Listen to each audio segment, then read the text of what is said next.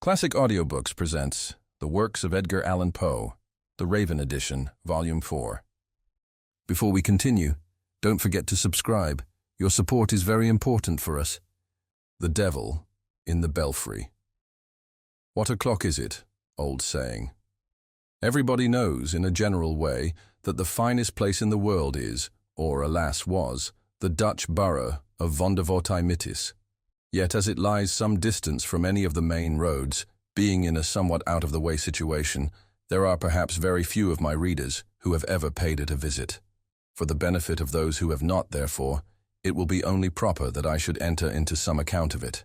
And this is indeed the more necessary, as with the hope of enlisting public sympathy in behalf of the inhabitants, I design here to give a history of the calamitous events which have so lately occurred within its limits. No one who knows me will doubt that the duty thus self-imposed will be executed to the best of my ability, with all that rigid impartiality, all that cautious examination into facts, and diligent collation of authorities, which should ever distinguish him who aspires to the title of historian. By the united aid of medals, manuscripts, and inscriptions, I am enabled to say, positively, that the borough of Vondervoort-Mytis has existed from its origin in precisely the same condition which it at present preserves. Of the date of this origin, however, I grieve that I can only speak with that species of indefinite definiteness which mathematicians are, at times, forced to put up with in certain algebraic formulae. The date, I may thus say, in regard to the remoteness of its antiquity, cannot be less than any assignable quantity whatsoever. Touching the derivation of the name Vondervoort-Mytis, I confess myself with sorrow equally at fault. Among a multitude of opinions upon this delicate point, some acute, some learned, some sufficiently the reverse, I am able to select nothing which ought to be considered satisfactory. Perhaps the idea of Grogswig, nearly coincident with that of Crotaplente, is to be cautiously preferred. It runs, Vondervoort-Mytis, Vonder, lege donder, Voort-Mytis, quasi und Bleitsitz ob Sol, pro Blitzen. This derivative, to say the truth, is still countenanced by some traces of the electric fluid, evident on the summit of the steeple of the house of the town council. I do not choose, however, to commit myself on a theme of such importance, and must refer the reader desirous of information to the Oratiunculae de Rebus Praeter Veteris of Dunderguts. See also Blunderbuzzard de Derivationibus, pp. 27 to 5010, folio, Gothic edit, red and black character, catchword and no cipher, wherein consult also marginal notes in the autograph of Stuffunpuff, with the sub-commentaries of Grunt und Guzzle. Notwithstanding the obscurity which thus envelops the date of the foundation of Vondervoort-Mytis and the derivation of its name, there can be no doubt, as I said before, that it has always existed as we find it at this epoch. The oldest man in the borough can remember not the slightest difference in the appearance of any portion of it, and indeed the very suggestion of such a possibility is considered an insult. The site of the village is in a perfectly circular valley, about 1/4 of a mile in circumference, and entirely surrounded by gentle hills, over whose summit the people have never yet ventured to pass. For this, they assign the very good reason that they do not believe there is anything at all on the other side. Round the skirts of the valley, which is quite level and paved throughout with flat tiles, extends a continuous row of 60 little houses. These, having their backs on the hills, must look, of course, to the center of the plain, which is just 60 yards from the front door of each dwelling. Every house has a small garden before it, with a circular path, a sundial, and 24 cabbages. The buildings themselves are so precisely alike that one can in no manner be distinguished from the other. Owing to the vast antiquity, the style of architecture is somewhat odd, but it is not for that reason the less strikingly picturesque. They are fashioned of hard-burned little bricks, red with black ends, so that the walls look like a chessboard upon a great scale. The gables are turned to the front, and there are cornices, as big as all the rest of the house, over the eaves and over the main doors. The windows are narrow and deep, with very tiny panes, and a great deal of sash. On the roof is a vast quantity of tiles with long curly ears. The woodwork, throughout, is of a dark hue, and there is much carving about it. With but a trifling variety of pattern for time out of mind, the carvers of Vondervottimitis have never been able to carve more than 2 objects, a timepiece and a cabbage. But these they do exceedingly well, and intersperse them with singular ingenuity wherever they find room for the chisel.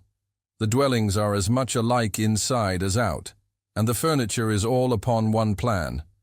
The floors are of square tiles, the chairs and tables of black-looking wood with thin, crooked legs and puppy feet. The mantelpieces are wide and high, and have not only timepieces and cabbages sculptured over the front, but a real timepiece, which makes a prodigious ticking, on the top in the middle, with a flower pot containing a cabbage standing on each extremity by way of outrider. Between each cabbage and the timepiece, again, is a little China man having a large stomach with a great round hole in it, through which is seen the dial plate of a watch. The fireplaces are large and deep, with fierce, crooked-looking fire-dogs. There is constantly a rousing fire, and a huge pot over it, full of sauerkraut and pork, to which the good woman of the house is always busy in attending. She is a little fat old lady, with blue eyes and a red face, and wears a huge cap like a sugar loaf, ornamented with purple and yellow ribbons. Her dress is of orange-coloured linsey-woolsey, made very full behind and very short in the waist, and indeed very short in other respects, not reaching below the middle of her leg. This is somewhat thick, and so are her ankles, but she has a fine pair of green stockings to cover them.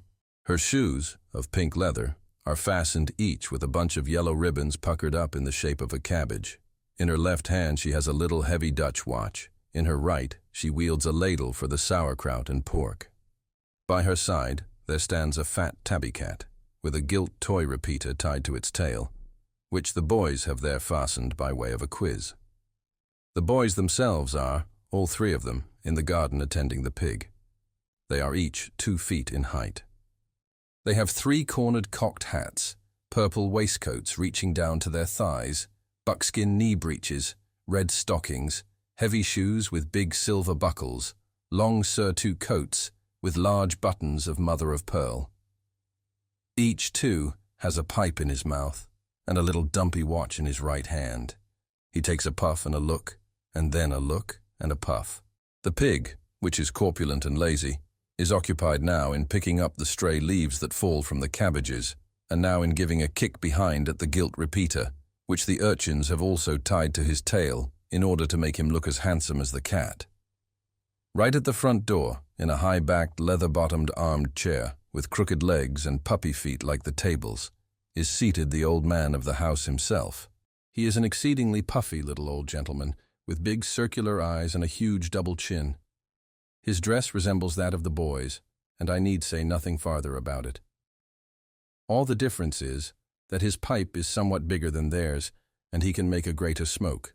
Like them, he has a watch, but he carries his watch in his pocket. To say the truth, he has something of more importance than a watch to attend to, and what that is, I shall presently explain. He sits with his right leg upon his left knee, wears a grave countenance, and always keeps one of his eyes, at least, resolutely bent upon a certain remarkable object in the center of the plain. This object is situated in the steeple of the house of the town council.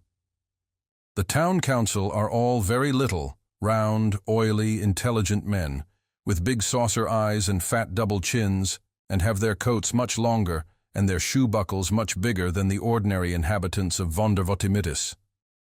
Since my sojourn in the borough, they have had several special meetings, and have adopted these 3 important resolutions: that it is wrong to alter the good old course of things, that there is nothing tolerable out of Vondervottimitis, and that we will stick by our clocks and our cabbages. Above the session room of the council is the steeple, and in the steeple is the belfry, where exists, and has existed time out of mind, the pride and wonder of the village, the great clock of the borough of Vondervottimitis. And this is the object to which the eyes of the old gentlemen are turned who sit in the leather-bottomed armchairs. The great clock has 7 faces, one in each of the 7 sides of the steeple, so that it can be readily seen from all quarters. Its faces are large and white, and its hands heavy and black. There is a belfry man whose sole duty is to attend to it, but this duty is the most perfect of sinecures, for the clock of Vondervottimitis was never yet known to have anything the matter with it. Until lately, the bare supposition of such a thing was considered heretical. From the remotest period of antiquity to which the archives have reference, the hours have been regularly struck by the big bell, and indeed the case was just the same with all the other clocks and watches in the borough. Never was such a place for keeping the true time. When the large clapper thought proper to say 12 o'clock, all its obedient followers opened their throats simultaneously and responded like a very echo. In short, the good burghers were fond of their sauerkraut, but then they were proud of their clocks. All people who hold sinecure offices are held in more or less respect, and as the belfry, man of Vondervottimitis, has the most perfect of sinecures, he is the most perfectly respected of any man in the world. He is the chief dignitary of the borough, and the very pigs look up to him with a sentiment of reverence. His coat tail is very far longer, his pipe, his shoe buckles, his eyes, and his stomach very far bigger than those of any other old gentleman in the village. And as to his chin, it is not only double, but triple. I have thus painted the happy estate of Vondervottimitis. Alas, that so fair a picture should ever experience a reverse. There has been long a saying among the wisest inhabitants that no good can come from over the hills, and it really seemed that the words had in them something of the spirit of prophecy.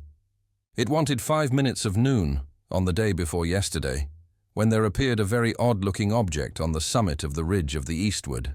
Such an occurrence, of course, attracted universal attention, and every little old gentleman who sat in a leather-bottomed armchair turned one of his eyes with a stare of dismay upon the phenomenon, still keeping the other upon the clock in the steeple.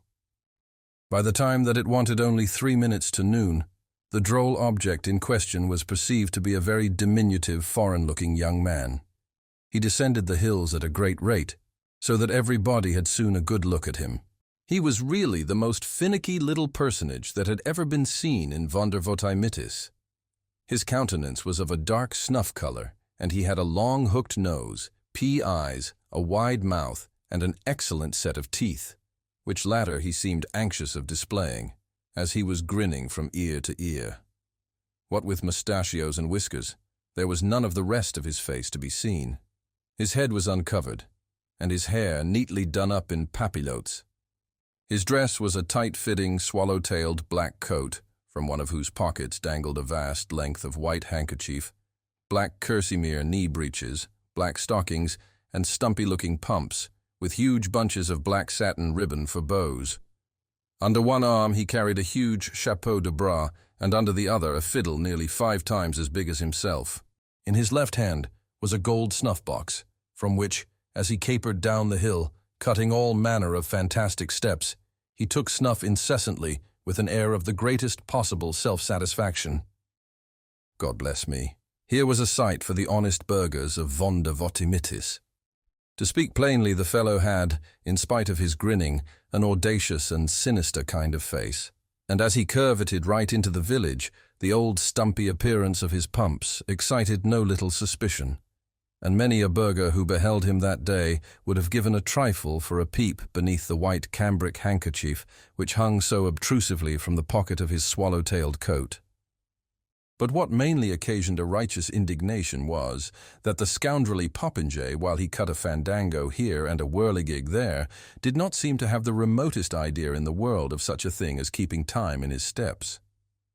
The good people of the borough had scarcely a chance, however, to get their eyes thoroughly open, when, just as it wanted half a minute of noon, the rascal bounced, as I say, right into the midst of them, gave a chassé here and a balancey there, and then, after a pirouette and a pas de zephyr, pigeon-winged himself right up into the belfry of the house of the town council, where the wonder-stricken belfry man sat smoking in a state of dignity and dismay.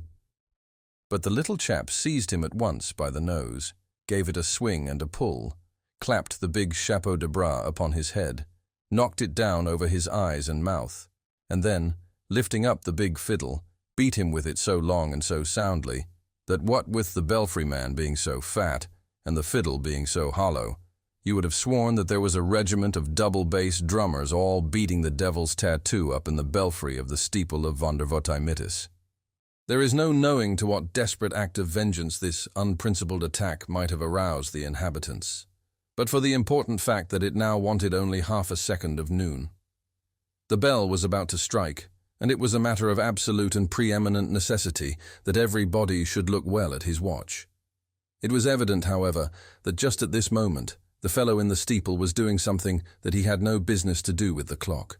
But as it now began to strike, nobody had any time to attend to his manoeuvres, for they had all to count the strokes of the bell as it sounded. "One," said the clock. "Von," echoed every little old gentleman in every leather-bottomed armchair in Vondervotteimittis. "Von," said his watch also.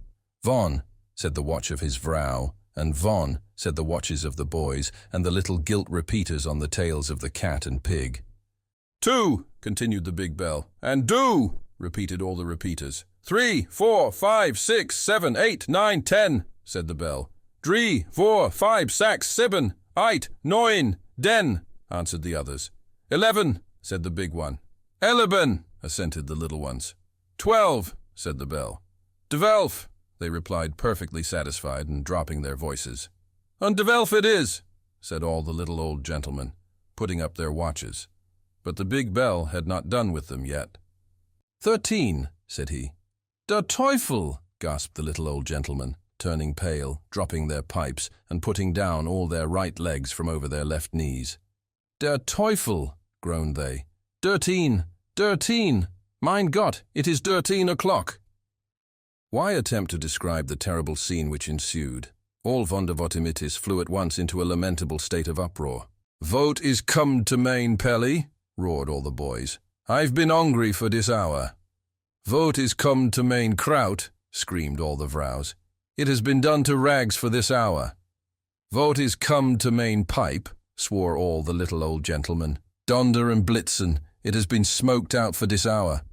And they filled them up again in a great rage, and sinking back in their armchairs, puffed away so fast and so fiercely that the whole valley was immediately filled with impenetrable smoke.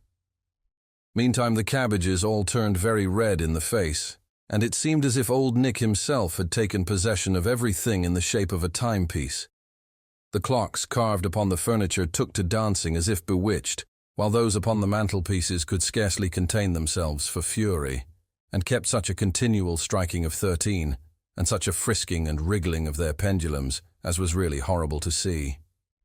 But worse than all, neither the cats nor the pigs could put up any longer with the behavior of the little repeaters tied to their tails, and resented it by scampering all over the place, scratching and poking, and squeaking and screeching, and caterwauling and squalling, and flying into the faces, and running under the petticoats of the people, and creating altogether the most abominable din and confusion, which it is possible for a reasonable person to conceive.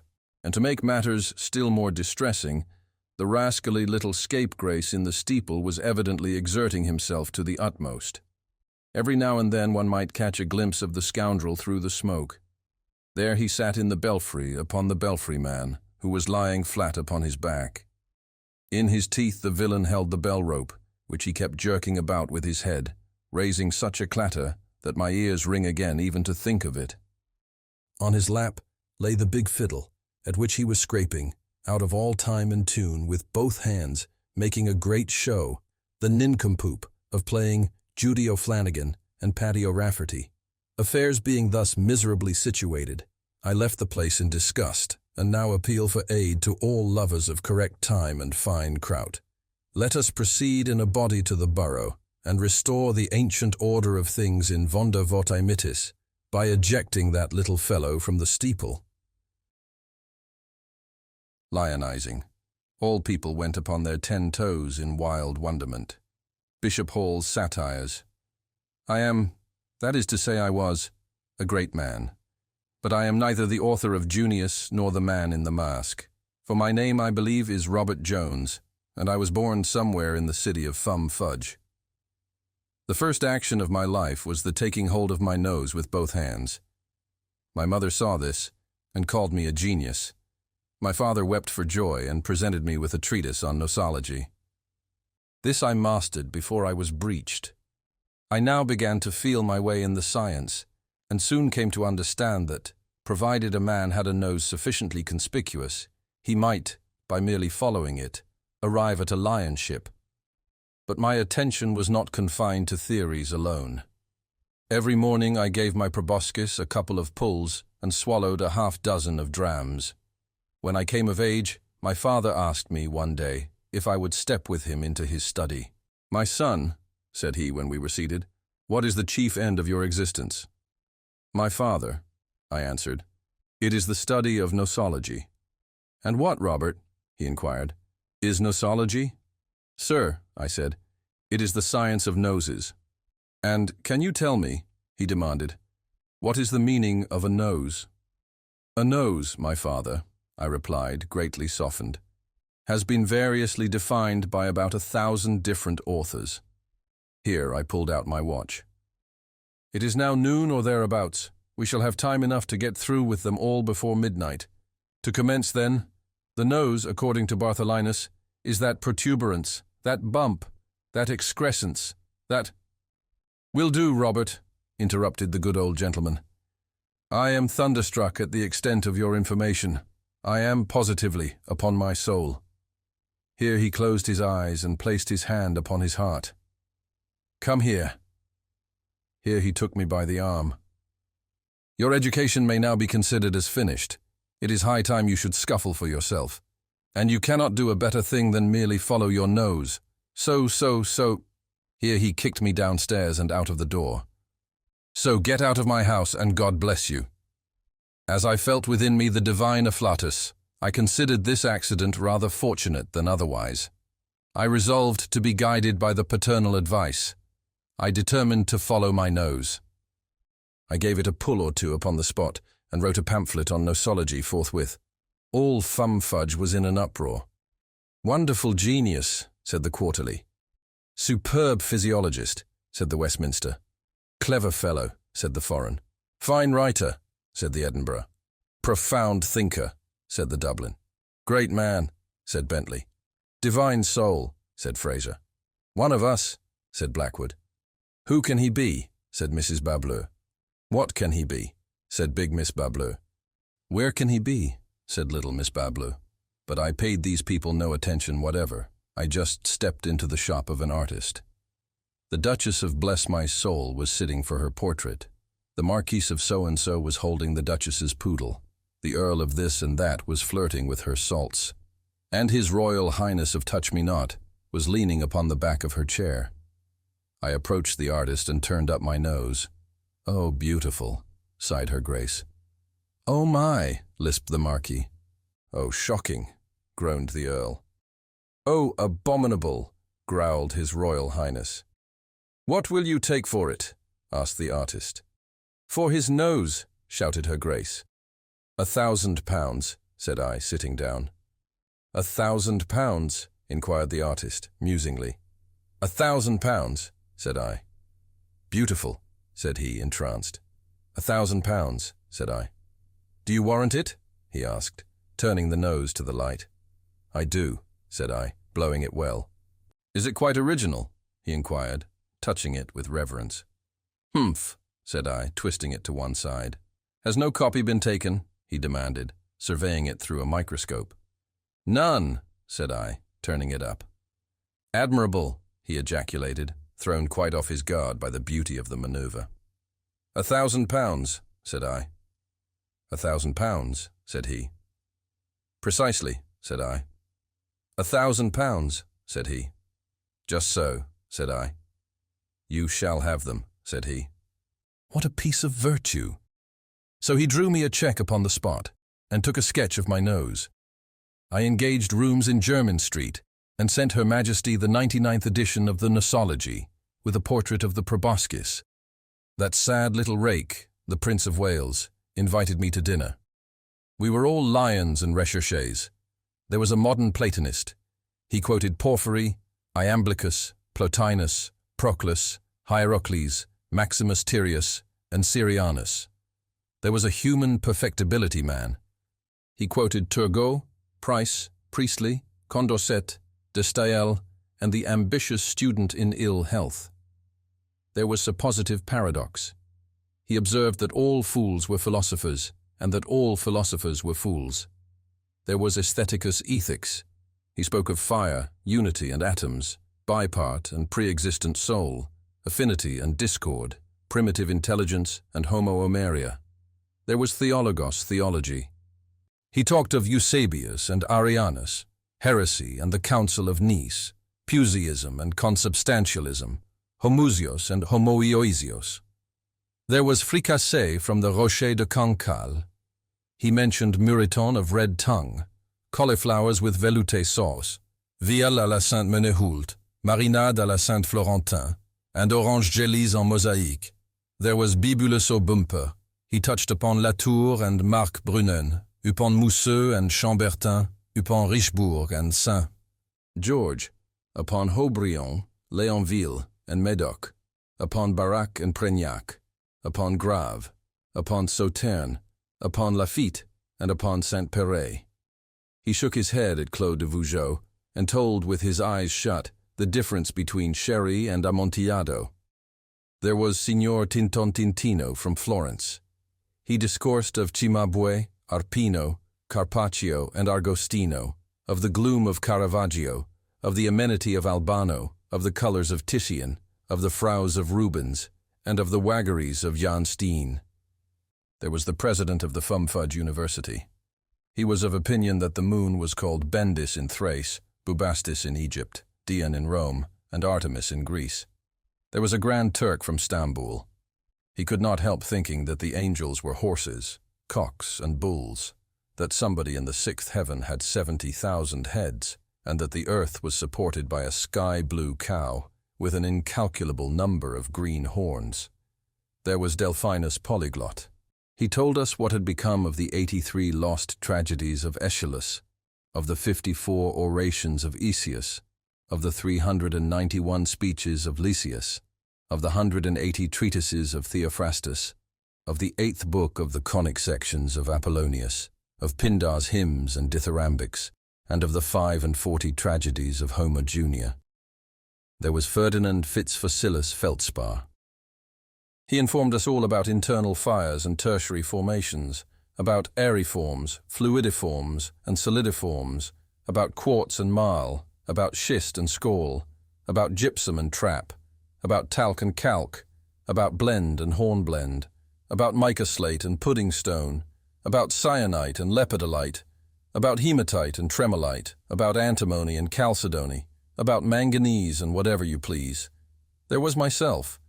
I spoke of myself, of myself, of myself, of myself, of nosology, of my pamphlet, and of myself. I turned up my nose, and I spoke of myself. "Marvelous clever man," said the prince. "Superb," said his guests. And next morning her grace of Bless My Soul paid me a visit. "Will you go to Almack's, pretty creature?" she said, tapping me under the chin. "Upon honor," said I. "Nose and all?" she asked. "As I live," I replied. "Here then is a card. My life. Shall I say you will be there? Dear Duchess, with all my heart." "Pshaw, no, but with all your nose?" "Every bit of it, my love," said I. So I gave it a twist or two, and found myself at Almack's. The rooms were crowded to suffocation. "He is coming," said somebody on the staircase. "He is coming," said somebody farther up. "He is coming," said somebody farther still. "He is come," exclaimed the Duchess. "He is come, the little love," and seizing me firmly by both hands, she kissed me thrice upon the nose. A marked sensation immediately ensued. "Diavolo!" cried Count Capricornuti. "Dios guarda!" muttered Don Stiletto. "Mille tonnerres!" ejaculated the Prince de Grenouille. "Tous en Teufel!" growled the Elector of Bloodenuff. It was not to be borne. I grew angry. I turned short upon Bloodenuff. "Sir," said I to him, "you are a baboon." "Sir," he replied after a pause, "Donner and Blitzen." This was all that could be desired. We exchanged cards. At Chalk Farm the next morning I shot off his nose, and then called upon my friends. "Bait," said the first. "Fool," said the second. "Dolt," said the third. "Ass," said the fourth. "Ninny," said the fifth. "Noodle," said the sixth. "Be off," said the seventh. At all this I felt mortified, and so called upon my father. "Father," I asked, "what is the chief end of my existence?" "My son," he replied, "it is still the study of nosology, but in hitting the elector upon the nose, you have overshot your mark. You have a fine nose, it is true, but then Bloodenough has none. You are damned," and he has become the hero of the day. I grant you that in Fumfudge the greatness of a lion is in proportion to the size of his proboscis, but good heavens, there is no competing with a lion who has no proboscis at all. Ex-ing, a paragrab. As it is well known that the wise men came from the East, and as Mr. Touch-and-Go Bullethead came from the East, it follows that Mr. Bullethead was a wise man, and if collateral proof of the matter be needed, here we have it. Mr. B was an editor. Irascibility was his sole foible, for in fact the obstinacy of which men accused him was anything but his foible, since he justly considered it his forte. It was his strong point, his virtue, and it would have required all the logic of a Brownson to convince him that it was anything else.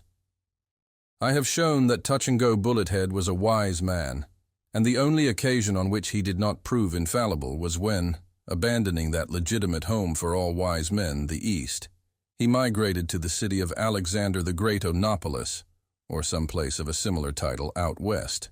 I must do him the justice to say, however, that when he made up his mind finally to settle in that town, it was under the impression that no newspaper, and consequently no editor, existed in that particular section of the country. In establishing the Teapot, he expected to have the field all to himself. I feel confident he never would have dreamed of taking up his residence in Alexander the Great Onopolis, had he been aware that, in Alexander the Great Onopolis, there lived a gentleman named John Smith, if I rightly remember, who for many years had there quietly grown fat in editing and publishing the Alexander the Great Onopolis Gazette. It was solely, therefore, on account of having been misinformed, that Mr. Bullethead found himself in Alex. Suppose we call it Nopolis, for short. But, as he did find himself there, he determined to keep up his character for obst, for firmness, and remain. So remain he did, and he did more. He unpacked his press, type, etc., etc. Bees rented an office exactly opposite to that of the Gazette, and on the third morning after his arrival, issued the first number of the Alexan, that is to say, of the Nopolis Teapot. As nearly as I can recollect, this was the name of the new paper. The leading article, I must admit, was brilliant, not to say severe. It was especially bitter about things in general, and as for the editor of the Gazette, he was torn all to pieces in particular. Some of Bullethead's remarks were really so fiery that I have always, since that time, been forced to look upon John Smith, who is still alive, in the light of a salamander. I cannot pretend to give all the Teapot's paragraphs verbatim, but one of them runs thus. "Oh, yes. Oh, we perceive. Oh, no doubt. The editor over the way is a genius. Oh, my. Oh, goodness gracious. What is this world coming to? Oh, tempora. Oh, Moses." A philippic at once so caustic and so classical, alighted like a bombshell among the hitherto peaceful citizens of Nopolis. Groups of excited individuals gathered at the corners of the streets. Everyone awaited, with heartfelt anxiety, the reply of the dignified Smith. Next morning it appeared as follows. We quote from the Teapot of yesterday the subjoined paragraph. "Oh, yes. Oh, we perceive. Oh, no doubt. Oh, my. Oh, goodness. Oh, tempora. Oh, Moses. Why, the fellow is all oh." That accounts for his reasoning in a circle, and explains why there is neither beginning nor end to him, nor to anything he says. We really do not believe the vagabond can write a word that hasn't an O in it. Wonder if this owing is a habit of his. By the by, he came away from down east in a great hurry. Wonder if he owes as much there as he does here. Oh, it is pitiful. The indignation of Mr. Bullethead at these scandalous insinuations I shall not attempt to describe. On the eel-skinning principle, however, he did not seem to be so much incensed at the attack upon his integrity as one might have imagined. It was the sneer at his style that drove him to desperation. What? He Touch-and-Go Bullethead, not able to write a word without an O in it. He would soon let the jackanapes see that he was mistaken. Yes, he would let him see how much he was mistaken, the puppy. He, touch-and-go Bullethead of Frogpondium, would let Mr. John Smith perceive that he, Bullethead, could indict, if it so pleased him, a whole paragraph, aye, a whole article, in which that contemptible vowel should not once, not even once, make its appearance. But no, that would be yielding a point to the said John Smith. He, Bullethead, would make no alteration in his style, to suit the caprices of any Mr. Smith in Christendom. Perish so vile a thought, the O forever. He would persist in the O. He would be as O-Y as O-Y could be. Burning with the chivalry of this determination, the great touch-and-go in the next teapot came out merely with this simple but resolute paragraph in reference to this unhappy affair. The editor of the teapot has the honor of advising the editor of the Gazette that he, the teapot, will take an opportunity in tomorrow morning's paper of convincing him, the Gazette, that he, the teapot, both can and will be his own master, as regards style. He, the teapot, intending to show him, the Gazette, the supreme, and indeed the withering contempt with which the criticism of him, the Gazette, inspires the independent bosom of him, the teapot, by composing for the especial gratification of him, the Gazette, a leading article, of some extent, in which the beautiful vowel, the emblem of eternity, yet so offensive to the hyper-exquisite delicacy of him, the Gazette, shall most certainly not be avoided by his, the Gazette's, most obedient humble servant, the teapot. So much for Buckingham. In fulfillment of the awful threat thus darkly intimated rather than decidedly enunciated, the great Bullethead, turning a deaf ear to all entreaties for copy, and simply requesting his foreman to go to the D.L., when he, the foreman, assured him, the teapot, that it was high time to go to press. Turning a deaf ear to everything, I say, the great Bullethead sat up until daybreak, consuming the midnight oil, and absorbed in the composition of the really unparalleled paragraph which follows. So ho, John, how now? Told you so, you know. Don't crow another time before you're out of the woods. Does your mother know you're out? Oh, no, no. So go home at once now, John, to your odious old woods of Concord. Go home to your woods, old owl. Go. You won't. Oh, Po, John, don't do so. You've got to go, you know. So go at once and don't go slow, for nobody owns you here, you know. Oh, John, if you don't go, you're no homo. No, you're only a fowl, an owl, a cow, a sow, a doll, a pole, a poor old good-for-nothing to nobody. Log, dog, hog, or frog come out of a Concord bog.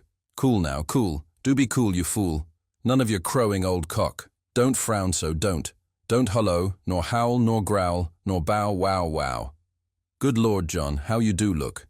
Told you so, you know. But stop rolling your goose of an old pole about so, and go and drown your sorrows in a bowl. Exhausted, very naturally, by so stupendous an effort, the great touch-and-go could attend to nothing farther that night.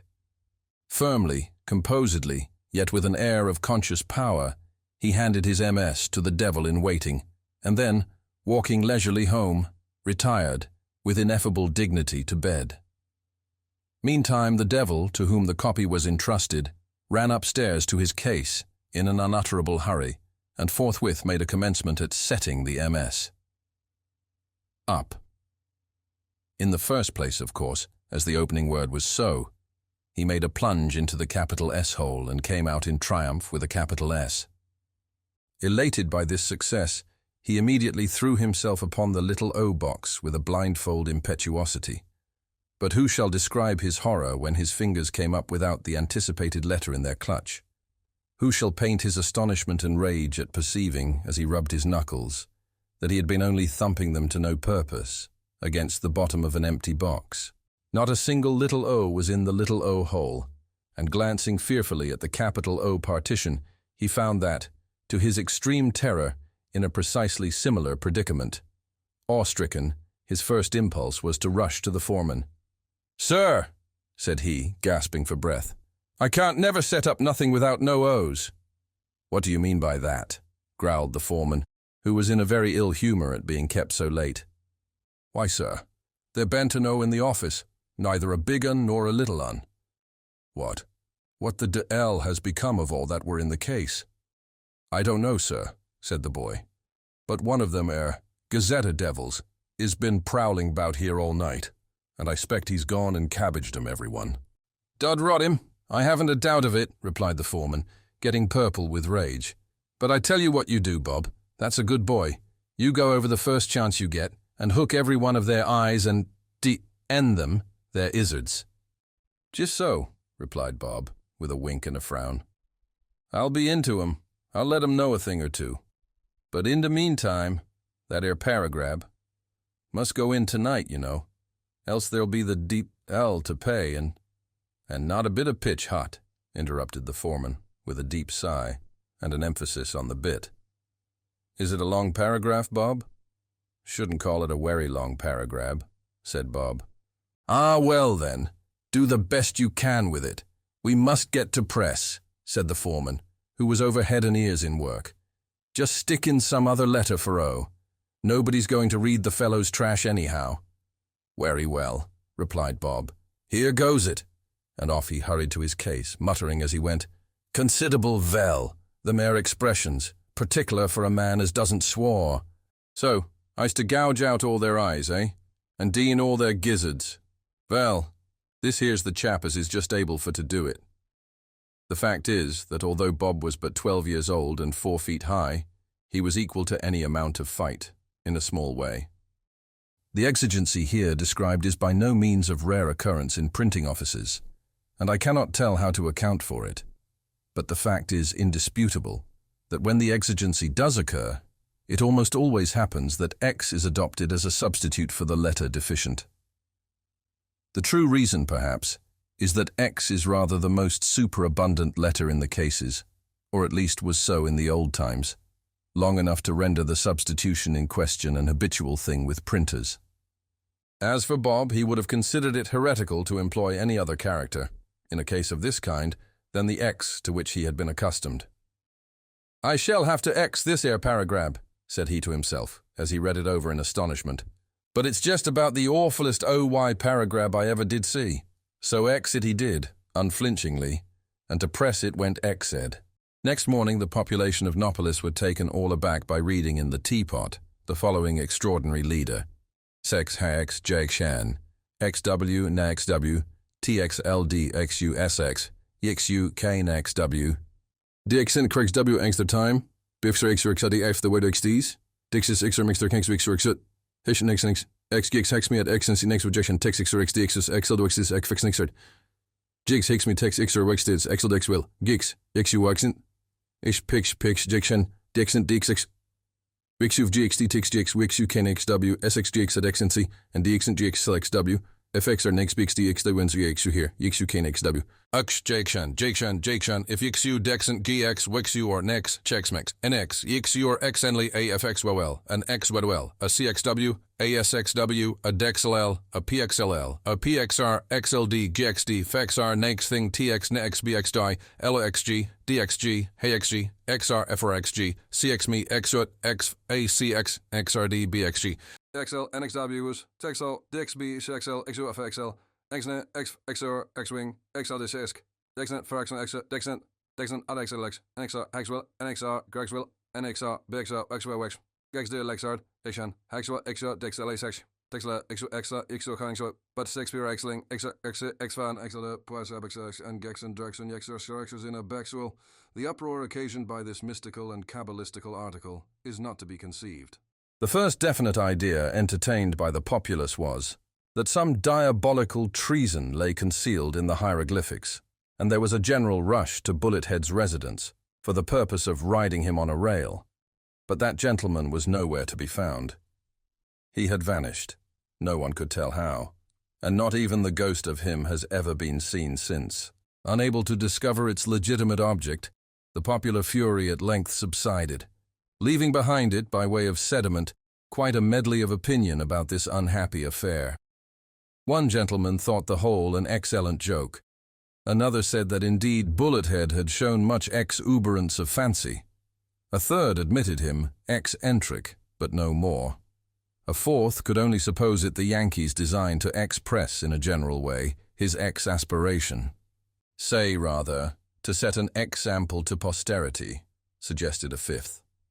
That bullet head had been driven to an extremity was clear to all, and in fact, since that editor could not be found, there was some talk about lynching the other one. The more common conclusion, however, was that the affair was simply extraordinary and inexplicable. Even the town mathematician confessed that he could make nothing of so dark a problem. X, everybody knew, was an unknown quantity, but in this case, as he properly observed, there was an unknown quantity of X. The opinion of Bob, the devil, who kept dark about his having X'd the PARAGRAB, did not meet with so much attention as I think it deserved, although it was very openly and very fearlessly expressed. He said that, for his part, he had no doubt about the matter at all, that it was a clear case, that Mr. Bullethead never could be persuaded fur to drink like other folks, but vas continually a svigging of that ere blessed XXX ale, and as a natural consequence, it just puffed him up savage and made him cross in the extreme. METZENGERSTEIN. Pestis eram vivus, moriens tua mors ero. Martin Luther horror and fatality have been stalking abroad in all ages. Why then give a date to this story I have to tell? Let it suffice to say that at the period of which I speak, there existed in the interior of Hungary a settled although hidden belief in the doctrines of the metempsychosis. Of the doctrines themselves, that is, of their falsity or of their probability, I say nothing. I assert, however, that much of our incredulity, as La Bruyère says of all our unhappiness, vient de ne pouvoir être seul. But there are some points in the Hungarian superstition which were fast verging to absurdity. They, the Hungarians, differed very essentially from their Eastern authorities. For example, the soul, said the former, I give the words of an acute and intelligent Parisian, ne demeure qu'un seul fois dans un corps sensible. Au reste, un cheval, un chien, un homme même, n'est que la ressemblance peu tangible de ces animaux. The families of Berlifitzing and Metzengerstein had been at variance for centuries. Never before were two houses so illustrious, mutually embittered by hostility so deadly. The origin of this enmity seems to be found in the words of an ancient prophecy. A lofty name shall have a fearful fall when, as the rider over his horse, the mortality of Metzengerstein shall triumph over the immortality of Berlifitzing. To be sure, the words themselves had little or no meaning. But more trivial causes have given rise, and that no long while ago, to consequences equally eventful. Besides, the estates, which were contiguous, had long exercised a rival influence in the affairs of a busy government. Moreover, near neighbours are seldom friends, and the inhabitants of the castle Berlifitzing might look from their lofty buttresses into the very windows of the palace Metzengerstein. Least of all had the more than feudal magnificence thus discovered a tendency to allay the irritable feelings of the less ancient and less wealthy Berlifitzings. What wonder, then, that the words, however silly of that prediction, should have succeeded in setting and keeping at variance two families already predisposed to quarrel by every instigation of hereditary jealousy. The prophecy seemed to imply, if it implied anything, a final triumph on the part of the already more powerful house, and was of course remembered with the more bitter animosity by the weaker and less influential.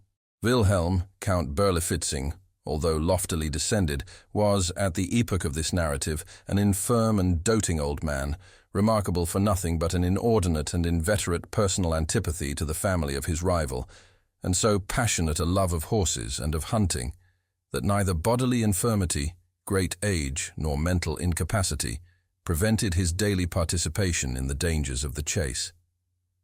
Frederick, Baron Metzengerstein, was, on the other hand, not yet of age. His father, the Minister G., died young. His mother, the Lady Mary, followed him quickly after. Frederick was, at that time, in his 15th year. In a city, 15 years are no long period. A child may be still a child in his third lustrum, but in a wilderness, in so magnificent a wilderness as that old principality, 15 years have a far deeper meaning. From some peculiar circumstances attending the administration of his father, the young baron, at the decease of the former, entered immediately upon his vast possessions. Such estates were seldom held before by a nobleman of Hungary. His castles were without number. The chief in point of splendor and extent was the Chateau METZENGERSTEIN. The boundary line of his dominions was never clearly defined, but his principal park embraced a circuit of 50 miles. Upon the succession of a proprietor so young, with a character so well known, to a fortune so unparalleled, little speculation was afloat in regard to his probable course of conduct. And indeed, for the space of 3 days, the behavior of the heir out-Heroded Herod, and fairly surpassed the expectations of his most enthusiastic admirers. Shameful debaucheries, flagrant treacheries, unheard-of atrocities gave his trembling vassals quickly to understand that no servile submission on their part, no punctilios of conscience on his own, were thenceforward to prove any security against the remorseless fangs of a petty Caligula. On the night of the 4th day, the stables of the castle Berlifitzing were discovered to be on fire, and the unanimous opinion of the neighborhood added the crime of the incendiary to the already hideous list of the baron's misdemeanors and enormities. But during the tumult occasioned by this occurrence, the young nobleman himself sat apparently buried in meditation, in a vast and desolate upper apartment of the family palace of Metzengerstein. The rich, although faded tapestry hangings which swung gloomily upon the walls represented the shadowy and majestic forms of 1,000 illustrious ancestors. Here, rich ermined priests and pontifical dignitaries, familiarly seated with the autocrat and the sovereign, put a veto on the wishes of a temporal king, or restrained with the fiat of papal supremacy the rebellious scepter of the arch-enemy. There, the dark, tall statures of the princes Metzengerstein, their muscular war coursers plunging over the carcasses of fallen foes, startled the steadiest nerves with their vigorous expression. And here again, the voluptuous and swan-like figures of the dames of days gone by floated away in the mazes of an unreal dance to the strains of imaginary melody. But as the baron listened, or affected to listen, to the gradually increasing uproar in the stables of Berlifitzing, or perhaps pondered upon some more novel, some more decided act of audacity, his eyes became unwittingly riveted to the figure of an enormous and unnaturally colored horse, represented in the tapestry as belonging to a Saracen ancestor of the family of his rival. The horse itself, in the foreground of the design, stood motionless and statue-like, while farther back, its discomfited rider perished by the dagger of a Metzengerstein. On Frederick's lip arose a fiendish expression, as he became aware of the direction which his glance had, without his consciousness, assumed. Yet he did not remove it. On the contrary, he could by no means account for the overwhelming anxiety which appeared falling like a pall upon his senses. It was with difficulty that he reconciled his dreamy and incoherent feelings with the certainty of being awake. The longer he gazed, the more absorbing became the spell, the more impossible did it appear that he could ever withdraw his glance from the fascination of that tapestry. But the tumult, without becoming suddenly more violent, with a compulsory exertion, he diverted his attention to the glare of ruddy light thrown full by the flaming stables upon the windows of the apartment. The action, however, was but momentary. His gaze returned mechanically to the wall. To his extreme horror and astonishment, the head of the gigantic steed had, in the meantime, altered its position. The neck of the animal, before arched, as if in compassion, over the prostrate body of its lord, was now extended, at full length, in the direction of the baron. The eyes, before invisible, now wore an energetic and human expression, while they gleamed with a fiery and unusual red, and the distended lips of the apparently enraged horse left in full view his gigantic and disgusting teeth. Stupefied with terror, the young nobleman tottered to the door. As he threw it open, a flash of red light, streaming far into the chamber, flung his shadow with a clear outline against the quivering tapestry, and he shuddered to perceive that shadow, as he staggered a while upon the threshold, assuming the exact position and precisely filling up the contour of the relentless and triumphant murderer of the Saracen Berlifitzing. To lighten the depression of his spirits, the Baron hurried into the open air. At the principal gate of the palace, he encountered 3 equerries. With much difficulty, and at the imminent peril of their lives, they were restraining the convulsive plunges of a gigantic and fiery-colored horse. "Whose horse? Where did you get him?" demanded the youth, in a querulous and husky tone of voice, as he became instantly aware that the mysterious steed in the tapestried chamber was the very counterpart of the furious animal before his eyes. "He is your own property, sire," replied one of the equerries. "At least he is claimed by no other owner. We caught him flying, all smoking and foaming with rage, from the burning stables of the castle Berlifitzing. Supposing him to have belonged to the old count's stud of foreign horses, we led him back as an estray. But the grooms there disclaim any title to the creature, which is strange, since he bears evident marks of having made a narrow escape from the flames." "The letters WVB are also branded very distinctly on his forehead," interrupted a second equerry. "I suppose them, of course, to be the initials of Wilhelm von Berlifitzing, but all at the castle are positive in denying any knowledge of the horse." "Extremely singular," said the young baron with a musing air and apparently unconscious of the meaning of his words. "He is, as you say, a remarkable horse, a prodigious horse, although, as you very justly observe, of a suspicious and untractable character. Let him be mine, however," he added after a pause. "Perhaps a rider like Frederick of Metzengerstein may tame even the devil from the stables of Berlifitzing." "You are mistaken, my lord. The horse, as I think we mentioned, is not from the stables of the Count. If such had been the case, we know our duty better than to bring him into the presence of a noble of your family." "True," observed the Baron dryly, and at that instant a page of the bedchamber came from the palace with a heightened color and a precipitate step. He whispered into his master's ear an account of the sudden disappearance of a small portion of the tapestry in an apartment which he designated, entering at the same time into particulars of a minute and circumstantial character. But from the low tone of voice in which these latter were communicated, nothing escaped to gratify the excited curiosity of the equerries. The young Frederick, during the conference, seemed agitated by a variety of emotions. He soon, however, recovered his composure, and an expression of determined malignancy settled upon his countenance, as he gave peremptory orders that a certain chamber should be immediately locked up, and the key placed in his own possession. "Have you heard of the unhappy death of the old hunter Berlifitzing?"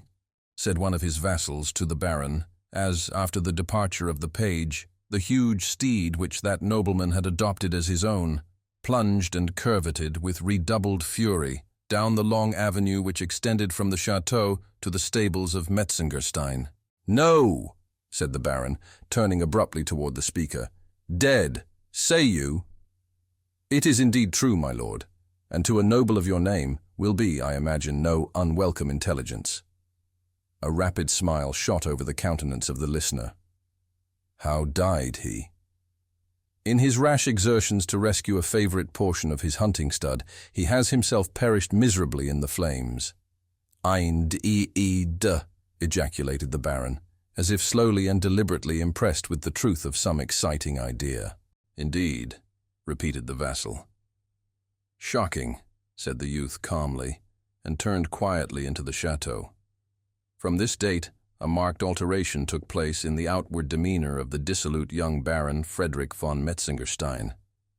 Indeed, his behavior disappointed every expectation, and proved little in accordance with the views of many a maneuvering mamma, while his habits and manner, still less than formerly, offered anything congenial with those of the neighboring aristocracy. He was never to be seen beyond the limits of his own domain, and, in this wide and social world, was utterly companionless, unless, indeed, that unnatural, impetuous, and fiery-colored horse, which he henceforward continually bestrode, had any mysterious right to the title of his friend. Numerous invitations on the part of the neighborhood for a long time, however, periodically came in. "Will the Baron honor our festivals with his presence? Will the Baron join us in a hunting of the boar? Metzengerstein does not hunt. Metzengerstein will not attend, were the haughty and laconic answers. These repeated insults were not to be endured by an imperious nobility. Such invitations became less cordial, less frequent. In time they ceased altogether. The widow of the unfortunate Count Berlifitzing was even heard to express a hope that the Baron might be at home when he did not wish to be at home, since he disdained the company of his equals, and ride when he did not wish to ride, since he preferred the society of a horse. This, to be sure, was a very silly explosion of hereditary pique, and merely proved how singularly unmeaning our sayings are apt to become when we desire to be unusually energetic. The charitable, nevertheless, attributed the alteration in the conduct of the young nobleman to the natural sorrow of a son for the untimely loss of his parents, forgetting, however, his atrocious and reckless behavior during the short period immediately succeeding that bereavement. Some there were, indeed, who suggested a too haughty idea of self-consequence and dignity. Others again, among them may be mentioned the family physician, did not hesitate in speaking of morbid melancholy and hereditary ill health, while dark hints of a more equivocal nature were current among the multitude. Indeed, the Baron's perverse attachment to his lately acquired charger, an attachment which seemed to attain new strength from every fresh example of the animal's ferocious and demon-like propensities, at length became, in the eyes of all reasonable men, a hideous and unnatural fervor.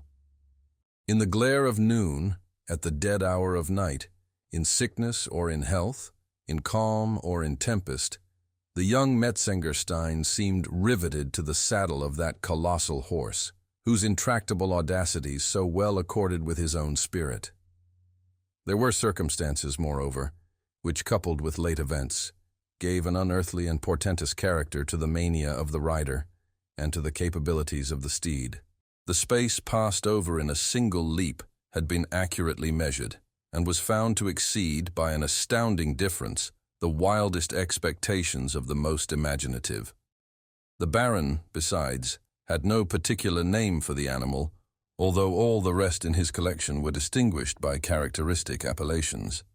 His stable, too, was appointed at a distance from the rest, and with regard to grooming and other necessary offices, none but the owner in person had ventured to officiate, or even to enter the enclosure of that particular stall.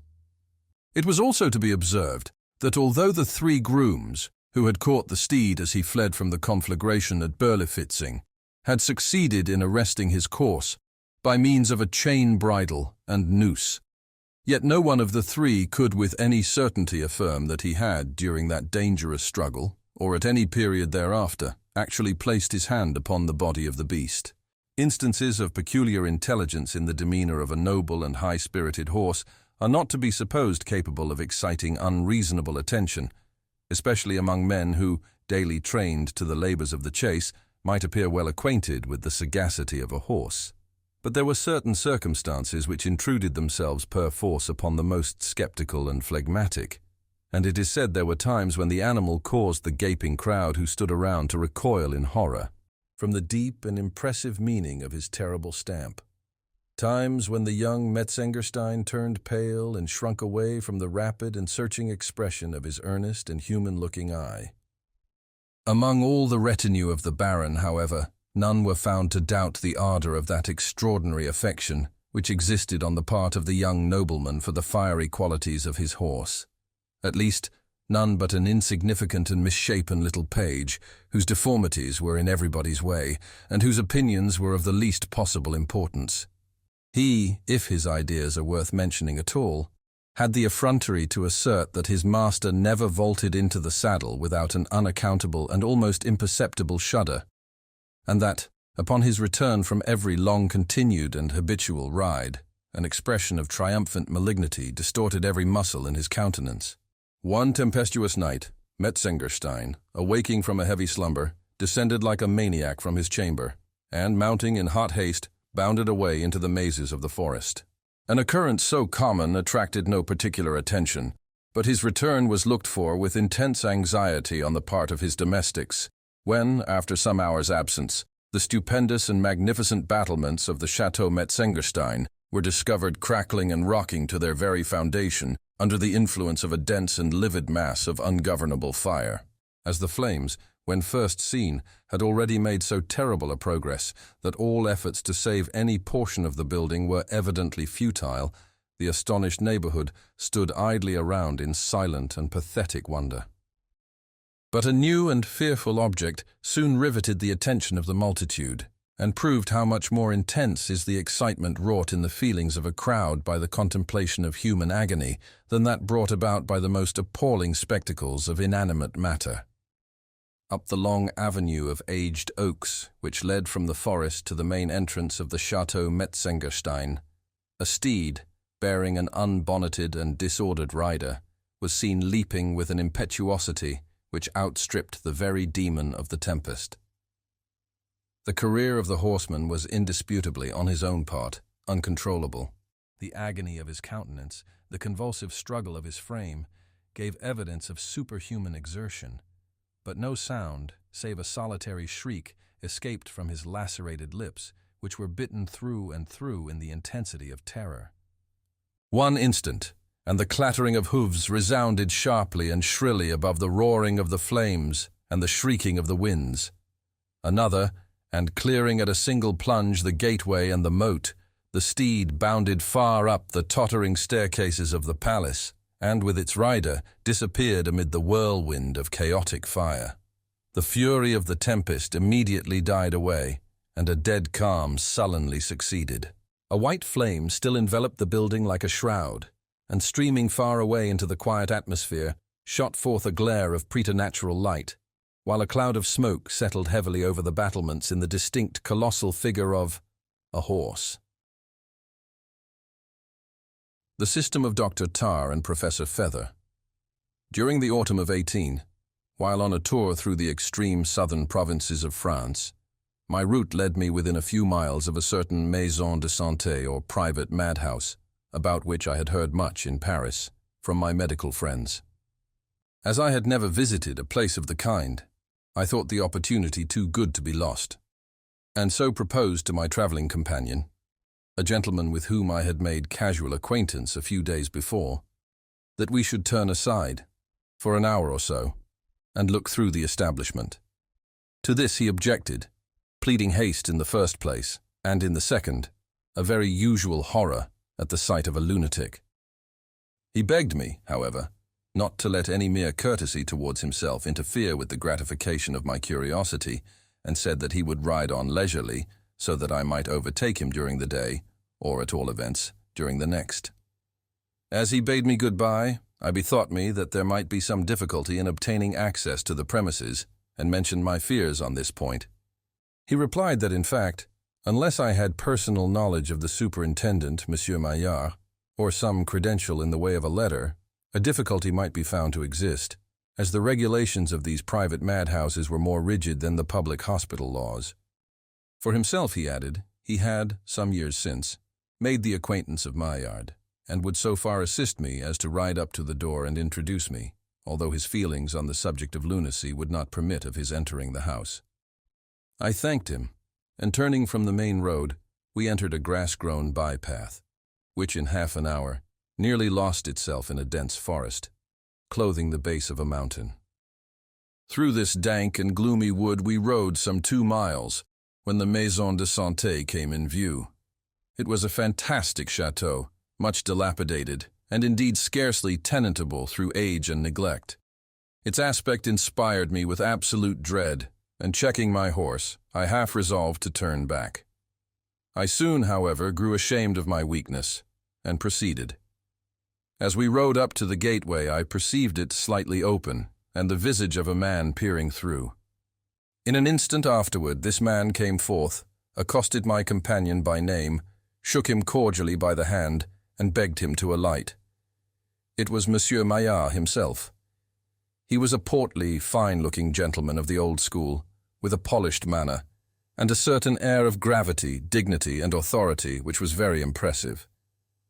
My friend, having presented me, mentioned my desire to inspect the establishment, and received Monsieur Maillard's assurance that he would show me all attention, now took leave, and I saw him no more.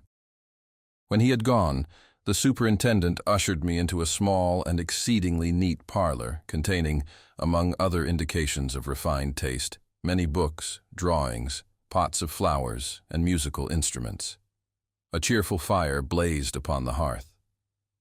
At a piano, singing an aria from Bellini, sat a young and very beautiful woman, who, at my entrance, paused in her song and received me with graceful courtesy. Her voice was low, and her whole manner subdued. I thought, too, that I perceived the traces of sorrow in her countenance, which was excessively, although to my taste, not unpleasingly, pale. She was attired in deep mourning, and excited in my bosom a feeling of mingled respect, interest, and admiration. I had heard at Paris that the institution of Monsieur Maillard was managed upon what is vulgarly termed the system of soothing, that all punishments were avoided, that even confinement was seldom resorted to, that the patients, while secretly watched, were left much apparent liberty, and that most of them were permitted to roam about the house and grounds in the ordinary apparel of persons in right mind. Keeping these impressions in view, I was cautious in what I said before the young lady, for I could not be sure that she was sane, and, in fact, there was a certain restless brilliancy about her eyes, which half led me to imagine she was not. I confined my remarks, therefore, to general topics, and to such as I thought would not be displeasing or exciting even to a lunatic. She replied in a perfectly rational manner to all that I said, and even her original observations were marked with the soundest good sense. But a long acquaintance with the metaphysics of mania had taught me to put no faith in such evidence of sanity, and I continued to practice throughout the interview the caution with which I commenced it. Presently, a smart footman in livery brought in a tray with fruit, wine, and other refreshments, of which I partook, the lady soon afterward leaving the room. As she departed, I turned my eyes in an inquiring manner toward my host. "No," he said. "Oh, no. A member of my family, my niece, and a most accomplished woman."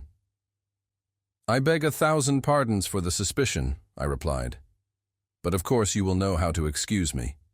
The excellent administration of your affairs here is well understood in Paris, and I thought it just possible, you know." "Yes, yes, say no more. Or rather, it is myself who should thank you for the commendable prudence you have displayed. We seldom find so much of forethought in young men, and more than once, some unhappy contretemps has occurred in consequence of thoughtlessness on the part of our visitors. While my former system was in operation, and my patients were permitted the privilege of roaming to and fro at will, they were often aroused to a dangerous frenzy by injudicious persons who called to inspect the house. Hence, I was obliged to enforce a rigid system of exclusion, and none obtained access to the premises upon whose discretion I could not rely. "While your former system was in operation," I said, repeating his words. "Do I understand you, then, to say that the soothing system of which I have heard so much is no longer in force?" "It is now," he replied, "several weeks since we have concluded to renounce it forever." "Indeed, you astonish me. We found it, sir," he said with a sigh, "absolutely necessary to return to the old usages. The danger of the soothing system was, at all times, appalling, and its advantages have been much overrated. I believe, sir, that in this house it has been given a fair trial, if ever in any. We did everything that rational humanity could suggest. I am sorry that you could not have paid us a visit at an earlier period, that you might have judged for yourself. But I presume you are conversant with the soothing practice, with its details." "Not altogether. What I have heard has been at third or fourth hand. I may state the system, then, in general terms, as one in which the patients were ménagés, humored. We contradicted no fancies which entered the brains of the mad. On the contrary, we not only indulged, but encouraged them, and many of our most permanent cures have been thus effected. There is no argument which so touches the feeble reason of the madman as the argumentum ad absurdum. We have had men, for example, who fancied themselves chickens. The cure was to insist upon the thing as a fact, to accuse the patient of stupidity in not sufficiently perceiving it to be a fact, and thus to refuse him any other diet for a week than that which properly appertains to a chicken. In this manner a little corn and gravel were made to perform wonders. But was this species of acquiescence all? By no means. We put much faith in amusements of a simple kind, such as music, dancing, gymnastic exercises generally, cards, certain classes of books, and so forth. We affected to treat each individual as if for some ordinary physical disorder, and the word lunacy was never employed. A great point was to set each lunatic to guard the actions of all the others. To repose confidence in the understanding or discretion of a madman is to gain him body and soul. In this way we were enabled to dispense with an expensive body of keepers. And you had no punishments of any kind? None. And you never confined your patients? Very rarely. Now and then the malady of some individual growing to a crisis, or taking a sudden turn of fury, we conveyed him to a secret cell, lest his disorder should infect the rest, and there kept him until we could dismiss him to his friends. For with the raging maniac, we have nothing to do. He is usually removed to the public hospitals. And you have now changed all this, and you think for the better. Decidedly, the system had its disadvantages, and even its dangers.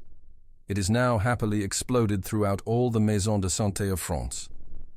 I am very much surprised, I said, at what you tell me, for I made sure that, at this moment, no other method of treatment for mania existed in any portion of the country. You are young yet, my friend, replied my host, but the time will arrive when you will learn to judge for yourself of what is going on in the world without trusting to the gossip of others. Believe nothing you hear, and only one half that you see. Now about our maison de santé, it is clear that some ignoramus has misled you. After dinner, however, when you have sufficiently recovered from the fatigue of your ride, I will be happy to take you over the house and introduce to you a system which, in my opinion, and in that of everyone who has witnessed its operation, is incomparably the most effectual as yet devised. Your own? I inquired. One of your own invention? I am proud, he replied, to acknowledge that it is, at least in some measure. In this manner I conversed with Monsieur Maillard for an hour or two, during which he showed me the gardens and conservatories of the place. I cannot let you see my patients, he said, just at present. To a sensitive mind there is always more or less of the shocking in such exhibitions, and I do not wish to spoil your appetite for dinner. We will dine. I can give you some veal à la Menehoult, with cauliflowers in velouté sauce. After that a glass of Clos de Vougeot. Then your nerves will be sufficiently steadied. At 6, dinner was announced, and my host conducted me into a large salle à manger, where a very numerous company were assembled, 25 or 30 in all. They were, apparently, people of rank, certainly of high breeding, although their habiliments, I thought, were extravagantly rich, partaking somewhat too much of the ostentatious finery of the vieille cour. I noticed that at least 2/3 of these guests were ladies, and some of the latter were by no means accoutred in what a Parisian would consider good taste at the present day. Many females, for example, whose age could not have been less than 70, were bedecked with a profusion of jewelry, such as rings, bracelets, and earrings, and wore their bosoms and arms shamefully bare. I observed, too, that very few of the dresses were well made, or at least that very few of them fitted the wearers. In looking about, I discovered the interesting girl to whom Monsieur Maillard had presented me in the little parlor. But my surprise was great to see her wearing a hoop and farthingale, with high-heeled shoes, and a dirty cap of Brussels lace, so much too large for her that it gave her face a ridiculously diminutive expression. When I had first seen her, she was attired most becomingly, in deep mourning. There was an air of oddity, in short, about the dress of the whole party, which at first caused me to recur to my original idea of the soothing system, and to fancy that Monsieur Maillard had been willing to deceive me until after dinner, that I might experience no uncomfortable feelings during the repast, at finding myself dining with lunatics. But I remembered having been informed in Paris that the southern provincialists were a peculiarly eccentric people, with a vast number of antiquated notions. And then, too, upon conversing with several members of the company, my apprehensions were immediately and fully dispelled. The dining room itself, although perhaps sufficiently comfortable and of good dimensions, had nothing too much of elegance about it. For example, the floor was uncarpeted. In France, however, a carpet is frequently dispensed with. The windows, too, were without curtains. The shutters, being shut, were securely fastened with iron bars, applied diagonally, after the fashion of our ordinary shop shutters. The apartment, I observed, formed in itself a wing of the chateau, and thus the windows were on 3 sides of the parallelogram, the door being at the other. There were no less than 10 windows in all. The table was superbly set out. It was loaded with plate, and more than loaded with delicacies.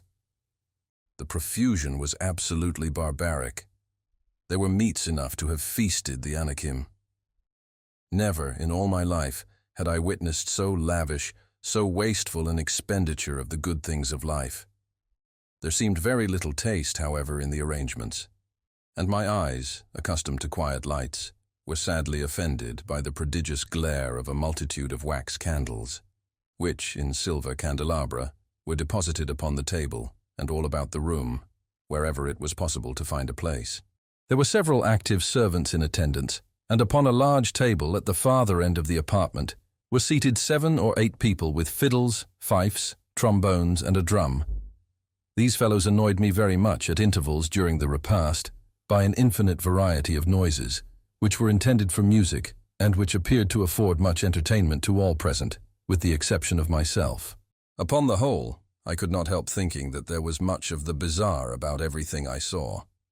But then, the world is made up of all kinds of persons, with all modes of thought, and all sorts of conventional customs. I had travelled, too, so much as to be quite an adept at the nil admirari, so I took my seat very coolly at the right hand of my host, and having an excellent appetite, did justice to the good cheer set before me.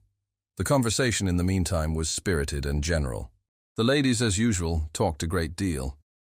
I soon found that nearly all the company were well educated, and my host was a world of good-humoured anecdote in himself. He seemed quite willing to speak of his position as superintendent of a maison de santé, and indeed the topic of lunacy was, much to my surprise, a favourite one with all present. A great many amusing stories were told, having reference to the whims of the patients. "We had a fellow here once," said a fat little gentleman who sat at my right. "A fellow that fancied himself a teapot. And by the way, is it not especially singular how often this particular crotchet has entered the brain of the lunatic? There is scarcely an insane asylum in France which cannot supply a human teapot. Our gentleman was a Britannia-ware teapot, and was careful to polish himself every morning with buckskin and whiting." "And then," said a tall man just opposite, "we had here not long ago a person who had taken it into his head that he was a donkey, which, allegorically speaking, you will say was quite true. He was a troublesome patient, and we had much ado to keep him within bounds. For a long time he would eat nothing but thistles, but of this idea we soon cured him by insisting upon his eating nothing else. Then he was perpetually kicking out his heels. So, Mr. de Kock, I will thank you to behave yourself," here interrupted an old lady, who sat next to the speaker. "Please keep your feet to yourself. You have spoiled my brocade. Is it necessary, pray, to illustrate a remark in so practical a style? Our friend here can surely comprehend you without all this. Upon my word, you are nearly as great a donkey as the poor unfortunate imagined himself. Your acting is very natural as I live." "Mille pardons, mademoiselle," replied Monsieur de Kock, thus addressed. "1,000 pardons. I had no intention of offending. Mademoiselle Laplace, Monsieur de Kock will do himself the honor of taking wine with you." Here Monsieur de Kock bowed low, kissed his hand with much ceremony, and took wine with Mademoiselle Laplace. "Allow me, mon ami," now said Monsieur Maillard, addressing myself. "Allow me to send you a morsel of this veal à la Sainte-Ménéhoule. You will find it particularly fine." At this instant, 3 sturdy waiters had just succeeded in depositing safely upon the table an enormous dish, or trencher, containing what I supposed to be the monstrum horrendum informe ingens qui lumen ademptum. A closer scrutiny assured me, however, that it was only a small calf roasted whole and set upon its knees with an apple in its mouth, as is the English fashion of dressing a hare. "Thank you, no," I replied. "To say the truth, I am not particularly partial to veal à la Sainte." What is it? For I do not find that it altogether agrees with me. I will change my plate, however, and try some of the rabbit. There were several side dishes on the table, containing what appeared to be the ordinary French rabbit, a very delicious morceau, which I can recommend. "Pierre," cried the host, "change this gentleman's plate, and give him a side piece of this rabbit au chat." "This what?" said I. "This rabbit au chat." "Why, thank you. Upon second thoughts, no. I will just help myself to some of the ham." There is no knowing what one eats, thought I to myself, at the tables of these people of the province. I will have none of their rabbit au chat, and, for the matter of that, none of their cat au rabbit either. "And then," said a cadaverous-looking personage, near the foot of the table, taking up the thread of the conversation where it had been broken off. "And then, among other oddities, we had a patient, once upon a time, who very pertinaciously maintained himself to be a Cordova cheese, and went about with a knife in his hand, soliciting his friends to try a small slice from the middle of his leg." "He was a great fool beyond doubt," interposed someone, "but not to be compared with a certain individual whom we all know, with the exception of this strange gentleman. I mean the man who took himself for a bottle of champagne, and always went off with a pop and a fizz in this fashion."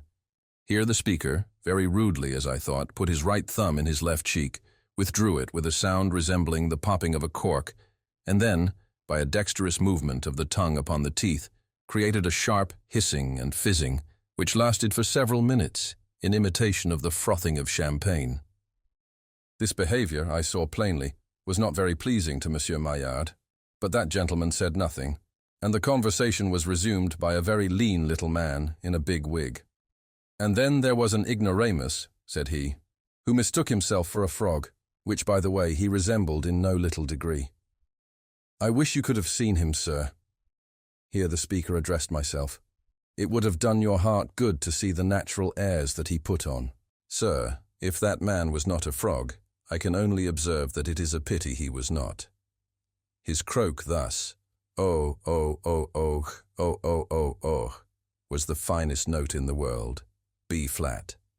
And when he put his elbows upon the table thus, after taking a glass or two of wine, and distended his mouth thus, and rolled up his eyes thus, and winked them with excessive rapidity, thus, why then, sir, I take it upon myself to say positively that you would have been lost in admiration of the genius of the man." "I have no doubt of it," I said. "And then," said somebody else, "then there was Petit Gaillard, who thought himself a pinch of snuff, and was truly distressed because he could not take himself between his own finger and thumb. And then there was Jules Desoulières, who was a very singular genius indeed, and went mad with the idea that he was a pumpkin. He persecuted the cook to make him up into pies, a thing which the cook indignantly refused to do. For my part, I am by no means sure that a pumpkin pie à la Desoulières would not have been very capital eating indeed." "You astonish me," said I, and I looked inquisitively at Monsieur Maillard. "Ha, ha, ha," said that gentleman. He, hi, hi, ho, huh, huh. Very good indeed. You must not be astonished, mon ami. Our friend here is a wit, a droll. You must not understand him to the letter." "And then," said some other one of the party, "then there was Buffon le Grand, another extraordinary personage in his way. He grew deranged through love, and fancied himself possessed of two heads. One of these he maintained to be the head of Cicero. The other he imagined a composite one, being Demosthenes from the top of the forehead to the mouth, and Lord Brougham's from the mouth to the chin. It is not impossible that he was wrong, but he would have convinced you of his being in the right, for he was a man of great eloquence. He had an absolute passion for oratory, and could not refrain from display. For example, he used to leap upon the dinner table thus, and Here a friend, at the side of the speaker, put a hand upon his shoulder, and whispered a few words in his ear, upon which he ceased talking with great suddenness, and sank back within his chair. "And then," said the friend who had whispered, "there was Boulard, the teetotum. I call him the teetotum because, in fact, he was seized with the droll, but not altogether irrational crotchet, that he had been converted into a teetotum. You would have roared with laughter to see him spin. He would turn round upon one heel by the hour in this manner. So, here the friend, whom he had just interrupted by a whisper, performed an exactly similar office for himself. "But then," cried the old lady at the top of her voice, "your Monsieur Boulard was a madman, and a very silly madman at best. For who, allow me to ask you, ever heard of a human teetotum? The thing is absurd. Madame Joyeuse was a more sensible person, as you know. She had a crotchet, but it was instinct with common sense, and gave pleasure to all who had the honor of her acquaintance. She found, upon mature deliberation, that by some accident she had been turned into a chicken cock. But as such, she behaved with propriety. She flapped her wings with prodigious effect, so, and as for her crow, it was delicious. Cock-a-doodle-doo, cock-a-doodle-doo, cock-a-doodle-doo-doo-doo, oh.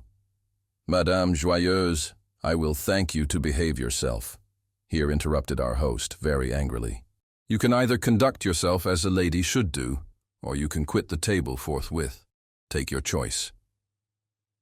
The lady, whom I was much astonished to hear addressed as Madame Joyeuse, after the description of Madame Joyeuse she had just given, blushed up to the eyebrows and seemed exceedingly abashed at the reproof. She hung down her head and said not a syllable in reply. But another and younger lady resumed the theme. It was my beautiful girl of the little parlor. "Oh, Madame Joyeuse was a fool," she exclaimed, "but there was really much sound sense after all, in the opinion of Eugénie Salsafette. She was a very beautiful and painfully modest young lady, who thought the ordinary mode of habiliment indecent and wished to dress herself always by getting outside instead of inside of her clothes. It is a thing very easily done after all. You have only to do so, and then so, and then so, and then so, and then— Mon Dieu! Mademoiselle Salsafette! Here cried a dozen voices at once. What are you about? Forbear. That is sufficient. We see very plainly how it is done. Hold!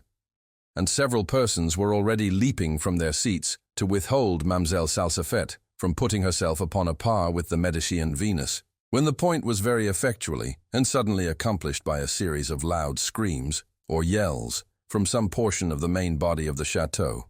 My nerves were very much affected indeed by these yells, but the rest of the company I really pitied. I never saw any set of reasonable people so thoroughly frightened in my life. They all grew as pale as so many corpses, and shrinking within their seats, sat quivering and gibbering with terror, and listening for a repetition of the sound. It came again, louder and seemingly nearer, and then a third time very loud, and then a fourth time with a vigor evidently diminished. At this apparent dying away of the noise, the spirits of the company were immediately regained, and all was life and anecdote as before. I now ventured to inquire the cause of the disturbance. "A mere bagatelle," said Monsieur Maillard. "We are used to these things, and care really very little about them. The lunatics, every now and then, get up a howl in concert, one starting another, as is sometimes the case with a bevy of dogs at night. It occasionally happens, however, that the concerto yells are succeeded by a simultaneous effort at breaking loose, when, of course, some little danger is to be apprehended. And how many have you in charge? At present we have not more than 10 altogether. Principally females, I presume." "Oh no, every one of them men, and stout fellows too, I can tell you." "Indeed, I have always understood that the majority of lunatics were of the gentler sex." "It is generally so, but not always. Some time ago there were about 27 patients here, and of that number, no less than 18 were women. But lately matters have changed very much, as you see." "Yes, have changed very much, as you see," here interrupted the gentleman who had broken the shins of Mademoiselle Laplace. "Yes, have changed very much, as you see," chimed in the whole company at once. "Hold your tongues, every one of you," said my host in a great rage. Whereupon the whole company maintained a dead silence for nearly a minute. As for one lady, she obeyed Monsieur Maillard to the letter, and thrusting out her tongue, which was an excessively long one, held it very resignedly, with both hands, until the end of the entertainment. "And this gentlewoman," said I, to Monsieur Maillard, bending over and addressing him in a whisper, "this good lady who has just spoken, and who gives us the cock-a-doodle-de-doo, she, I presume, is harmless. Quite harmless, eh?" "Harmless!" ejaculated he in unfeigned surprise. Why, what can you mean?" "Only slightly touched," said I, touching my head. "I take it for granted that she is not dangerously affected, eh?" "Mon Dieu, what is it you imagine? This lady, my particular old friend, Madame Joyeuse, is as absolutely sane as myself. She has her little eccentricities, to be sure, but then, you know, all very old women, are more or less eccentric."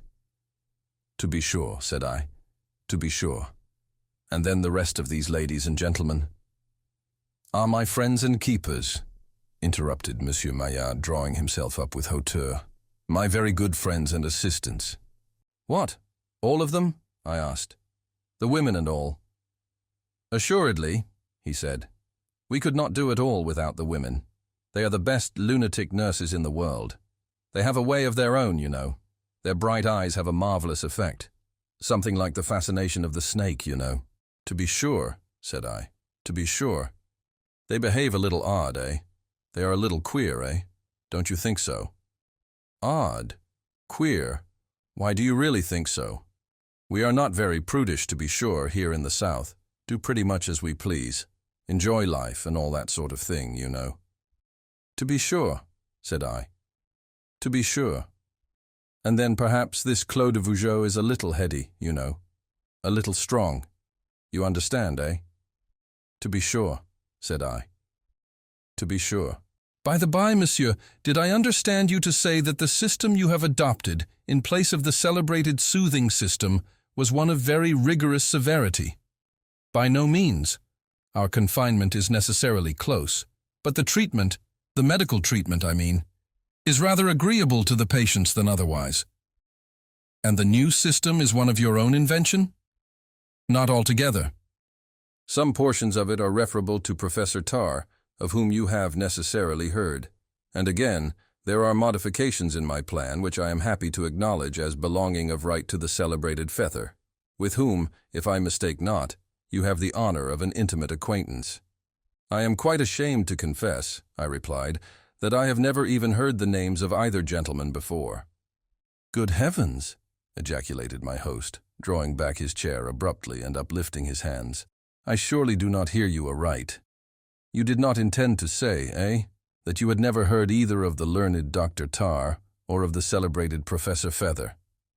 "I am forced to acknowledge my ignorance," I replied, "but the truth should be held inviolate above all things. Nevertheless, I feel humbled to the dust, not to be acquainted with the works of these, no doubt, extraordinary men. I will seek out their writings forthwith, and peruse them with deliberate care. Monsieur Maillard, you have really, I must confess it, you have really made me ashamed of myself."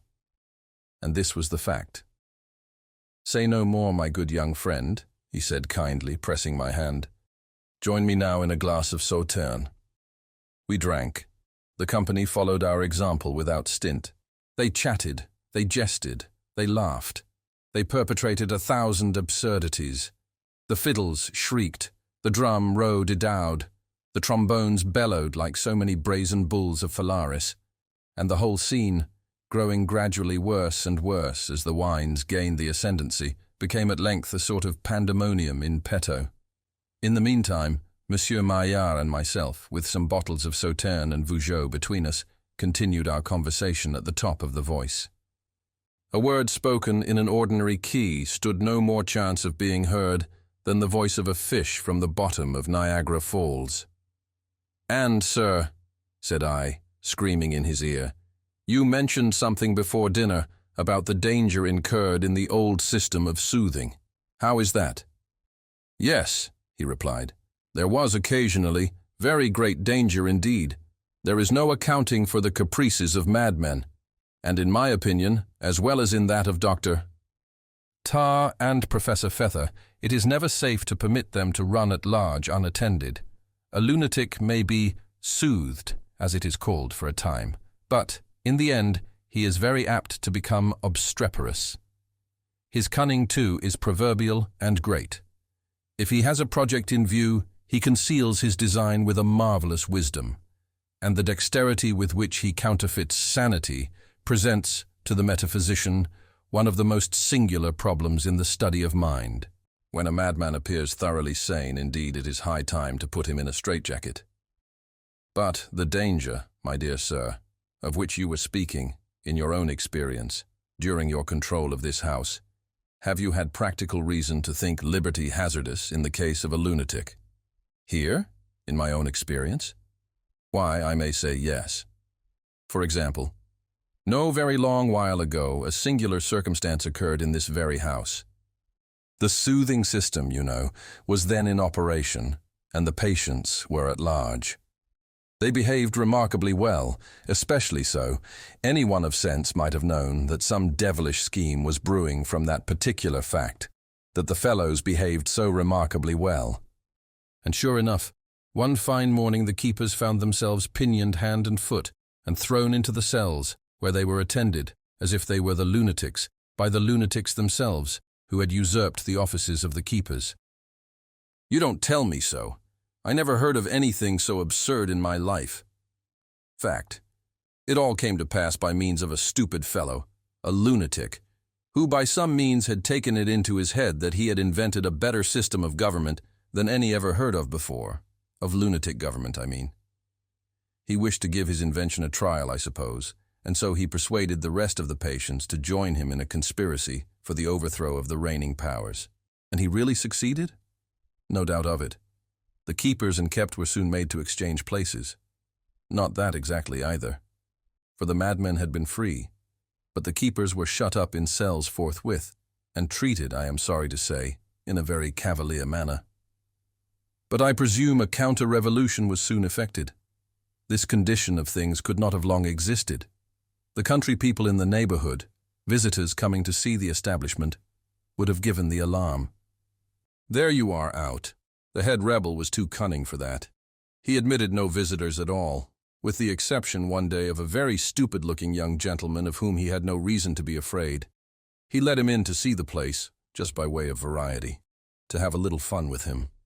As soon as he had gammoned him sufficiently, he let him out and sent him about his business. And how long, then, did the madmen reign? Oh, a very long time indeed. A month, certainly. How much longer I can't precisely say. In the meantime, the lunatics had a jolly season of it, that you may swear. They doffed their own shabby clothes and made free with the family wardrobe and jewels. The cellars of the chateau were well stocked with wine, and these madmen are just the devils that know how to drink it. They lived well, I can tell you. And the treatment?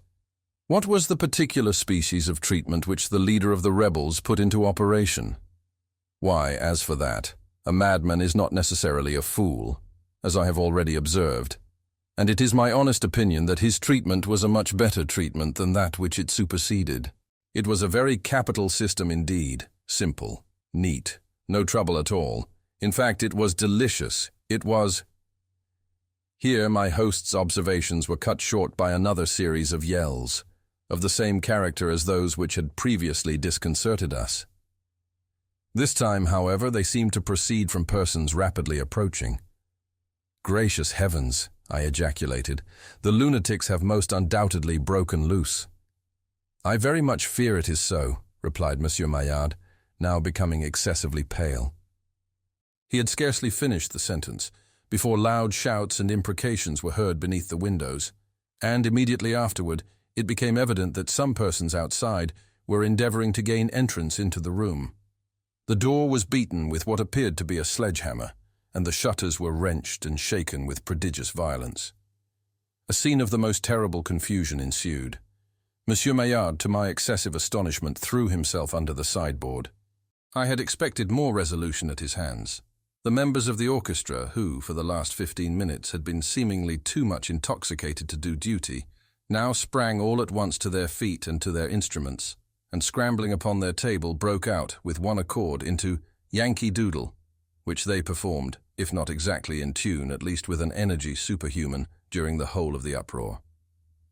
Meantime, upon the main dining table, among the bottles and glasses, leaped the gentleman who, with such difficulty, had been restrained from leaping there before.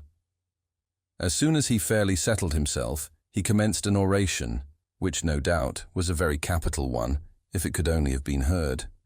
At the same moment, the man with the teetotum predilection set himself to spinning around the apartment with immense energy and with arms outstretched at right angles with his body, so that he had all the air of a teetotum in fact, and knocked everybody down that happened to get in his way.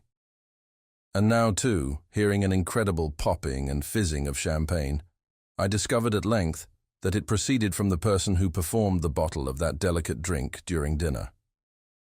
And then again, the frogman croaked away, as if the salvation of his soul depended upon every note that he uttered. And in the midst of all this, the continuous braying of a donkey arose over all. As for my old friend, Madame Joyeuse, I really could have wept for the poor lady. She appeared so terribly perplexed. All she did, however, was to stand up in a corner, by the fireplace, and sing out incessantly at the top of her voice, "Cock-a-doodle-de-doe!" And now came the climax, the catastrophe of the drama. As no resistance, beyond whooping and yelling and cock-a-doodling, was offered to the encroachments of the party without, the 10 windows were very speedily, and almost simultaneously, broken in. But I shall never forget the emotions of wonder and horror with which I gazed, when leaping through these windows and down among us pell-mell, fighting, stamping, scratching, and howling, there rushed a perfect army of what I took to be chimpanzees, orang-outangs, or big black baboons of the Cape of Good Hope. I received a terrible beating, after which I rolled under a sofa and lay still, after lying there some 15 minutes, during which time I listened with all my ears to what was going on in the room.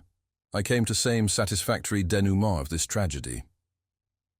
Monsieur Maillard, it appeared, in giving me the account of the lunatic who had excited his fellows to rebellion, had been merely relating his own exploits. This gentleman had, indeed, some 2 or 3 years before, been the superintendent of the establishment, but grew crazy himself, and so became a patient. This fact was unknown to the travelling companion who introduced me. The keepers, 10 in number, having been suddenly overpowered, were first well tarred, then carefully feathered, and then shut up in underground cells. They had been so imprisoned for more than a month, during which period Monsieur Maillard had generously allowed them not only the tar and feathers, which constituted his system, but some bread and abundance of water. The latter was pumped on them daily. At length, one escaping through a sewer gave freedom to all the rest. The soothing system, with important modifications, has been resumed at the chateau. Yet I cannot help agreeing with Monsieur Maillard that his own treatment was a very capital one of its kind. As he justly observed, it was simple, neat, and gave no trouble at all, not the least. I have only to add that, although I have searched every library in Europe for the works of Dr. TARR and Professor FETHER, I have, up to the present day, utterly failed in my endeavors at procuring an edition. The Literary Life of THINGUM Bob, ESQ, late editor of the Goose Theorem Foodle. By himself I am now growing in years, and, since I understand that Shakespeare and Mr. Emmons are deceased, it is not impossible that I may even die. It has occurred to me, therefore, that I may as well retire from the field of letters and repose upon my laurels. But I am ambitious of signalizing my abdication of the literary scepter by some important bequest to posterity, and perhaps I cannot do a better thing than just pen for it an account of my earlier career.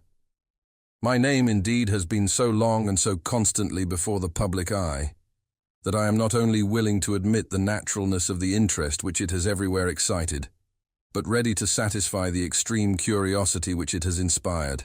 In fact, it is no more than the duty of him who achieves greatness to leave behind him in his ascent such landmarks as may guide others to be great. I propose, therefore, in the present paper, which I had some idea of calling Memoranda to serve for the literary history of America, to give a detail of those important, yet feeble and tottering first steps, by which at length I attained the high road to the pinnacle of human renown. Of one's very remote ancestors it is superfluous to say much. My father, Thomas Bob Esquinter, stood for many years at the summit of his profession, which was that of a merchant barber in the city of Smug.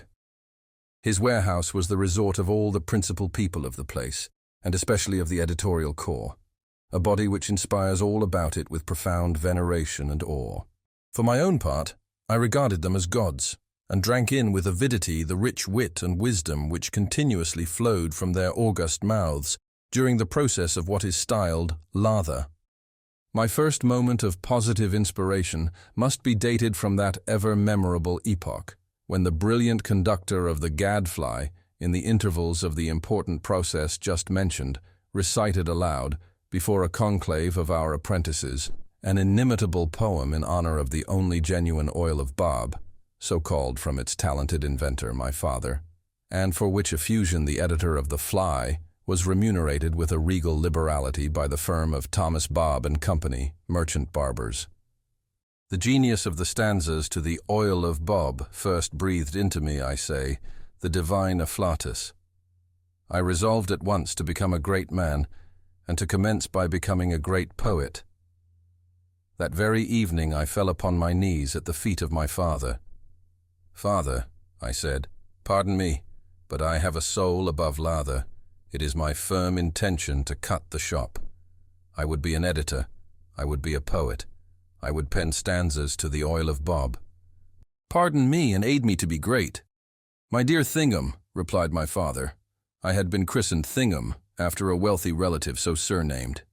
"My dear Thingum," he said, raising me from my knees by the ears. "Thingum, my boy, you're a trump, and take after your father in having a soul. You have an immense head, too, and it must hold a great many brains. This I have long seen, and therefore had thoughts of making you a lawyer. The business, however, has grown ungenteel, and that of a politician don't pay. Upon the whole you judge wisely. The trade of editor is best, and if you can be a poet at the same time, as most of the editors are by the by, why you will kill two birds with one stone.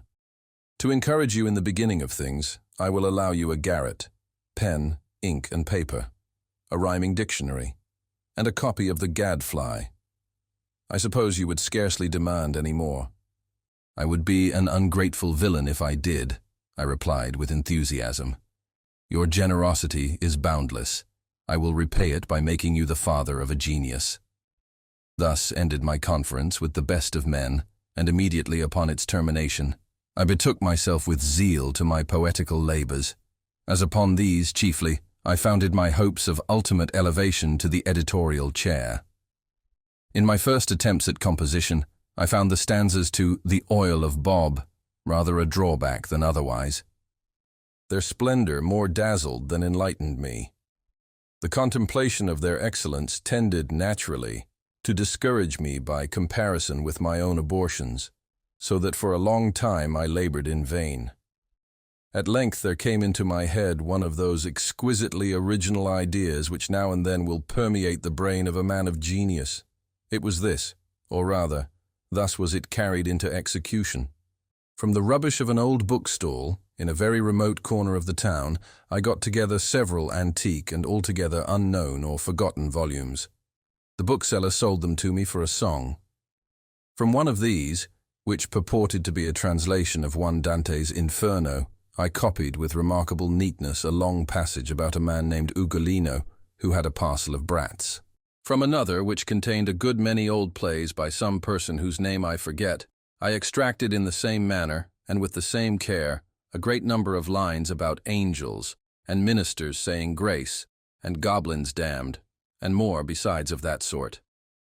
From a third, which was the composition of some blind man or other, either a Greek or a Choctaw, I cannot be at the pains of remembering every trifle exactly, I took about 50 verses beginning with Achilles' wrath, and Greece, and something else. From a fourth, which I recollect was also the work of a blind man, I selected a page or two all about hail and holy light. And although a blind man has no business to write about light, still the verses were sufficiently good in their way. Having made fair copies of these poems, I signed every one of them Oppedeldoc, a fine, sonorous name, and doing each up nicely in a separate envelope, I dispatched one to each of the 4 principal magazines, with a request for speedy insertion and prompt pay. The result of this well-conceived plan, however, the success of which would have saved me much trouble in afterlife, served to convince me that some editors are not to be bamboozled, and gave the coup de grâce, as they say in France, to my nascent hopes, as they say in the city of the Transcendentals. The fact is that each and every one of the magazines in question gave Mr. Opodeldoc a complete using up in the monthly notices to correspondents. The humdrum gave him a dressing after this fashion. Opodeldoc, whoever he is, has sent us a long tirade concerning a bedlamite, whom he styles Ugolino, who had a great many children that should have been all whipped and sent to bed without their suppers. The whole affair is exceedingly tame, not to say flat. Opodeldoc, whoever he is entirely devoid of imagination. And imagination, in our humble opinion, is not only the soul of poesy, but also its very heart. Opodeldoc, whoever he is, has the audacity to demand of us, for his twaddle, a speedy insertion and prompt pay. We neither insert nor purchase any stuff of the sort. There can be no doubt, however, that he would meet with a ready sale for all the balderdash he can scribble at the office of either the Rowdy Dow, the Lollipop, or the Goose Therum Foodle. All this, it must be acknowledged, was very severe upon Opodeldoc, but the unkindest cut was putting the word poesy in small caps. In those 5 preeminent letters, what a world of bitterness is there not involved. But Opodeldoc was punished with equal severity in the Rowdy Dow, which spoke thus: "We have received a most singular and insolent communication from a person, whoever he is, signing himself Opodeldoc, thus desecrating the greatness of the illustrious Roman emperor so named. Accompanying the letter of Opodeldoc, whoever he is, we find sundry lines of most disgusting and unmeaning rant about angels and ministers of grace, rant such as no madman short of a Nat Lee or an Opodeldoc could possibly perpetrate. And for this trash of trash we are modestly requested to pay promptly. No, sir, no, we pay for nothing of that sort. Apply to the Humdrum, the Lollipop, or the Goose Therum Foodle. These periodicals will undoubtedly accept any literary offal you may send them, and as undoubtedly promise to pay for it." This was bitter indeed upon poor Opodeldoc, but in this instance, the weight of the satire falls upon the Humdrum, the Lollipop, and the Goose Therum Foodle, who are pungently styled periodicals, in italics too, a thing that must have cut them to the heart. Scarcely less savage was the Lollipop, which thus discoursed: "Some individual who rejoices in the appellation Opodeldoc, to what low uses are the names of the illustrious dead too often applied, has enclosed us some 50 or 60 verses commencing after this fashion: Achilles' wrath, to Greece the direful spring of woes unnumbered, etc., etc., etc., etc. Opodeldoc, whoever he is respectfully informed that there is not a printer's devil in our office who is not in the daily habit of composing better lines. Those of Opodeldoc will not scan. Opodeldoc should learn to count. But why he should have conceived the idea that we, of all others we, would disgrace our pages with his ineffable nonsense is utterly beyond comprehension. Why the absurd twaddle is scarcely good enough for the Humdrum, the Rowdy Dow, the Goose Therum Foodle, things that are in the practice of publishing Mother Goose's melodies as original lyrics. And Opodeldoc, whoever he is, has even the assurance to demand pay for this drivel. Does Opodeldoc, whoever he is, know? Is he aware that we could not be paid to insert it? As I perused this, I felt myself growing gradually smaller and smaller, and when I came to the point at which the editor sneered at the poem as verses, there was little more than an ounce of me left.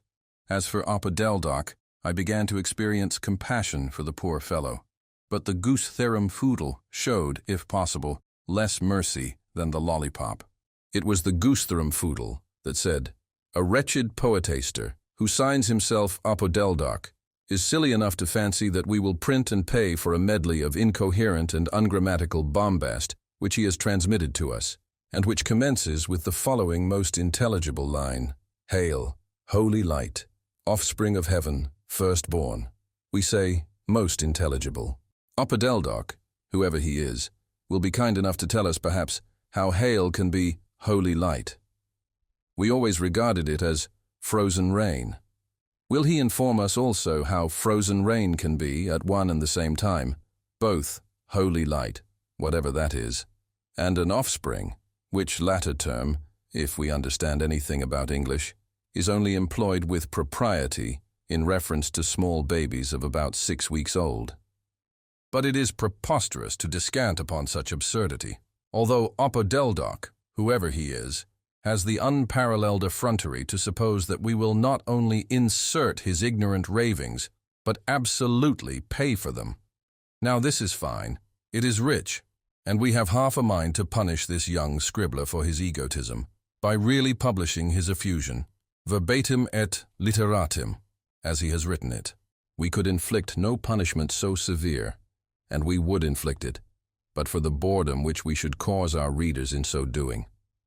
Let Opadeldoc, whoever he is, send any future composition of like character to the humdrum, the lollipop, or the rowdy dow. They will insert it.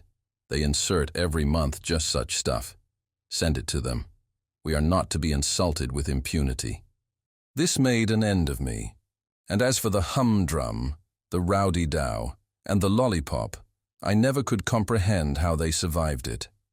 The putting them in the smallest possible minion, that was the rub, thereby insinuating their lowness, their baseness, while we stood looking down upon them in gigantic capitals. Oh, it was too bitter. It was wormwood. It was gall. Had I been either of these periodicals, I would have spared no pains to have the Goosetherum Foodle prosecuted. It might have been done under the Act for the Prevention of Cruelty to Animals. As for Opadeldoc, whoever he was, I had by this time lost all patience with the fellow, and sympathized with him no longer. He was a fool, beyond doubt, whoever he was, and got not a kick more than he deserved. The result of my experiment with the old books convinced me, in the first place, that honesty is the best policy, and, in the second, that if I could not write better than Mr. Dante and the Two Blind Men and the rest of the old set, it would at least be a difficult matter to write worse. I took heart, therefore, and determined to prosecute the entirely original, as they say on the covers of the magazines, at whatever cost of study and pains. I again placed before my eyes, as a model, the brilliant stanzas on The Oil of Bob by the editor of the Gadfly, and resolved to construct an ode on the same sublime theme, in rivalry of what had already been done. With my first verse, I had no material difficulty. It ran thus: to pen an ode upon the oil of Bob. Having carefully looked out, however, all the legitimate rhymes to Bob, I found it impossible to proceed. In this dilemma, I had recourse to paternal aid, and after some hours of mature thought, my father and myself thus constructed the poem. To pen an ode upon the oil of Bob is all sorts of a job. Signed, Snob. To be sure, this composition was of no very great length, but I have yet to learn, as they say in the Edinburgh Review, that the mere extent of a literary work has anything to do with its merit. As for the quarterly cant about sustained effort, it is impossible to see the sense of it. Upon the whole, therefore, I was satisfied with the success of my maiden attempt, and now the only question regarded the disposal I should make of it. My father suggested that I should send it to the Gadfly, but there were 2 reasons which operated to prevent me from so doing. I dreaded the jealousy of the editor, and I had ascertained that he did not pay for original contributions. I therefore, after due deliberation, consigned the article to the more dignified pages of the Lollipop, and awaited the event in anxiety, but with resignation. In the very next published number, I had the proud satisfaction of seeing my poem printed at length, as the leading article, with the following significant words, prefixed in italics and between brackets.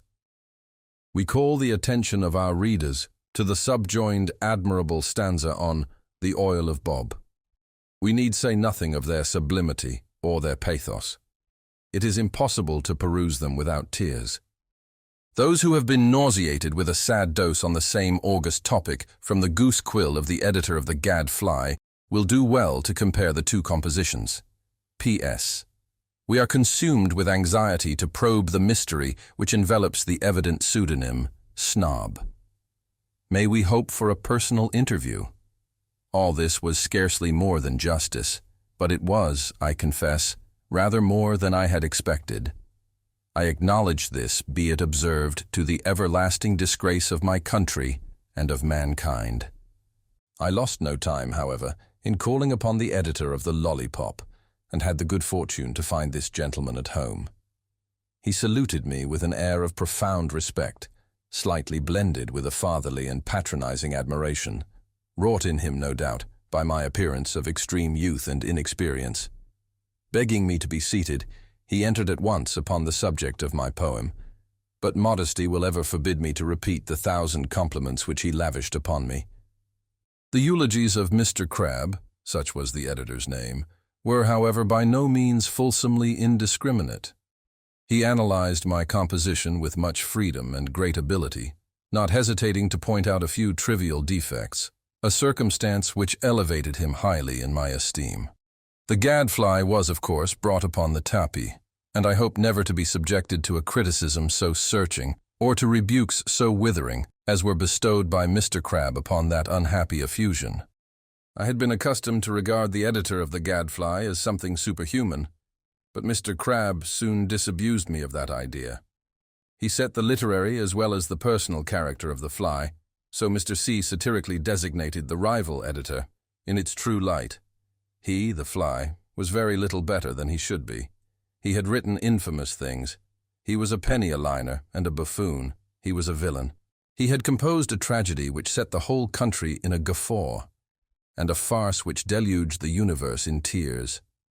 Besides all this, he had the impudence to pen what he meant for a lampoon upon himself, Mr. Crabbe, and the temerity to style him an ass.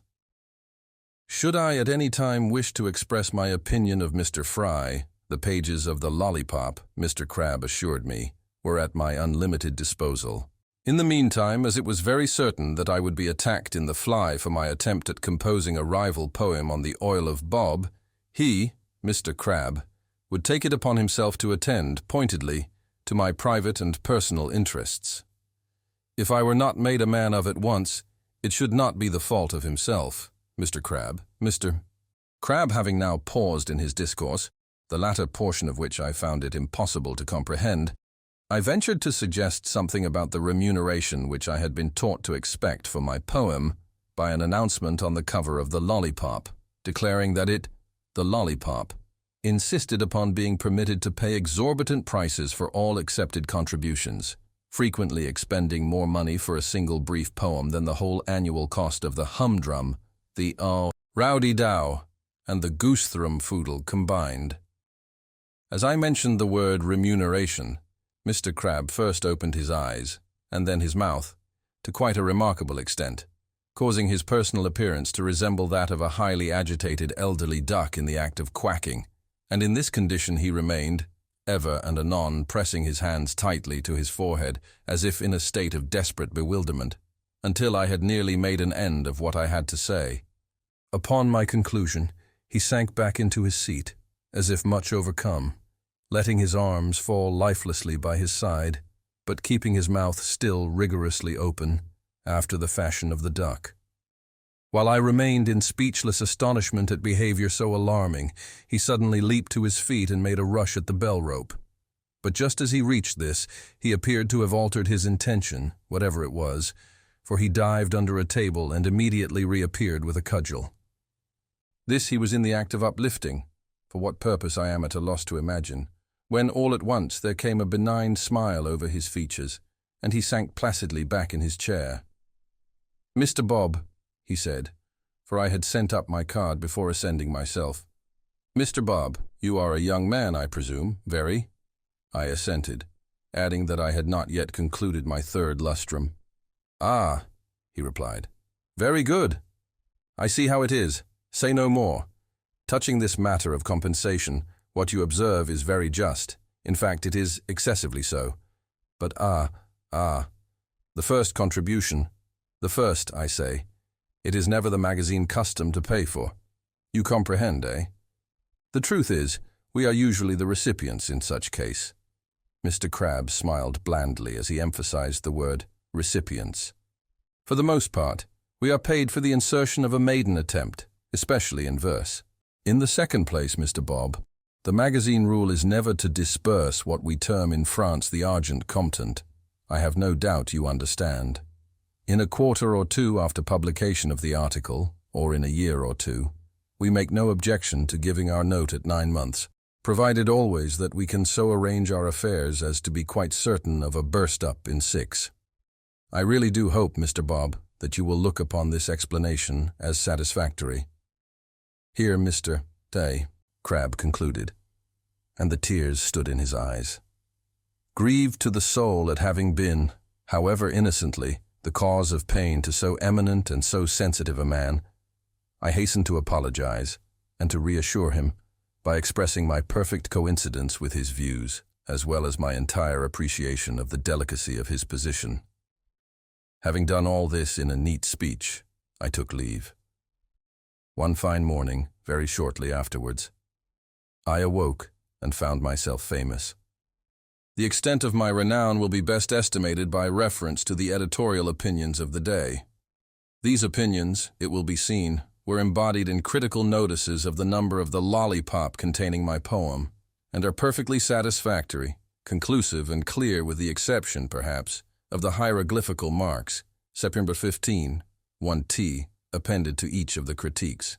The Owl, a journal of profound sagacity, and well known for the deliberate gravity of its literary decisions, the Owl, I say, spoke as follows. The Lollipop. The October number of this delicious magazine surpasses its predecessors and sets competition at defiance. In the beauty of its typography and paper, in the number and excellence of its steel plates, as well as in the literary merit of its contributions, the Lollipop compares with its slow-paced rivals as Hyperion with a satyr. The Humdrum, the Rowdy-Dow, and the Goose-the-Rumfoodle excel, it is true, in braggadocio, but, in all other points, give us the Lollipop. How this celebrated journal can sustain its evidently tremendous expenses is more than we can understand. To be sure, it has a circulation of 100,000, and its subscription list has increased 1/4 during the last month. But on the other hand, the sums it disperses constantly for contributions are inconceivable. It is reported that Mr. Slias received no less than 37.5 cents for his inimitable paper, On Pigs. With Mr. Crabbe as editor, and with such names upon the list of contributors as Snob and Slias, there can be no such word as fail for the Lollipop. Go and subscribe. September 15, 1T.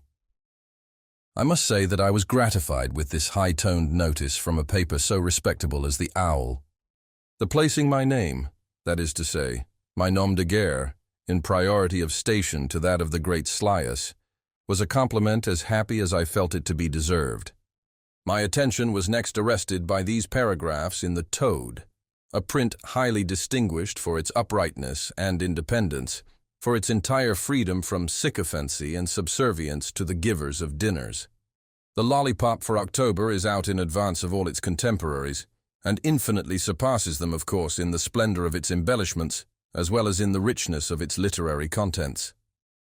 The Humdrum, the Rowdy-Dow, and the Goose-the-Rumfoodle excel, we admit, in braggadocio, but in all other points give us the Lollipop. How this celebrated magazine can sustain its evidently tremendous expenses is more than we can understand.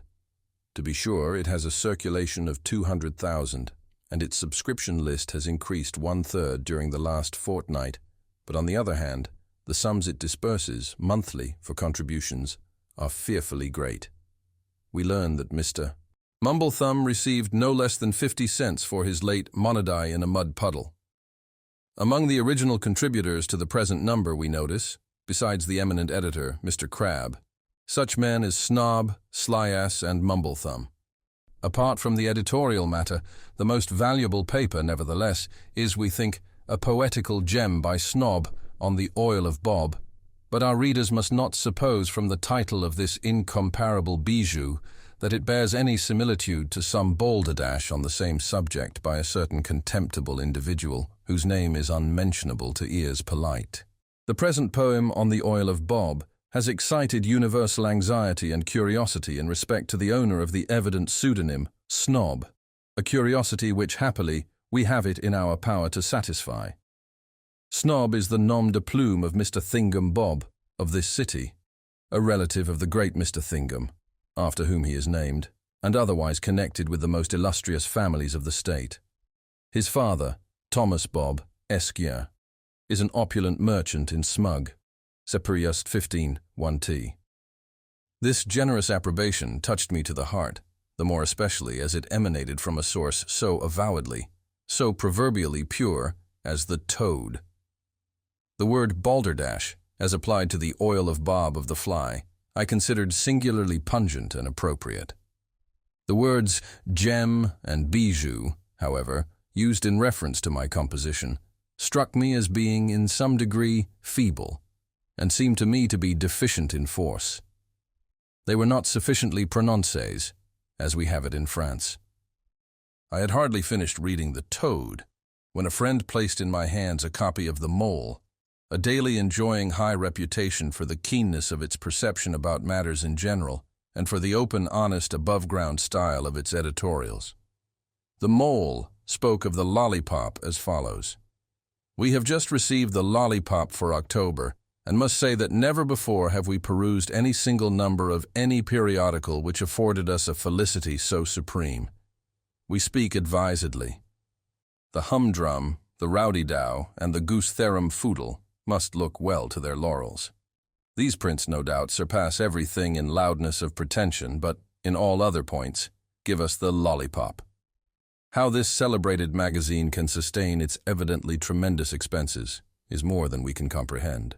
To be sure, it has a circulation of 300,000, and its subscription list has increased 1/2 within the last week. But then the sum it disburses monthly for contributions is astoundingly enormous. We have it upon good authority that Mr. Fatquack received no less than 62 cents and a half for his late domestic novelette, The Dish Clout. The contributors to the number before us are Mr.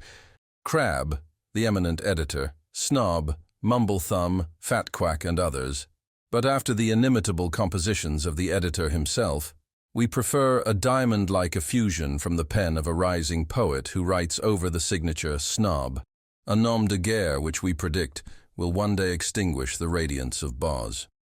Snob, we learn, is a Mr. THINGUM Bob, Esquire, sole heir of a wealthy merchant of this city, Thomas Bob, Esquire, and a near relative of the distinguished Mr. THINGUM. The title of Mr. B.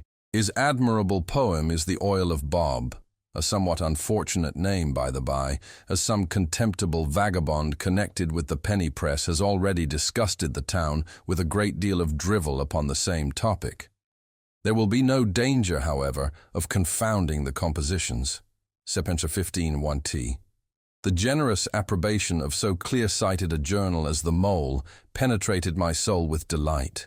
The only objection which occurred to me was that the terms contemptible vagabond might have been better written odious and contemptible wretch, villain, and vagabond. This would have sounded more gracefully, I think. Diamond-like, also, was scarcely, it will be admitted, of sufficient intensity to express what the Mole evidently thought of the brilliancy of the oil of Bob. On the same afternoon in which I saw these notices in the Owl, the Toad, and the Mole, I happened to meet with a copy of the Daddy Longlegs, a periodical proverbial for the extreme extent of its understanding. And it was the Daddy Longlegs which spoke thus: "The lollipop. This gorgeous magazine is already before the public for October. The question of preeminence is forever put to rest, and hereafter it will be excessively preposterous in the humdrum, the rowdy-dow, or the goosetherum foodle to make any farther spasmodic attempts at competition. These journals may excel the lollipop in outcry, but in all other points give us the lollipop. How this celebrated magazine can sustain its evidently tremendous expenses is past comprehension. To be sure, it has a circulation of precisely 500,000, and its subscription list has increased 75% within the last couple of days. But then the sums it disburses monthly for contributions are scarcely credible. We are cognizant of the fact that Mademoiselle Cribblelittle received no less than 87 cents and a half for her late valuable revolutionary tale, entitled The Yorktown Katy Did and the Bunker Hill Katy Didn't. The most able papers in the present number are, of course, those furnished by the editor, the eminent Mr. Crabbe. But there are numerous magnificent contributions from such names as Snob, Mademoiselle Cribblelittle, Slyess, Mrs. Fibblelittle, Mumblethumb, Mrs. Squibblelittle, and last, though not least, Fat Quack. The world may well be challenged to produce so rich a galaxy of genius. The poem over the signature Snob is, we find, attracting universal commendation, and we are constrained to say, deserves, if possible, even more applause than it has received. The Oil of Bob is the title of this masterpiece of eloquence and art. One or two of our readers may have a very faint, although sufficiently disgusting recollection of a poem, similarly entitled, The Perpetration of a Miserable Penny-a-Liner, Mendicant and Cutthroat, connected in the capacity of scullion, we believe, with one of the indecent prints about the purlieus of the city. We beg them, for God's sake, not to confound the compositions. The author of The Oil of Bob is, we hear, THINGUM Bob Eskener, a gentleman of high genius and a scholar. Snob is merely a nom de guerre, Septern 1501t. I could scarcely restrain my indignation while I perused the concluding portions of this diatribe. It was clear to me that the yea-nay manner, not to say the gentleness, the positive forbearance with which the daddy longlegs spoke of that pig, the editor of the Gad Fly, it was evident to me, I say, that this gentleness of speech could proceed from nothing else than a partiality for the fly, whom it was clearly the intention of the daddy longlegs to elevate into reputation at my expense. Anyone indeed might perceive, with half an eye, that had the real design of the daddy been what it wished to appear, it, the daddy, might have expressed itself in terms more direct, more pungent, and altogether more to the purpose. The words penny-a-liner, mendicant, scullion, and cutthroat were epithets so intentionally inexpressive and equivocal as to be worse than nothing when applied to the author of the very worst stanzas ever penned by one of the human race. We all know what is meant by damning with faint praise, and on the other hand, who could fail seeing through the covert purpose of the daddy, that of glorifying with feeble abuse? What the daddy chose to say of the fly, however, was no business of mine. What it said of myself was. After the noble manner in which the owl, the toad, the mole had expressed themselves in respect to my ability, it was rather too much to be coolly spoken of by a thing like the daddy longlegs, as merely a gentleman of high genius and a scholar. Gentleman indeed. I made up my mind at once, either to get a written apology from the daddy longlegs, or to call it out. Full of this purpose, I looked about me to find a friend whom I could entrust with a message to his daddyship, and as the editor of the Lollipop had given me marked tokens of regard, I at length concluded to seek assistance upon the present occasion.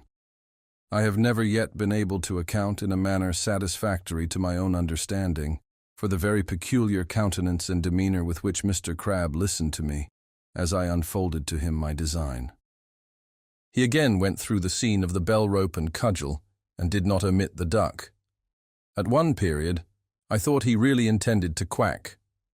His fit, nevertheless, finally subsided as before, and he began to act and speak in a rational way. He declined bearing the cartel, however, and in fact dissuaded me from sending it at all, but was candid enough to admit that the daddy longlegs had been disgracefully in the wrong, more especially in what related to the epithets gentleman and scholar. Towards the end of this interview with Mr. Crabbe, who really appeared to take a paternal interest in my welfare, he suggested to me that I might turn an honest penny and, at the same time, advance my reputation by occasionally playing Thomas Hawk for the Lollipop. I begged Mr. Crabbe to inform me who was Mr. Thomas Hawk and how it was expected that I should play him. Here Mr. Crab again made great eyes, as we say in Germany. But at length, recovering himself from a profound attack of astonishment, he assured me that he employed the words Thomas Hawk to avoid the colloquialism, Tommy, which was low, but that the true idea was Tommy Hawk, or tomahawk, and that by playing tomahawk he referred to scalping, browbeating, and otherwise using up the herd of poor devil authors. I assured my patron that, if this was all, I was perfectly resigned to the task of playing Thomas Hawk. Hereupon Mr. Crab desired me to use up the editor of the Gadfly forthwith, in the fiercest style within the scope of my ability and as a specimen of my powers.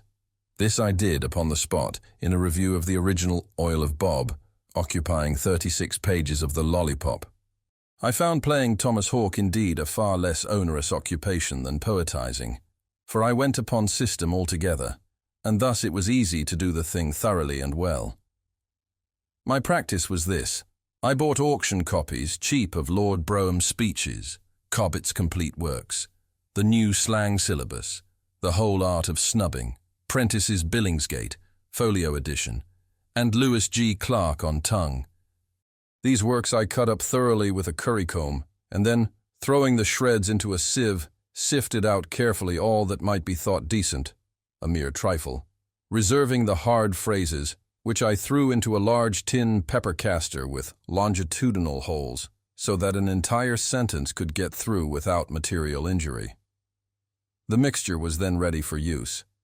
When called upon to play Thomas Hawk, I anointed a sheet of foolscap with the white of a gander's egg. Then, shredding the thing to be reviewed as I had previously shredded the books, only with more care, so as to get every word separate, I threw the latter shreds in with the former, screwed on the lid of the caster, gave it a shake, and so dusted out the mixture upon the egged foolscap, where it stuck. The effect was beautiful to behold. It was captivating. Indeed, the reviews I brought to pass by this simple expedient have never been approached, and were the wonder of the world. At first, through bashfulness, the result of inexperience, I was a little put out by a certain inconsistency, a certain air of the bizarre, as we say in France, worn by the composition as a whole. All the phrases did not fit, as we say in the Anglo-Saxon. Many were quite awry. Some, even, were upside down, and there were none of them which were not, in some measure, injured in regard to effect, by this latter species of accident, when it occurred, with the exception of Mr. Lewis Clark's paragraphs, which were so vigorous and altogether stout, that they seemed not particularly disconcerted by any extreme of position, but looked equally happy and satisfactory, whether on their heads or on their heels. What became of the editor of the Gadfly, after the publication of my criticism on his Oil of Bob, it is somewhat difficult to determine. The most reasonable conclusion is that he wept himself to death. At all events, he disappeared instantaneously from the face of the earth, and no man has seen even the ghost of him since. This matter having been properly accomplished, and the furies appeased, I grew at once into high favor with Mr. Crab. He took me into his confidence, gave me a permanent situation as Thomas Hawk of the lollipop, and, as for the present, he could afford me no salary, allowed me to profit, at discretion, by his advice. "My dear Thingham," said he to me one day after dinner, "I respect your abilities and love you as a son. You shall be my heir. When I die, I will bequeath you the lollipop. In the meantime, I will make a man of you. I will, provided always that you follow my counsel. The first thing to do is to get rid of the old boar." "Boar?" said I, inquiringly. "Pig, eh?" "A pair, as we say in Latin." "Who? Where?" "Your father," said he. "Precisely," I replied. "Pig." "You have your fortune to make, Thingham," resumed Mr. Crab, "and that governor of yours is a millstone about your neck. We must cut him at once." Here I took out my knife. "We must cut him," continued Mr. Crab, "decidedly and forever. He won't do. He won't. Upon second thoughts, you had better kick him, or cane him, or something of that kind." "What do you say?" I suggested modestly, "to my kicking him in the first instance, caning him afterwards, and winding up by tweaking his nose?" Mr. Crab looked at me musingly for some moments, and then answered, "I think, Mr. Bob, that what you propose would answer sufficiently well, indeed remarkably well, that is to say, as far as it went. But barbers are exceedingly hard to cut, and I think, upon the whole, that having performed upon Thomas Bob the operations you suggest, it would be advisable to blacken, with your fists, both his eyes, very carefully and thoroughly, to prevent his ever seeing you again in fashionable promenades. After doing this, I really do not perceive that you can do any more.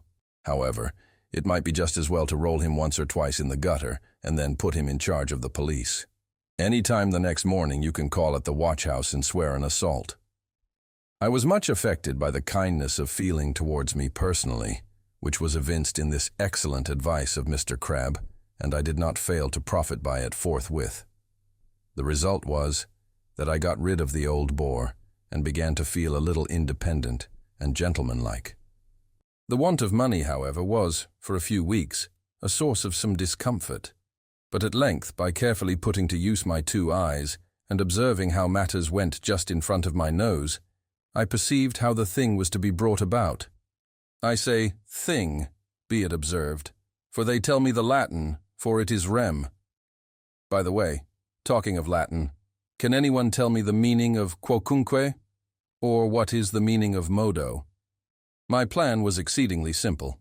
I bought for a song a 16th of the snapping turtle. That was all.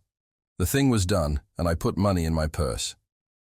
There were some trivial arrangements afterwards, to be sure, but these formed no portion of the plan. They were a consequence, a result. For example, I bought pen, ink, and paper and put them into furious activity. Having thus completed a magazine article, I gave it for appellation Fol Lol by the author of The Oil of Bob and enveloped it to the Goosetherum Foodle. That journal, however, having pronounced it twaddle in the monthly notices to correspondents, I reheaded the paper Hey Diddle Diddle by THINGUM Bob, Esquires, author of the Ode on the Oil of Bob and editor of the Snapping Turtle. With this amendment, I re-enclosed it to the Goosetherum Foodle and, while I awaited a reply, published daily in the Turtle 6 columns of what may be termed philosophical and analytical investigation of the literary merits of the Goosetherum Foodle, as well as of the personal character of the editor of the Goosetherum Foodle. At the end of a week, the Goosetherum Foodle discovered that it had, by some odd mistake, confounded a stupid article headed Hey Diddle Diddle and composed by some unknown ignoramus with a gem of resplendent luster similarly entitled The Work of THINGUM Bob, Esquire, the celebrated author of The Oil of Bob. The Goosetherum Foodle deeply regretted this very natural accident and promised, moreover, an insertion of the genuine Hey Diddle Diddle in the very next number of the magazine. The fact is, I thought at the time, I thought then, and have no reason for thinking otherwise now, that the Goosetherum Foodle did make a mistake. With the best intentions in the world, I never knew anything that made as many singular mistakes as the Goosetherum Foodle. From that day, I took a liking to the Goosetherum Foodle, and the result was I soon saw into the very depths of its literary merits, and did not fail to expatiate upon them in the Turtle whenever a fitting opportunity occurred. And it is to be regarded as a very peculiar coincidence, as one of those positively remarkable coincidences which set a man to serious thinking, that just such a total revolution of opinion, just such entire bouleversement, as we say in French, just such thorough topsy-turviness, if I may be permitted to employ a rather forcible term of the Choctaws, as happened, pro and con, between myself on the one part and the Goosetherum Foodle on the other, did actually again happen in a brief period. Afterwards, and with precisely similar circumstances, in the case of myself and the Rowdy Dow, and in the case of myself and the Humdrum.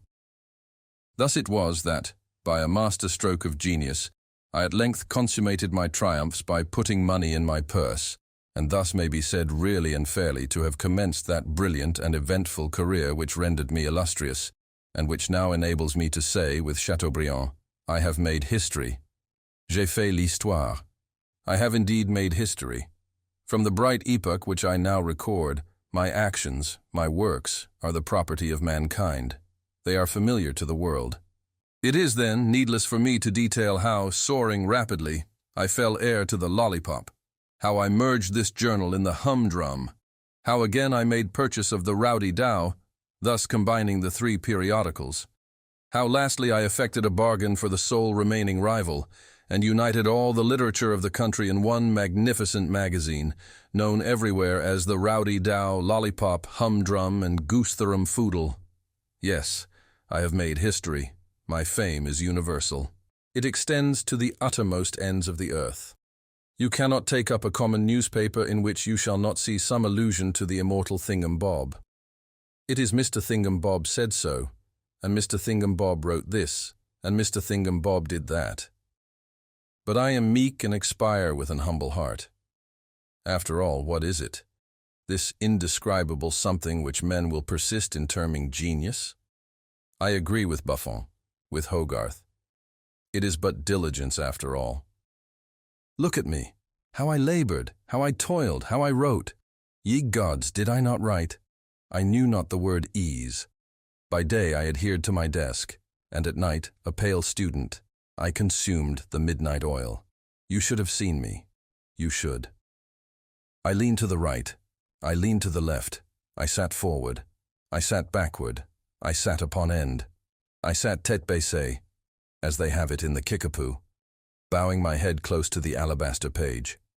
And through all I wrote. Through joy and through sorrow, I wrote. Through hunger and through thirst, I wrote. Through good report and through ill report, I wrote. Through sunshine and through moonshine, I wrote. What I wrote it is unnecessary to say.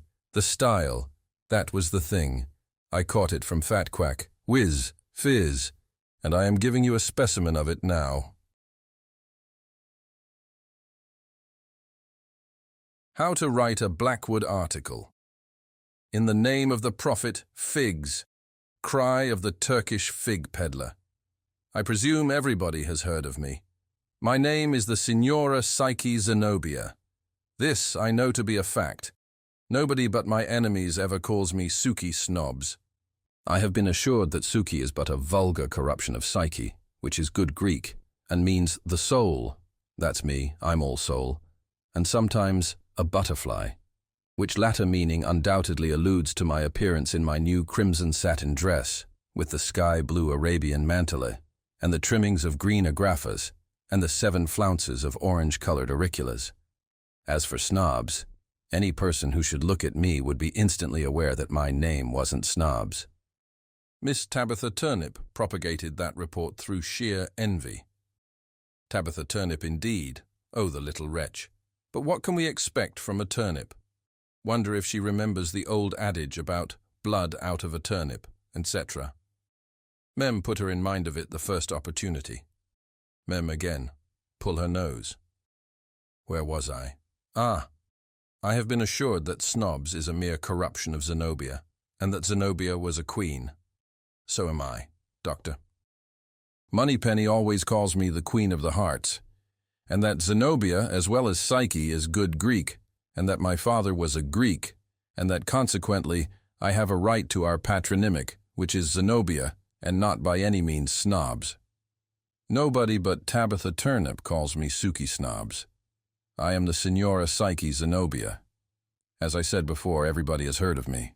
I am that very Signora Psyche Zenobia, so justly celebrated as corresponding secretary to the Philadelphia Regular Exchange T. Total Young Bell's Letters Universal Experimental Bibliographical Association to Civilize Humanity.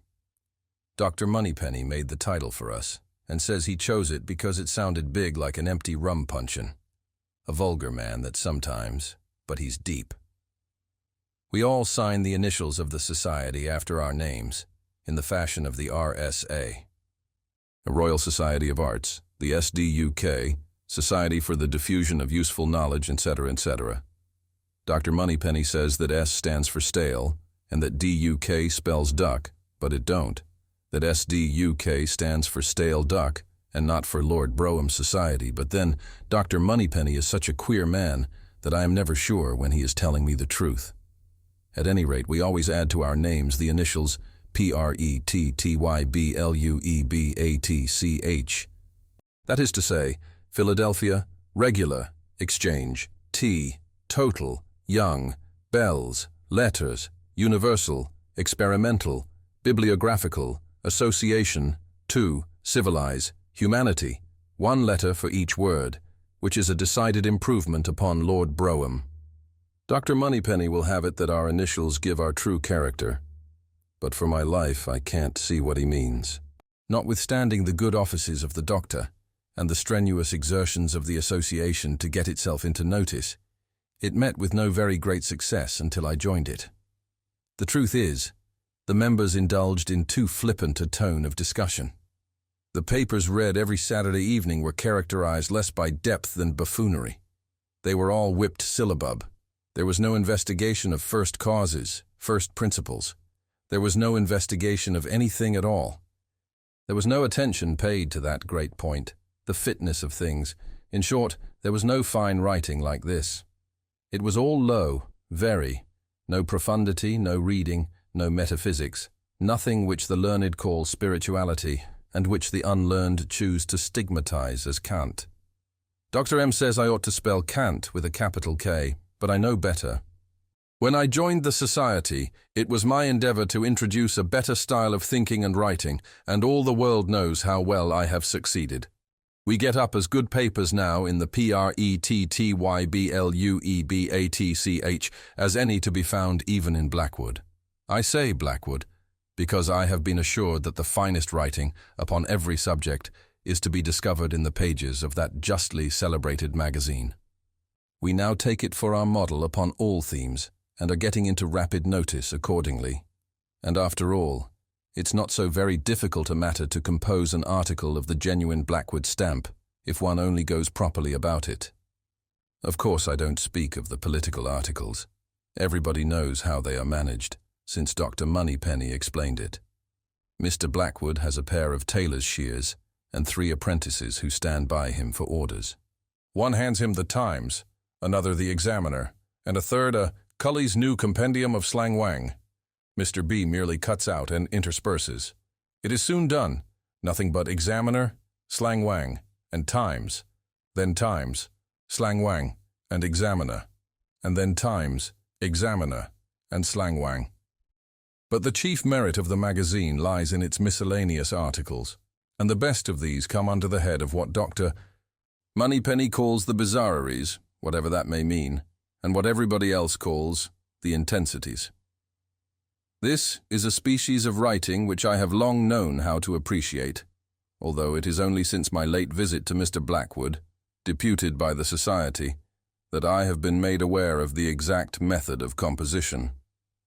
This method is very simple, but not so much so as the politics. Upon my calling at Mr. B.'s and making known to him the wishes of the Society, he received me with great civility, took me into his study, and gave me a clear explanation of the whole process. "My dear madam," said he, evidently struck with my majestic appearance, for I had on the crimson satin, with the green agraffas, and orange-colored auriclas. "My dear madam," said he, "sit down. The matter stands thus.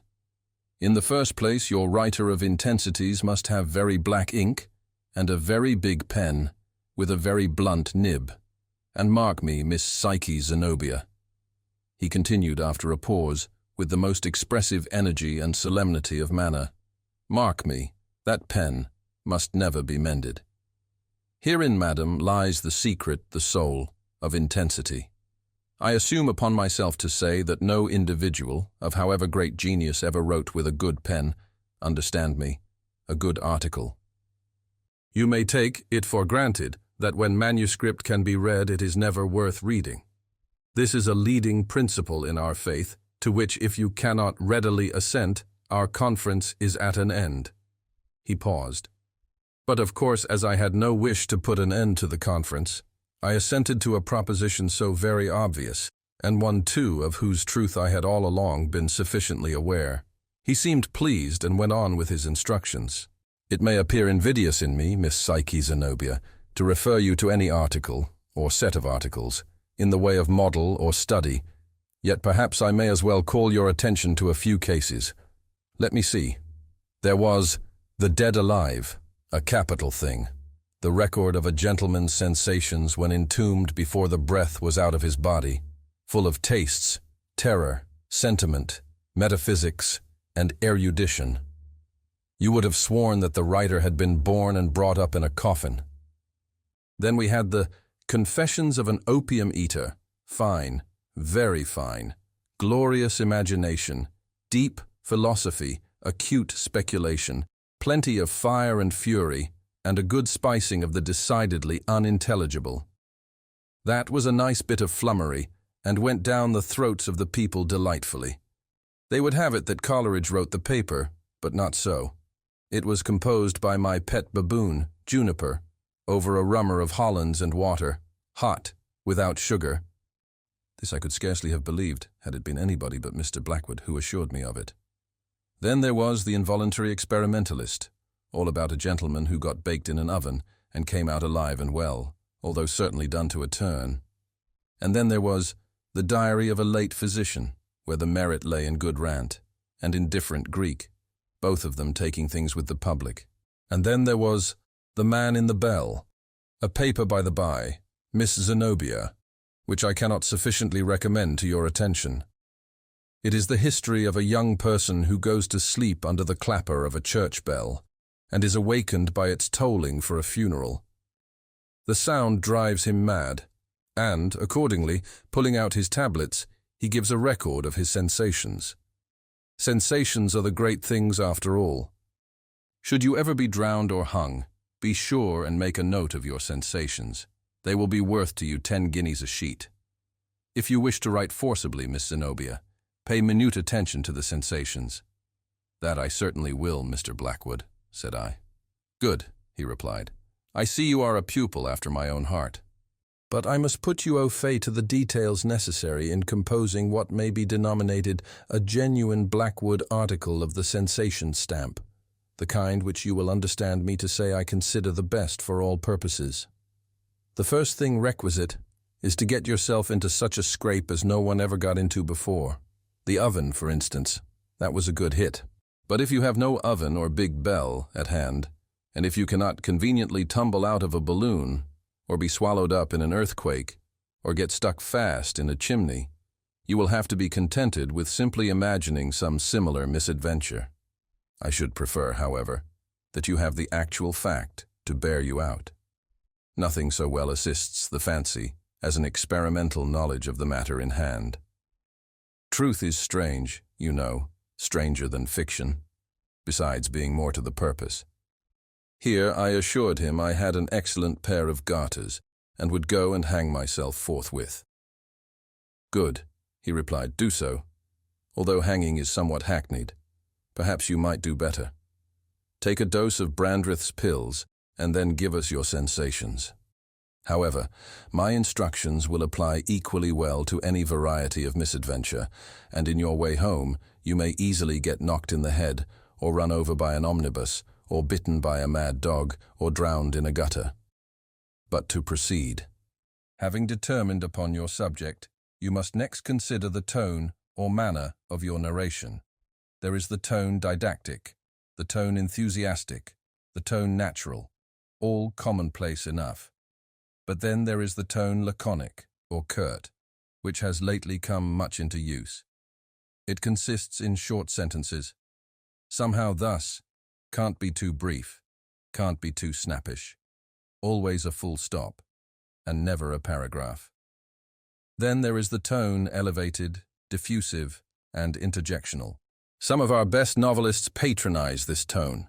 The words must be all in a whirl, like a humming top, and make a noise very similar, which answers remarkably well instead of meaning. This is the best of all possible styles, where the writer is in too great a hurry to think. The tone metaphysical is also a good one. If you know any big words, this is your chance for them. Talk of the Ionic and Eleatic schools, of Archytas, Gorgias, and Alcmaeon. Say something about objectivity and subjectivity. Be sure and abuse a man named Locke. Turn up your nose at things in general, and when you let slip anything a little too absurd, you need not be at the trouble of scratching it out, but just add a footnote and say that you are indebted for the above profound observation to the Kritik der reinen Vernunft, or to the Metaphysische Anfangsgründe der Naturwissenschaft. This would look erudite and frank. There are various other tones of equal celebrity, but I shall mention only two more, the tone transcendental and the tone heterogeneous. In the former, the merit consists in seeing into the nature of affairs a very great deal farther than anybody else. This second sight is very efficient when properly managed. A little reading of the dial will carry you a great way. Eschew, in this case, big words. Get them as small as possible and write them upside down. Look over Channing's poems and quote what he says about a fat little man with a delusive show of can. Put in something about the supernal oneness. Don't say a syllable about the infernal two-ness. Above all, study innuendo. Hint everything. Assert nothing. If you feel inclined to say bread and butter, do not by any means say it outright. You may say anything and everything approaching to bread and butter. You may hint at buckwheat cake, or you may even go so far as to insinuate oatmeal porridge. But if bread and butter be your real meaning, be cautious, my dear Miss Psyche, not on any account to say bread and butter. I assured him that I should never say it again as long as I lived. He kissed me and continued, as for the tone heterogeneous, it is merely a judicious mixture in equal proportions of all the other tones in the world, and is consequently made up of everything deep, great, odd, piquant, pertinent, and pretty. Let us suppose now you have determined upon your incidence and tone. The most important portion, in fact, the soul of the whole business, is yet to be attended to. I allude to the filling up. It is not to be supposed that a lady, or gentleman either, has been leading the life of a bookworm. And yet, above all things, it is necessary that your article have an air of erudition, or at least afford evidence of extensive general reading. Now, I'll put you in the way of accomplishing this point. See here, pulling down some 3 or 4 ordinary-looking volumes and opening them at random. By casting your eye down almost any page of any book in the world, you will be able to perceive at once a host of little scraps of either learning or bel esprit-ism, which are the very thing for the spicing of a Blackwood article. You might as well note down a few while I read them to you. I shall make 2 divisions. First, piquant facts for the manufacture of similes, and second, piquant expressions to be introduced as occasion may require. Write now. And I wrote as he dictated. Piquant facts for similes. There were originally but 3 muses, melody, menem, iod, meditation, memory, and singing. You may make a good deal of that little fact if properly worked. You see it is not generally known and looks recherché. You must be careful and give the thing with a downright improviso air. Again. The river Alpheus passed beneath the sea and emerged without injury to the purity of its waters. Rather stale that, to be sure, but if properly dressed and dished up, will look quite as fresh as ever. Here is something better. The Persian iris appears to some persons to possess a sweet and very powerful perfume, while to others it is perfectly scentless. Fine that, and very delicate. Turn it about a little, and it will do wonders. We'll have something else in the botanical line. There's nothing goes down so well, especially with the help of a little Latin. Right. The Epidendrum flossaris of Java bears a very beautiful flower and will live when pulled up by the roots. The natives suspend it by a cord from the ceiling and enjoy its fragrance for years. That's capital.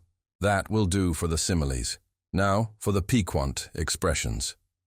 Piquant expressions.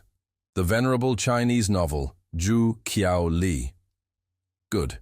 By introducing these few words with dexterity, you will evince your intimate acquaintance with the language and literature of the Chinese.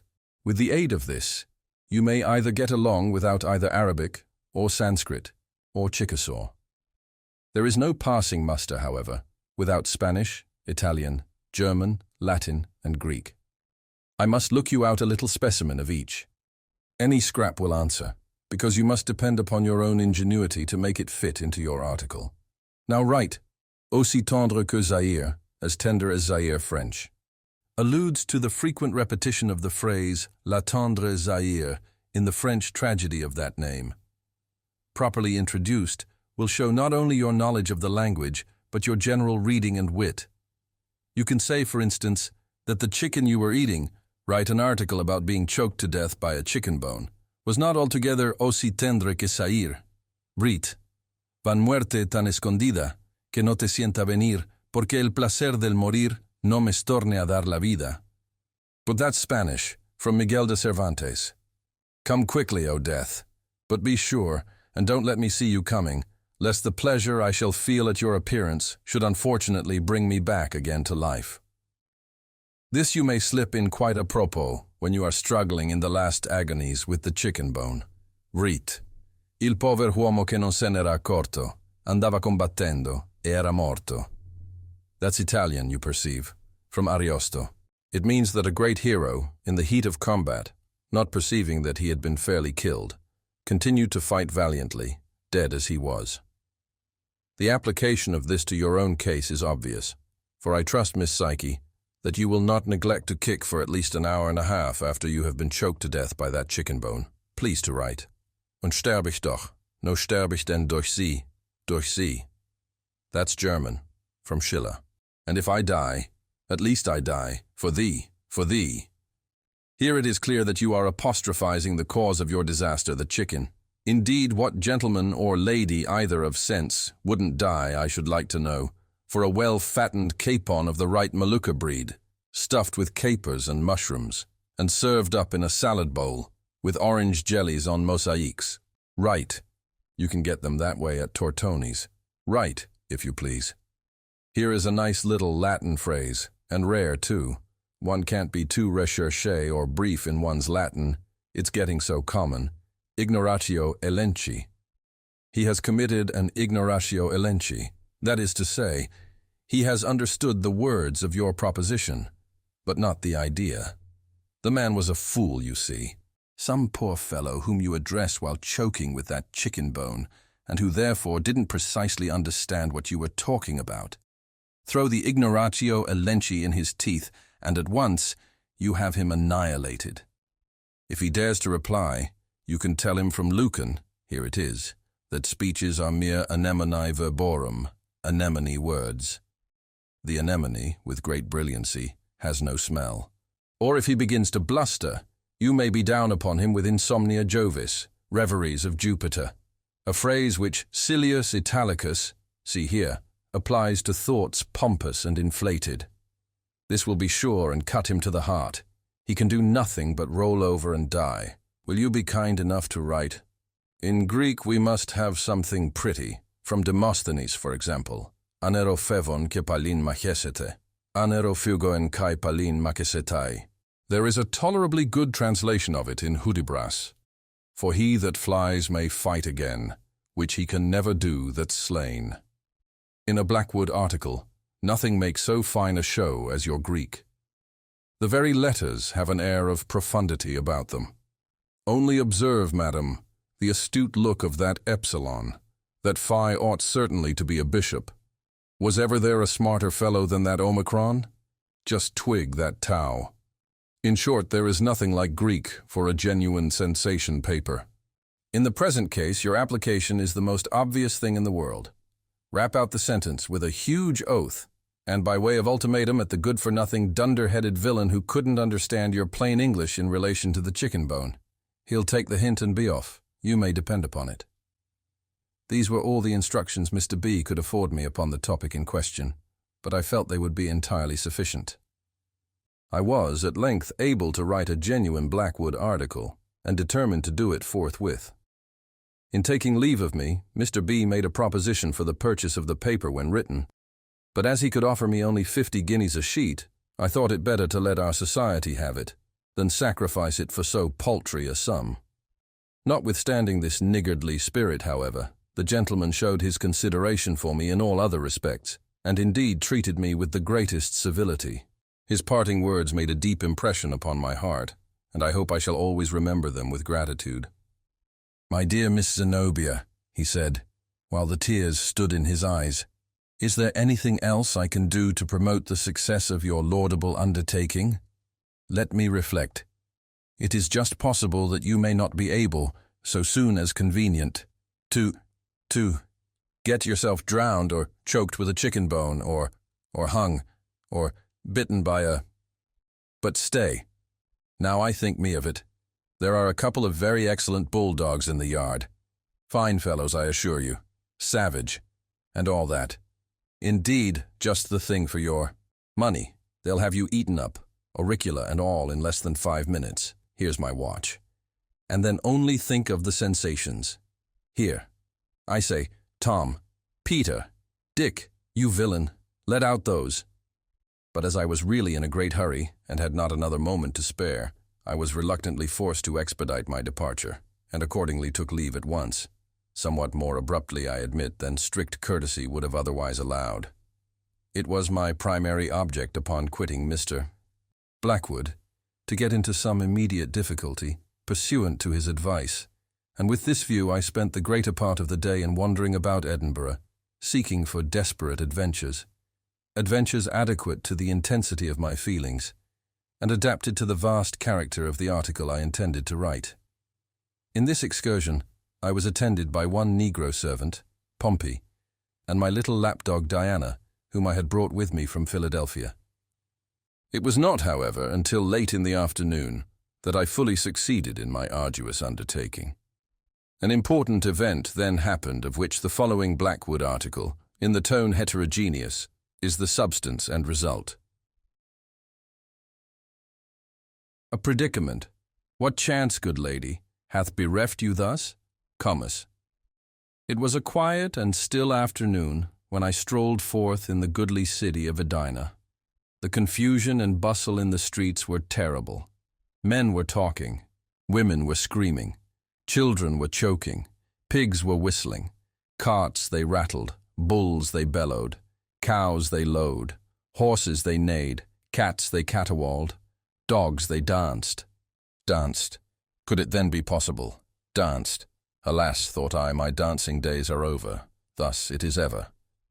What a host of gloomy recollections will ever and anon be awakened in the mind of genius and imaginative contemplation, especially of a genius doomed to the everlasting and eternal and continual, and as one might say, the continued, yes, the continued and continuous, bitter, harassing, disturbing, and, if I may be allowed the expression, the very disturbing influence of the serene and godlike and heavenly and exalted and elevated and purifying effect of what may be rightly termed the most enviable, the most truly enviable, nay, the most benignly beautiful, the most deliciously ethereal, and, as it were, the most pretty, if I may use so bold an expression, thing, pardon me, gentle reader, in the world.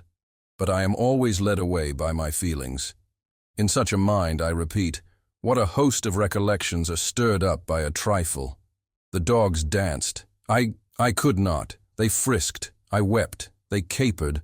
I sobbed aloud. Touching circumstances, which cannot fail to bring to the recollection of the classical reader that exquisite passage in relation to the fitness of things, which is to be found in the commencement of the 3rd volume of that admirable and venerable Chinese novel, The Jogo Slow. In my solitary walk through the city I had 2 humble but faithful companions. Diana, my poodle, sweetest of creatures. She had a quantity of hair over her one eye and a blue ribbon tied fashionably around her neck. Diana was not more than 5 inches in height, but her head was somewhat bigger than her body, and her tail being cut off exceedingly close, gave an air of injured innocence to the interesting animal which rendered her a favorite with all. And Pompey, my Negro, sweet Pompey, how shall I ever forget thee? I had taken Pompey's arm. He was 3 feet in height, I like to be particular, and about 70 or perhaps 80 years of age. He had bow legs and was corpulent. His mouth should not be called small, nor his ears short. His teeth, however, were like pearl, and his large, full eyes were deliciously white. Nature had endowed him with no neck, and had placed his ankles, as usual with that race, in the middle of the upper portion of the feet. He was clad with a striking simplicity. His sole garments were a stock of 9 inches in height, and a nearly new drab overcoat which had formerly been in the service of the tall, stately, and illustrious Dr. Moneypenny. It was a good overcoat. It was well cut. It was well made. The coat was nearly new. Pompey held it up out of the dirt with both hands. There were 3 persons in our party, and 2 of them have already been the subject of remark. There was a third. That person was myself. I am the Signora Psyche Zenobia. I am not Suki Snobs. My appearance is commanding. On the memorable occasion of which I speak, I was habited in a crimson satin dress, with a sky-blue Arabian mantelet. And the dress had trimmings of green agrafas and 7 graceful flounces of the orange-colored auricula. I thus formed the third of the party. There was the poodle, there was Pompey, there was myself. We were 3. Thus it is said there were originally but 3 Furies, Melty, Nimi, and Hetty, meditation, memory, and fiddling.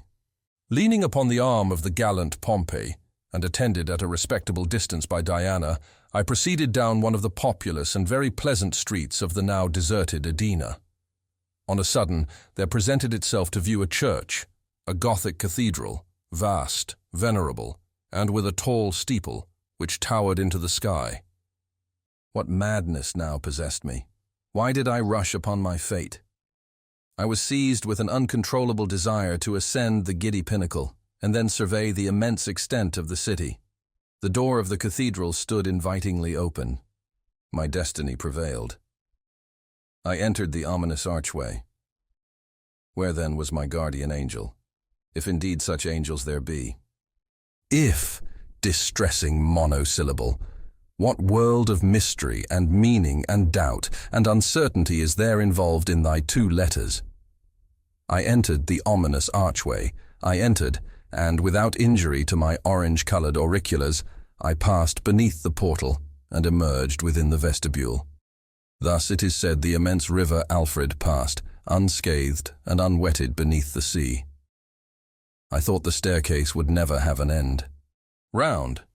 Yes, they went round and up and round and up and round and up, until I could not help surmising, with the sagacious Pompey, upon whose supporting arm I leaned in all the confidence of early affection, I could not help surmising that the upper end of the continuous spiral ladder had been accidentally or perhaps designedly removed. I paused for breath, and in the meantime an accident occurred of too momentous a nature in a moral and also in a metaphysical point of view to be passed over without notice. It appeared to me, indeed I was quite confident of the fact, I could not be mistaken. No! I had, for some moments, carefully and anxiously observed the motions of my Diana. I say that I could not be mistaken. Diana smelt a rat. At once I called Pompey's attention to the subject, and he agreed with me. There was then no longer any reasonable room for doubt. The rat had been smelled, and by Diana. Heavens, shall I ever forget the intense excitement of the moment? Alas, what is the boasted intellect of man? The rat. It was there. That is to say, it was somewhere. Diana smelled the rat. I could not. Thus it is said the Prussian Isis has for some persons a sweet and very powerful perfume, while to others it is perfectly scentless. The staircase had been surmounted, and there were now only 3 or 4 more upward steps intervening between us and the summit. We still ascended, and now only 1 step remained. 1 step. 1 little step. Upon 1 such little step in the great staircase of human life, how vast a sum of human happiness or misery depends. I thought of myself, then of Pompey, and then of the mysterious and inexplicable destiny which surrounded us. I thought of Pompey. Alas, I thought of love. I thought of my many false steps which have been taken and may be taken again. I resolved to be more cautious, more reserved. I abandoned the arm of Pompey, and without his assistance, surmounted the 1 remaining step, and gained the chamber of the Belfry. I was followed immediately afterward by my poodle, Pompey alone remained behind. I stood at the head of the staircase and encouraged him to ascend. He stretched forth to me his hand, and unfortunately in so doing was forced to abandon his firm hold upon the overcoat. Will the gods never cease their persecution? The overcoat is dropped, and with one of his feet, Pompey stepped upon the long and trailing skirt of the overcoat. He stumbled and fell. This consequence was inevitable. He fell forward, and with his accursed head, striking me full in the breast, precipitated me headlong, together with himself, upon the hard, filthy, and detestable floor of the Belfry. But my revenge was sure, sudden, and complete.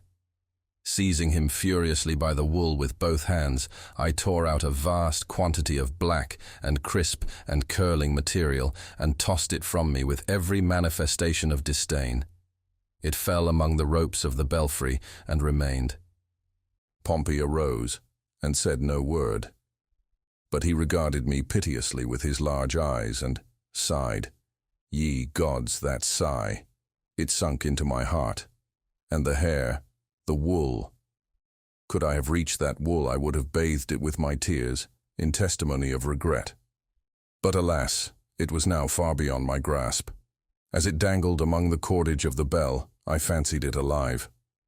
I fancied that it stood on end with indignation. Thus the happy dandy Flos Aeris of Java bears, it is said, a beautiful flower, which will live when pulled up by the roots. The natives suspend it by a cord from the ceiling and enjoy its fragrance for years. Our quarrel was now made up, and we looked about the room for an aperture through which to survey the city of Edina. Windows there were none. The sole light admitted into the gloomy chamber proceeded from a square opening, about a foot in diameter, at a height of about 7 feet from the floor. Yet what will the energy of true genius not effect? I resolved to clamber up to this hole. A vast quantity of wheels, pinions, and other cabalistic-looking machinery stood opposite the hole, close to it, and through the hole there passed an iron rod from the machinery. Between the wheels and the wall where the hole lay, there was barely room for my body. Yet I was desperate and determined to persevere. I called Pompey to my side. You perceive that aperture, Pompey. I wish to look through it. You will stand here just beneath the hole. So, now, hold out one of your hands, Pompey, and let me step upon it, thus. Now, the other hand, Pompey, and with its aid, I will get upon your shoulders. He did everything I wished, and I found upon getting up that I could easily pass my head and neck through the aperture. The prospect was sublime. Nothing could be more magnificent. I merely paused a moment to bid Diana behave herself, and assure Pompey that I would be considerate and bear as lightly as possible upon his shoulders. I told him I would be tender of his feelings, ossi tender que beefsteak.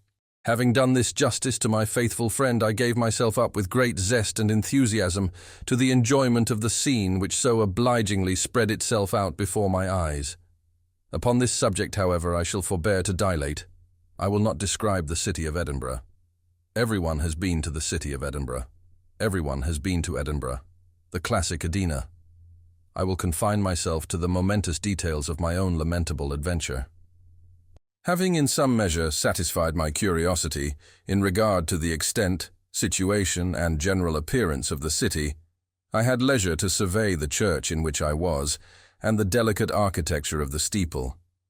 I observed that the aperture through which I had thrust my head was an opening in the dial plate of a gigantic clock, and must have appeared from the street as a large keyhole, such as we see in the face of the French watches. No doubt the true object was to admit the arm of an attendant, to adjust, when necessary, the hands of the clock from within. I observed also, with surprise, the immense size of these hands, the longest of which could not have been less than 10 feet in length, and where broadest, 8 or 9 inches in breadth. They were of solid steel, apparently, and their edges appeared to be sharp. Having noticed these particulars and some others, I again turned my eyes upon the glorious prospect below, and soon became absorbed in contemplation. From this, after some minutes, I was aroused by the voice of Pompey, who declared that he could stand it no longer, and requested that I would be so kind as to come down. This was unreasonable, and I told him so in a speech of some length.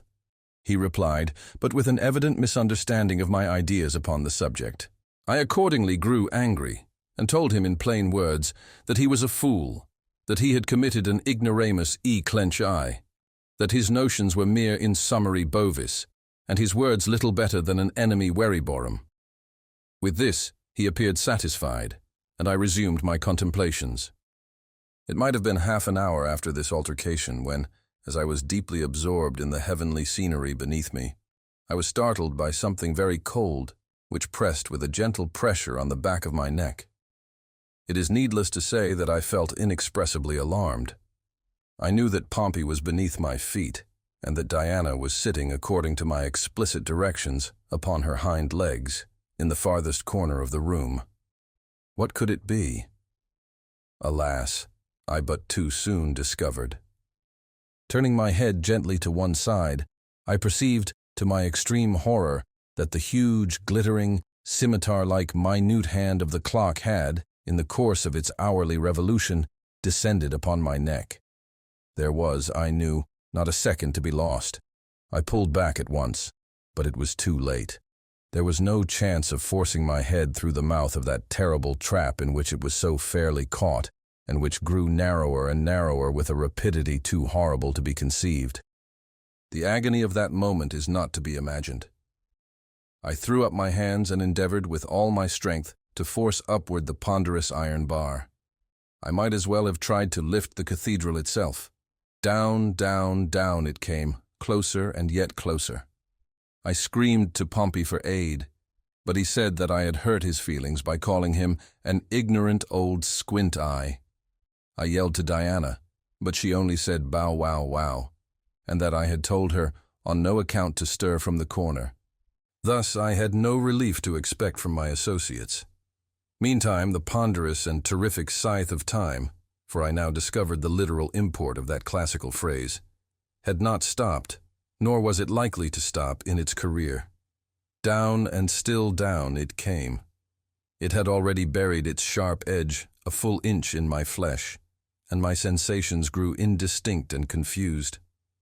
At one time I fancied myself in Philadelphia, with the stately Dr. Moneypenny, at another in the back parlor of Mr. Blackwood receiving his invaluable instructions. And then again the sweet recollection of better and earlier times came over me, and I thought of that happy period when the world was not all a desert and Pompey not altogether cruel. The ticking of the machinery amused me. Amused me, I say, for my sensations now bordered upon perfect happiness, and the most trifling circumstances afforded me pleasure. The eternal click-clack, click-clack, click-clack of the clock was the most melodious of music in my ears, and occasionally even put me in mind of the graceful sermonic harangues of Dr. Ollapod. Then there were the great figures upon the dial plate. How intelligent, how intellectual they all looked. And presently they took to dancing the mazurka, and I think it was the figure V who performed the most to my satisfaction. She was evidently a lady of breeding. None of your swaggerers, and nothing at all indelicate in her motions. She did the pirouette to admiration, whirling round upon her apex. I made an endeavor to hand her a chair, for I saw that she appeared fatigued with her exertions, and it was not until then that I fully perceived my lamentable situation. Lamentable indeed. The bar had buried itself 2 inches in my neck. I was aroused to a sense of exquisite pain. I prayed for death, and, in the agony of the moment, could not help repeating those exquisite verses of the poet Miguel de Cervantes. Vani buren, tan escondida quieri, no te senti veni pork and pleasure, deli mori nomi, torni, dari, witty. But now a new horror presented itself, and one indeed sufficient to startle the strongest nerves. My eyes, from the cruel pressure of the machine, were absolutely starting from their sockets. While I was thinking how I should possibly manage without them, one actually tumbled out of my head, and rolling down the steep side of the steeple, lodged in the rain gutter, which ran along the eaves of the main building. The loss of the eye was not so much as the insolent air of independence and contempt with which it regarded me after it was out. There it lay in the gutter just under my nose, and the airs it gave itself would have been ridiculous had they not been disgusting. Such a winking and blinking were never before seen. This behavior on the part of my eye in the gutter was not only irritating on account of its manifest insolence and shameful ingratitude, but was also exceedingly inconvenient on account of the sympathy which always exists between two eyes of the same head, however far apart. I was forced, in a manner, to wink and to blink, whether I would or not, in exact concert with the scoundrelly thing that lay just under my nose. I was presently relieved, however, by the dropping out of the other eye. In falling, it took the same direction, possibly a concerted plot, as its fellow. Both rolled out of the gutter together, and in truth I was very glad to get rid of them. The bar was now 4 inches and a half deep in my neck, and there was only a little bit of skin to cut through. My sensations were those of entire happiness, for I felt that in a few minutes, at farthest, I should be relieved from my disagreeable situation. And in this expectation, I was not at all deceived. At 25 minutes past 5 in the afternoon precisely, the huge minute hand had proceeded sufficiently far on its terrible revolution to sever the small remainder of my neck. I was not sorry to see the head which had occasioned me so much embarrassment at length make a final separation from my body. It first rolled down the side of the steeple, then lodge, for a few seconds, in the gutter, and then made its way, with a plunge, into the middle of the street. I will candidly confess that my feelings were now of the most singular, nay, of the most mysterious, the most perplexing and incomprehensible character. My senses were here and there at one and the same moment. With my head I imagined at one time that I, the head, was the real Signora Psyche Zenobia. At another I felt convinced that myself, the body, was the proper identity. To clear my ideas on this topic I felt in my pocket for my snuff-box, but upon getting it, and endeavoring to apply a pinch of its grateful contents in the ordinary manner, I became immediately aware of my peculiar deficiency, and threw the box at once down to my head. It took a pinch with great satisfaction, and smiled me an acknowledgment in return. Shortly afterward it made me a speech, which I could hear but indistinctly without ears. I gathered enough, however, to know that it was astonished at my wishing to remain alive under such circumstances. In the concluding sentences it quoted the noble words of Ariosto, Il pover homi che non sera corti, and have a combat tenti eri morti, thus comparing me to the hero who, in the heat of the combat, not perceiving that he was dead, continued to contest the battle with inextinguishable valor.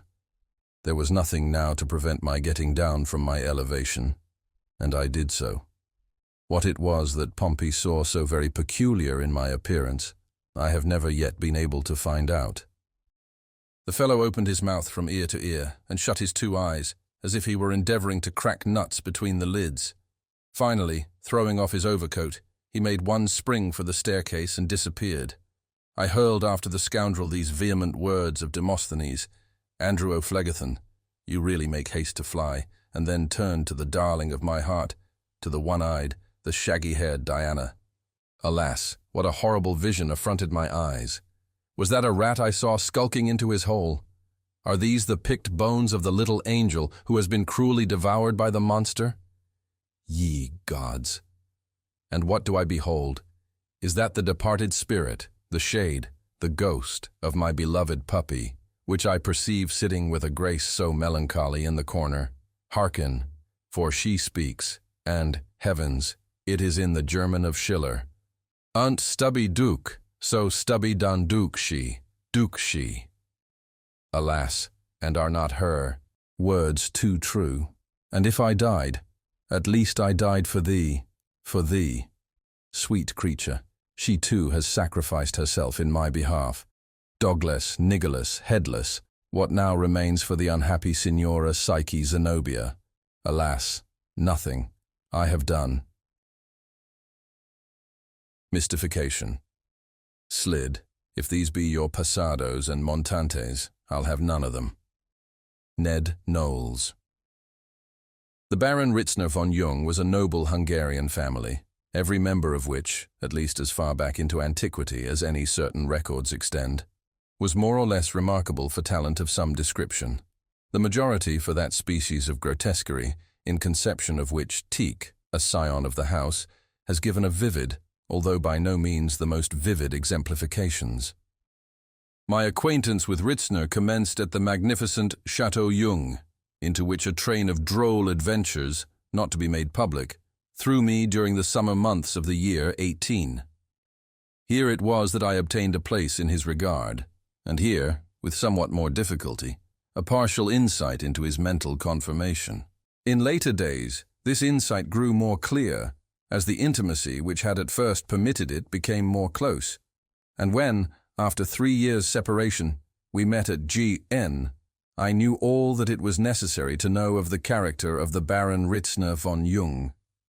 I remember the buzz of curiosity which his advent excited within the college precincts on the night of the 25th of June. I remember still more distinctly that while he was pronounced by all parties at first sight the most remarkable man in the world, no person made any attempt at accounting for his opinion. That he was unique appeared so undeniable that it was deemed impertinent to inquire wherein the uniquity consisted. But, letting this matter pass for the present, I will merely observe that, from the first moment of his setting foot within the limits of the university, he began to exercise over the habits, manners, persons, purses, and propensities of the whole community which surrounded him, an influence the most extensive and despotic, yet, at the same time, the most indefinite and altogether unaccountable. Thus, the brief period of his residence at the university forms an era in its annals, and is characterized by all classes of people appertaining to it or its dependencies as that very extraordinary epoch forming the domination of the Baron Ritzner von Jung. Upon his advent to G.N., he sought me out in my apartments. He was then of no particular age, by which I mean that it was impossible to form a guess respecting his age by any data personally afforded. He might have been 15 or 50, and was 21 years and 7 months. He was by no means a handsome man, perhaps the reverse. The contour of his face was somewhat angular and harsh. His forehead was lofty and very fair, his nose a snub, his eyes large, heavy, glassy, and meaningless. About the mouth there was more to be observed. The lips were gently protruded, and rested the one upon the other, after such a fashion that it is impossible to conceive any, even the most complex combination of human features, conveying so entirely and so singly the idea of unmitigated gravity, solemnity, and repose. It will be perceived, no doubt from what I have already said, that the Baron was one of those human anomalies now and then to be found who make the science of mystification the study and the business of their lives. For this science, a peculiar turn of mind gave him instinctively the cue, while his physical appearance afforded him unusual facilities for carrying his prospects into effect.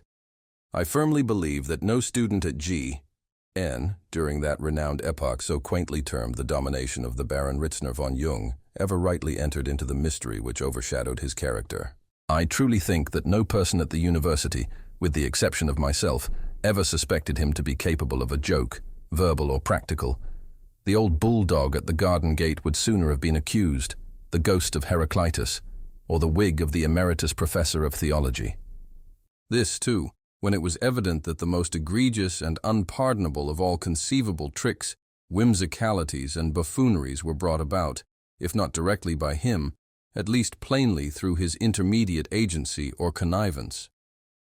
The beauty, if I may so call it, of his art mystique, lay in that consummate ability, resulting from an almost intuitive knowledge of human nature and a most wonderful self-possession, by means of which he never failed to make it appear that the drolleries he was occupied in bringing to a point arose partly in spite and partly in consequence of the laudable efforts he was making for their prevention and for the preservation of the good order and dignity of Alma Mater. The deep, the poignant, the overwhelming mortification, which upon each such failure of his praiseworthy endeavors would suffuse every lineament of his countenance, left not the slightest room for doubt of his sincerity in the bosoms of even his most skeptical companions. The adroitness, too, was no less worthy of observation, by which he contrived to shift the sense of the grotesque from the creator to the created, from his own person to the absurdities to which he had given rise.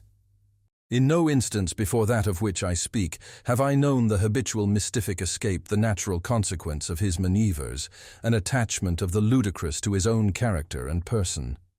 Continually enveloped in an atmosphere of whim, my friend appeared to live only for the severities of society, and not even his own household have for a moment associated other ideas than those of the rigid and august with the memory of the Baron Ritzner von Jung. During the epoch of his residence at G, and it really appeared that the demon of the dolce far niente lay like an incubus upon the university. Nothing, at least, was done beyond eating and drinking and making merry. The apartments of the students were converted into so many pothouses, and there was no pothouse of them all more famous or more frequented than that of the Baron. Our carousals here were many, and boisterous, and long, and never unfruitful of events. Upon one occasion we had protracted our sitting until nearly daybreak, and an unusual quantity of wine had been drunk. The company consisted of 7 or 8 individuals besides the Baron and myself. Most of these were young men of wealth, of high connection, of great family pride, and all alive with an exaggerated sense of honor. They abounded in the most ultra-German opinions respecting the duello. To these quixotic notions, some recent Parisian publications, backed by 3 or 4 desperate and fatal rencounters at G.N., had given new vigor and impulse, and thus the conversation, during the greater part of the night, had run wild upon the all-engrossing topic of the times. The Baron, who had been unusually silent and abstracted in the earlier portion of the evening, at length seemed to be aroused from his apathy, took a leading part in the discourse, and dwelt upon the benefits, and more especially upon the beauties, of the received code of etiquette in passages of arms with an ardor, an eloquence, an impressiveness, and an affectionateness of manner, which elicited the warmest enthusiasm from his hearers in general, and absolutely staggered even myself, who knew him to be at heart a ridiculer of those very points for which he contended, and especially to hold the entire fanfaronade of dueling etiquette in the sovereign contempt which it deserves. Looking around me during a pause in the Baron's discourse, of which my readers may gather some faint idea when I say that it bore resemblance to the fervid, chanting, monotonous yet musical sermonic manner of Coleridge, I perceived symptoms of even more than the general interest in the countenance of one of the party. This gentleman, whom I shall call Hermann, was an original in every respect, except perhaps in the single particular that he was a very great fool. He contrived to bear, however, among a particular set at the university, a reputation for deep metaphysical thinking, and, I believe, for some logical talent. As a duelist, he had acquired great renown, even at G.N. I forget the precise number of victims who had fallen at his hands, but they were many. He was a man of courage, undoubtedly. But it was upon his minute acquaintance with the etiquette of the duello, and the nicety of his sense of honor, that he most especially prided himself. These things were a hobby which he rode to the death.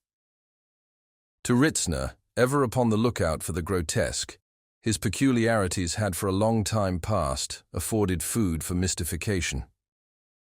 Of this, however, I was not aware, although in the present instance I saw clearly that something of a whimsical nature was upon the tapis with my friend, and that Hermann was its especial object. As the former proceeded in his discourse, or rather monologue, I perceived the excitement of the latter momently increasing. At length he spoke, offering some objection to a point insisted upon by R, and giving his reasons in detail. To these the Baron replied at length, still maintaining his exaggerated tone of sentiment, and concluding, in what I thought very bad taste, with a sarcasm and a sneer. The hobby of Hermann now took the bit in his teeth. This I could discern by the studied hair-splitting farrago of his rejoinder. His last words I distinctly remember. Your opinions, allow me to say, Baron von Jung, although in the main correct, are, in many nice points, discreditable to yourself and to the university of which you are a member. In a few respects they are even unworthy of serious refutation. I would say more than this, sir, were it not for the fear of giving you offense. Here the speaker smiled blandly. I would say, sir, that your opinions are not the opinions to be expected from a gentleman. As Hermann completed this equivocal sentence, all eyes were turned upon the Baron, He became pale, then excessively red. Then, dropping his pocket handkerchief, stooped to recover it, when I caught a glimpse of his countenance, while it could be seen by no one else at the table. It was radiant with the quizzical expression which was its natural character, but which I had never seen it assume except when we were alone together, and when he unbent himself freely. In an instant afterward he stood erect, confronting Hermann, and so total an alteration of countenance in so short a period I certainly never saw before. For a moment I even fancied that I had misconceived him, and that he was in sober earnest. He appeared to be stifling with passion, and his face was cadaverously white. For a short time he remained silent, apparently striving to master his emotion. Having at length seemingly succeeded, he reached a decanter which stood near him, saying as he held it firmly clenched, "The language you have thought proper to employ, Mynheer Hermann, in addressing yourself to me, is objectionable in so many particulars, that I have neither temper nor time for specification. That my opinions, however, are not the opinions to be expected from a gentleman, is an observation so directly offensive as to allow me but one line of conduct. Some courtesy, nevertheless, is due to the presence of this company, and to yourself at this moment, as my guest.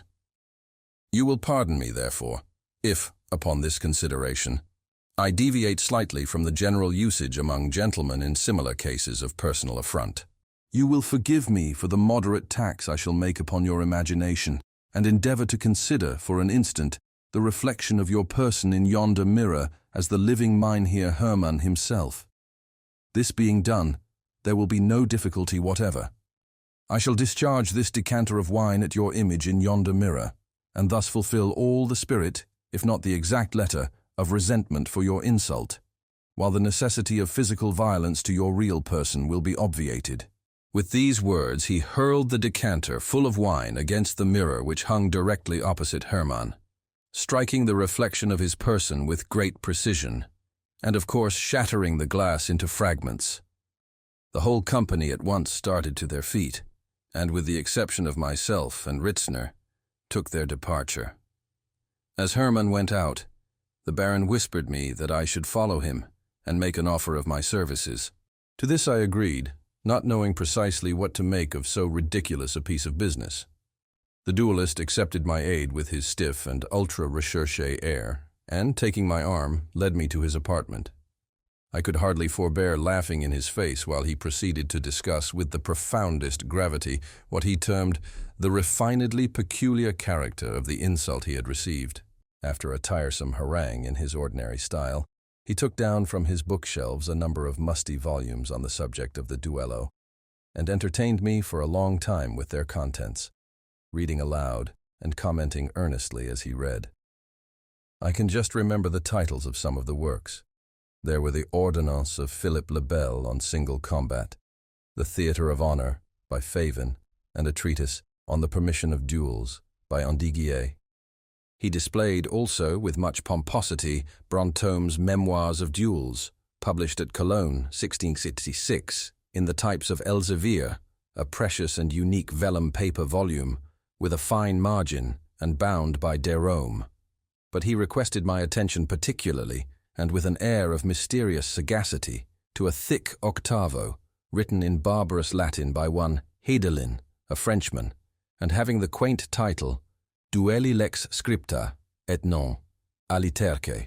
From this he read me one of the drollest chapters in the world concerning injuriae per applicationem, per constructionem et per se, about half of which, he averred, was strictly applicable to his own refinedly peculiar case, although not one syllable of the whole matter could I understand for the life of me. Having finished the chapter, he closed the book and demanded what I thought necessary to be done. I replied that I had entire confidence in his superior delicacy of feeling, and would abide by what he proposed. With this answer he seemed flattered, and sat down to write a note to the Baron. It ran thus: "Sir, my friend, MP, will hand you this note. I find it incumbent upon me to request, at your earliest convenience, an explanation of this evening's occurrences at your chambers. In the event of your declining this request, Mr. P. will be happy to arrange, with any friend whom you may appoint, the steps preliminary to a meeting. With sentiments of perfect respect, your most humble servant, Johann Hermann. To the Baron Ritzner von Jung, August 18th, 18th. Not knowing what better to do, I called upon Ritzner with this epistle. He bowed as I presented it, then, with a grave countenance, motioned me to a seat. Having perused the cartel, he wrote the following reply, which I carried to Hermann. Sir, through our common friend, Mr. P., I have received your note of this evening. Upon due reflection, I frankly admit the propriety of the explanation you suggest. This being admitted, I still find great difficulty, owing to the refinedly peculiar nature of our disagreement, and of the personal affront offered on my part, in so wording what I have to say by way of apology, as to meet all the minute exigencies and all the variable shadows of the case. I have great reliance, however, on that extreme delicacy of discrimination in matters appertaining to the rules of etiquette, for which you have been so long and so preeminently distinguished. With perfect certainty, therefore, of being comprehended, I beg leave, in lieu of offering any sentiments of my own, to refer you to the opinions of Sieur Hedelin, as set forth in the 9th paragraph of the chapter of Injuriae per applicationem, per constructionem, et per se, inis duelli lex scripta, et non aliterque. The nicety of your discernment in all the matters here treated will be sufficient, I am assured, to convince you that the mere circumstance of me referring you to this admirable passage ought to satisfy your request, as a man of honor, for explanation. With sentiments of profound respect, your most obedient servant, von Jung. The Herr Johann Hermann, August 18th, 18th. Hermann commenced the perusal of this epistle with a scowl, which, however, was converted into a smile of the most ludicrous self-complacency as he came to the rigmarole about injuriae per applicationem, per constructionem, et per se. Having finished reading, he begged me, with the blandest of all possible smiles, to be seated, while he made reference to the treatise in question. Turning to the passage specified, he read it with great care to himself, then closed the book, and desired me, in my character of confidential acquaintance, to express to the Baron von Jung his exalted sense of his chivalrous behavior, and, in that of second, to assure him that the explanation offered was of the fullest, the most honorable, and the most unequivocally satisfactory nature. Somewhat amazed at all this, I made my retreat to the Baron. He seemed to receive Hermann's amicable letter as a matter of course, and after a few words of general conversation, went to an inner room and brought out the everlasting treatise, Duelli lex scripta, et non aliterque. He handed me the volume and asked me to look over some portion of it. I did so, but to little purpose, not being able to gather the least particle of meaning. He then took the book himself and read me a chapter aloud. To my surprise, what he read proved to be a most horribly absurd account of a duel between two baboons. He now explained the mystery, showing that the volume, as it appeared prima facie, was written upon the plan of the nonsense verses of Du Bartas. That is to say, the language was ingeniously framed so as to present to the ear all the outward signs of intelligibility and even of profundity, while in fact not a shadow of meaning existed. The key to the whole was found in leaving out every second and third word alternately, when there appeared a series of ludicrous quizzes upon a single combat, as practiced in modern times. The Baron afterwards informed me that he had purposely thrown the treatise in Hermann's way 2 or 3 weeks before the adventure, and that he was satisfied from the general tenor of his conversation that he had studied it with the deepest attention, and firmly believed it to be a work of unusual merit. Upon this hint, he proceeded. Hermann would have died 1,000 deaths rather than acknowledge his inability to understand anything and everything in the universe that had ever been written about the duello. Diddling, considered as one of the exact sciences. Hey, diddle diddle the cat and the fiddle. Since the world began, there have been 2 Jeremies. The one wrote a Jeremiad about usury and was called Jeremy Bentham. He has been much admired by Mr. John Neal and was a great man in a small way. The other gave name to the most important of the exact sciences, and was a great man in a great way, I may say indeed in the very greatest of ways. Diddling, or the abstract idea conveyed by the verb to diddle, is sufficiently well understood. Yet the fact, the deed, the thing diddling, is somewhat difficult to define. We may get, however, at a tolerably distinct conception of the matter in hand by defining, not the thing, diddling, in itself, but man, as an animal that diddles. Had Plato but hit upon this, he would have been spared the affront of the picked chicken. Very pertinently it was demanded of Plato why a picked chicken, which was clearly a biped without feathers, was not, according to his own definition, a man. But I am not to be bothered by any similar query. Man is an animal that diddles, and there is no animal that diddles but man. It will take an entire hen coop of picked chickens to get over that. What constitutes the essence, the nerve, the principle of diddling is, in fact, peculiar to the class of creatures that wear coats and pantaloons. A crow thieves, a fox cheats, a weasel outwits, a man diddles. To diddle is his destiny. Man was made to mourn, says the poet. But not so. He was made to diddle. This is his aim, his object, his end. And for this reason, when a man's diddled, we say he's done. Diddling, rightly considered, is a compound of which the ingredients are minuteness, interest, perseverance, ingenuity, audacity, nonchalance, originality, impertinence, and grin. Minuteness. Your diddler is minute. His operations are upon a small scale. His business is retail, for cash or approved paper at sight. Should he ever be tempted into magnificent speculation, he then, at once, loses his distinctive features and becomes what we term financier. This latter word conveys the diddling idea in every respect except that of magnitude. A diddler may thus be regarded as a banker in petto, a financial operation, as a diddle at Brobdingnag. The one is to the other, as Homer to Flaccus, as a mastodon to a mouse, as the tail of a comet to that of a pig. Interest. Your diddler is guided by self-interest. He scorns to diddle for the mere sake of the diddle. He has an object in view, his pocket and yours. He regards always the main chance. He looks to number one. You are number two and must look to yourself. Perseverance. Your diddler perseveres. He is not readily discouraged. Should even the banks break, he cares nothing about it. He steadily pursues his end, and ut canis acorio nunquam absterebitur uncto, so he never lets go of his game. Ingenuity. Your diddler is ingenious. He has constructiveness large. He understands plot. He invents and circumvents.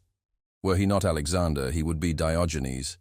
Were he not a diddler, he would be a maker of patent rat traps or an angler for trout.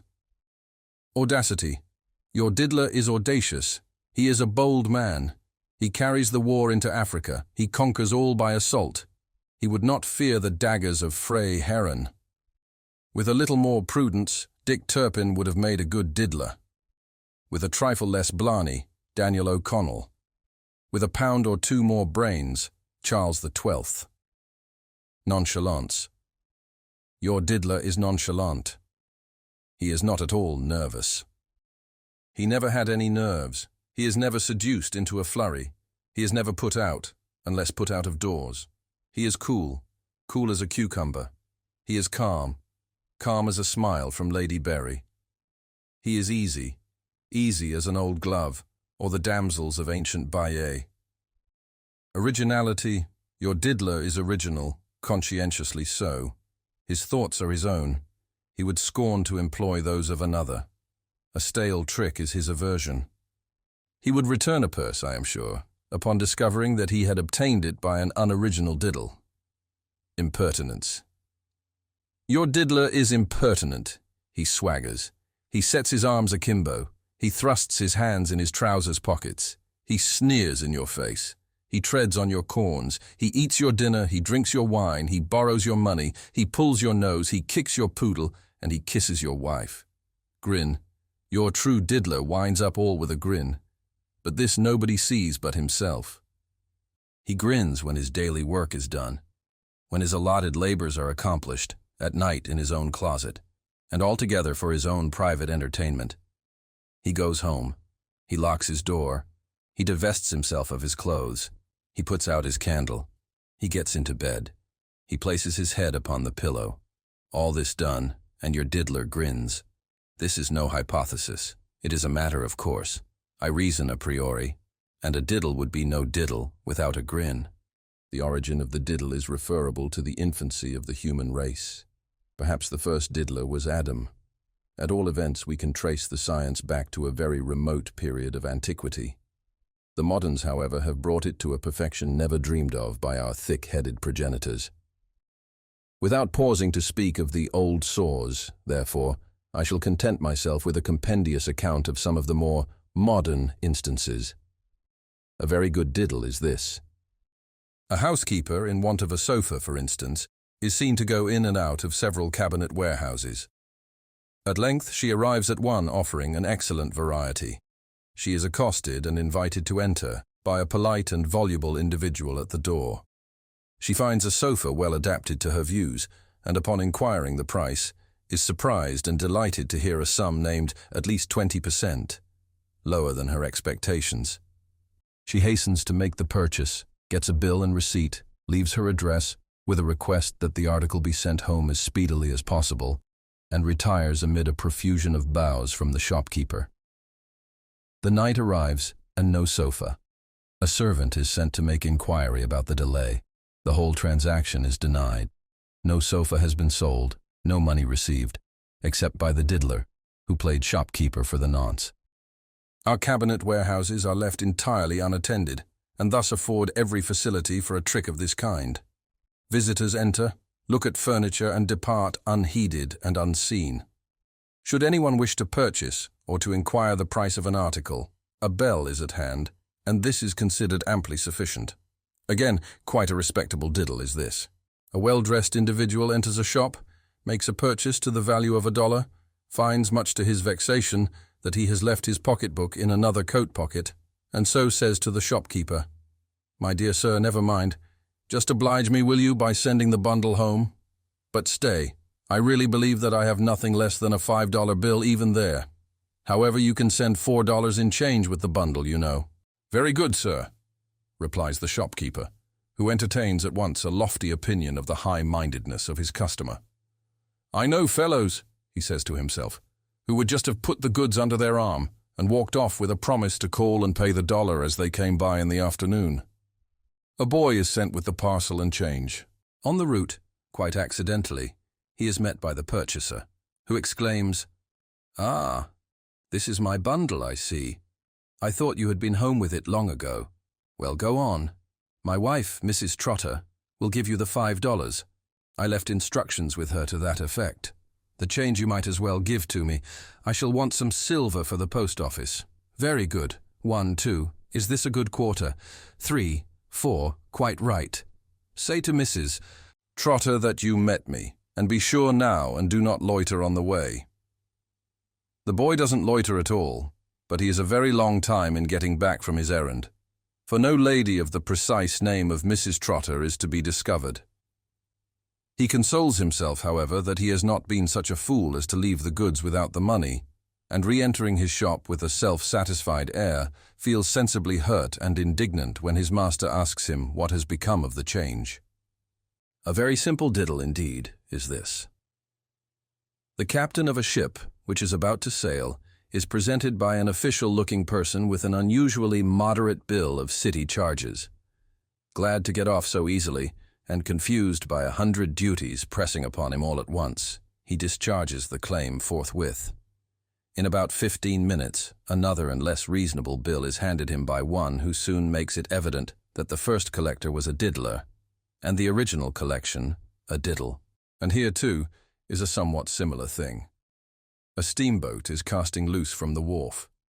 A traveller, portmanteau in hand, is discovered running toward the wharf at full speed. Suddenly he makes a dead halt, stoops, and picks up something from the ground in a very agitated manner. It is a pocketbook, and, "Has any gentleman lost a pocketbook?" he cries. No one can say that he has exactly lost a pocketbook, but a great excitement ensues when the treasure trove is found to be of value. The boat, however, must not be detained. "Time and tide wait for no man," says the captain. "For God's sake, stay only a few minutes," says the finder of the book. "The true claimant will presently appear." "Can't wait," replies the man in authority. "Cast off there. Do you hear?" "What am I to do?" asks the finder, in great tribulation. "I am about to leave the country for some years, and I cannot conscientiously retain this large amount in my possession. I beg your pardon, sir." Here he addresses a gentleman on shore. "But you have the air of an honest man. Will you confer upon me the favor of taking charge of this pocketbook? I know I can trust you, and of advertising it. The notes, you see, amount to a very considerable sum. The owner will no doubt insist upon rewarding you for your trouble."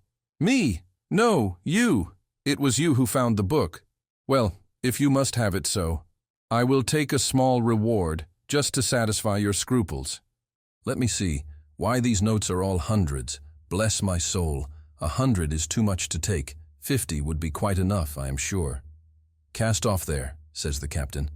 "But then I have no change for 100, and upon the whole, you had better." "Cast off there," says the captain. "Never mind," cries the gentleman on shore, who has been examining his own pocketbook for the last minute or so. "Never mind. I can fix it. Here is a 50 on the Bank of North America. Throw the book." And the over-conscientious finder takes the 50 with marked reluctance and throws the gentleman the book, as desired, while the steamboat fumes and fizzes on her way. In about half an hour after her departure, the large amount is seen to be a counterfeit presentment, and the whole thing a capital diddle. A bold diddle is this. A camp meeting, or something similar, is to be held at a certain spot, which is accessible only by means of a free bridge. A diddler stations himself upon this bridge, respectfully informs all passers-by of the new county law, which establishes a toll of 1 cent for foot passengers, 2 for horses and donkeys, and so forth and so forth. Some grumble, but all submit, and the diddler goes home a wealthier man by some $50 or $60 well earned. This taking a toll from a great crowd of people is an excessively troublesome thing. A neat diddle is this. A friend holds one of the diddler's promises to pay, filled up and signed in due form upon the ordinary blanks printed in red ink. The diddler purchases 1 or 2 dozen of these blanks, and every day dips one of them in his soup, makes his dog jump for it, and finally gives it to him as a bonne bouche. The note arriving at maturity, the diddler, with the diddler's dog, calls upon the friend, and the promise to pay is made the topic of discussion. The friend produces it from his escritoire and is in the act of reaching it to the diddler, when up jumps the diddler's dog and devours it forthwith. The diddler is not only surprised, but vexed and incensed at the absurd behavior of his dog, and expresses his entire readiness to cancel the obligation at any moment when the evidence of the obligation shall be forthcoming. A very mean diddle is this. A lady is insulted in the street by a diddler's accomplice. The diddler himself flies to her assistance, and giving his friend a comfortable thrashing, insists upon attending the lady to her own door. He bows with his hand upon his heart, and most respectfully bids her adieu. She entreats him, as her deliverer, to walk in and be introduced to her big brother and her papa. With a sigh, he declines to do so. "Is there no way then, sir," she murmurs, "in which I may be permitted to testify my gratitude?" "Why, yes, madam, there is." "Will you be kind enough to lend me a couple of shillings?" In the first excitement of the moment, the lady decides upon fainting outright. Upon second thought, however, she opens her purse strings and delivers the specie. Now this, I say, is a diddle minute. For 1 entire moiety of the sum borrowed has to be paid to the gentleman who had the trouble of performing the insult, and who had then to stand still and be thrashed for performing it. Rather a small but still a scientific diddle is this. The diddler approaches the bar of a tavern and demands a couple of twists of tobacco. These are handed to him, when having slightly examined them, he says, "I don't much like this tobacco. Here, take it back, and give me a glass of brandy and water in its place. The brandy and water is furnished and imbibed, and the diddler makes his way to the door. But the voice of the tavern keeper arrests him. I believe, sir, you have forgotten to pay for your brandy and water. Pay for my brandy and water? Didn't I give you the tobacco for the brandy and water? What more would you have? But, sir, if you please, I don't remember that you paid me for the tobacco. What do you mean by that, you scoundrel? Didn't I give you back your tobacco? Isn't that your tobacco lying there? Do you expect me to pay for what I did not take? But, sir, says the publican, now rather at a loss what to say. But, sir. But me no buts, sir, interrupts the diddler, apparently in very high dudgeon, and slamming the door after him as he makes his escape. But me no buts, sir, and none of your tricks upon travellers. Here again is a very clever diddle, of which the simplicity is not its least recommendation. A purse or pocketbook being really lost, the loser inserts in one of the daily papers of a large city a fully descriptive advertisement, whereupon our diddler copies the facts of this advertisement with a change of heading, of general phraseology and address. The original, for instance, is long and verbose, is headed "A Pocketbook Lost," and requires the treasure, when found, to be left at number 1 Tom Street. The copy is brief, and being headed with "Lost Only," indicates number 2 Dick or number 3 Harry Street as the locality at which the owner may be seen. Moreover, it is inserted in at least 5 or 6 of the daily papers of the day, while in point of time it makes its appearance only a few hours after the original. Should it be read by the loser of the purse, he would hardly suspect it to have any reference to his own misfortune. But of course, the chances are 5 or 6 to 1 that the finder will repair to the address given by the diddler, rather than to that pointed out by the rightful proprietor. The former pays the reward, pockets the treasure, and decamps. Quite an analogous diddle is this. A lady of ton has dropped, somewhere in the street, a diamond ring of very unusual value. For its recovery, she offers some $40 or $50 reward, giving in her advertisement a very minute description of the gem and of its settings, and declaring that, on its restoration at number so-and-so in such and such avenue, the reward would be paid instanter, without a single question being asked. During the lady's absence from home, a day or two afterwards, a ring is heard at the door of no. So-and-so in such and such avenue, a servant appears, the lady of the house is asked for and is declared to be out, at which astounding information, the visitor expresses the most poignant regret. His business is of importance and concerns the lady herself. In fact, he had the good fortune to find her diamond ring. But perhaps it would be as well that he should call again. By no means, says the servant. And by no means, says the lady's sister and the lady's sister-in-law, who are summoned forthwith. The ring is clamorously identified, the reward is paid, and the finder nearly thrust out of doors. The lady returns and expresses some little dissatisfaction with her sister and sister-in-law, because they happen to have paid $40 or $50 for a facsimile of her diamond ring, a facsimile made out of real pinchbeck and unquestionable paste. But as there is really no end to diddling, so there would be none to this essay, were I even to hint at half the variations, or inflections, of which this science is susceptible. I must bring this paper, perforce, to a conclusion, and this I cannot do better than by a summary notice of a very decent but rather elaborate diddle, of which our own city was made the theatre not very long ago, and which was subsequently repeated with success in other still more verdant localities of the Union. A middle-aged gentleman arrives in town from parts unknown. He is remarkably precise, cautious, staid, and deliberate in his demeanor. His dress is scrupulously neat, but plain, unostentatious. He wears a white cravat, an ample waistcoat, made with an eye to comfort alone, thick-soled, cozy-looking shoes, and pantaloons without straps. He has the whole air, in fact, of your well-to-do, sober-sided, exact, and respectable man of business, par excellence, one of the stern and outwardly hard, internally soft sort of people that we see in the crack-high comedies, fellows whose words are so many bonds, and who are noted for giving away guineas in charity with the one hand, while in the way of mere bargain they exact the uttermost fraction of a farthing with the other. He makes much ado before he can get suited with a boarding house. He dislikes children. He has been accustomed to quiet. His habits are methodical, and then he would prefer getting into a private and respectable small family, piously inclined. Terms, however, are no object.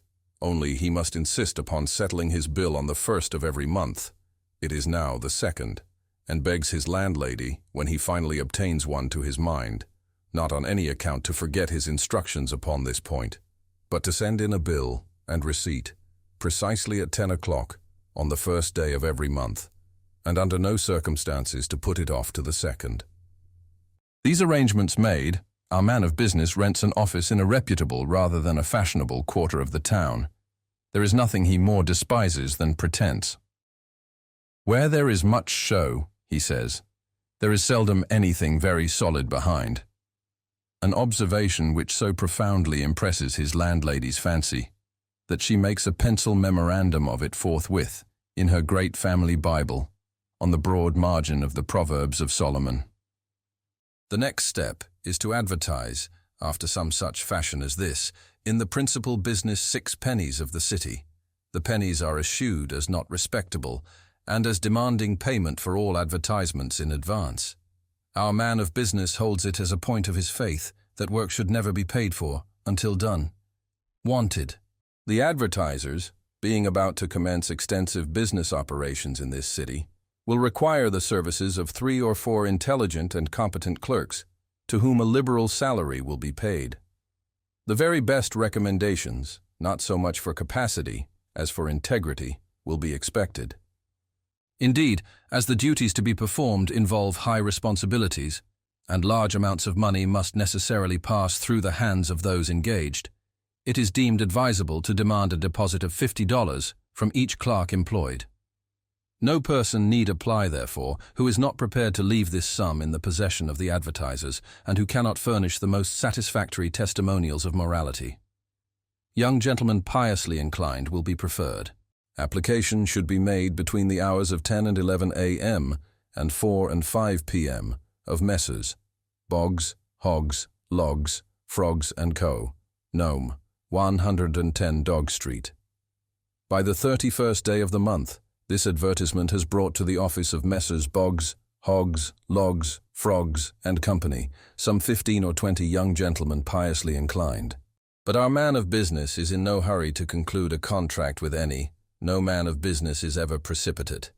And it is not until the most rigid catechism, in respect to the piety of each young gentleman's inclination, that his services are engaged and his $50 receipted for, just by way of proper precaution, on the part of the respectable firm of Boggs, Hoggs, Logs, Frogs & Company. On the morning of the 1st day of the next month, the landlady does not present her bill, according to promise, a piece of neglect for which the comfortable head of the house ending in OGs would no doubt have chided her severely, could he have been prevailed upon to remain in town a day or 2 for that purpose. As it is, the constables have had a sad time of it, running hither and thither, and all they can do is to declare the man of business most emphatically a hen knee-high, by which some persons imagine them to imply that in fact he is NWI, by which again the very classical phrase non est inventus is supposed to be understood. In the meantime, the young gentlemen, one and all, are somewhat less piously inclined than before, while the landlady purchases a shilling's worth of the Indian rubber and very carefully obliterates the pencil memorandum that some fool has made in her great family Bible on the broad margin of the Proverbs of Solomon. The Angel of the Odd, an extravaganza. It was a chilly November afternoon. I had just consummated an unusually hearty dinner, of which the dyspeptic truff formed not the least important item, and was sitting alone in the dining room, with my feet upon the fender, and at my elbow a small table which I had rolled up to the fire, and upon which were some apologies for dessert, with some miscellaneous bottles of wine, spirit and liqueur. In the morning, I had been reading Glover's Leonidas, Wilkie's Epigoniad, Lamartine's Pilgrimage, Barlow's Columbiad, Tuckerman's Sicily, and Griswold's Curiosities. I am willing to confess, therefore, that I now felt a little stupid. I made effort to arouse myself by aid of frequent Lafitte, and, all failing, I betook myself to a stray newspaper in despair. Having carefully perused the column of Houses to Let and the column of Dogs Lost, and then the 2 columns of Wives and Apprentices Runaway, I attacked with great resolution the editorial matter, and reading it from beginning to end without understanding a syllable, conceived the possibility of its being Chinese, and so reread it from the end to the beginning, but with no more satisfactory result. I was about throwing away, in disgust, this folio of 4 pages, happy work, which not even critics criticize, when I felt my attention somewhat aroused by the paragraph which follows. The avenues to death are numerous and strange. A London paper mentions the decease of a person from a singular cause. He was playing at Puff the Dart, which is played with a long needle inserted in some worsted and blown at a target through a tin tube.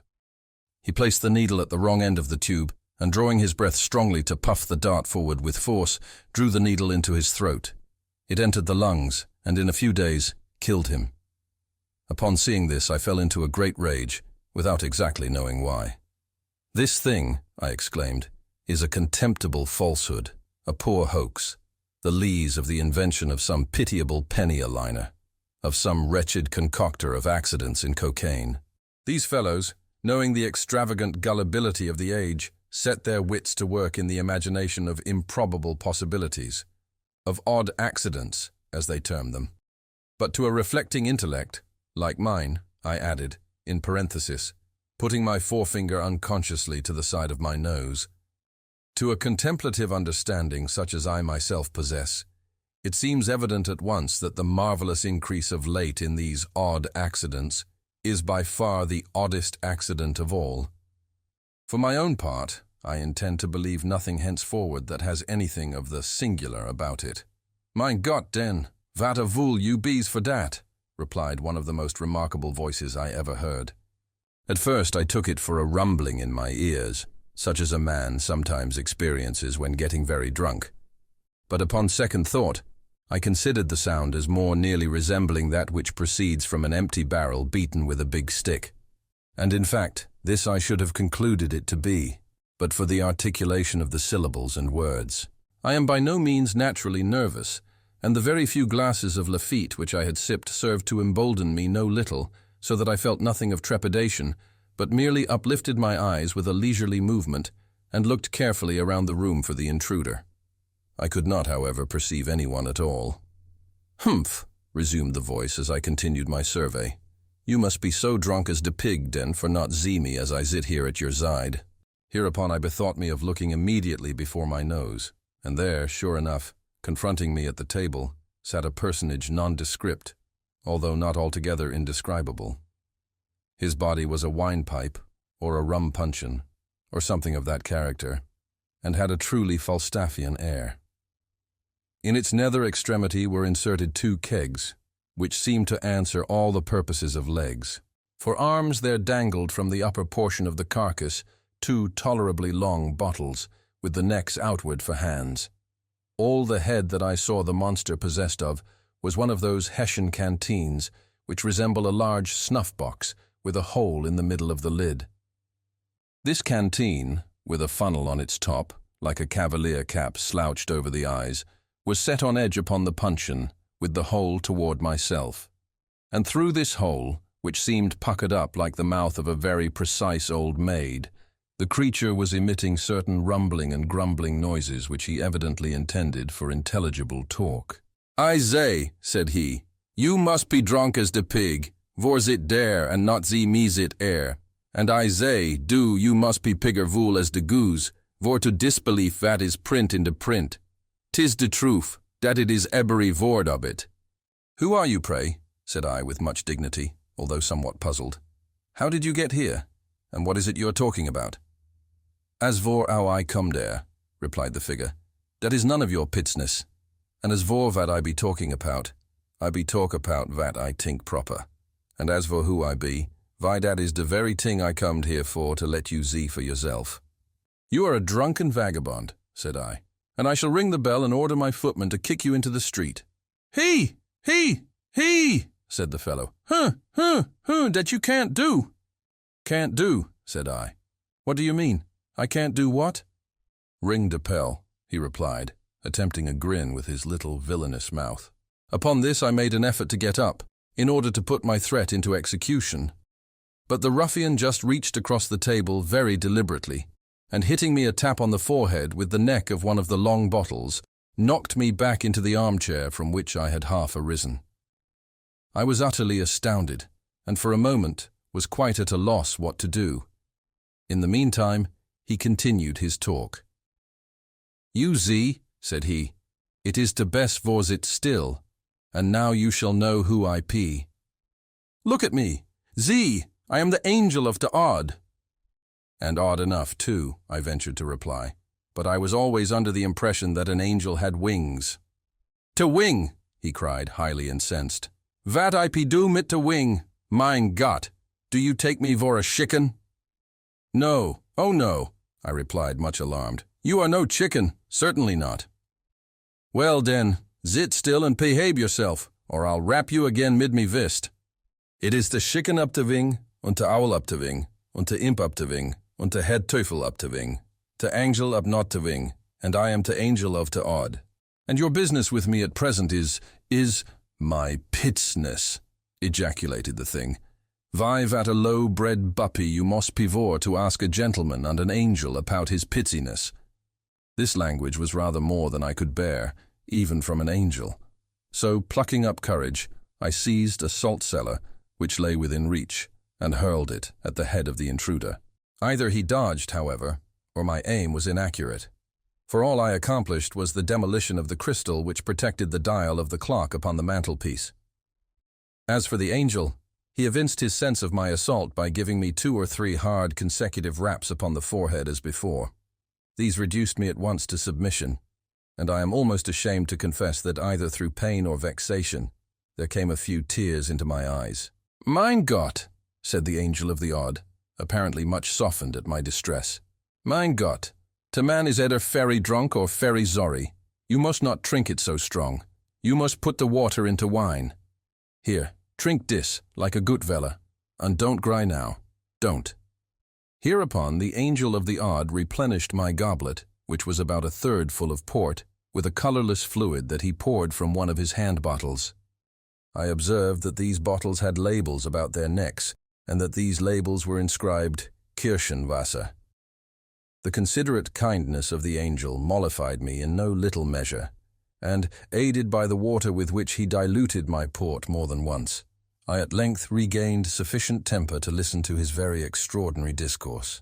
I cannot pretend to recount all that he told me, but I gleaned from what he said that he was the genius who presided over the contretemps of mankind, and whose business it was to bring about the odd accidents which are continually astonishing the skeptic. Once or twice, upon my venturing to express my total incredulity in respect to his pretensions, he grew very angry indeed, so that at length I considered it the wiser policy to say nothing at all, and let him have his own way. He talked on, therefore, at great length, while I merely leaned back in my chair with my eyes shut, and amused myself with munching raisins and filliping the stems about the room.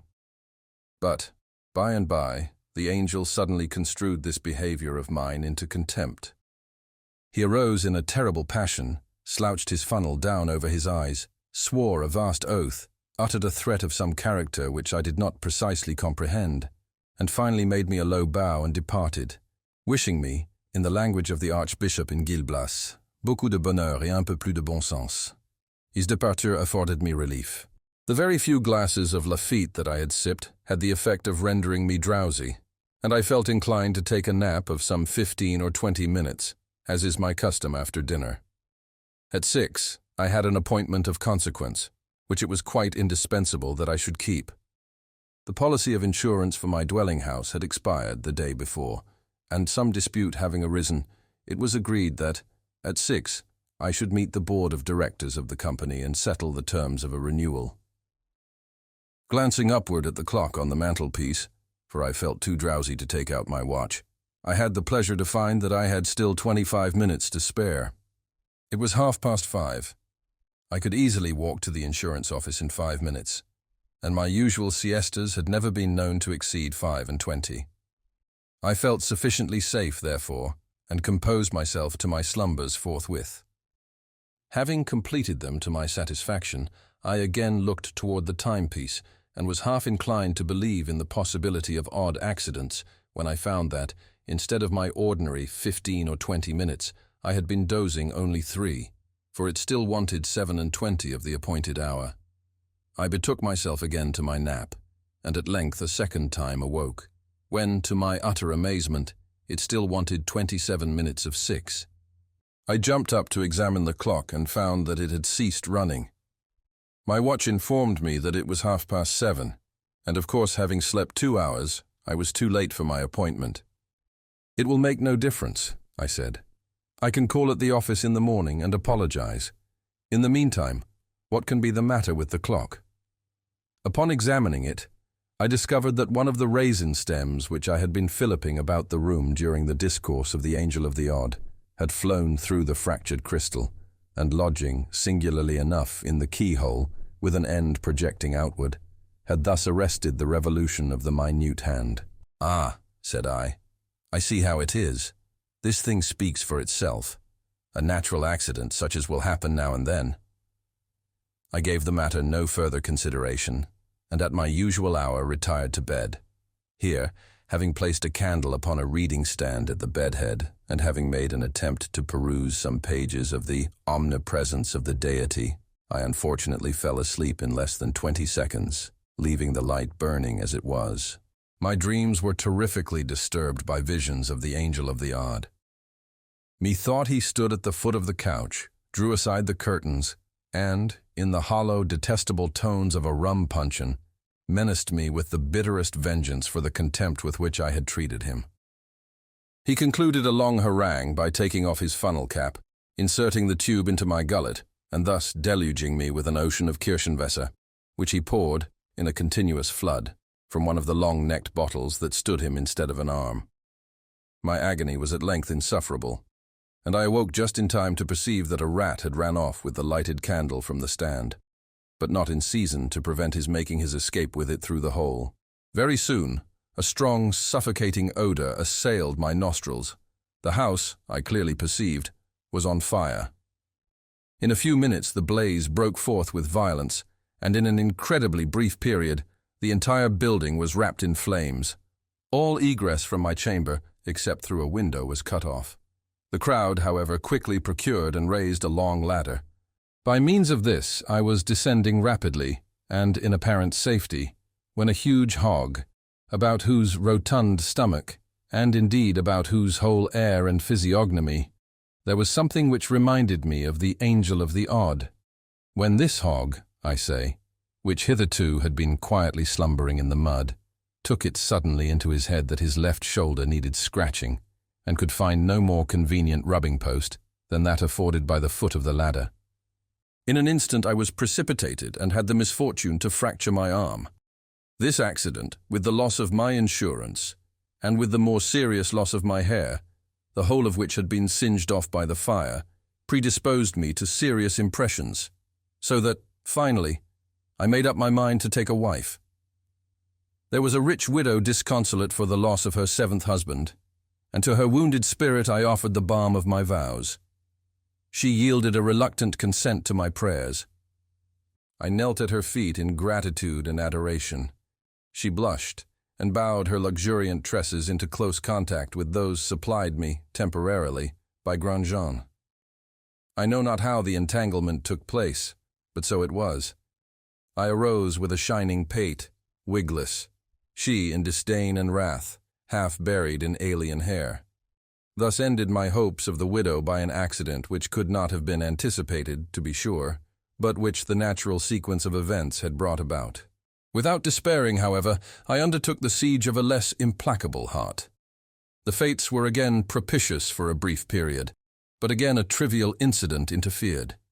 Meeting my betrothed in an avenue thronged with the elite of the city, I was hastening to greet her with one of my best considered bows, when a small particle of some foreign matter, lodging in the corner of my eye, rendered me, for the moment, completely blind. Before I could recover my sight, the lady of my love had disappeared, irreparably affronted at what she chose to consider my premeditated rudeness in passing her by ungreeted. While I stood bewildered at the suddenness of this accident, which might have happened, nevertheless, to anyone under the sun, and while I still continued incapable of sight, I was accosted by the Angel of the Odd, who proffered me his aid with a civility which I had no reason to expect. He examined my disordered eye with much gentleness and skill, informed me that I had a drop in it, and, whatever a drop was, took it out, and afforded me relief. I now considered it high time to die, since fortune had so determined to persecute me, and accordingly made my way to the nearest river. Here, divesting myself of my clothes, for there is no reason why we cannot die as we were born, I threw myself headlong into the current, the sole witness of my fate being a solitary crow that had been seduced into the eating of brandy-saturated corn, and so had staggered away from his fellows. No sooner had I entered the water than this bird took it into its head to fly away with the most indispensable portion of my apparel. Postponing, therefore, for the present my suicidal design, I just slipped my nether extremities into the sleeves of my coat, and betook myself to a pursuit of the felon with all the nimbleness which the case required and its circumstances would admit. But my evil destiny attended me still.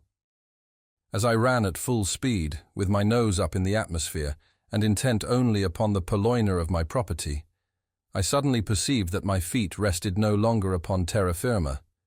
The fact is, I had thrown myself over a precipice, and should inevitably have been dashed to pieces but for my good fortune in grasping the end of a long guide rope, which depended from a passing balloon. As soon as I sufficiently recovered my senses to comprehend the terrific predicament in which I stood, or rather hung, I exerted all the power of my lungs to make that predicament known to the aeronaut overhead. But for a long time, I exerted myself in vain.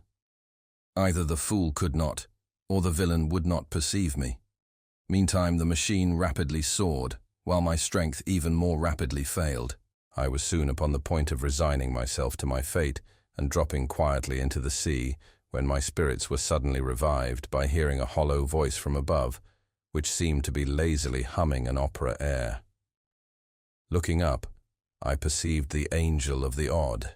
He was leaning with his arms folded over the rim of the car, and with a pipe in his mouth, at which he puffed leisurely, seemed to be upon excellent terms with himself and the universe. I was too much exhausted to speak, so I merely regarded him with an imploring air. For several minutes, although he looked me full in the face, he said nothing.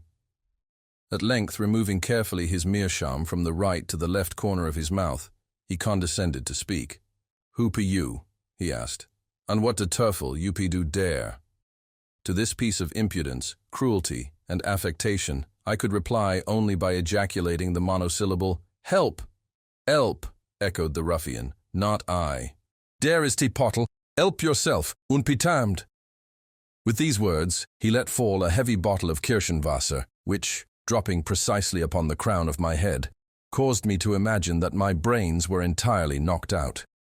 Impressed with this idea, I was about to relinquish my hold and give up the ghost with a good grace, when I was arrested by the cry of the angel, who bade me hold on. "Hold on," he said. "Don't pee in the hurry, don't. Will you pee take the odder pottle, or have you pee got sober yet and come to your senses?" I made haste hereupon to nod my head twice, once in the negative, meaning thereby that I would prefer not taking the other bottle at present, and once in the affirmative, intending thus to imply that I was sober and had positively come to my senses. By these means I somewhat softened the angel. "And you believe 10, he inquired, at the last. "You believe 10, in the possibility of the odd?" I again nodded my head in assent. "And you have belief in me, to angel of the odd?" I nodded again. "And you acknowledge that you pay to blind, drunk, and a fool?" I nodded once more. "Put your right hand into your left hand preacher's pocket, 10, in token of your full submission unto the angel of the odd." This thing, for very obvious reasons, I found it quite impossible to do. In the first place, my left arm had been broken in my fall from the ladder, and therefore had I let go my hold with the right hand, I must have let go altogether. In the second place, I could have no breeches until I came across the crow. I was therefore obliged, much to my regret, to shake my head in the negative, intending thus to give the angel to understand that I found it inconvenient, just at that moment, to comply with his very reasonable demand. No sooner, however, had I ceased shaking my head than, "Go to der Teufel, roared the angel of the odd. In pronouncing these words, he drew a sharp knife across the guide rope by which I was suspended, and as we then happened to be precisely over my own house, which during my peregrinations had been handsomely rebuilt, it so occurred that I tumbled headlong down the ample chimney and alit upon the dining-room hearth. Upon coming to my senses, for the fall had very thoroughly stunned me, I found it about 4 o'clock in the morning. I lay outstretched where I had fallen from the balloon. My head grovelled in the ashes of an extinguished fire, while my feet reposed upon the wreck of a small table, overthrown, and amid the fragments of a miscellaneous dessert, intermingled with a newspaper, some broken glass and shattered bottles, and an empty jug of the Schiedam Kirchenwasser. Thus revenged himself the angel of the odd. Mabbott states that Griswold obviously had a revised form for use in the 1856 volume of Poe's works. Mabbott does not substantiate this claim, but it is surely not unreasonable. An editor, and even typographical errors, may have produced nearly all of the very minor changes made in this version. Indeed, 2 very necessary words were clearly dropped by accident. An editor might have corrected Wycliffe's Epigoniad to Wilkie's Epigoniad, but is unlikely to have added Tuckerman's Sicily to the list of books read by the narrator. Griswold was not above forgery, in Poe's letters, when it suited his purpose, but would have too little to gain by such an effort in this instance. MELLONTA TAUTA, April 1, 2848. Now, my dear friend, now for your sins, you are to suffer the infliction of a long gossiping letter. I tell you distinctly that I am going to punish you for all your impertinences by being as tedious, as discursive, as incoherent, and as unsatisfactory as possible. Besides, here I am, cooped up in a dirty balloon, with some 100 or 200 of the canaille, all bound on a pleasure excursion. What a funny idea some people have of pleasure. And I have no prospect of touching terra firma for a month at least. Nobody to talk to. Nothing to do. When one has nothing to do, then is the time to correspond with one's friends. You perceive, then, why it is that I write you this letter. It is on account of my ennui and your sins. Get ready your spectacles, and make up your mind to be annoyed. I mean to write at you every day during this odious voyage. Heigho! When will any invention visit the human pericranium? Are we forever to be doomed to the 1,000 inconveniences of the balloon? Will nobody contrive a more expeditious mode of progress? The jog-trot movement, to my thinking, is little less than positive torture. Upon my word, we have not made more than 100 miles the hour since leaving home. The very birds beat us, at least some of them. I assure you that I do not exaggerate at all. Our motion no doubt seems slower than it actually is, this on account of our having no objects about us by which to estimate our velocity, and on account of our going with the wind. To be sure, whenever we meet a balloon we have a chance of perceiving our rate, and then, I admit, things do not appear so very bad. Accustomed as I am to this mode of traveling, I cannot get over a kind of giddiness whenever a balloon passes us in a current directly overhead. It always seems to me like an immense bird of prey about to pounce upon us and carry us off in its claws. One went over us this morning about sunrise, and so nearly overhead that its drag rope actually brushed the network suspending our car, and caused us very serious apprehension. Our captain said that if the material of the bag had been the trumpery varnished silk of 500 or 1,000 years ago, we should inevitably have been damaged. This silk, as he explained it to me, was a fabric composed of the entrails of a species of earthworm. The worm was carefully fed on mulberries, a kind of fruit resembling a watermelon, and when sufficiently fat, was crushed in a mill. The paste thus arising was called papyrus in its primary state, and went through a variety of processes until it finally became silk. Singular to relate, it was once much admired as an article of female dress. Balloons were also very generally constructed from it. A better kind of material, it appears, was subsequently found in the down surrounding the seed vessels of a plant vulgarly called euphorbium, and at that time botanically termed milkweed. This latter kind of silk was designated as silk Buckingham on account of its superior durability and was usually prepared for use by being varnished with a solution of gum caoutchouc, a substance which in some respects must have resembled the gutta percha now in common use. This caoutchouc was occasionally called Indian rubber or rubber of twist and was no doubt one of the numerous fungi. Never tell me again that I am not at heart an antiquarian. Talking of drag ropes, our own, it seems, has this moment knocked a man overboard from one of the small magnetic propellers that swarm in ocean below us, a boat of about 6,000 tons and, from all accounts, shamefully crowded. These diminutive barks should be prohibited from carrying more than a definite number of passengers. The man, of course, was not permitted to get on board again and was soon out of sight, he and his life preserver. I rejoice, my dear friend, that we live in an age so enlightened that no such a thing as an individual is supposed to exist. It is the mass for which the true humanity cares. By the by, talking of humanity, do you know that our immortal Wiggins is not so original in his views of the social condition and so forth, as his contemporaries are inclined to suppose?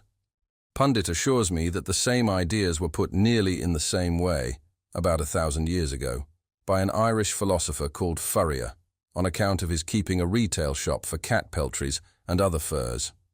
Pundit knows, you know. There can be no mistake about it. How very wonderfully do we see verified every day the profound observation of the Hindu Aristotle, as quoted by Pundit. Thus must we say that, not once or twice, or a few times, but with almost infinite repetitions, the same opinions come round in a circle among men. April 2nd, spoke today the magnetic cutter in charge of the middle section of floating telegraph wires. I learned that when this species of telegraph was first put into operation by Horse, it was considered quite impossible to convey the wires over sea, but now we are at a loss to comprehend where the difficulty lay. So wags the world. Tempora mutantur. Excuse me for quoting the Etruscan. What would we do without the Atlantic telegraph? Pundit says Atlantic was the ancient adjective. We lay to a few minutes to ask the cutter some questions, and learned, among other glorious news, that civil war is raging in Africa, while the plague is doing its good work beautifully, both in Europe and Asia. Is it not truly remarkable that, before the magnificent light shed upon philosophy by humanity, the world was accustomed to regard war and pestilence as calamities? Do you know that prayers were actually offered up in the ancient temples to the end that these evils might not be visited upon mankind? Is it not really difficult to comprehend upon what principle of interest our forefathers acted? Were they so blind as not to perceive that the destruction of a myriad of individuals is only so much positive advantage to the mass? April 3rd. It is really a very fine amusement to ascend the rope ladder leading to the summit of the balloon bag, and thence survey the surrounding world. From the car below, you know the prospect is not so comprehensive. You can see little vertically. But seated here, where I write this, in the luxuriously cushioned open piazza of the summit, one can see everything that is going on in all directions. Just now there is quite a crowd of balloons in sight, and they present a very animated appearance, while the air is resonant with the hum of so many millions of human voices. I have heard it asserted that when Yellow, or Pundit will have it, Violet, who is supposed to have been the first aeronaut, maintained the practicability of traversing the atmosphere in all directions by merely ascending or descending until a favorable current was attained, he was scarcely hearkened to at all by his contemporaries, who looked upon him as merely an ingenious sort of madman, because the philosophers of the day declared the thing impossible. Really now it does seem to me quite unaccountable how anything so obviously feasible could have escaped the sagacity of the ancient savants. But in all ages, the great obstacles to advancement in art have been opposed by the so-called men of science. To be sure, our men of science are not quite so bigoted as those of old. Oh, I have something so queer to tell you on this topic.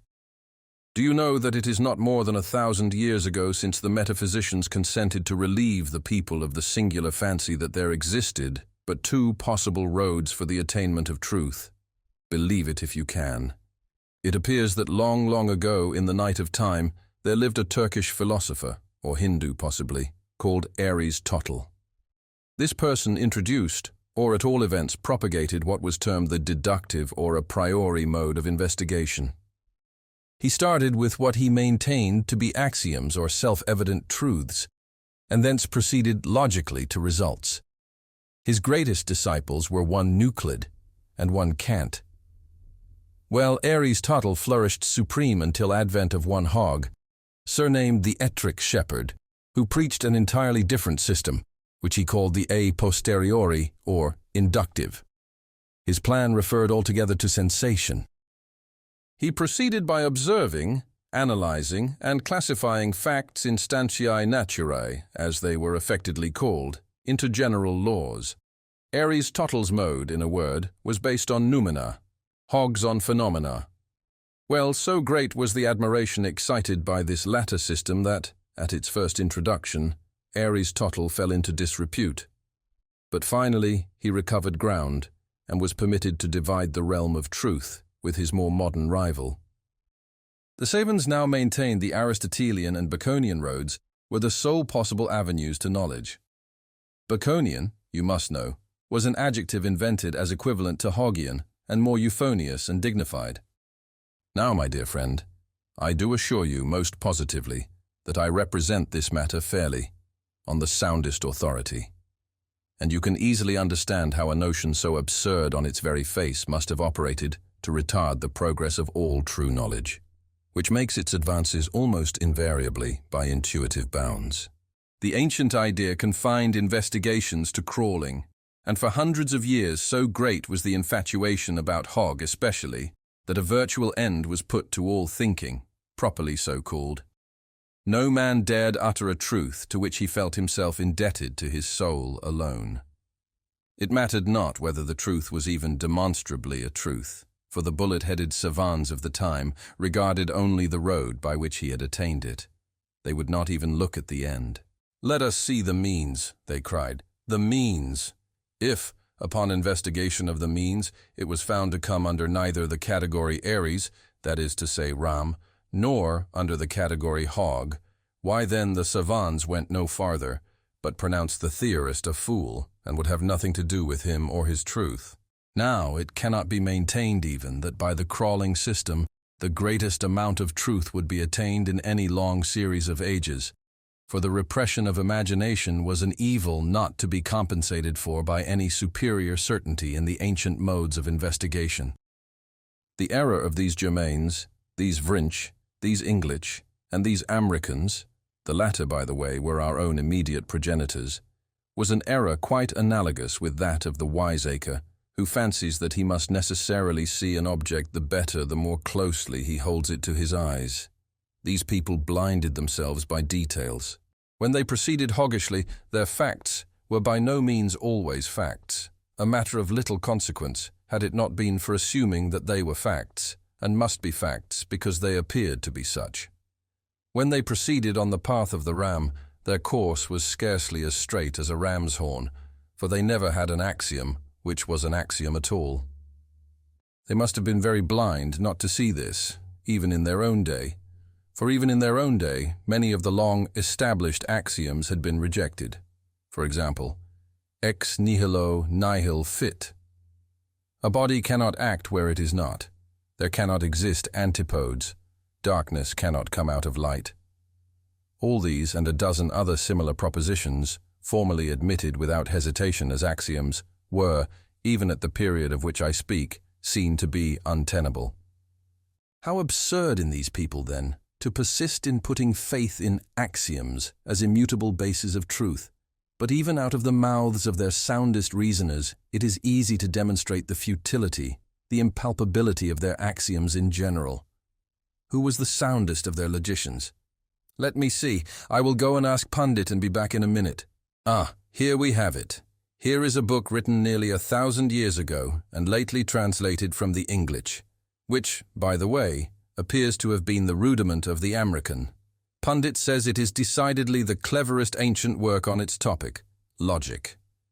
The author, who was much thought of in his day, was one Miller, or Mill, and we find it recorded of him, as a point of some importance, that he had a mill horse called Bentham. But let us glance at the treatise. Ability or inability to conceive, says Mr. Mill very properly, is in no case to be received as a criterion of axiomatic truth. What modern in his senses would ever think of disputing this truism? The only wonder with us must be how it happened that Mr. Mill conceived it necessary even to hint at anything so obvious. So far good. But let us turn over another paper. What have we here? Contradictories cannot both be true. That is, cannot coexist in nature. Here Mr. Mill means, for example, that a tree must be either a tree or not a tree. That it cannot be at the same time a tree and not a tree. Very well. But I ask him why. His reply is this, and never pretends to be anything else than this. Because it is impossible to conceive that contradictories can both be true. But this is no answer at all by his own showing, for has he not just admitted as a truism that ability or inability to conceive is in no case to be received as a criterion of axiomatic truth?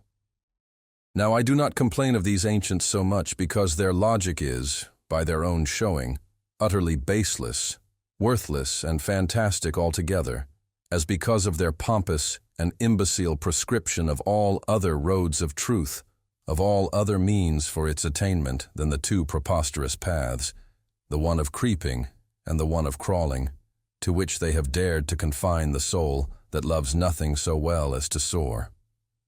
By the by, my dear friend, do you not think it would have puzzled these ancient dogmaticians to have determined by which of their two roads it was that the most important and most sublime of all their truths was, in effect, attained?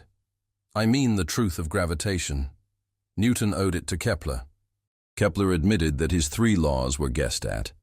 These three laws of all laws which led the great English mathematician to his principle, the basis of all physical principle, to go behind which we must enter the kingdom of metaphysics. Kepler guessed, that is to say, imagined. He was essentially a theorist, that word now of so much sanctity, formerly an epithet of contempt. Would it not have puzzled these old moles, too, to have explained by which of the two roads a cryptographist unriddles a cryptograph of more than usual secrecy, or by which of the two roads Champollion directed mankind to those enduring and almost innumerable truths, which resulted from his deciphering the hieroglyphics? One word more on this topic, and I will be done boring you.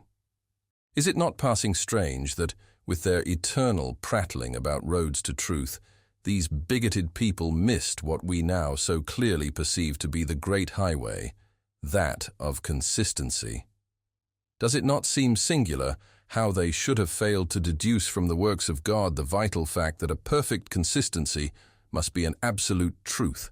How plain has been our progress since the late announcement of this proposition. Investigation has been taken out of the hands of the ground moles and given as a task to the true and only true thinkers, the men of ardent imagination. These latter theorize. Can you not fancy the shout of scorn with which my words would be received by our progenitors, were it possible for them to be now looking over my shoulder? These men, I say, theorize, and their theories are simply corrected, reduced, systematized, cleared, little by little, of their dross of inconsistency, until, finally, a perfect consistency stands apparent, which even the most stolid admit, because it is a consistency, to be an absolute and an unquestionable truth. April 4th. The new gas is doing wonders in conjunction with the new improvement with gutta percha.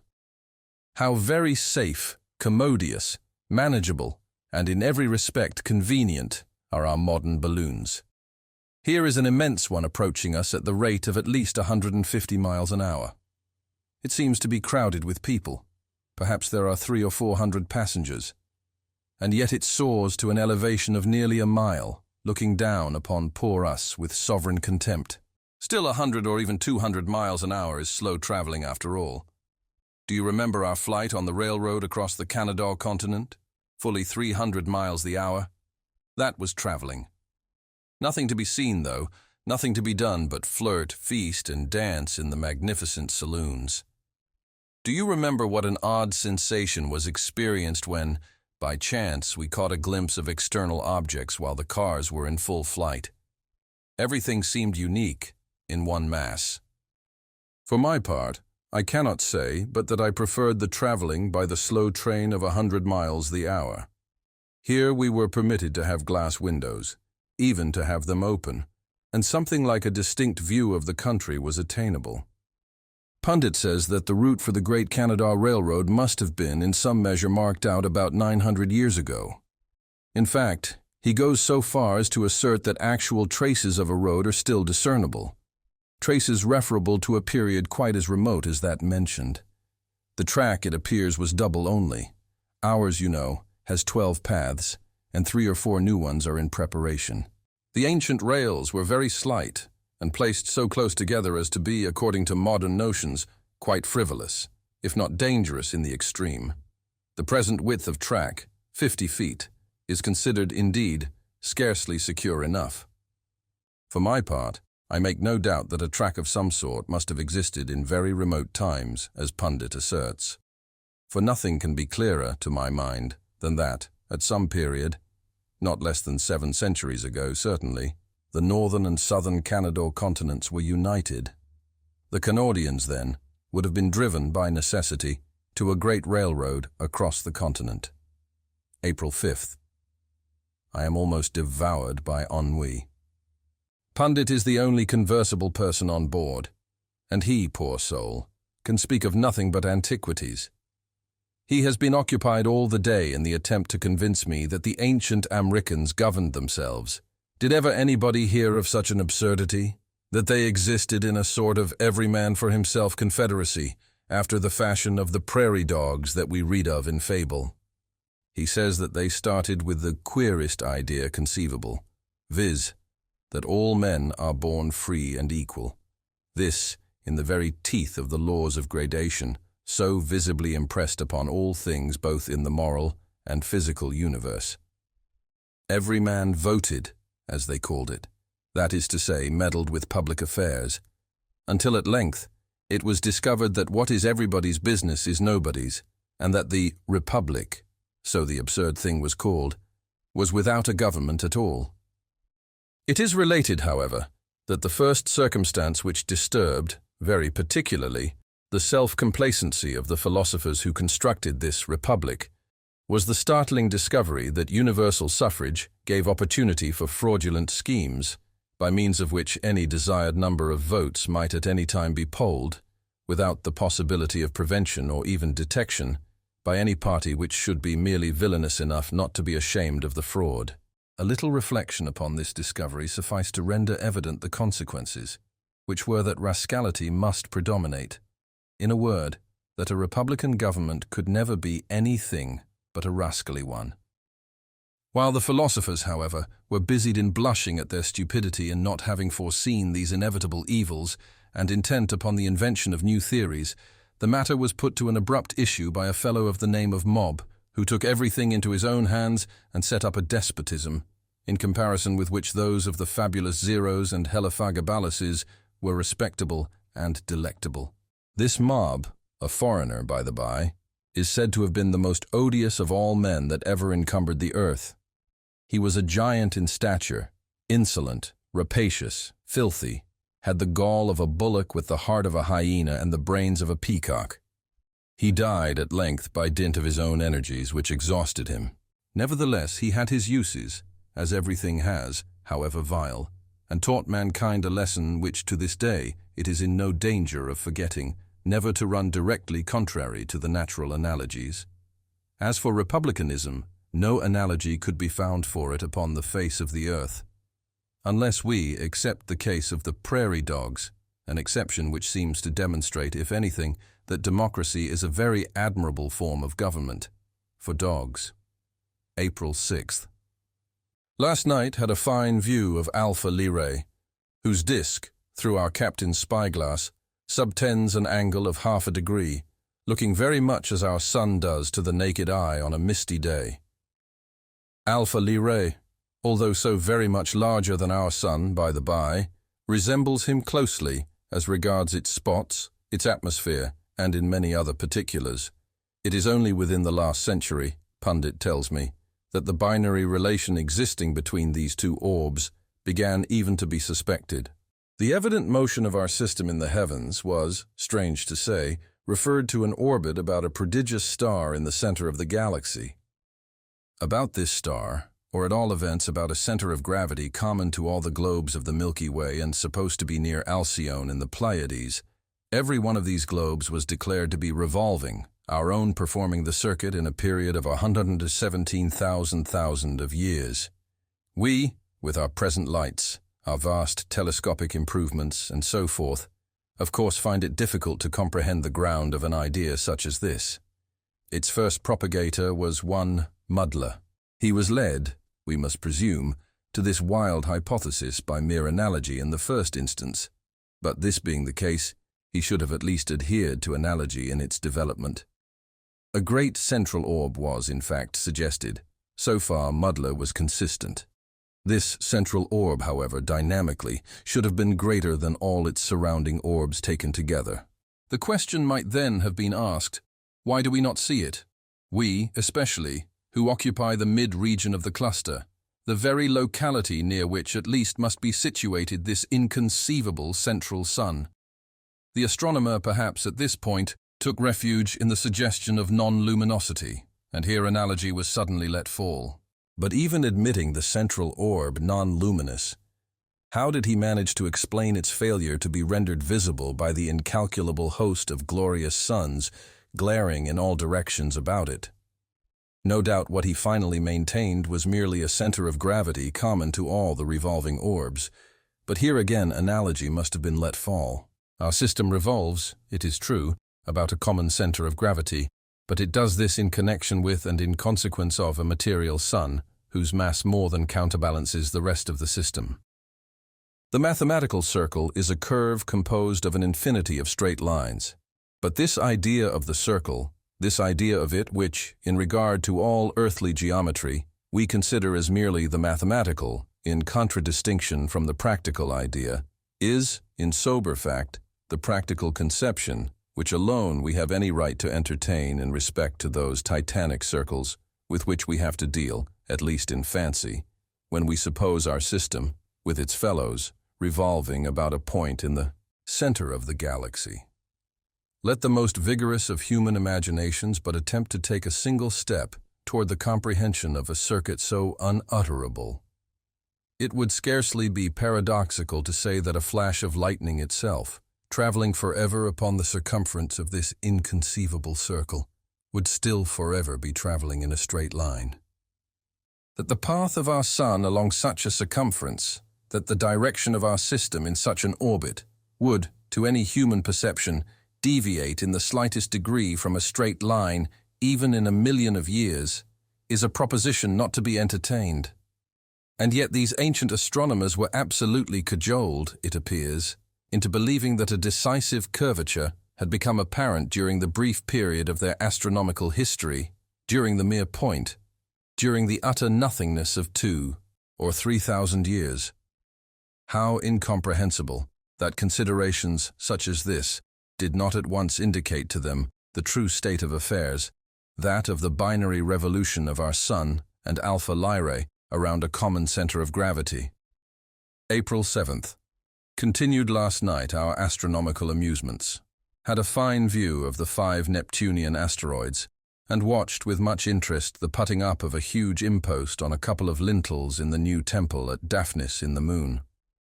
It was amusing to think that creatures so diminutive as the Lunarians, and bearing so little resemblance to humanity, yet evinced a mechanical ingenuity so much superior to our own. One finds it difficult, too, to conceive the vast masses which these people handle so easily, to be as light as our own reason tells us they actually are.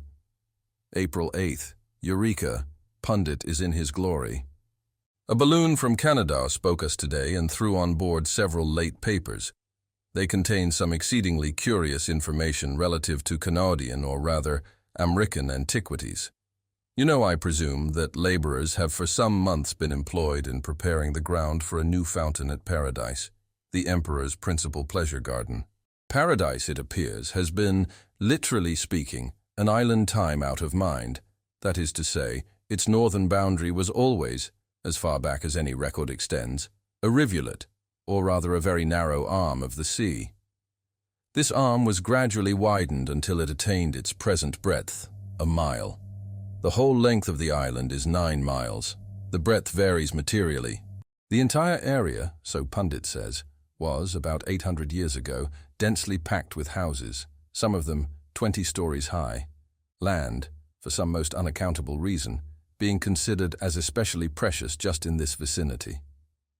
The disastrous earthquake, however, of the year 2050, so totally uprooted and overwhelmed the town, for it was almost too large to be called a village, that the most indefatigable of our antiquarians have never yet been able to obtain from the site any sufficient data, in the shape of coins, medals, or inscriptions, wherewith to build up even the ghost of a theory concerning the manners, customs, etc., etc., etc., of the aboriginal inhabitants.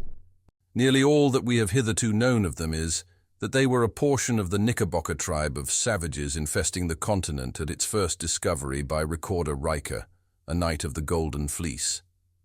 They were by no means uncivilized, however, but cultivated various arts and even sciences after a fashion of their own.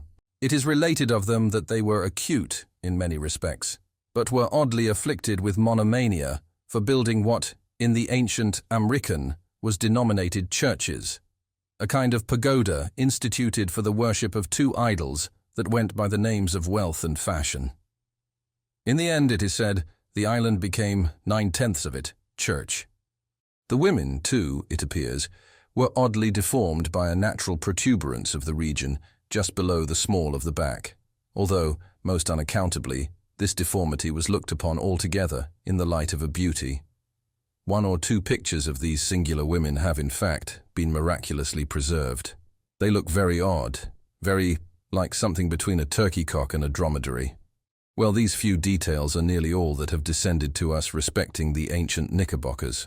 It seems, however, that while digging in the center of the Emperor's garden, which, you know, covers the whole island, some of the workmen unearthed a cubical and evidently chiseled block of granite weighing several hundred pounds.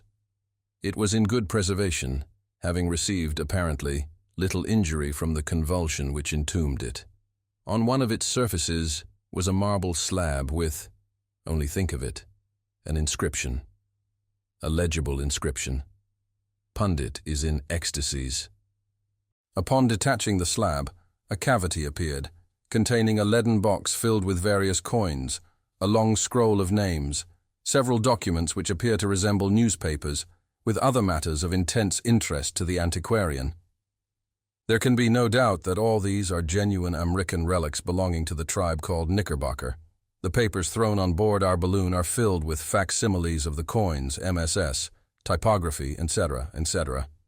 I copy for your amusement the Knickerbocker inscription on the marble slab.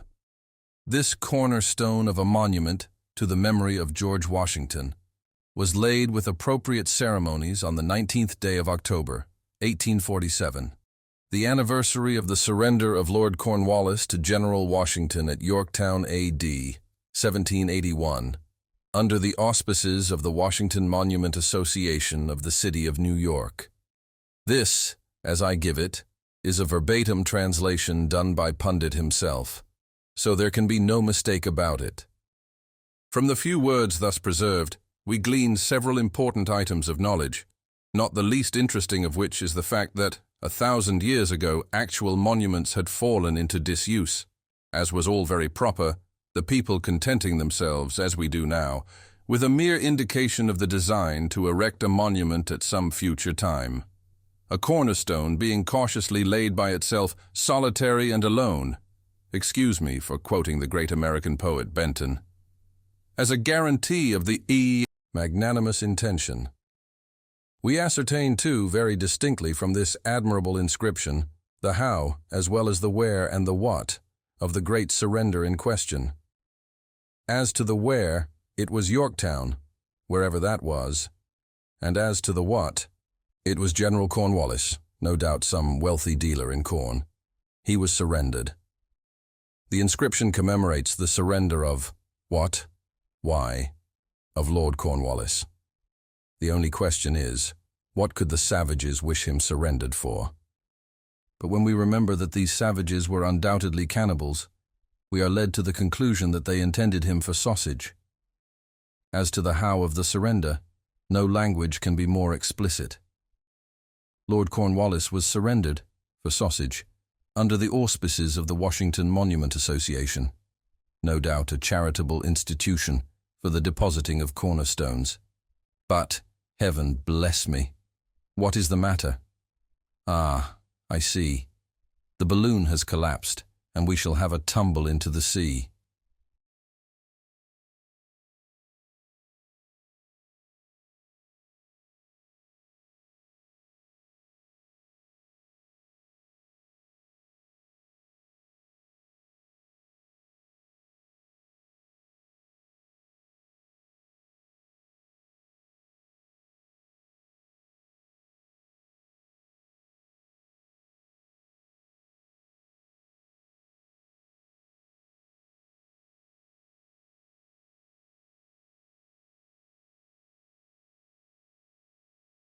The Duc de l'Omelette, and stepped at once into a cooler clime. Cowper. Keats fell by a criticism. Who was it died of the Andromaque? Ignoble souls. De l'Omelette perished of an ortolan. L'histoire en est brève. Assist me, spirit of Apicius. A golden cage bore the little winged wanderer, enamored, melting, indolent, to the Chaussée d'Antin, from its home in far Peru. From its queenly possessor, La Bellissima, to the Duc de l'Omelette, 6 peers of the empire conveyed the happy bird. That night the Duke was to sup alone. In the privacy of his bureau, he reclined languidly on that ottoman for which he sacrificed his loyalty in outbidding his king. The notorious ottoman of Cadé. He buries his face in the pillow. The clock strikes. Unable to restrain his feelings, His Grace swallows an olive. At this moment, the door gently opens to the sound of soft music, and lo, the most delicate of birds is before the most enamored of men. But what inexpressible dismay now overshadows the countenance of the Duke? Horreur, chien, Baptiste, l'oiseau, ah, bon Dieu, cet oiseau modeste que tu as déshabillé de ses plumes et que tu as servi sans papier. It is superfluous to say more. The Duke expired in a paroxysm of disgust. Ha, ha, ha, said His Grace on the 3rd day after his decease. He, replied the devil faintly, drawing himself up with an air of hauteur. Why, surely you are not serious, retorted de l'Omelette. I have sinned, c'est vrai, but, my good sir, consider, you have no actual intention of putting such barbarous threats into execution. No what? Said His Majesty. Come, sir, strip. Strip, indeed. Very pretty of faith. No, sir, I shall not strip. Who are you, pray, that I, Duc de l'Omelette, Prince de Foie Gras, just come of age, author of the Mazurkiad, and member of the Academy, should divest myself at your bidding of the sweetest pantaloons ever made by Bourdon, the daintiest robe de chambre ever put together by Rombert, to say nothing of the taking my hair out of paper, not to mention the trouble I should have in drawing off my gloves. Who am I? Ah, true. I am Baal-zebub, Prince of the Fly. I took thee just now from a rosewood coffin inlaid with ivory. Thou wast curiously scented, and labelled as per invoice. Belial sent thee, my inspector of cemeteries.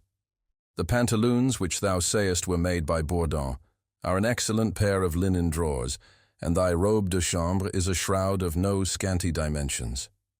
Sir, replied the Duke, I am not to be insulted with impunity. Sir, I shall take the earliest opportunity of avenging this insult.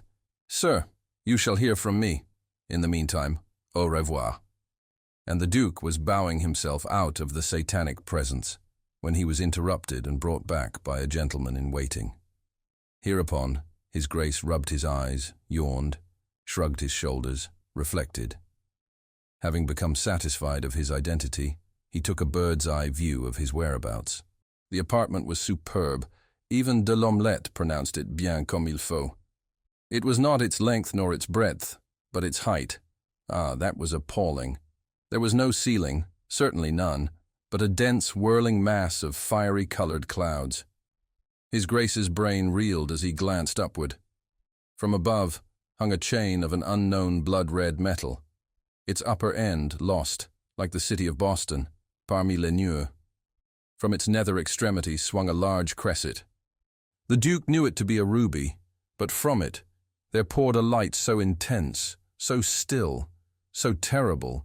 Persia never worshipped such, Geber never imagined such. Mussulman never dreamed of such when, drugged with opium, he has tottered to a bed of poppies, his back to the flowers and his face to the god Apollo. The Duke muttered a slight oath, decidedly approbatory. The corners of the room were rounded into niches. 3 of these were filled with statues of gigantic proportions. Their beauty was Grecian, their deformity Egyptian, their tout ensemble French. In the 4th niche the statue was veiled. It was not colossal.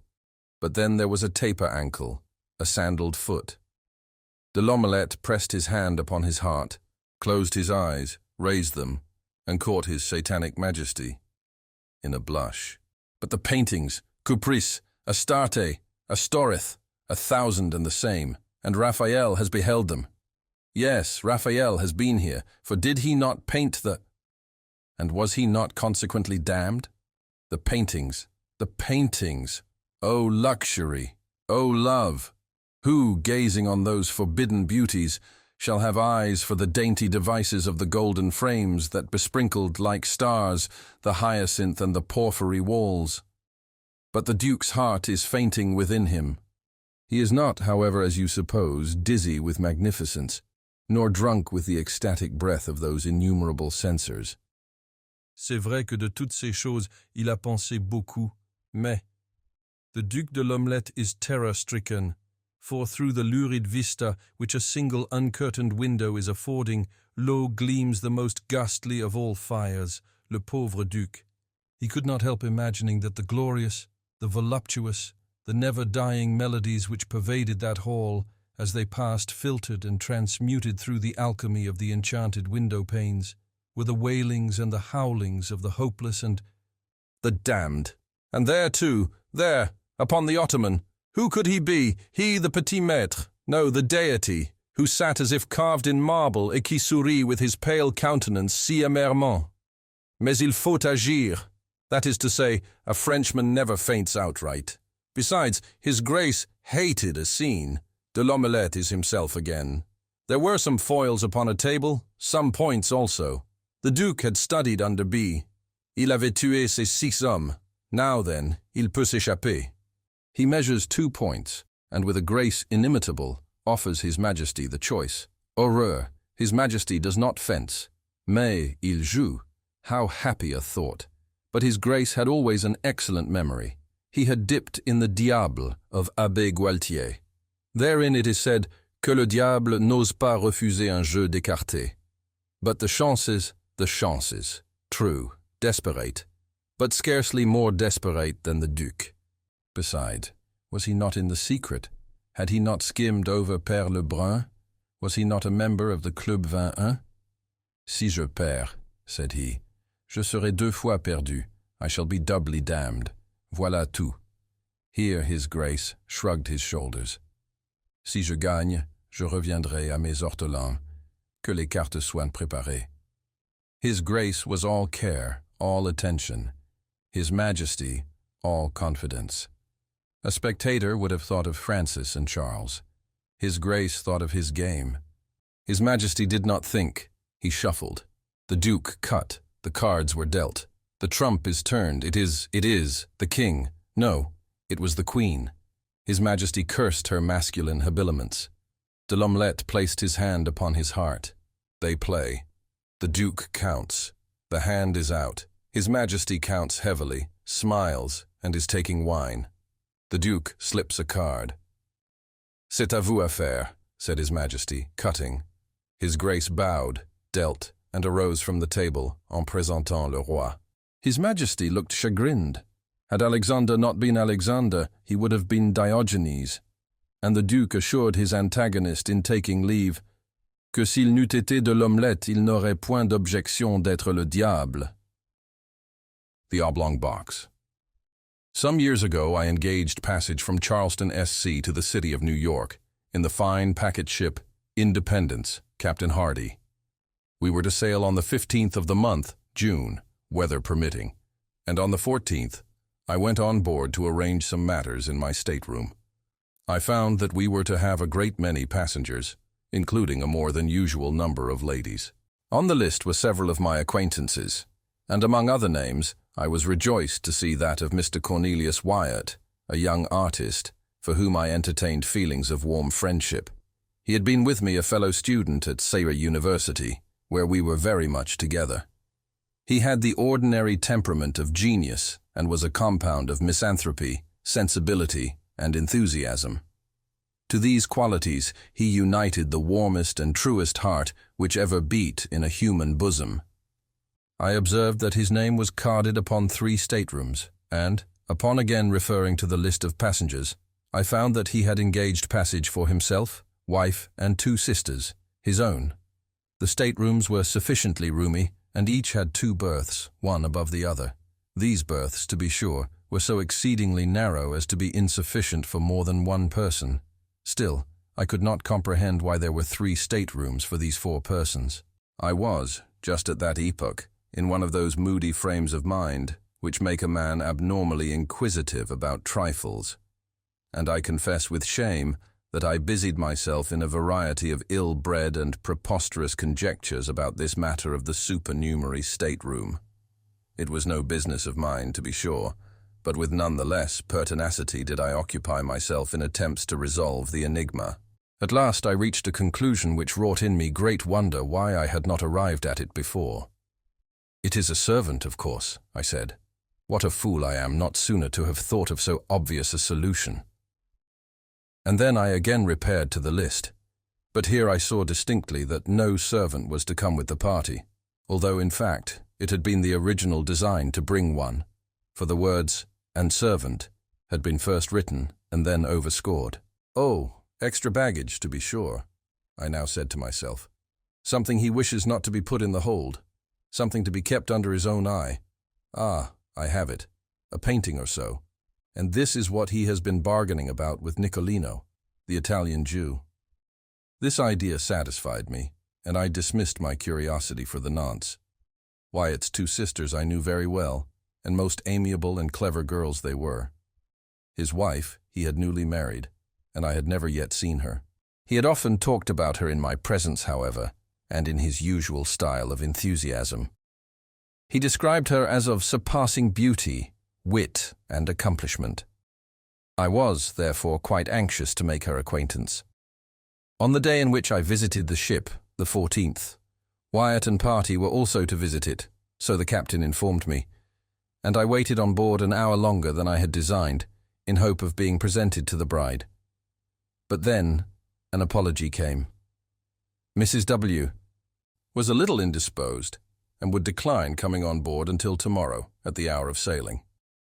The morrow having arrived, I was going from my hotel to the wharf, when Captain Hardy met me and said that, owing to circumstances, a stupid but convenient phrase, he rather thought the Independence would not sail for a day or 2, and that when all was ready, he would send up and let me know.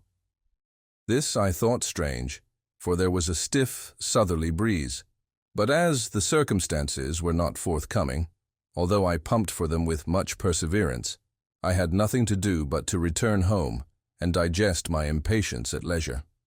I did not receive the expected message from the captain for nearly a week. It came at length, however, and I immediately went on board. The ship was crowded with passengers, and everything was in the bustle attendant upon making sail. Wyatt's party arrived in about 10 minutes after myself. There were the 2 sisters, the bride, and the artist, the latter in one of his customary fits of moody misanthropy. I was too well used to these, however, to pay them any special attention. He did not even introduce me to his wife, this courtesy devolving, perforce, upon his sister Marion, a very sweet and intelligent girl who, in a few hurried words, made us acquainted. Mrs. Wyatt had been closely veiled, and when she raised her veil in acknowledging my bow, I confess that I was very profoundly astonished. I should have been much more so, however, had not long experience advised me not to trust, with too implicit a reliance, the enthusiastic descriptions of my friend, the artist, when indulging in comments upon the loveliness of woman. When beauty was the theme, I well knew with what facility he soared into the regions of the purely ideal. The truth is, I could not help regarding Mrs. Wyatt as a decidedly plain-looking woman. If not positively ugly, she was not, I think, very far from it. She was dressed, however, in exquisite taste, and then I had no doubt that she had captivated my friend's heart by the more enduring graces of the intellect and soul. She said very few words, and passed at once into her stateroom with Mr. W. My old inquisitiveness now returned. There was no servant. That was a settled point. I looked, therefore, for the extra baggage. After some delay, a cart arrived at the wharf, with an oblong pine box, which was everything that seemed to be expected. Immediately upon its arrival we made sail, and in a short time were safely over the bar and standing out to sea. The box in question was, as I say, oblong. It was about 6 feet in length by 2.5 in breadth. I observed it attentively, and liked to be precise. Now this shape was peculiar, and no sooner had I seen it than I took credit to myself for the accuracy of my guessing. I had reached the conclusion, it will be remembered, that the extra baggage of my friend, the artist, would prove to be pictures, or at least a picture, for I knew he had been for several weeks in conference with Nicolino, and now here was a box, which, from its shape, could possibly contain nothing in the world but a copy of Leonardo's Last Supper, and a copy of this very Last Supper, done by Rubini the Younger, at Florence, I had known for some time, to be in the possession of Nicolino. This point, therefore, I considered as sufficiently settled. I chuckled excessively when I thought of my acumen. It was the first time I had ever known Wyatt to keep from me any of his artistical secrets. But here he evidently intended to steal a march upon me, and smuggle a fine picture to New York under my very nose, expecting me to know nothing of the matter. I resolved to quiz him well, now and hereafter. One thing, however, annoyed me not a little. The box did not go into the extra stateroom. It was deposited in Wyatt's own, and there too it remained, occupying very nearly the whole of the floor, no doubt to the exceeding discomfort of the artist and his wife. This the more especially as the tar or paint with which it was lettered in sprawling capitals emitted a strong, disagreeable, and, to my fancy, a peculiarly disgusting odor. On the lid were painted the words, Mrs. Adelaide Curtis, Albany, New York, charge of Cornelius Wyatt, Esq. This side up, to be handled with care. Now I was aware that Mrs. Adelaide Curtis, of Albany, was the artist's wife's mother. But then I looked upon the whole address as a mystification, intended especially for myself. I made up my mind, of course, that the box and contents would never get farther north than the studio of my misanthropic friend in Chambers Street, New York. For the first 3 or 4 days we had fine weather, although the wind was dead ahead, having chopped round to the northward, immediately upon our losing sight of the coast. The passengers were, consequently, in high spirits and disposed to be social. I must except, however, Wyatt and his sisters, who behaved stiffly, and I could not help thinking, uncourteously to the rest of the party. Wyatt's conduct I did not so much regard. He was gloomy, even beyond his usual habit. In fact, he was morose. But in him I was prepared for eccentricity. For the sisters, however, I could make no excuse. They secluded themselves in their staterooms during the greater part of the passage, and absolutely refused, although I repeatedly urged them, to hold communication with any person on board. Mrs. Wyatt herself was far more agreeable. That is to say, she was chatty, and to be chatty is no slight recommendation at sea. She became excessively intimate with most of the ladies, and to my profound astonishment evinced no equivocal disposition to coquet with the men. She amused us all very much. I say amused, and scarcely know how to explain myself. The truth is, I soon found that Mrs. W. was far oftener laughed at than with. The gentlemen said little about her, but the ladies, in a little while, pronounced her a good-hearted thing, rather indifferent-looking, totally uneducated, and decidedly vulgar. The great wonder was how Wyatt had been entrapped into such a match. Wealth was the general solution, but this I knew to be no solution at all, for Wyatt had told me that she neither brought him $1 nor had any expectations from any source whatever. He had married, he said, for love, and for love only, and his bride was far more than worthy of his love. When I thought of these expressions on the part of my friend, I confess that I felt indescribably puzzled. Could it be possible that he was taking leave of his senses? What else could I think? He, so refined, so intellectual, so fastidious, with so exquisite a perception of the faulty, and so keen an appreciation of the beautiful. To be sure, the lady seemed especially fond of him, particularly so in his absence, when she made herself ridiculous by frequent quotations of what had been said by her beloved husband, Mr. Wyatt. The word husband seemed forever, to use one of her own delicate expressions, forever on the tip of her tongue. In the meantime, it was observed by all on board that he avoided her in the most pointed manner, and, for the most part, shut himself up alone in his stateroom, where, in fact, he might have been said to live altogether, leaving his wife at full liberty to amuse herself as she thought best in the public society of the main cabin. My conclusion, from what I saw and heard, was that the artist, by some unaccountable freak of fate, or perhaps in some fit of enthusiastic and fanciful passion, had been induced to unite himself with a person altogether beneath him, and that the natural result, entire and speedy disgust, had ensued. I pitied him from the bottom of my heart, but could not for that reason quite forgive his incommunicativeness in the matter of the Last Supper. For this I resolved to have my revenge. One day he came upon deck, and taking his arm as had been my wont, I sauntered with him backward and forward. His gloom, however, which I considered quite natural under the circumstances, seemed entirely unabated. He said little, and that moodily and with evident effort. I ventured a jest or two, and he made a sickening attempt at a smile. Poor fellow!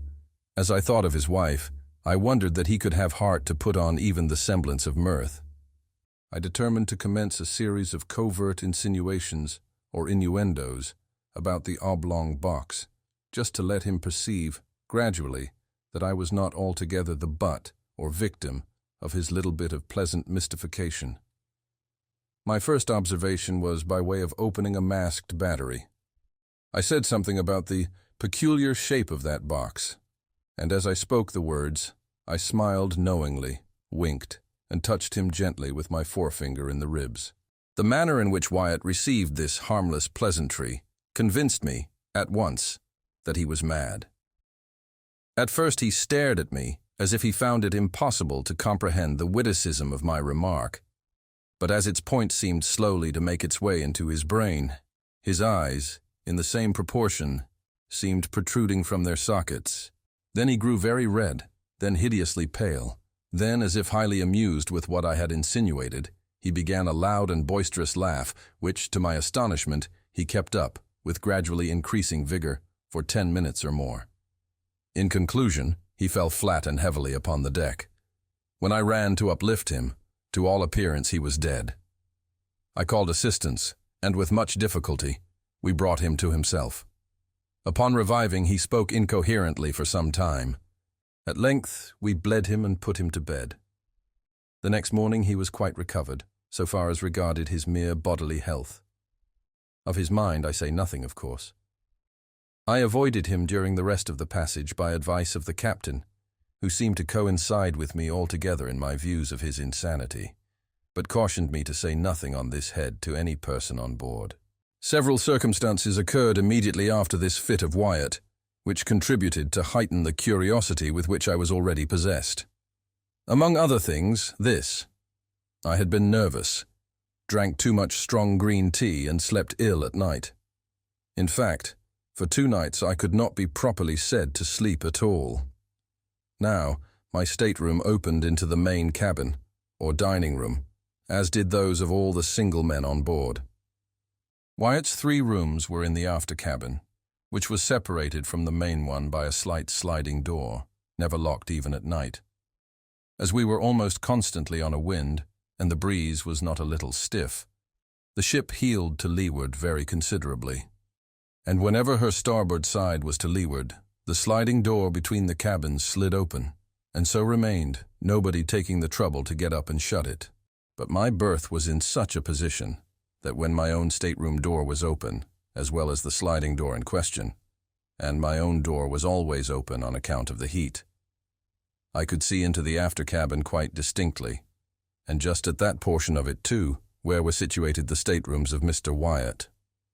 Well, during 2 nights, not consecutive while I lay awake, I clearly saw Mrs. W. about 11 o'clock upon each night, steal cautiously from the stateroom of Mr. W.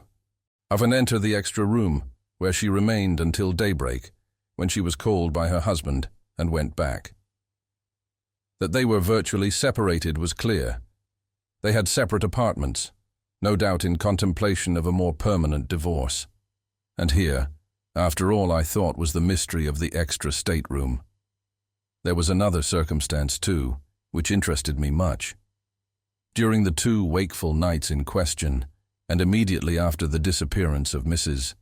Wyatt into the extra stateroom, I was attracted by certain singular, cautious, subdued noises in that of her husband.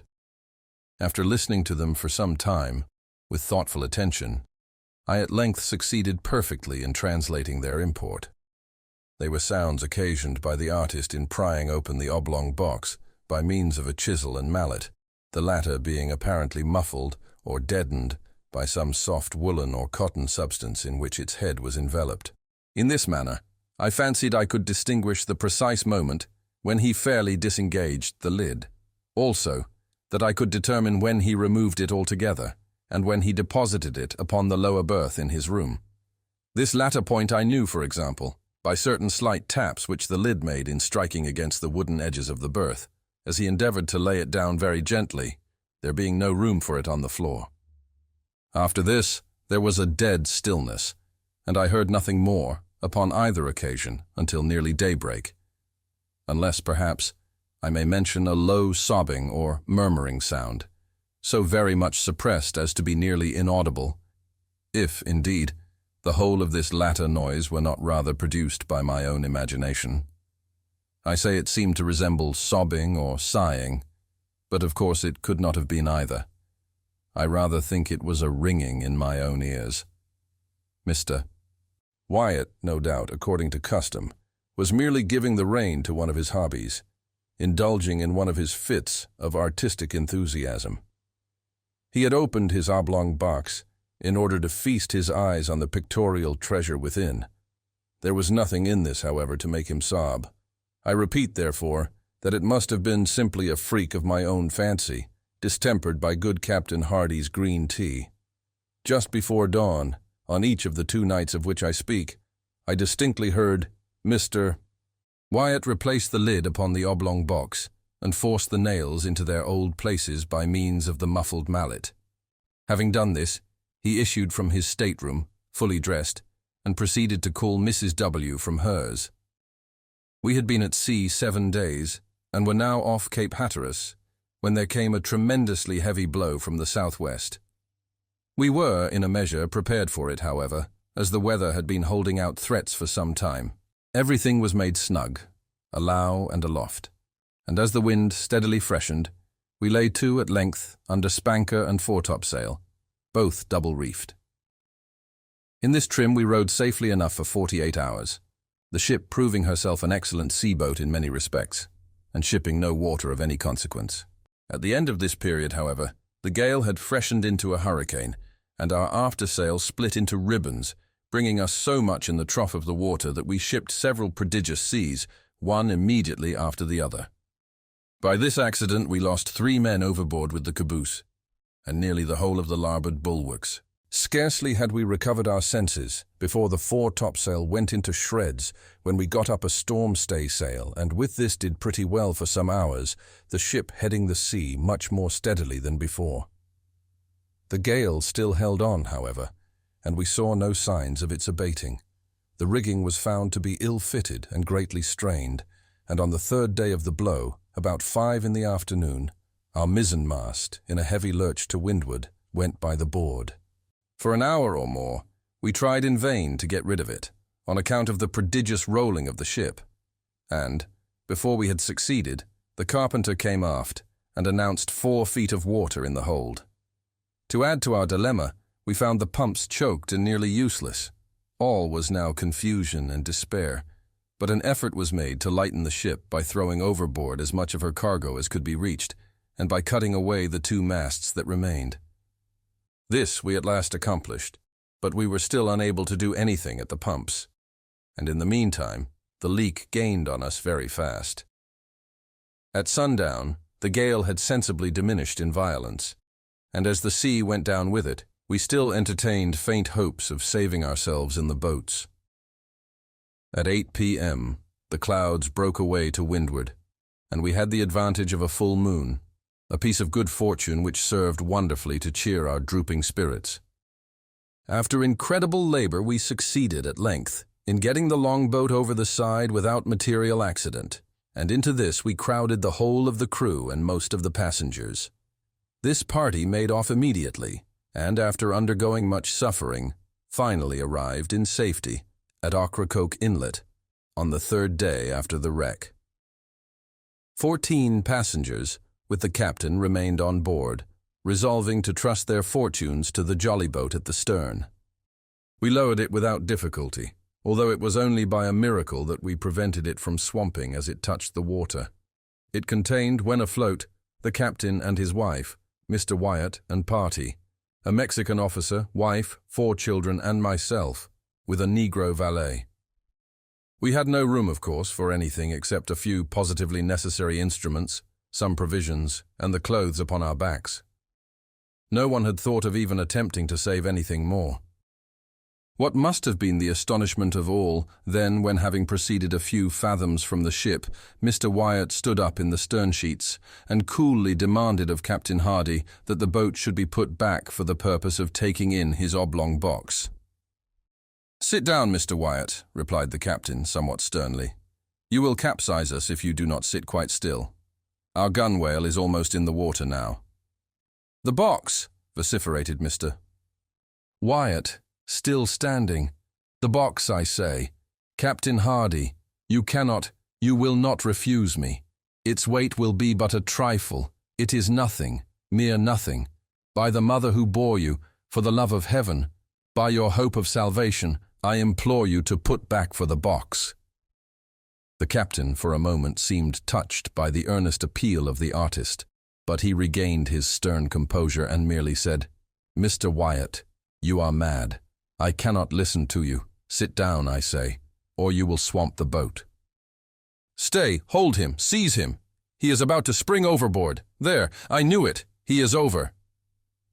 As the captain said this, Mr. Wyatt, in fact, sprang from the boat, and, as we were yet in the lee of the wreck, succeeded, by almost superhuman exertion, in getting hold of a rope which hung from the forechains.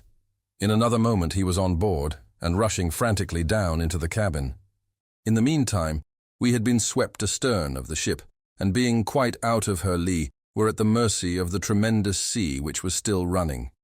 We made a determined effort to put back, but our little boat was like a feather in the breath of the tempest. We saw at a glance that the doom of the unfortunate artist was sealed. As our distance from the wreck rapidly increased, the madman, for as such only could we regard him, was seen to emerge from the companion way, up which, by dint of strength that appeared gigantic, he dragged, bodily, the oblong box. While we gazed in the extremity of astonishment, he passed, rapidly, several turns of a 3-inch rope, first around the box and then around his body. In another instant, both body and box were in the sea, disappearing suddenly, at once and forever. We lingered a while, sadly, upon our oars, with our eyes riveted upon the spot.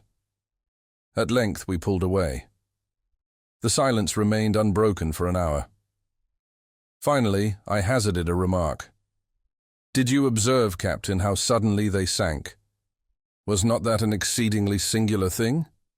I confess that I entertained some feeble hope of his final deliverance when I saw him lash himself to the box and commit himself to the sea." "They sank as a matter of course," replied the captain, "and that like a shot. They will soon rise again, however, but not till the salt melts." "The salt?" I ejaculated. "Hush," said the captain, pointing to the wife and sisters of the deceased. "We must talk of these things at some more appropriate time. We suffered much, and made a narrow escape. But fortune befriended us, as well as our mates in the longboat. We landed, in fine, more dead than alive, after 4 days of intense distress, upon the beach opposite Roanoke Island. We remained here a week, were not ill-treated by the wreckers, and at length obtained a passage to New York. About a month after the loss of the Independence, I happened to meet Captain Hardy in Broadway. Our conversation turned, naturally, upon the disaster, and especially upon the sad fate of poor Wyatt. I thus learned the following particulars. The artist had engaged passage for himself, wife, 2 sisters, and a servant. His wife was indeed, as she had been represented, a most lovely and most accomplished woman. On the morning of the 14th of June, the day in which I first visited the ship, the lady suddenly sickened and died. The young husband was frantic with grief, but circumstances imperatively forbade the deferring his voyage to New York. It was necessary to take to her mother the corpse of his adored wife, and on the other hand, the universal prejudice which would prevent his doing so openly was well known. 9/10 of the passengers would have abandoned the ship rather than take passage with a dead body. In this dilemma, Captain Hardy arranged that the corpse, being first partially embalmed and packed with a large quantity of salt in a box of suitable dimensions, should be conveyed on board as merchandise.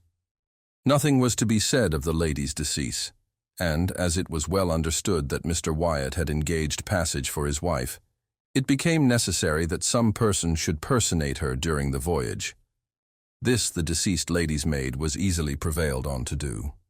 The extra stateroom, originally engaged for this girl during her mistress' life, was now merely retained. In this stateroom the pseudo-wife slept, of course, every night. In the daytime she performed, to the best of her ability, the part of her mistress, whose person, it had been carefully ascertained, was unknown to any of the passengers on board. My own mistake arose naturally enough through too careless, too inquisitive, and too impulsive a temperament. But of late, it is a rare thing that I sleep soundly at night. There is a countenance which haunts me, turn as I will. There is an hysterical laugh which will forever ring within my ears. Loss of breath, O breathe not, etc. Moore's Melodies. The most notorious ill fortune must in the end yield to the untiring courage of philosophy, as the most stubborn city to the ceaseless vigilance of an enemy. Shalmaneser, as we have it in holy writings, lay 3 years before Samaria, yet it fell. Sardanapalus, see Diodorus, maintained himself 7 in Nineveh, but to no purpose. Troy expired at the close of the 2nd lustrum, and Azoth, as Aristeas declares upon his honor as a gentleman, opened at last her gates to Psammetichus, after having barred them for the 5th part of a century. "Thou wretch, thou vixen, thou shrew," said I to my wife on the morning after our wedding. "Thou witch, thou hag, thou whipper-snapper, thou sink of iniquity, thou fiery-faced quintessence of all that is abominable, thou... Here, standing upon tiptoe, seizing her by the throat, and placing my mouth close to her ear, I was preparing to launch forth a new and more decided epithet of opprobrium, which should not fail, if ejaculated, to convince her of her insignificance, when to my extreme horror and astonishment, I discovered that I had lost my breath. The phrases, "I am out of breath," "I have lost my breath," etc., are often enough repeated in common conversation. But it had never occurred to me that the terrible accident of which I speak could bona fide and actually happen. Imagine, that is if you have a fanciful turn. Imagine, I say, my wonder, my consternation, my despair. There is a good genius, however, which has never entirely deserted me. In my most ungovernable moods, I still retain a sense of propriety, et le chemin des passions me conduit, as Lord Edouard in the Julie says it did him, à la philosophie véritable.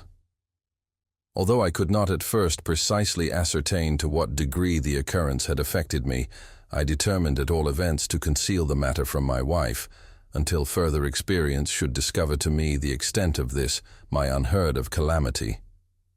Altering my countenance, therefore, in a moment, from its bepuffed and distorted appearance to an expression of arch and coquettish benignity, I gave my lady a pat on the one cheek and a kiss on the other, and without saying one syllable, furies, I could not, left her astonished at my drollery, as I pirouetted out of the room in a pas de zephyr.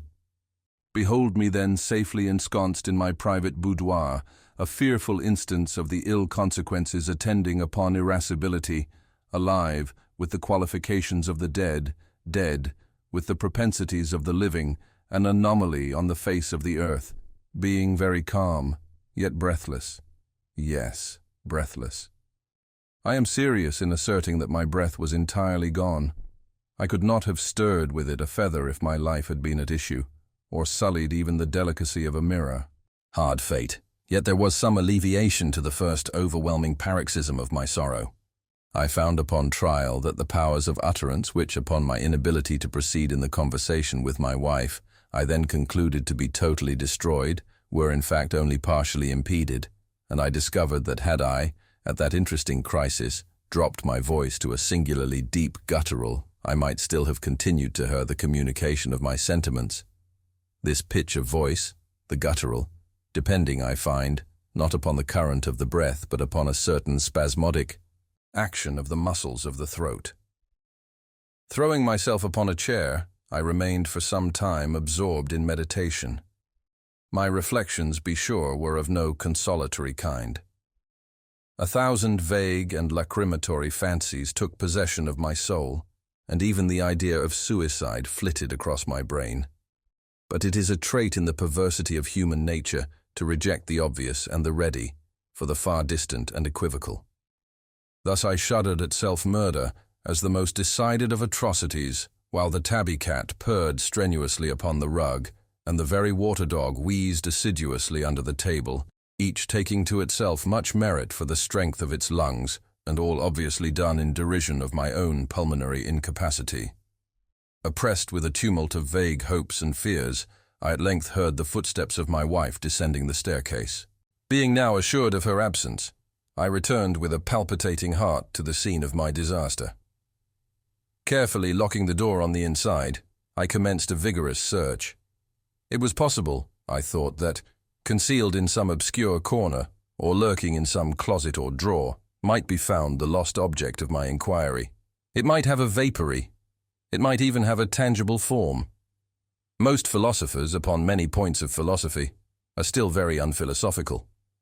William Godwin, however, says in his Mandeville that invisible things are the only realities, and this, all will allow, is a case in point.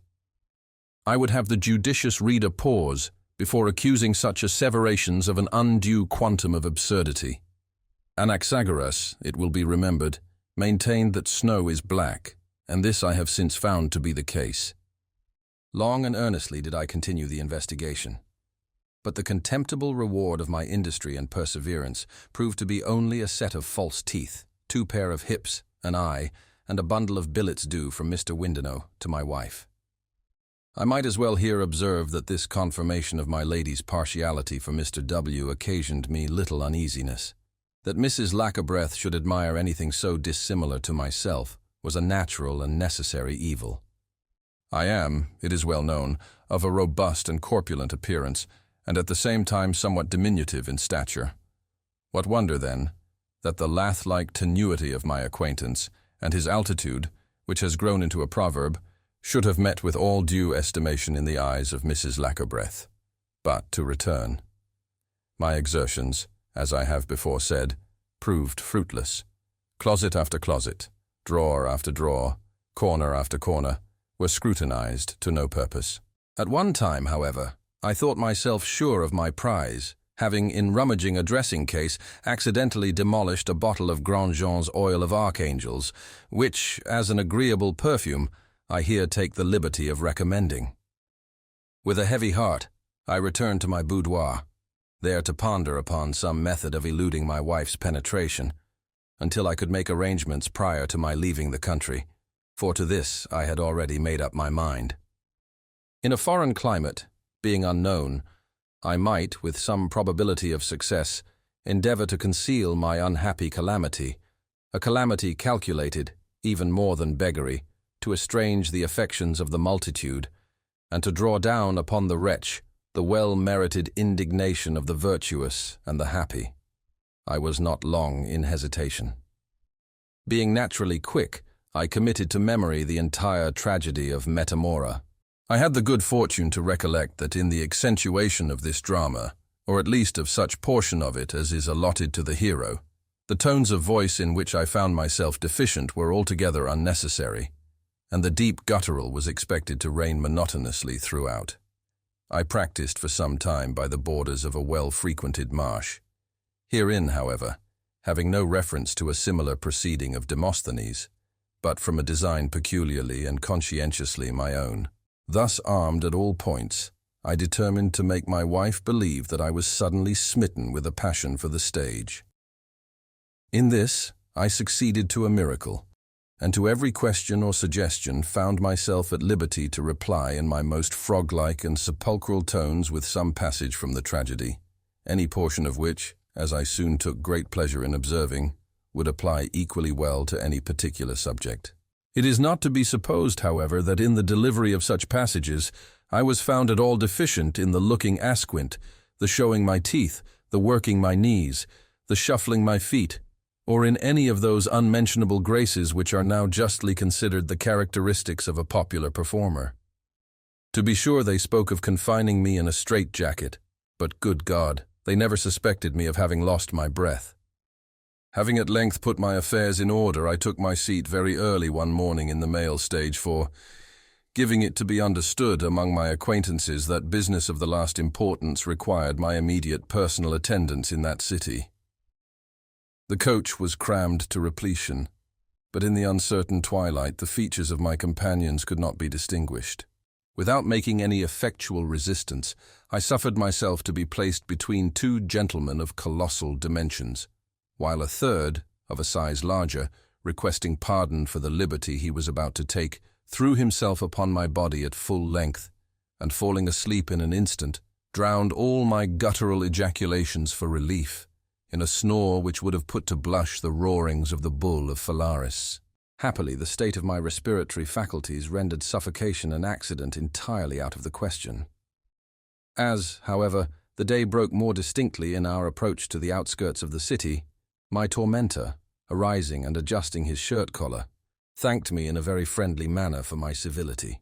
Seeing that I remained motionless, all my limbs were dislocated and my head twisted on one side, his apprehensions began to be excited, and arousing the rest of the passengers, he communicated in a very decided manner his opinion that a dead man had been palmed upon them during the night for a living and responsible fellow-traveler, here giving me a thump on the right eye by way of demonstrating the truth of his suggestion.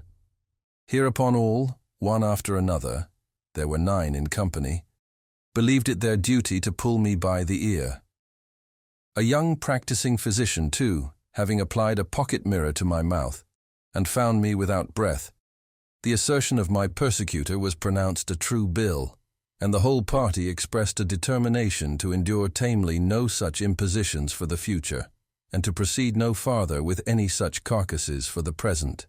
I was here accordingly thrown out at the sign of the Crow, by which tavern the coach happened to be passing, without meeting with any farther accident than the breaking of both my arms under the left hind wheel of the vehicle. I must besides do the driver the justice to state that he did not forget to throw after me the largest of my trunks, which, unfortunately falling on my head, fractured my skull in a manner at once interesting and extraordinary. The landlord of the Crow, who is a hospitable man, finding that my trunk contained sufficient to indemnify him for any little trouble he might take in my behalf, sent forthwith for a surgeon of his acquaintance, and delivered me to his care with a bill and receipt for $10. The purchaser took me to his apartments and commenced operations immediately. Having cut off my ears, however, he discovered signs of animation. He now rang the bell and sent for a neighboring apothecary with whom to consult in the emergency. In case of his suspicions with regard to my existence proving ultimately correct, he, in the meantime, made an incision in my stomach and removed several of my viscera for private dissection. The apothecary had an idea that I was actually dead. This idea I endeavored to confute, kicking and plunging with all my might, and making the most furious contortions, for the operations of the surgeon had, in a measure, restored me to the possession of my faculties.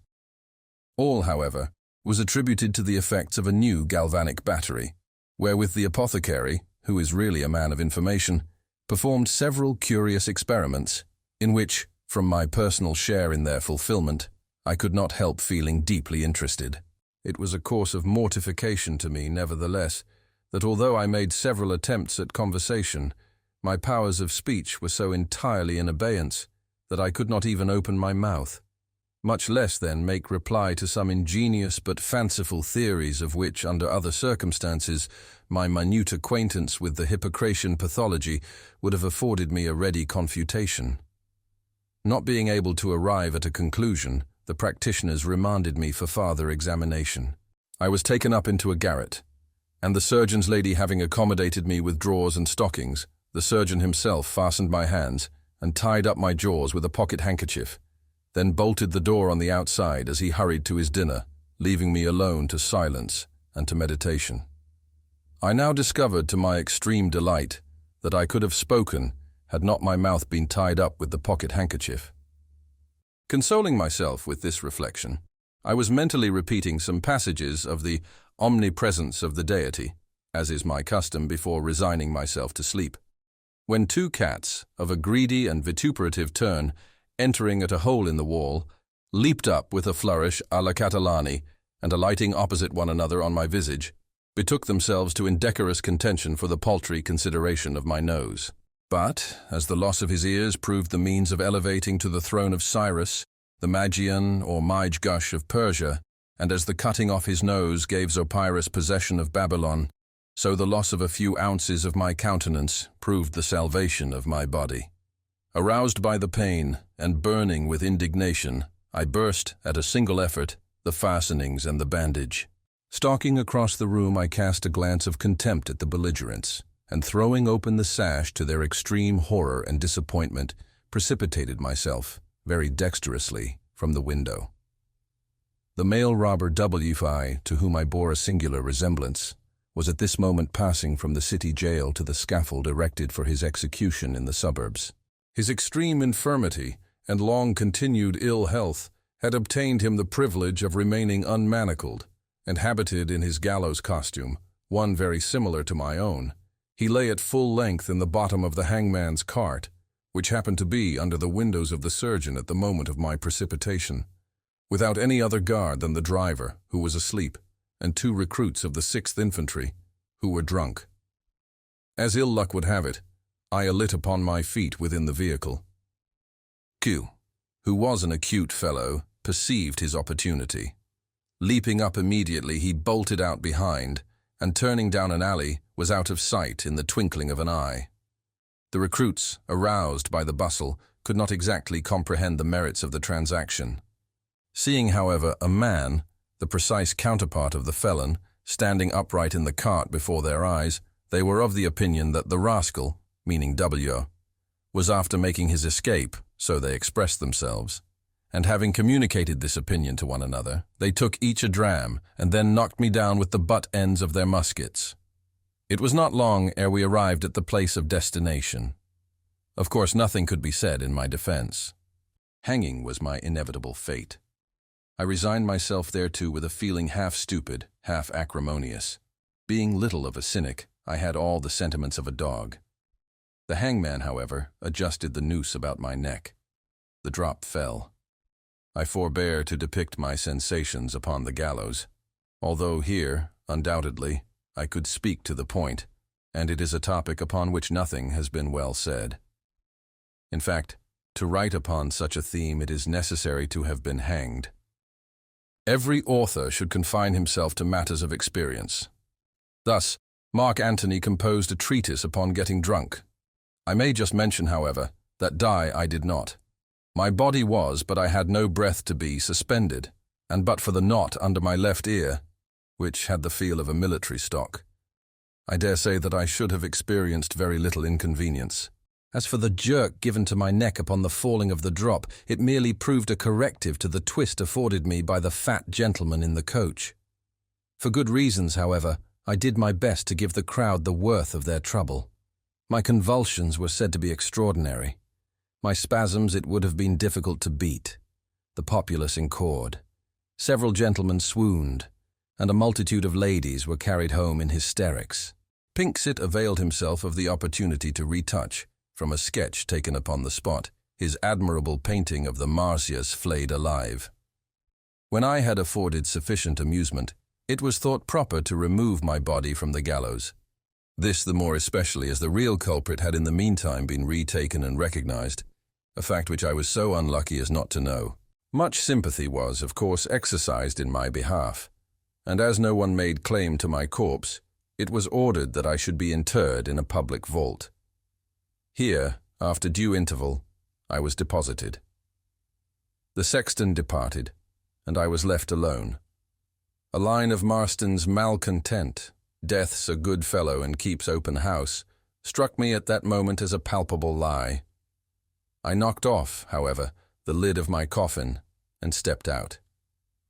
The place was dreadfully dreary and damp, and I became troubled with ennui. By way of amusement, I felt my way among the numerous coffins ranged in order around. I lifted them down, one by one, and breaking open their lids, busied myself in speculations about the mortality within. "This," I soliloquized, tumbling over a carcass, puffy, bloated, and rotund. "This has been, no doubt in every sense of the word, an unhappy, an unfortunate man. It has been his terrible lot not to walk but to waddle, to pass through life not like a human being but like an elephant, not like a man, but like a rhinoceros. His attempts at getting on have been mere abortions, and his circumgyratory proceedings a palpable failure. Taking a step forward, it has been his misfortune to take 2 toward the right and 3 toward the left. His studies have been confined to the poetry of Crabbe. He can have no idea of the wonder of a pirouette. To him, a pas de papillon has been an abstract conception. He has never ascended the summit of a hill. He has never viewed from any steeple the glories of a metropolis. Heat has been his mortal enemy. In the dog days, his days have been the days of a dog. Therein he has dreamed of flames and suffocation, of mountains upon mountains, of Pelion upon Ossa. He was short of breath. To say all in a word, he was short of breath. He thought it extravagant to play upon wind instruments. He was the inventor of self-moving fans, windsails, and ventilators. He patronized DuPont, the bellows maker, and he died miserably in attempting to smoke a cigar. His was a case in which I feel a deep interest, a lot in which I sincerely sympathize. "But here," said I, "here," and I dragged spitefully from its receptacle a gaunt, tall, and peculiar-looking form, whose remarkable appearance struck me with a sense of unwelcome familiarity. "Here is a wretch entitled to no earthly commiseration." Thus saying, in order to obtain a more distinct view of my subject, I applied my thumb and forefinger to its nose, and causing it to assume a sitting position upon the ground, held it thus, at the length of my arm, while I continued my soliloquy. "Entitled," I repeated, "to no earthly commiseration. Who indeed would think of compassioning a shadow?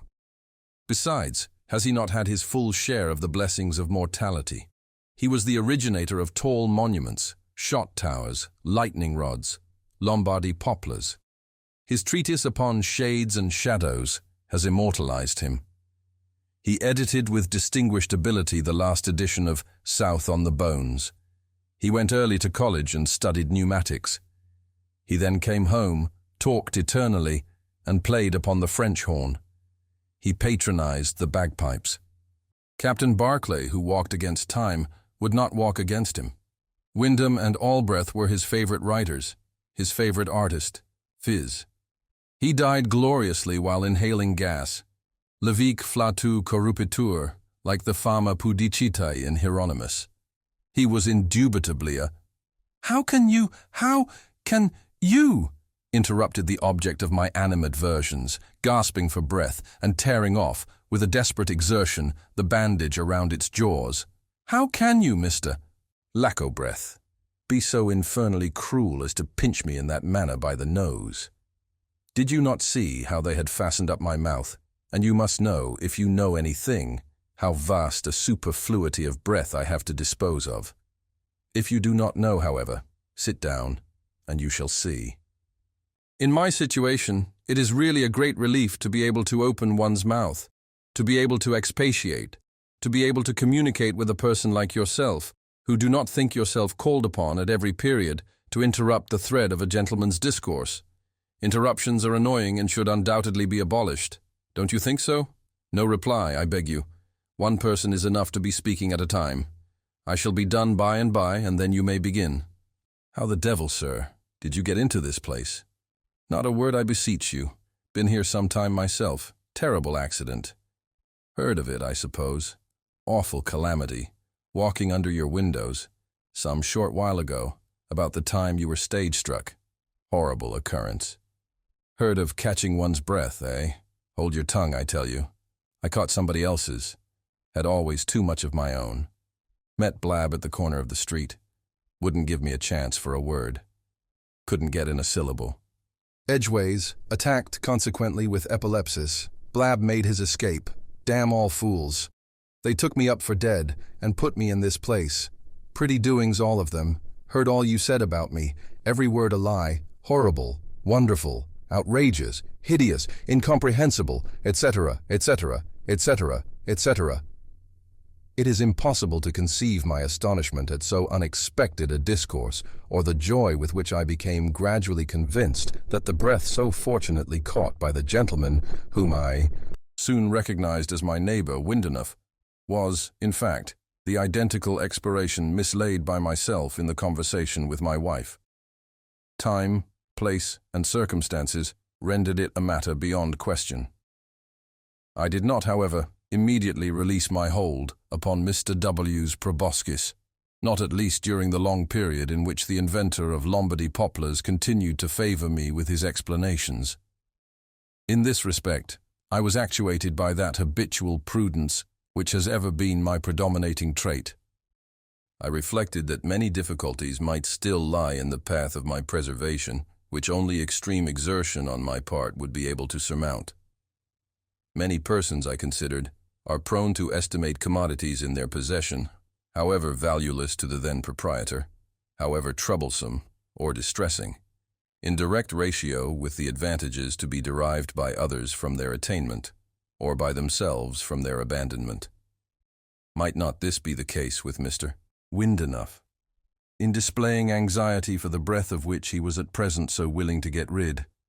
Might I not lay myself open to the exactions of his avarice? There are scoundrels in this world, I remembered with a sigh, who will not scruple to take unfair opportunities with even a next-door neighbor, and, this remark is from Epictetus, it is precisely at that time when men are most anxious to throw off the burden of their own calamities that they feel the least desirous of relieving them in others. Upon considerations similar to these, and still retaining my grasp upon the nose of Mr. W., I accordingly thought proper to model my reply. "Monster!" I began in a tone of the deepest indignation. "Monster and double-winded idiot! Dost thou, whom for thine iniquities it has pleased heaven to accurse with a twofold respimption, dost thou, I say, presume to address me in the familiar language of an old acquaintance? I lie, forsooth, and hold my tongue, to be sure. Pretty conversation indeed, to a gentleman with a single breath. All this too, when I have it in my power to relieve the calamity under which thou dost so justly suffer, to curtail the superfluities of thine unhappy respiration. Like Brutus, I paused for a reply, with which, like a tornado, Mr. Windenow immediately overwhelmed me. Protestation followed upon protestation, and apology upon apology. There were no terms with which he was unwilling to comply, and there were none of which I failed to take the fullest advantage.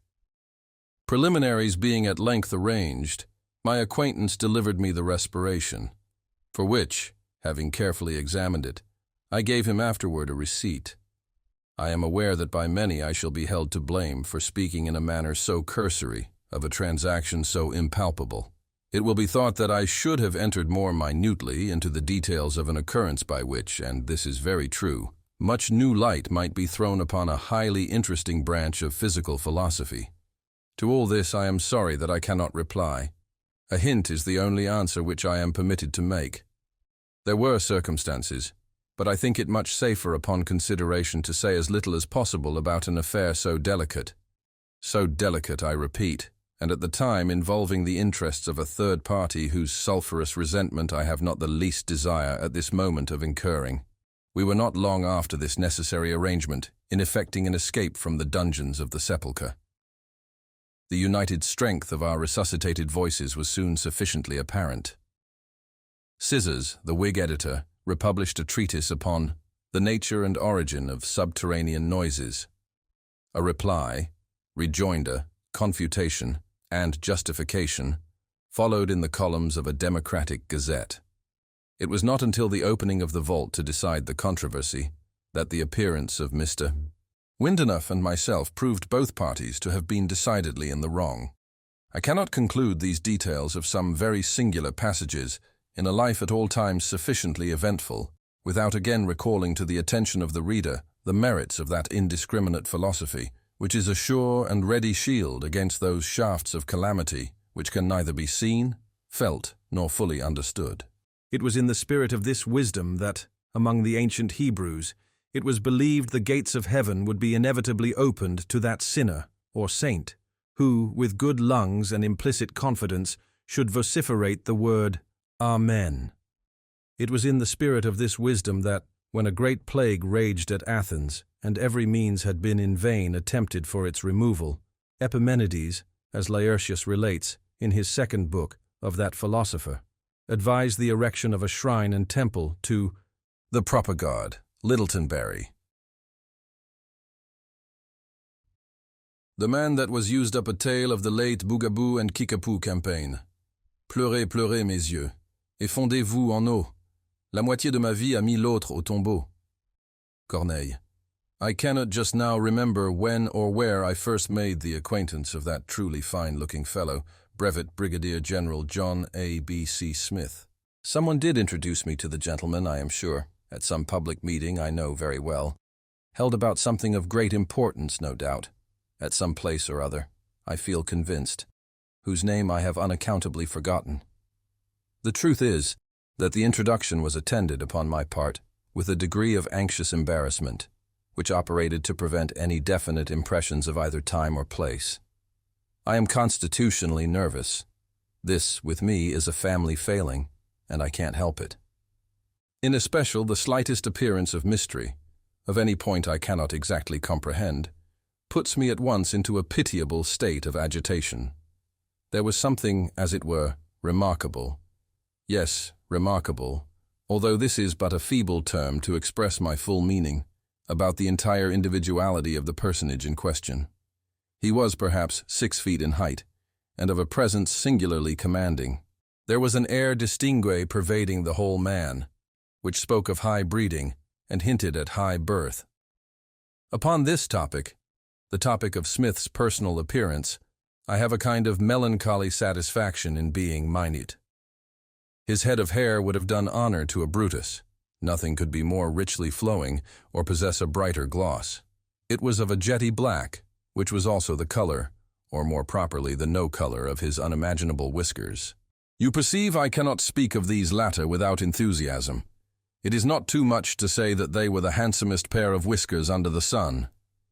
At all events they encircled, and at times partially overshadowed, a mouth utterly unequaled. Here were the most entirely even and the most brilliantly white of all conceivable teeth. From between them, upon every proper occasion, issued a voice of surpassing clearness, melody, and strength. In the matter of eyes also, my acquaintance was preeminently endowed. Either one of such a pair was worth a couple of the ordinary ocular organs. They were of a deep hazel, exceedingly large and lustrous, and there was perceptible about them, ever and anon, just that amount of interesting obliquity which gives pregnancy to expression. The bust of the general was unquestionably the finest bust I ever saw. For your life you could not have found a fault with its wonderful proportion. This rare peculiarity set off to great advantage a pair of shoulders which would have called up a blush of conscious inferiority into the countenance of the marble Apollo.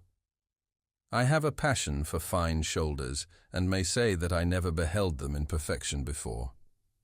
The arms altogether were admirably modelled, nor were the lower limbs less superb. These were indeed the ne plus ultra of good legs. Every connoisseur in such matters admitted the legs to be good. There was neither too much flesh nor too little, neither rudeness nor fragility. I could not imagine a more graceful curve than that of the os femoris, and there was just that due gentle prominence in the rear of the fibula which goes to the conformation of a properly proportioned calf. I wish to God my young and talented friend Ciponcipino, the sculptor, had but seen the legs of Brevet Brigadier General John A.B.C. Smith. But although men so absolutely fine-looking are neither as plenty as reasons or blackberries, still I could not bring myself to believe that the remarkable something to which I alluded just now, that the odd air of je ne sais quoi which hung about my new acquaintance, lay altogether, or indeed at all, in the supreme excellence of his bodily endowments. Perhaps it might be traced to the manner, yet here again I could not pretend to be positive. There was a primness, not to say stiffness, in his carriage, a degree of measured and, if I may so express it, of rectangular precision, attending his every movement, which, observed in a more diminutive figure, would have had the least little savour in the world of affectation, pomposity, or constraint, but which, noticed in a gentleman of his undoubted dimensions, was readily placed to the account of reserve, hauteur, of a commendable sense, in short, of what is due to the dignity of colossal proportion. The kind friend who presented me to General Smith whispered in my ear some few words of comment upon the man. He was a remarkable man, a very remarkable man, indeed one of the most remarkable men of the age. He was an especial favorite, too, with the ladies, chiefly on account of his high reputation for courage. In that point he is unrivaled. Indeed, he is a perfect desperado, a downright fire-eater, and no mistake, said my friend, here dropping his voice excessively low and thrilling me with the mystery of his tone. A downright fire-eater, and no mistake. Showed that, I should say, to some purpose, in the late tremendous swamp fight away down south, with the Bugaboo and Kickapoo Indians. Here my friend opened his eyes to some extent. Bless my soul, blood and thunder and all that. Prodigies of valor. Heard of him, of course. You know he's the man. Man alive, how do you do? Why, how are ye? Very glad to see ye, indeed. Here interrupted the general himself, seizing my companion by the hand as he drew near, and bowing stiffly but profoundly as I was presented. I then thought, and I think so still, that I never heard a clearer nor a stronger voice, nor beheld a finer set of teeth. But I must say that I was sorry for the interruption just at that moment, as, owing to the whispers and insinuations aforesaid, my interest had been greatly excited in the hero of the Bugaboo and Kickapoo campaign. However, the delightfully luminous conversation of Brevet Brigadier General John A.B.C. Smith soon completely dissipated this chagrin. My friend leaving us immediately, we had quite a long tete-a-tete, and I was not only pleased but really instructed. I never heard a more fluent talker, or a man of greater general information. With becoming modesty, he forbore, nevertheless, to touch upon the theme I had just then most at heart. I mean the mysterious circumstances attending the Bugaboo War, and on my own part, what I conceived to be a proper sense of delicacy, forbade me to broach the subject, although, in truth, I was exceedingly tempted to do so. I perceived, too, that the gallant soldier preferred topics of philosophical interest, and that he delighted, especially, in commenting upon the rapid march of mechanical invention. Indeed, Lead him where I would, this was a point to which he invariably came back. "There is nothing at all like it," he would say. "We are a wonderful people and live in a wonderful age. Parachutes and railroads, man-traps and spring guns. Our steamboats are upon every sea, and the Nassau balloon packet is about to run regular trips, fare either way only £20 sterling, between London and Timbuktu. And who shall calculate the immense influence upon social life, upon arts, upon commerce, upon literature, which will be the immediate result of the great principles of electromagnetics? Nor is this all, let me assure you. There is really no end to the march of invention. The most wonderful, the most ingenious, and let me add, Mr. Thompson, I believe, is your name. Let me add, I say, the most useful, the most truly useful, mechanical contrivances are daily springing up like mushrooms, if I may so express myself, or more figuratively, like, grasshoppers, like grasshoppers, Mr. Thompson, about us, and around us. Thompson, to be sure, is not my name, but it is needless to say that I left General Smith with a heightened interest in the man, with an exalted opinion of his conversational powers, and a deep sense of the valuable privileges we enjoy in living in this age of mechanical invention. My curiosity, however, had not been altogether satisfied, and I resolved to prosecute immediate inquiry among my acquaintances touching the Brevet Brigadier General himself, and particularly respecting the tremendous events quorum pars magna fuit during the Bugaboo and Kickapoo campaign. The first opportunity which presented itself, and which, horresco referens, I did not in the least scruple to seize, occurred at the church of the Reverend Dr. Drumumup, where I found myself established one Sunday just at sermon time, not only in the pew, but by the side of that worthy and communicative little friend of mine, Miss Tabitha T. Thus seated, I congratulated myself, and with much reason, upon the very flattering state of affairs. If any person knew anything about Brevet Brigadier General John A.B.C. Smith, that person, it was clear to me, was Miss Tabitha T. We telegraphed a few signals, and then commenced, sotto voce, a brisk tete-a-tete. "Smith?" said she, in reply to my very earnest inquiry. "Smith? Why not General John A.B.C.? Bless me, I thought you knew all about him. This is a wonderfully inventive age. Horrid affair that. A bloody set of wretches, those Kickapoos. Fought like a hero, prodigies of valor, immortal renown. Smith, Brevet Brigadier General John A.B.C. Why, you know he's the man." "Man," here broke in Dr. Drumumup at the top of his voice, and with a thump that came near knocking the pulpit about our ears. "Man that is born of a woman hath but a short time to live. He cometh up and is cut down like a flower." I started to the extremity of the pew, and perceived by the animated looks of the divine that the wrath which had nearly proved fatal to the pulpit had been excited by the whispers of the lady and myself. There was no help for it. So I submitted with a good grace, and listened, in all the martyrdom of dignified silence, to the balance of that very capital discourse. Next evening found me a somewhat late visitor at the Rantipole Theatre, where I felt sure of satisfying my curiosity at once, by merely stepping into the box of those exquisite specimens of affability and omniscience, the Mrs. Arabella and Miranda Cognoscenti. That fine tragedian, Climax, was doing Iago to a very crowded house, and I experienced some little difficulty in making my wishes understood, especially as our box was next the slips, and completely overlooked the stage. "Smith," said Miss Arabella, as she at length comprehended the purport of my query. "Smith? Why not General John A.B.C.? "Smith?" inquired Miranda musingly. "God bless me, did you ever behold a finer figure?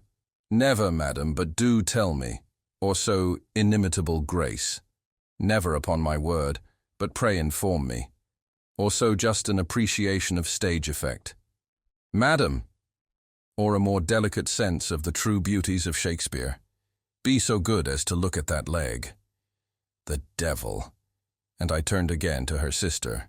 "Smith," said she. "Why, not General John A.B.C. Horrid affair that, wasn't it?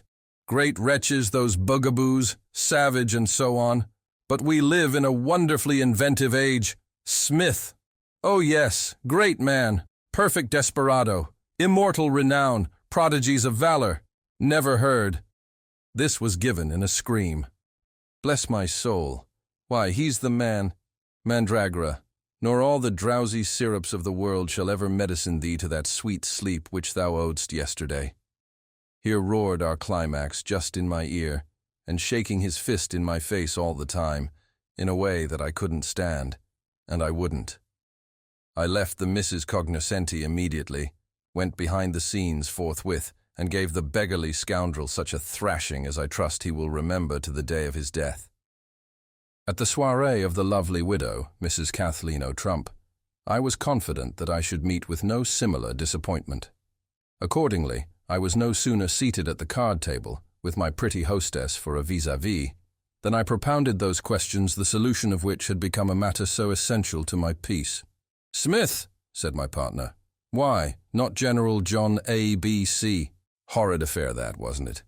Diamonds, did you say? Terrible wretches, those kickapoos. We are playing whist, if you please, Mr. Tattle. However, this is the age of invention, most certainly the age, one may say. The age par excellence. Speak French? Oh, quite a hero. Perfect desperado. No hearts, Mr. Tattle. I don't believe it. Immortal renown and all that. Prodigies of valor. Never heard. Why, bless me, he's the man. Man! Captain Man! Here screamed some little feminine interloper from the farthest corner of the room. Are you talking about Captain Man and the duel? Oh, I must hear. Do tell. Go on, Mrs. O'Trump. Do now go on. And go on Mrs. O'Trump did. All about a certain Captain Man, who was either shot or hung, or should have been both shot and hung. Yes, Mrs. O'Trump, she went on, and I went off. There was no chance of hearing anything farther that evening in regard to Brevet Brigadier General John A.B.C. Smith. Still, I consoled myself with the reflection that the tide of ill luck would not run against me forever, and so determined to make a bold push for information at the rout of that bewitching little angel, the graceful Mrs. Pirouette. "Smith," said Mrs. P. as we twirled about together in a pas de zephyr. "Smith! Why, not General John A.B.C. Dreadful business that of the bugaboos, wasn't it? Dreadful creatures, those Indians. Do turn out your toes. I really am ashamed of you, man of great courage, poor fellow. But this is a wonderful age for invention. Oh dear me, I'm out of breath. Quite a desperado. Prodigies of valor, never heard. Can't believe it. I shall have to sit down and enlighten you, Smith. Why, he's the man. Manfred, I tell you," here bawled out Miss Bableu, as I led Mrs. Pirouette to a seat. "Did ever anybody hear the like? It's Manfred, I say, and not at all by any means Man Friday." Here Miss Bableu beckoned to me in a very peremptory manner, and I was obliged, will I nil I, to leave Mrs. P. for the purpose of deciding a dispute touching the title of a certain poetical drama of Lord Byron's, although I pronounced, with great promptness, that the true title was Man Friday, and not by any means Manfred. Yet when I returned to seek Mrs. Pirouette, she was not to be discovered, and I made my retreat from the house in a very bitter spirit of animosity against the whole race of the Bableu.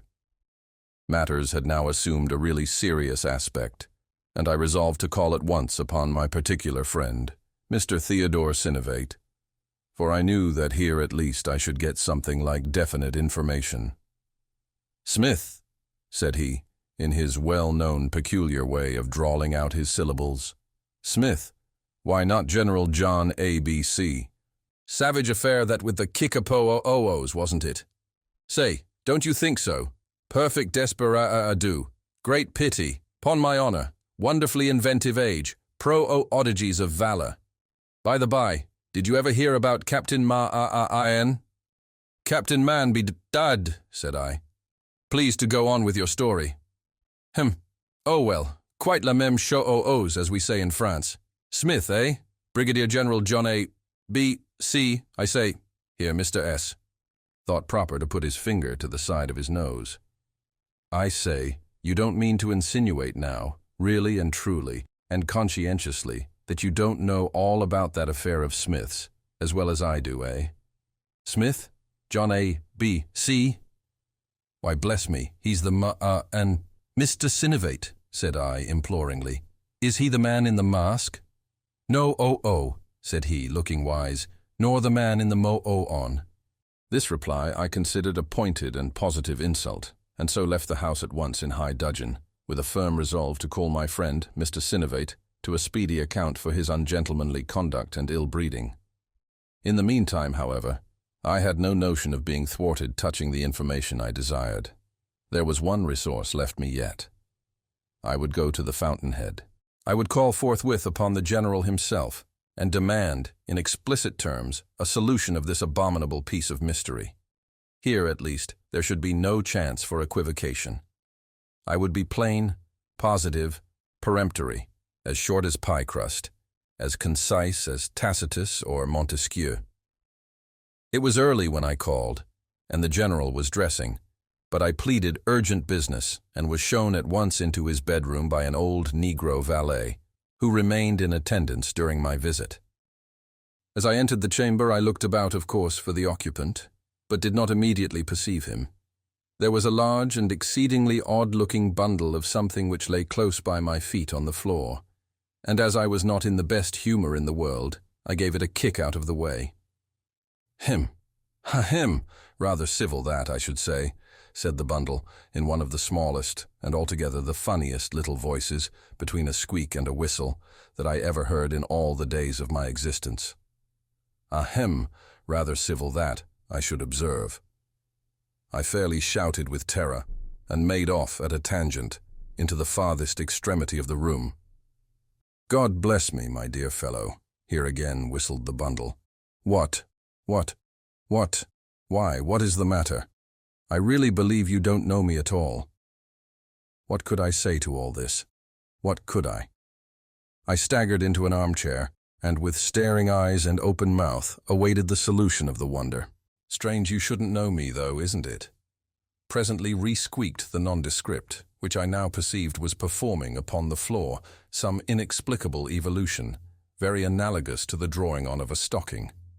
There was only a single leg, however, apparent. "Strange you shouldn't know me, though, isn't it? Pompey, bring me that leg."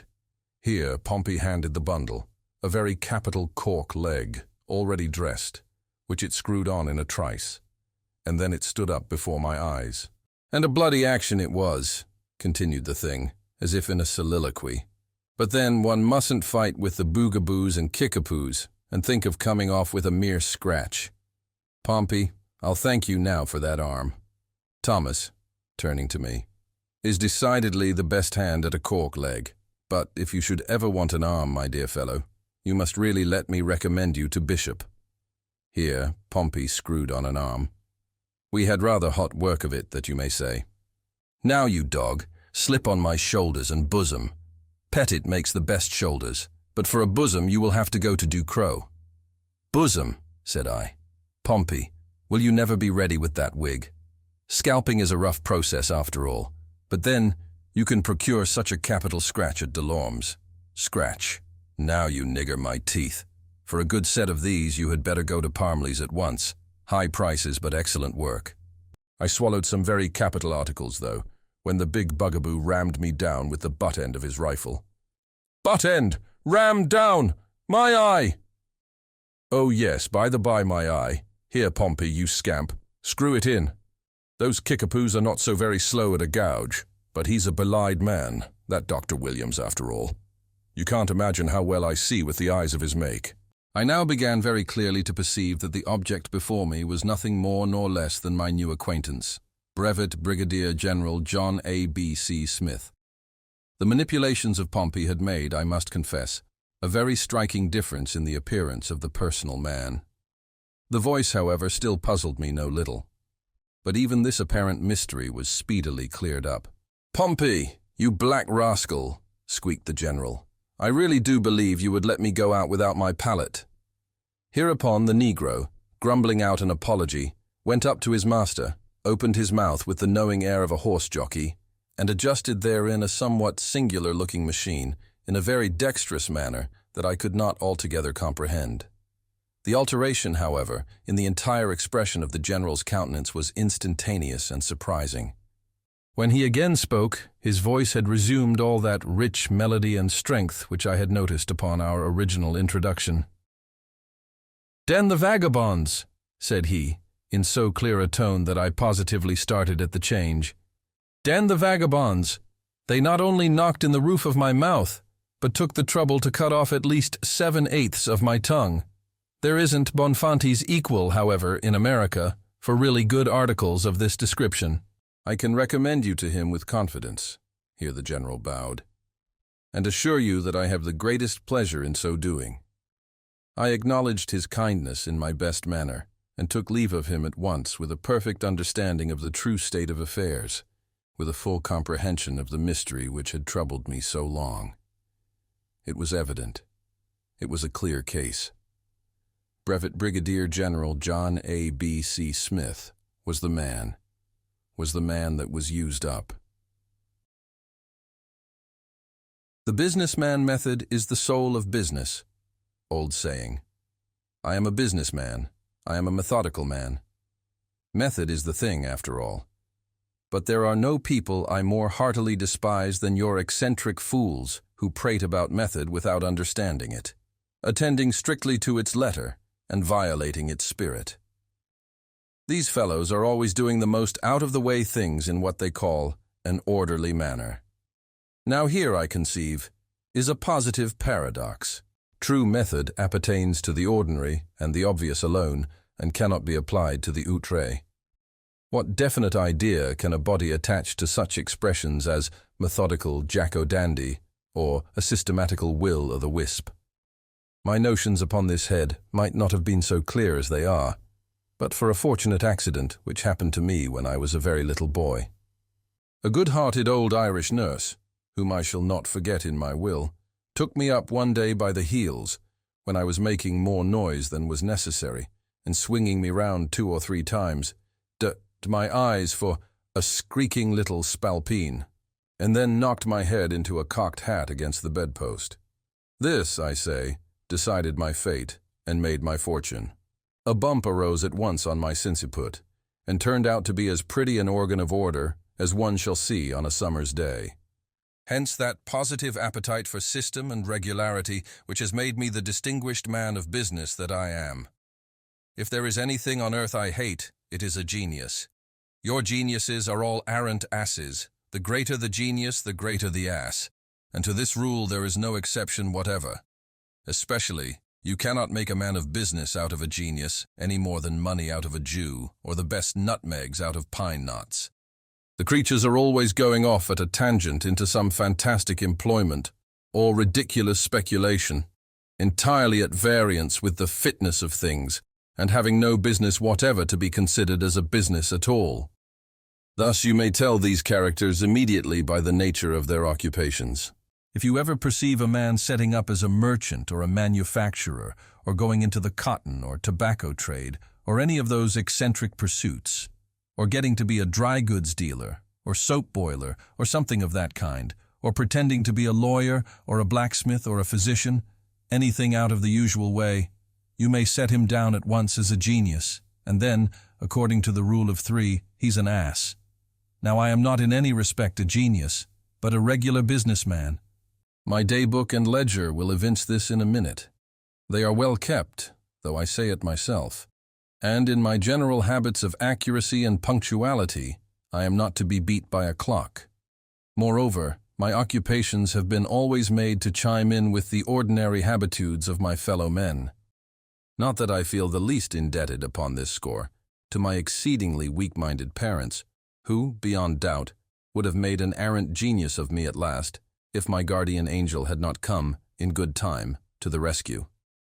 In biography, the truth is everything, and in autobiography, it is especially so, yet I scarcely hope to be believed when I state, however solemnly, that my poor father put me, when I was about 15 years of age, into the counting-house of what be termed a respectable hardware and commission merchant doing a capital bit of business, a capital bit of fiddlestick.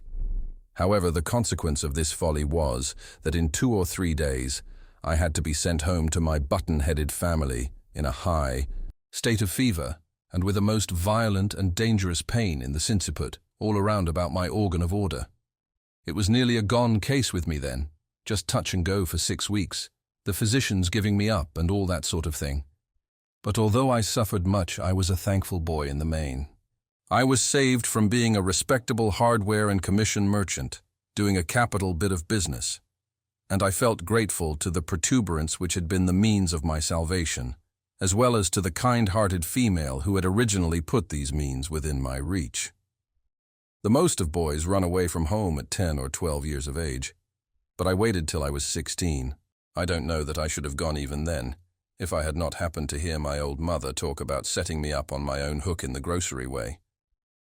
The grocery way. Only think of that. I resolved to be off forthwith and try and establish myself in some decent occupation without dancing attendance any longer upon the caprices of these eccentric old people and running the risk of being made a genius of in the end. In this project I succeeded perfectly well at the first effort, and by the time I was fairly 18, found myself doing an extensive and profitable business in the tailor's walking advertisement line.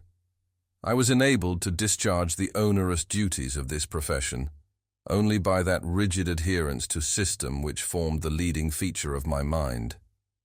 A scrupulous method characterized my actions as well as my accounts. In my case it was method, not money, which made the man, at least all of him that was not made by the tailor whom I served. At 9, every morning, I called upon that individual for the clothes of the day. 10 o'clock found me in some fashionable promenade or other place of public amusement. The precise regularity with which I turned my handsome person about so as to bring successively into view every portion of the suit upon my back was the admiration of all the knowing men in the trade. Noon never passed without my bringing home a customer to the house of my employers, Messrs. Cut and Come Again. I say this proudly, but with tears in my eyes, for the firm proved themselves the basest of ingrates. The little account, about which we quarrelled and finally parted, cannot in any item be thought overcharged by gentlemen really conversant with the nature of the business. Upon this point, however, I feel a degree of proud satisfaction in permitting the reader to judge for himself.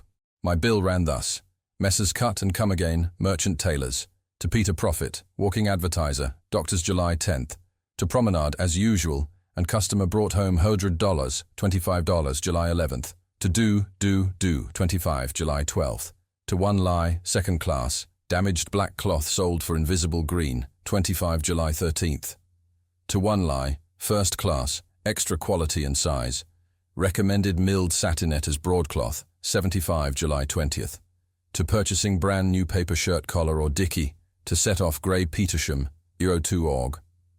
15. To wearing double-padded bobtail frock, thermometer 106 in the shade, 25 Augury, 16, standing on one leg 3 hours, to show off new style strapped pants at 12.12 cents per leg per hour, 37.12 Org, and 17. To Promenade as usual, and large customer brought, fat man, 50 Augie, 18. To do, medium size, 25 Augie. 19. To do, small man and bad pay. 6 total, 2.95.12. The item chiefly disputed in this bill was the very moderate charge of 2 pennies for the dicky. Upon my word of honor, this was not an unreasonable price for that dicky. It was one of the cleanest and prettiest little dickies I ever saw, and I have good reason to believe that it effected the sale of 3 Petershams. The elder partner of the firm, however, would allow me only 1 penny of the charge, and took it upon himself to show in what manner 4 of the same-sized conveniences could be got out of a sheet of foolscap. But it is needless to say that I stood upon the principle of the thing. Business is business, and should be done in a business way. There was no system whatever in swindling me out of a penny, a clear fraud of 50%, no method in any respect. I left at once the employment of Messrs. Cut and Come Again, and set up in the eyesore line by myself, one of the most lucrative, respectable, and independent of the ordinary occupations. My strict integrity, economy, and rigorous business habits here again came into play. I found myself driving a flourishing trade, and soon became a marked man upon change. The truth is, I never dabbled in flashy matters, but jogged on in the good old sober routine of the calling, a calling in which I should no doubt have remained to the present hour, but for a little accident which happened to me in the prosecution of one of the usual business operations of the profession. Whenever a rich old hunks or prodigal heir or bankrupt corporation gets into the notion of putting up a palace, there is no such thing in the world as stopping either of them, and this every intelligent person knows. The fact in question is indeed the basis of the eyesore trade. As soon, therefore, as a building project is fairly afoot by one of these parties, we merchants secure a nice corner of the lot in contemplation, or a prime little situation just adjoining or tight in front. This done, we wait until the palace is halfway up, and then we pay some tasty architect to run us up an ornamental mud hovel right against it, or a down east or Dutch pagoda, or a pigsty, or an ingenious little bit of fancy work, either Eskimo, Kickapoo, or Hottentot. Of course, we can't afford to take these structures down under a bonus of 500% upon the prime cost of our lot and plaster. Can we? I ask the question. I ask it of businessmen. It would be irrational to suppose that we can. And yet there was a rascally corporation which asked me to do this very thing. I did not reply to their absurd proposition, of course, but I felt it a duty to go that same night and lampblack the whole of their palace. For this the unreasonable villains clapped me into jail, and the gentlemen of the eyesore trade could not well avoid cutting my connection when I came out.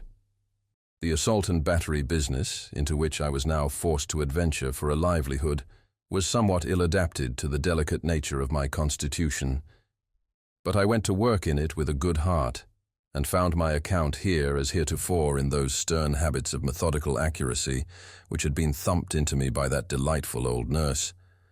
I would indeed be the basest of men not to remember her well in my will.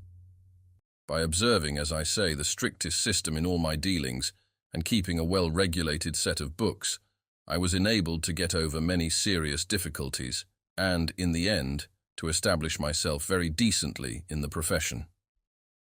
The truth is that few individuals, in any line, did a snugger little business than I. I will just copy a page or so out of my daybook, and this will save me the necessity of blowing my own trumpet, a contemptible practice of which no high-minded man will be guilty. Now the daybook is a thing that don't lie. John. 1. New Year's Day. Met Snap in the street, groggy. Mem, he'll do. Met Gruff shortly afterward, blind drunk. Mem, he'll answer too. Entered both gentlemen in my ledger, and opened a running account with each. Jandra 2. Saw Snap at the exchange, and went up and trod on his toe, doubled his fist and knocked me down. Good. Got up again. Some trifling difficulty with Bag, my attorney. I want the damages at 1,000. But he says that for so simple a knockdown we can't lay them at more than 500. Mem must get rid of Bag. No system at all. Jan. 3. Went to the theatre to look for Gruff. Saw him sitting in a side box, in the second tier, between a fat lady and a lean one. Quizzed the whole party through an opera glass, till I saw the fat lady blush and whisper to G. Went round then, into the box, and put my nose within reach of his hand. Wouldn't pull it, no go. Blew it and tried again, no go. Sat down then, and winked at the lean lady, when I had the high satisfaction of finding him lift me up by the nape of the neck and fling me over into the pit. Neck dislocated and right leg capitally splintered. Went home in high glee, drank a bottle of champagne, and booked the young man for 5,000. Bag says it'll do. February 15, compromised the case of Mr. Snap, amount entered in journal, 50 cents, which see. February 16, cast by that ruffian Gruff, who made me a present of $5.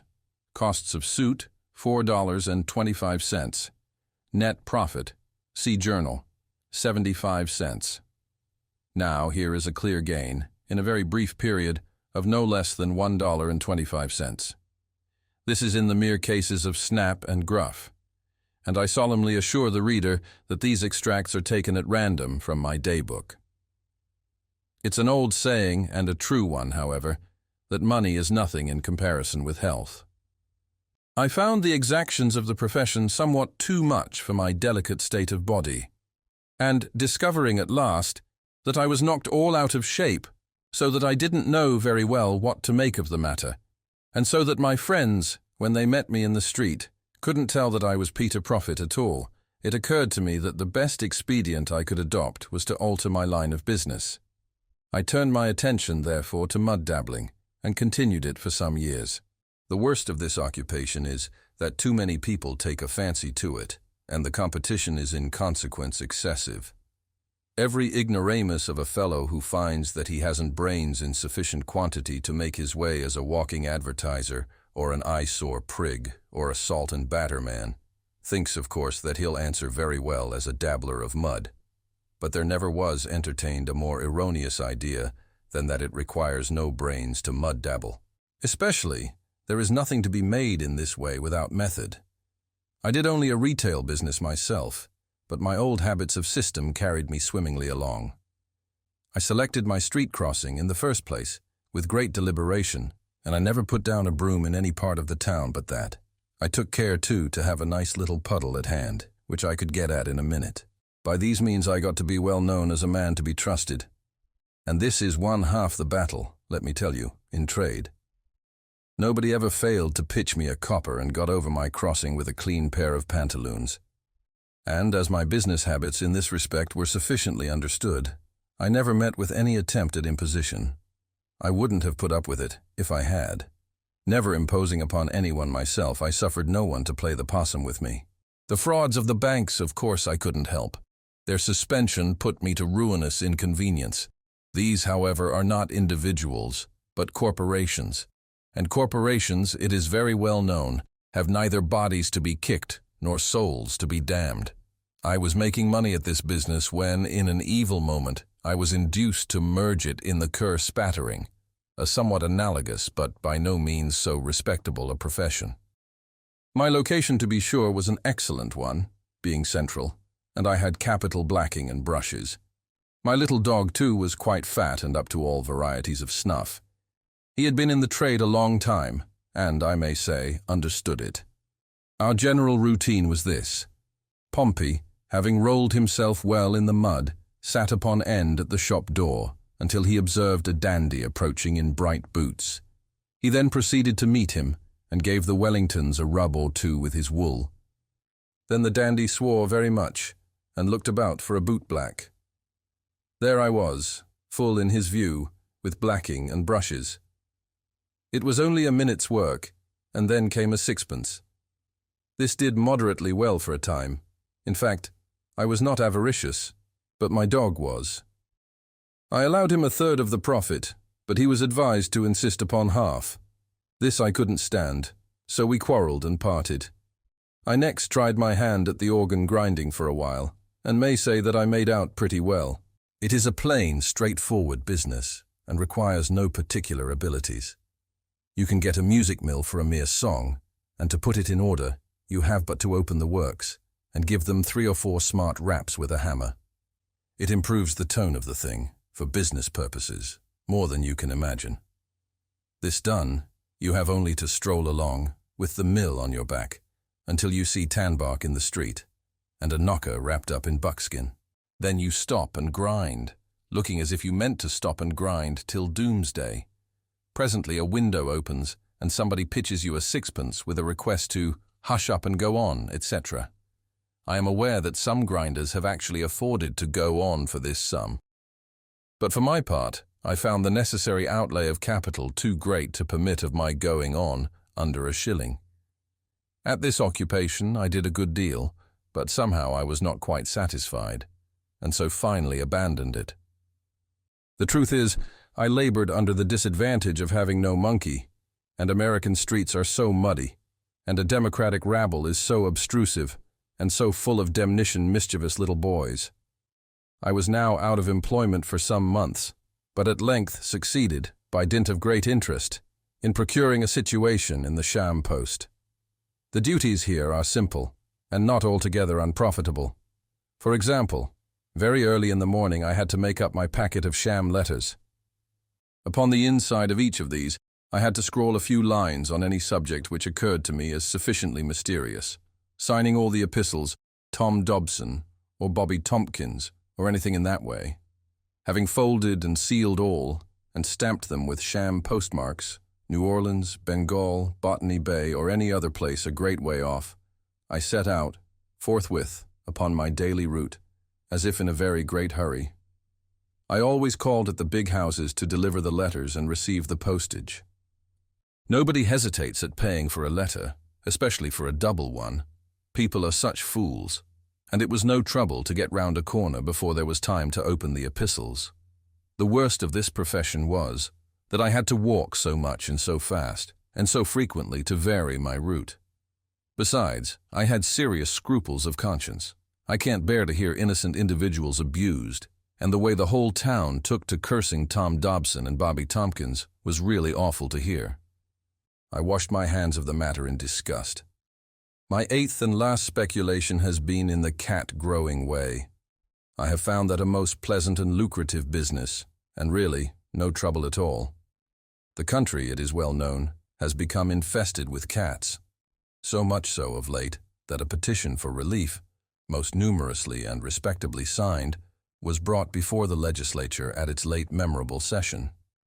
The Assembly at this epoch was unusually well informed, and having passed many other wise and wholesome enactments, it crowned all with the Cat Act.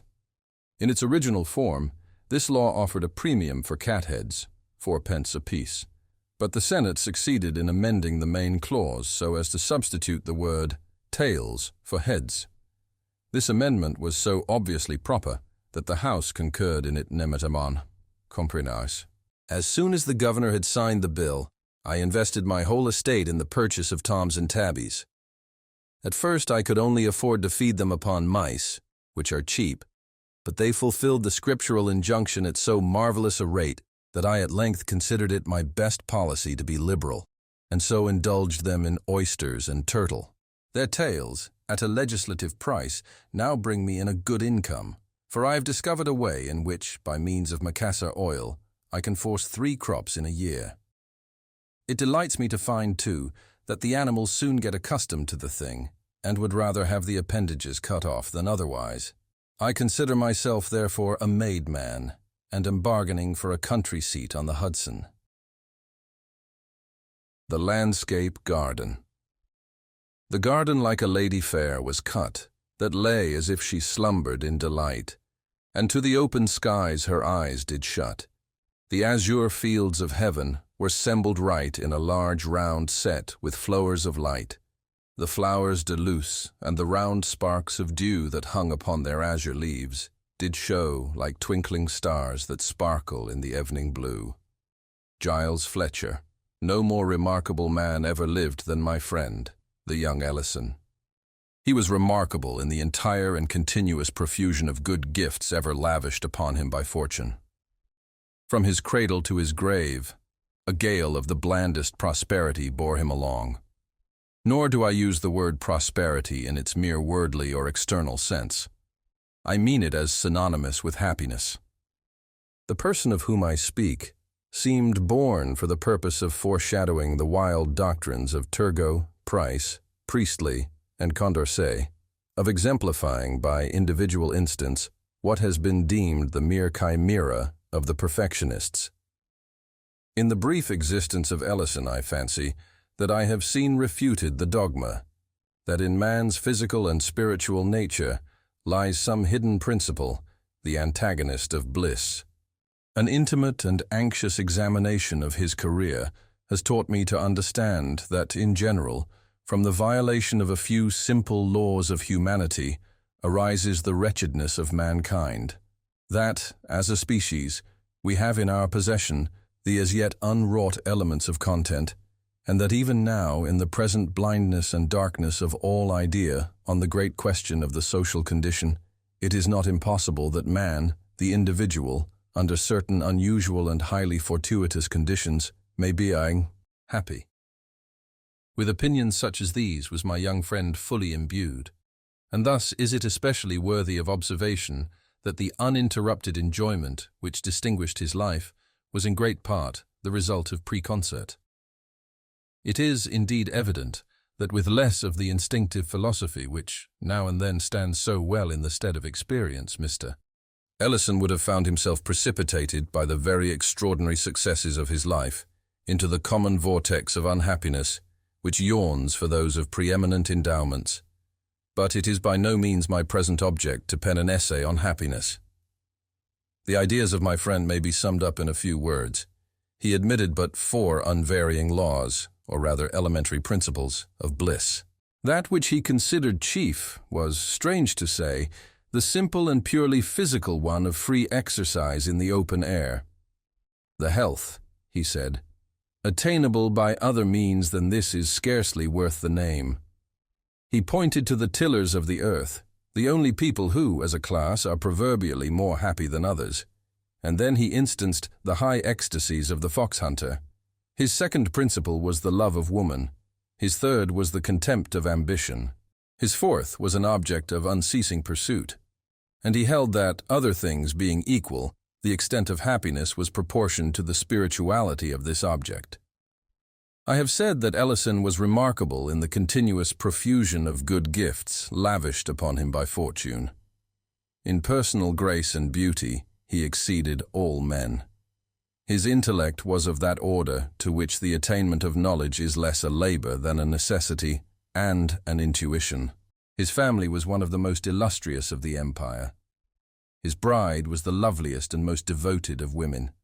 His possessions had been always ample, but upon the attainment of his 21st year, it was discovered that one of those extraordinary freaks of fate had been played in his behalf, which startle the whole social world amid which they occur, and seldom fail radically to alter the entire moral constitution of those who are their objects.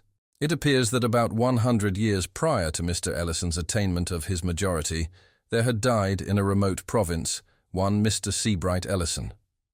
This gentleman had amassed a princely fortune, and having no very immediate connections, conceived the whim of suffering his wealth to accumulate for a century after his decease. Minutely and sagaciously directing the various modes of investment, he bequeathed the aggregate amount to the nearest of blood, bearing the name Ellison, who should be alive at the end of the 100 years. Many futile attempts had been made to set aside this singular bequest. Their ex post facto character rendered them abortive, but the attention of a jealous government was aroused, and a decree finally obtained, forbidding all similar accumulations. This act did not prevent young Ellison, upon his 21st birthday, from entering into possession, as the heir of his ancestor Seabright, of a fortune of $450 millions. When it had become definitely known that such was the enormous wealth inherited, there were, of course, many speculations as to the mode of its disposal. The gigantic magnitude and the immediately available nature of the sum dazzled and bewildered all who thought upon the topic. The possessor of any appreciable amount of money might have been imagined to perform any one of 1,000 things. With riches merely surpassing those of any citizen, it would have been easy to suppose him engaging to supreme excess in the fashionable extravagances of his time, or busying himself with political intrigues, or aiming at ministerial power, or purchasing increase of nobility, or devising gorgeous architectural piles, or collecting large specimens of virtue, or playing the munificent patron of letters and art, or endowing and bestowing his name upon extensive institutions of charity. But, for the inconceivable wealth in the actual possession of the young heir, these objects, and all ordinary objects, were felt to be inadequate. Recourse was had to figures, and figures but sufficed to confound. It was seen that even at 3%, the annual income of the inheritance amounted to no less than $13,500,000, which was $1,125,000 per month, or $36,986 per day, or $1,541 per hour, or $26 for every minute that flew. Thus, the usual track of supposition was thoroughly broken up. Men knew not what to imagine. There were some who even conceived that Mr. Ellison would divest himself forthwith of at least 2/3 of his fortune as of utterly superfluous opulence, enriching whole troops of his relatives by division of his superabundance. I was not surprised, however, to perceive that he had long made up his mind upon a topic which had occasioned so much of discussion to his friends. Nor was I greatly astonished at the nature of his decision. In the widest and noblest sense, he was a poet. He comprehended, moreover, the true character, the august aims, the supreme majesty and dignity of the poetic sentiment. The proper gratification of the sentiment he instinctively felt to lie in the creation of novel forms of beauty. Some peculiarities, either in his early education or in the nature of his intellect, had tinged with what is termed materialism the whole cast of his ethical speculations, and it was this bias, perhaps, which imperceptibly led him to perceive that the most advantageous, if not the sole legitimate field for the exercise of the poetic sentiment, was to be found in the creation of novel moods of purely physical loveliness. Thus it happened that he became neither musician nor poet, if we use this latter term in its everyday acceptation, or it might have been that he became neither the one nor the other, in pursuance of an idea of his which I have already mentioned, the idea that in the contempt of ambition lay one of the essential principles of happiness on earth. Is it not indeed possible that while a high order of genius is necessarily ambitious, the highest is invariably above that which is termed ambition? And may it not thus happen that many far greater than Milton have contentedly remained mute and inglorious? I believe the world has never yet seen, and that, unless through some series of accidents goading the noblest order of mind into distasteful exertion, the world will never behold that full extent of triumphant execution in the richer productions of art, of which the human nature is absolutely capable. Mr. Ellison became neither musician nor poet, although no man lived more profoundly enamored both of music and the muse. Under other circumstances than those which invested him, it is not impossible that he would have become a painter. The field of sculpture, although in its nature rigidly poetical, was too limited in its extent and in its consequences to have occupied at any time much of his attention. And I have now mentioned all the provinces in which even the most liberal understanding of the poetic sentiment has declared this sentiment capable of expatiating. I mean the most liberal public or recognized conception of the idea involved in the phrase poetic sentiment. But Mr. Ellison imagined that the richest and altogether the most natural and most suitable province had been blindly neglected.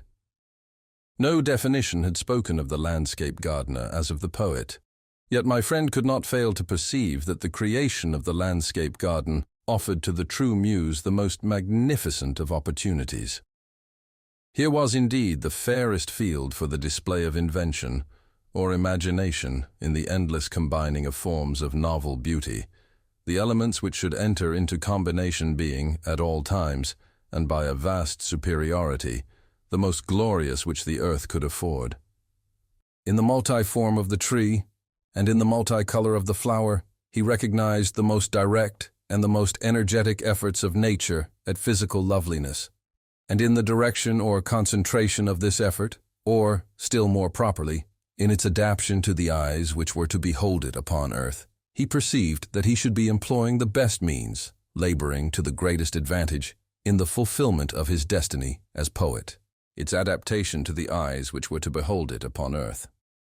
In his explanation of this phraseology, Mr. Ellison did much towards solving what has always seemed to me an enigma. I mean the fact, which none but the ignorant dispute, that no such combinations of scenery exist in nature as the painter of genius has in his power to produce. No such paradises are to be found in reality as have glowed upon the canvas of Claude. In the most enchanting of natural landscapes, there will always be found a defect or an excess, many excesses and defects.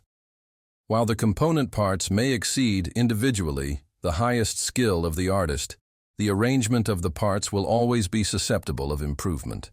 In short, no position can be attained from which an artistical eye, looking steadily, will not find matter of offense in what is technically termed the composition of a natural landscape. And yet how unintelligible is this?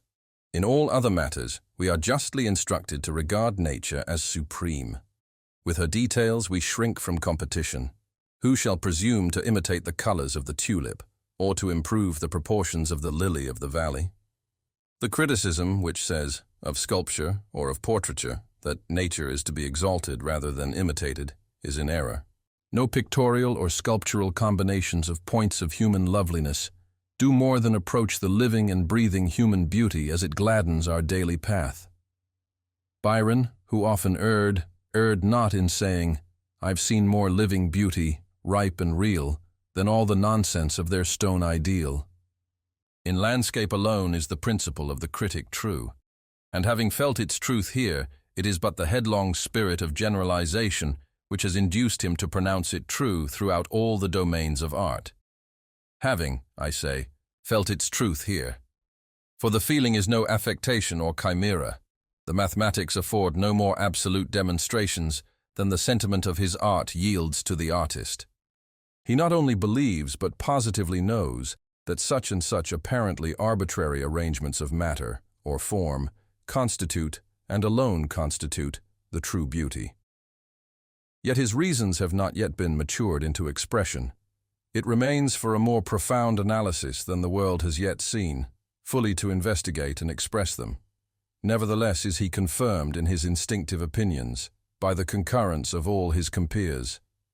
Let a composition be defective, let an emendation be wrought in its mere arrangement of form. Let this emendation be submitted to every artist in the world. By each will its necessity be admitted. And even far more than this, in remedy of the defective composition, each insulated member of the fraternity will suggest the identical emendation. I repeat that in landscape arrangements, or collocations alone, is the physical nature susceptible of exaltation, and that, therefore, her susceptibility of improvement at this one point was a mystery which, hitherto, I had been unable to solve. It was Mr. Ellison who first suggested the idea that what we regarded as improvement or exaltation of the natural beauty was really such, as respected only the mortal or human point of view, that each alteration or disturbance of the primitive scenery might possibly affect a blemish in the picture, if we could suppose this picture viewed at large from some remote point in the heavens. It is easily understood, says Mr. Ellison, that what might improve a closely scrutinized detail might, at the same time, injure a general and more distantly observed effect. He spoke upon this topic with warmth, regarding not so much its immediate or obvious importance, which is little, as the character of the conclusions to which it might lead, or of the collateral propositions which it might serve to corroborate or sustain. There might be a class of beings, human once, but now to humanity invisible, for whose scrutiny and for whose refined appreciation of the beautiful, more especially than for our own, had been set in order by God the great landscape garden of the whole earth. In the course of our discussion, my young friend took occasion to quote some passages from a writer who has been supposed to have well treated this theme. There are, properly, he writes, but two styles of landscape gardening, the natural and the artificial. One seeks to recall the original beauty of the country by adapting its means to the surrounding scenery, cultivating trees in harmony with the hills or plain of the neighboring land, detecting and bringing into practice those nice relations of size, proportion, and color which, hid from the common observer, are revealed everywhere to the experienced student of nature. The result of the natural style of gardening is seen rather in the absence of all defects and incongruities, in the prevalence of a beautiful harmony and order, than in the creation of any special wonders or miracles. The artificial style has as many varieties as there are different tastes to gratify. It has a certain general relation to the various styles of building. There are the stately avenues and retirements of Versailles, Italian terraces, and a various mixed Old English style, which bears some relation to the domestic Gothic or English Elizabethan architecture. Whatever may be said against the abuses of the artificial landscape gardening, a mixture of pure art in a garden scene adds to it a great beauty. This is partly pleasing to the eye by the show of order and design, and partly moral.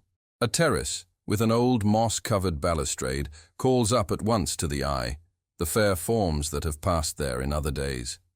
The slightest exhibition of art is an evidence of care and human interest.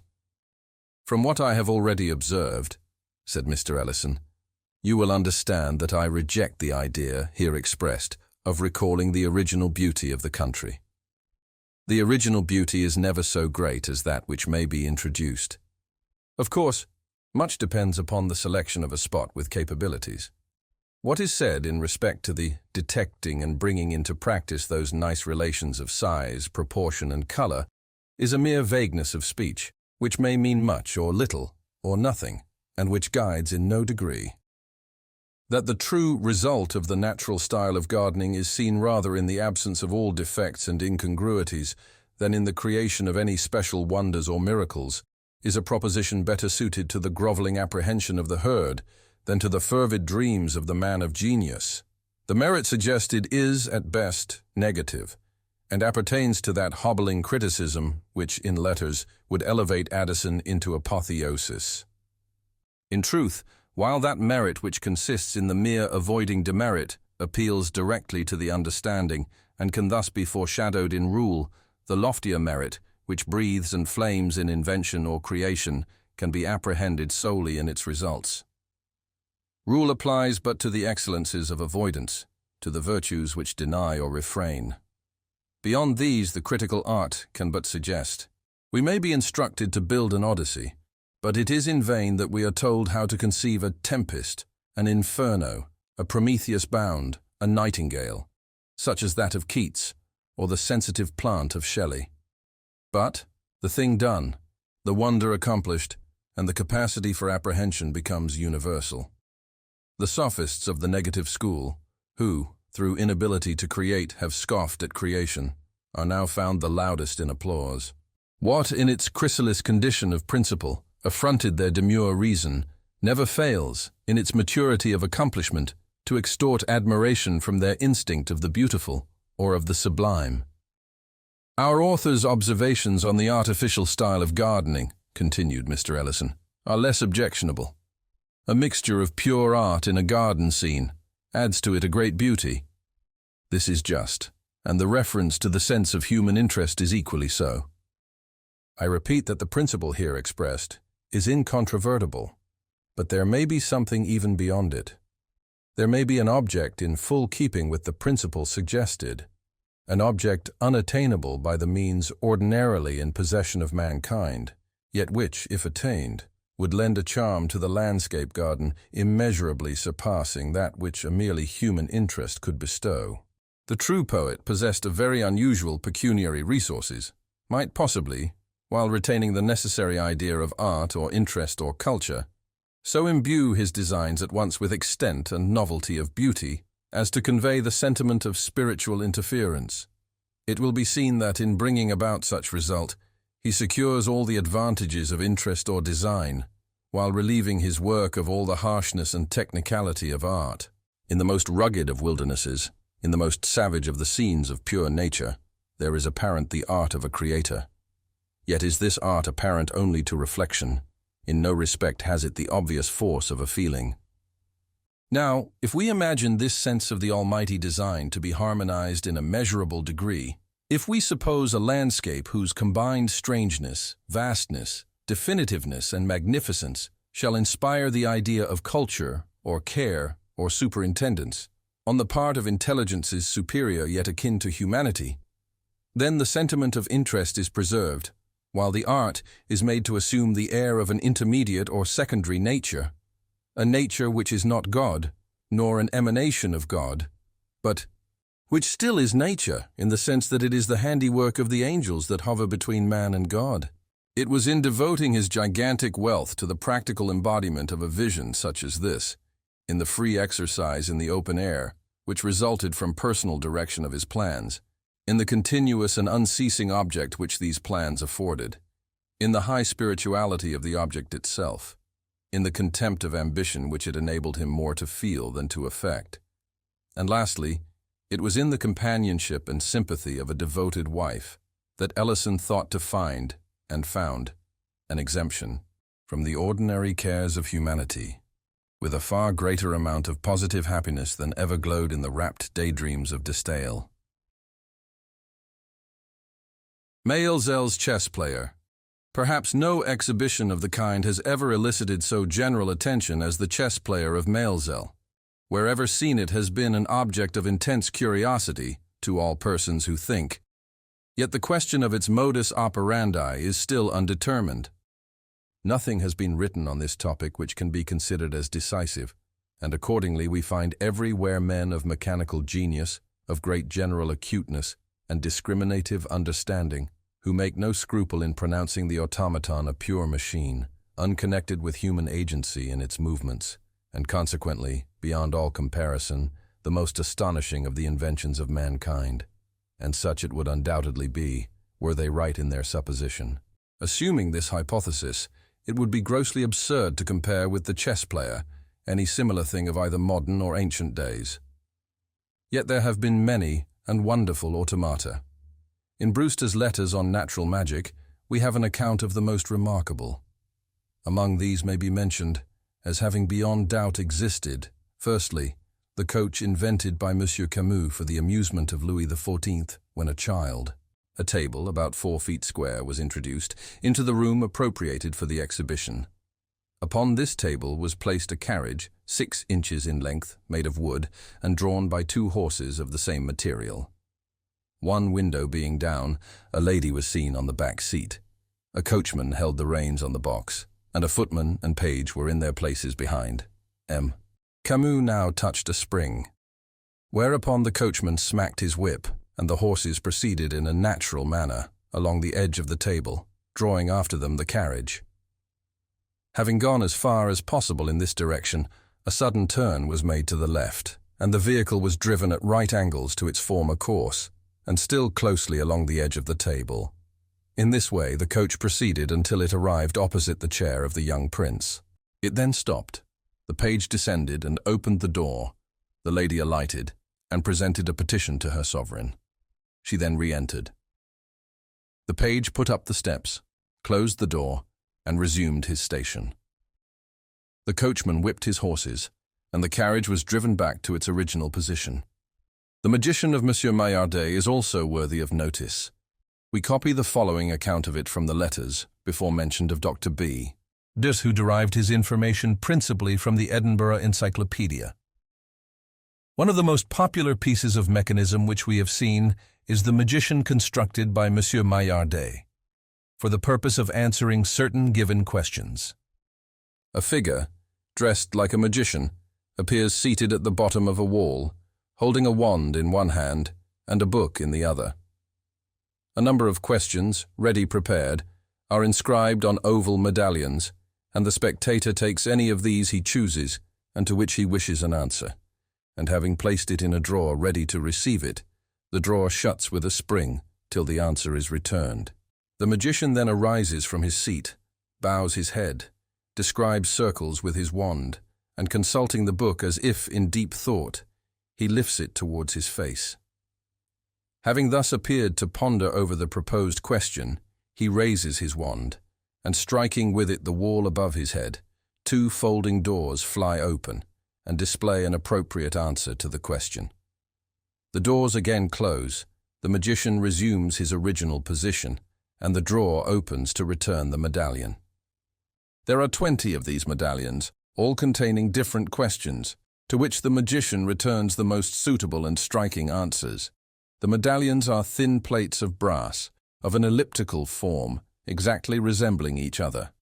Some of the medallions have a question inscribed on each side, both of which the magician answered in succession. If the drawer is shut without a medallion being put into it, the magician rises, consults his book, shakes his head, and resumes his seat. The folding doors remain shut, and the drawer is returned empty. If 2 medallions are put into the drawer together, an answer is returned only to the lower one. When the machinery is wound up, the movements continue about an hour, during which time about 50 questions may be answered. The inventor stated that the means by which the different medallions acted upon the machinery, so as to produce the proper answers to the questions which they contained, were extremely simple. The duck of Vaucanson was still more remarkable. It was of the size of life, and so perfect an imitation of the living animal that all the spectators were deceived. It executed, says Brewster, all the natural movements and gestures. It ate and drank with avidity, performed all the quick motions of the head and throat which are peculiar to the duck, and like it muddled the water which it drank with its bill. It produced also the sound of quacking in the most natural manner. In the anatomical structure, the artist exhibited the highest skill.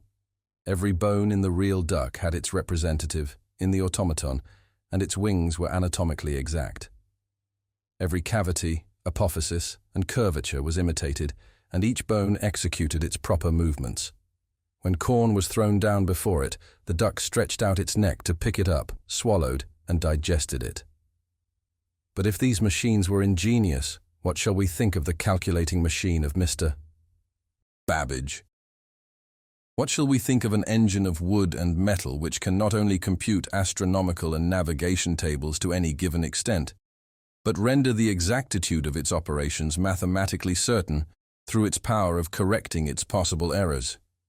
What shall we think of a machine which can not only accomplish all this, but actually print off its elaborate results, when obtained, without the slightest intervention of the intellect of man? It will perhaps be said in reply that a machine such as we have described is altogether above comparison with the chess player of MAELZEL'S. By no means, it is altogether beneath it, that is to say, provided we assume, what should never for a moment be assumed, that the chess player is a pure machine and performs its operations without any immediate human agency. Arithmetical or algebraical calculations are, from their very nature, fixed and determinate. Certain data being given, certain results necessarily and inevitably follow. These results have dependence upon nothing and are influenced by nothing but the data originally given. And the question to be solved proceeds, or should proceed, to its final determination by a succession of unerring steps liable to no change and subject to no modification.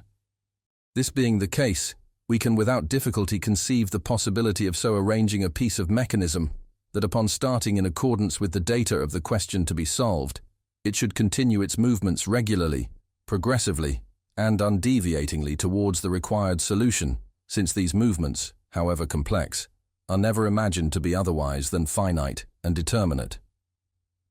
But the case is widely different with the chess player. With him, there is no determinate progression. No one move in chess necessarily follows upon any one other.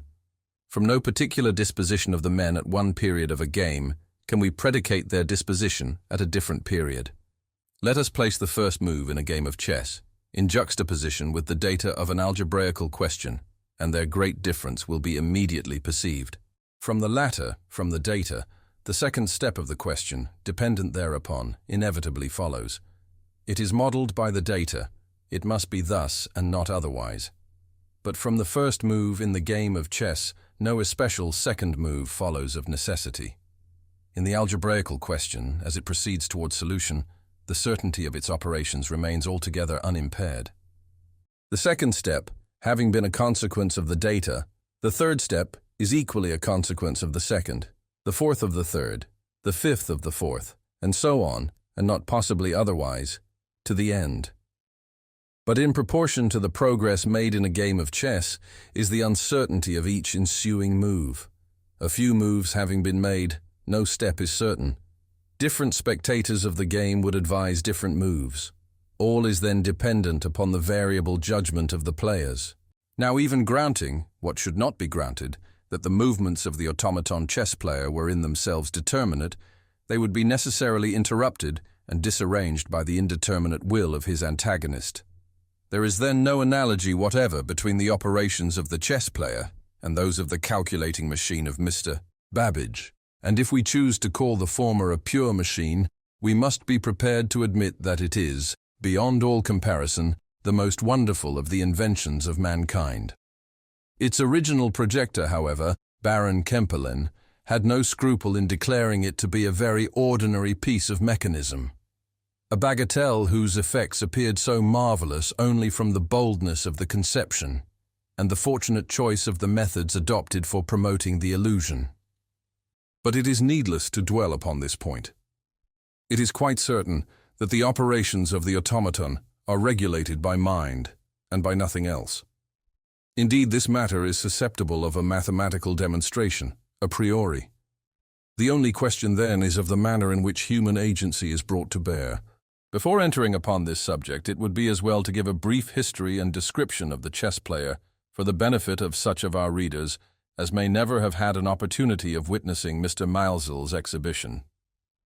The automaton chess player was invented in 1769 by Baron Kempelen, a nobleman of Presburg, in Hungary, who afterwards disposed of it, together with the secret of its operations, to its present possessor. Soon after its completion, it was exhibited in Presburg, Paris, Vienna, and other continental cities. In 1783 and 1784, it was taken to London by Mr. MAELZEL. Of late years, it has visited the principal towns in the United States. Wherever seen, the most intense curiosity was excited by its appearance, and numerous have been the attempts, by men of all classes, to fathom the mystery of its evolutions. The cut on this page gives a tolerable representation of the figure as seen by the citizens of Richmond a few weeks ago. The right arm, however, should lie more at length upon the box. A chessboard should appear upon it, and the cushion should not be seen while the pipe is held.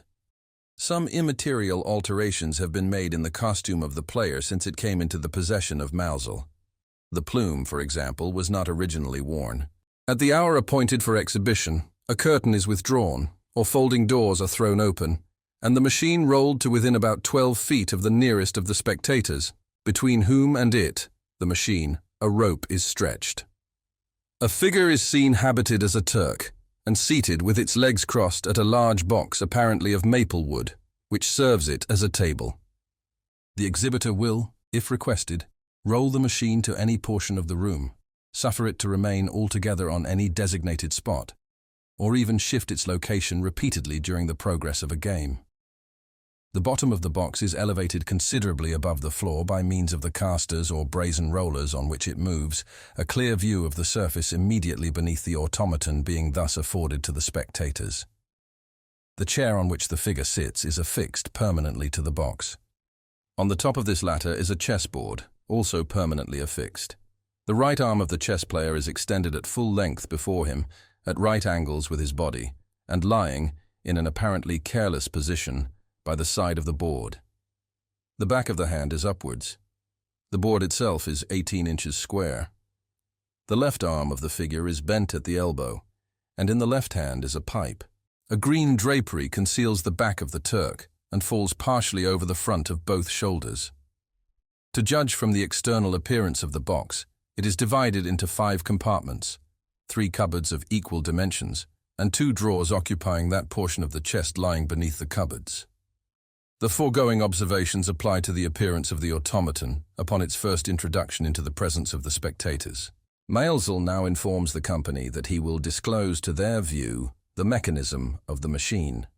Taking from his pocket a bunch of keys, he unlocks with one of them, door marked TARR in the cut above, and throws the cupboard fully open to the inspection of all present.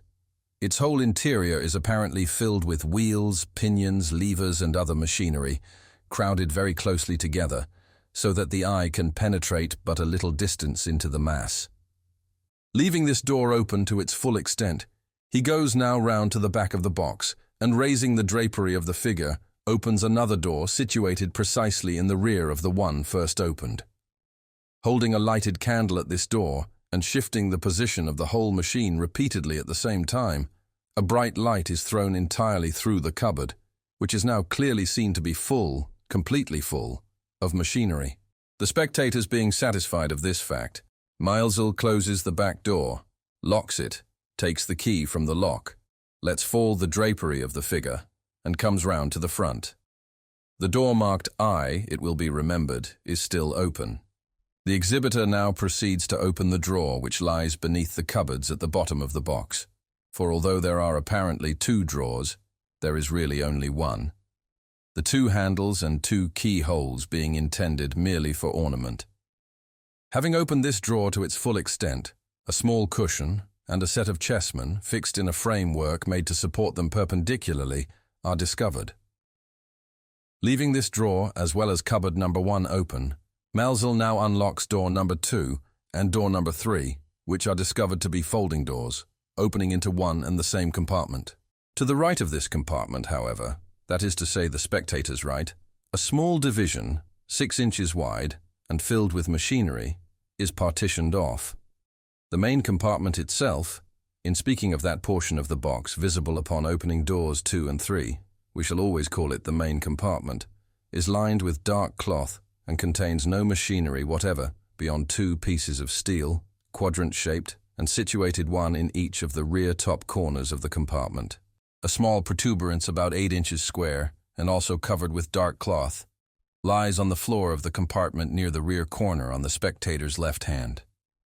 Leaving doors number 2 and number 3 open as well as the drawer, and door number I, the exhibitor now goes round to the back of the main compartment, and unlocking another door there, displays clearly all the interior of the main compartment, by introducing a candle behind it and within it.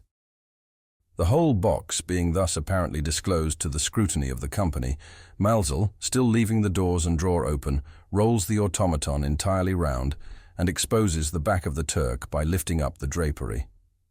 A door about 10 inches square is thrown open in the loins of the figure, and a smaller one also in the left thigh. The interior of the figure, as seen through these apertures, appears to be crowded with machinery. In general, every spectator is now thoroughly satisfied of having beheld and completely scrutinized, at one and the same time, every individual portion of the automaton, and the idea of any person being concealed in the interior during so complete an exhibition of that interior, if ever entertained, is immediately dismissed as preposterous in the extreme.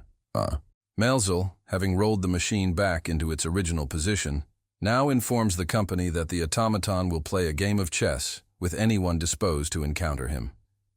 This challenge being accepted, a small table is prepared for the antagonist and placed close by the rope, but on the spectator's side of it, and so situated as not to prevent the company from obtaining a full view of the automaton.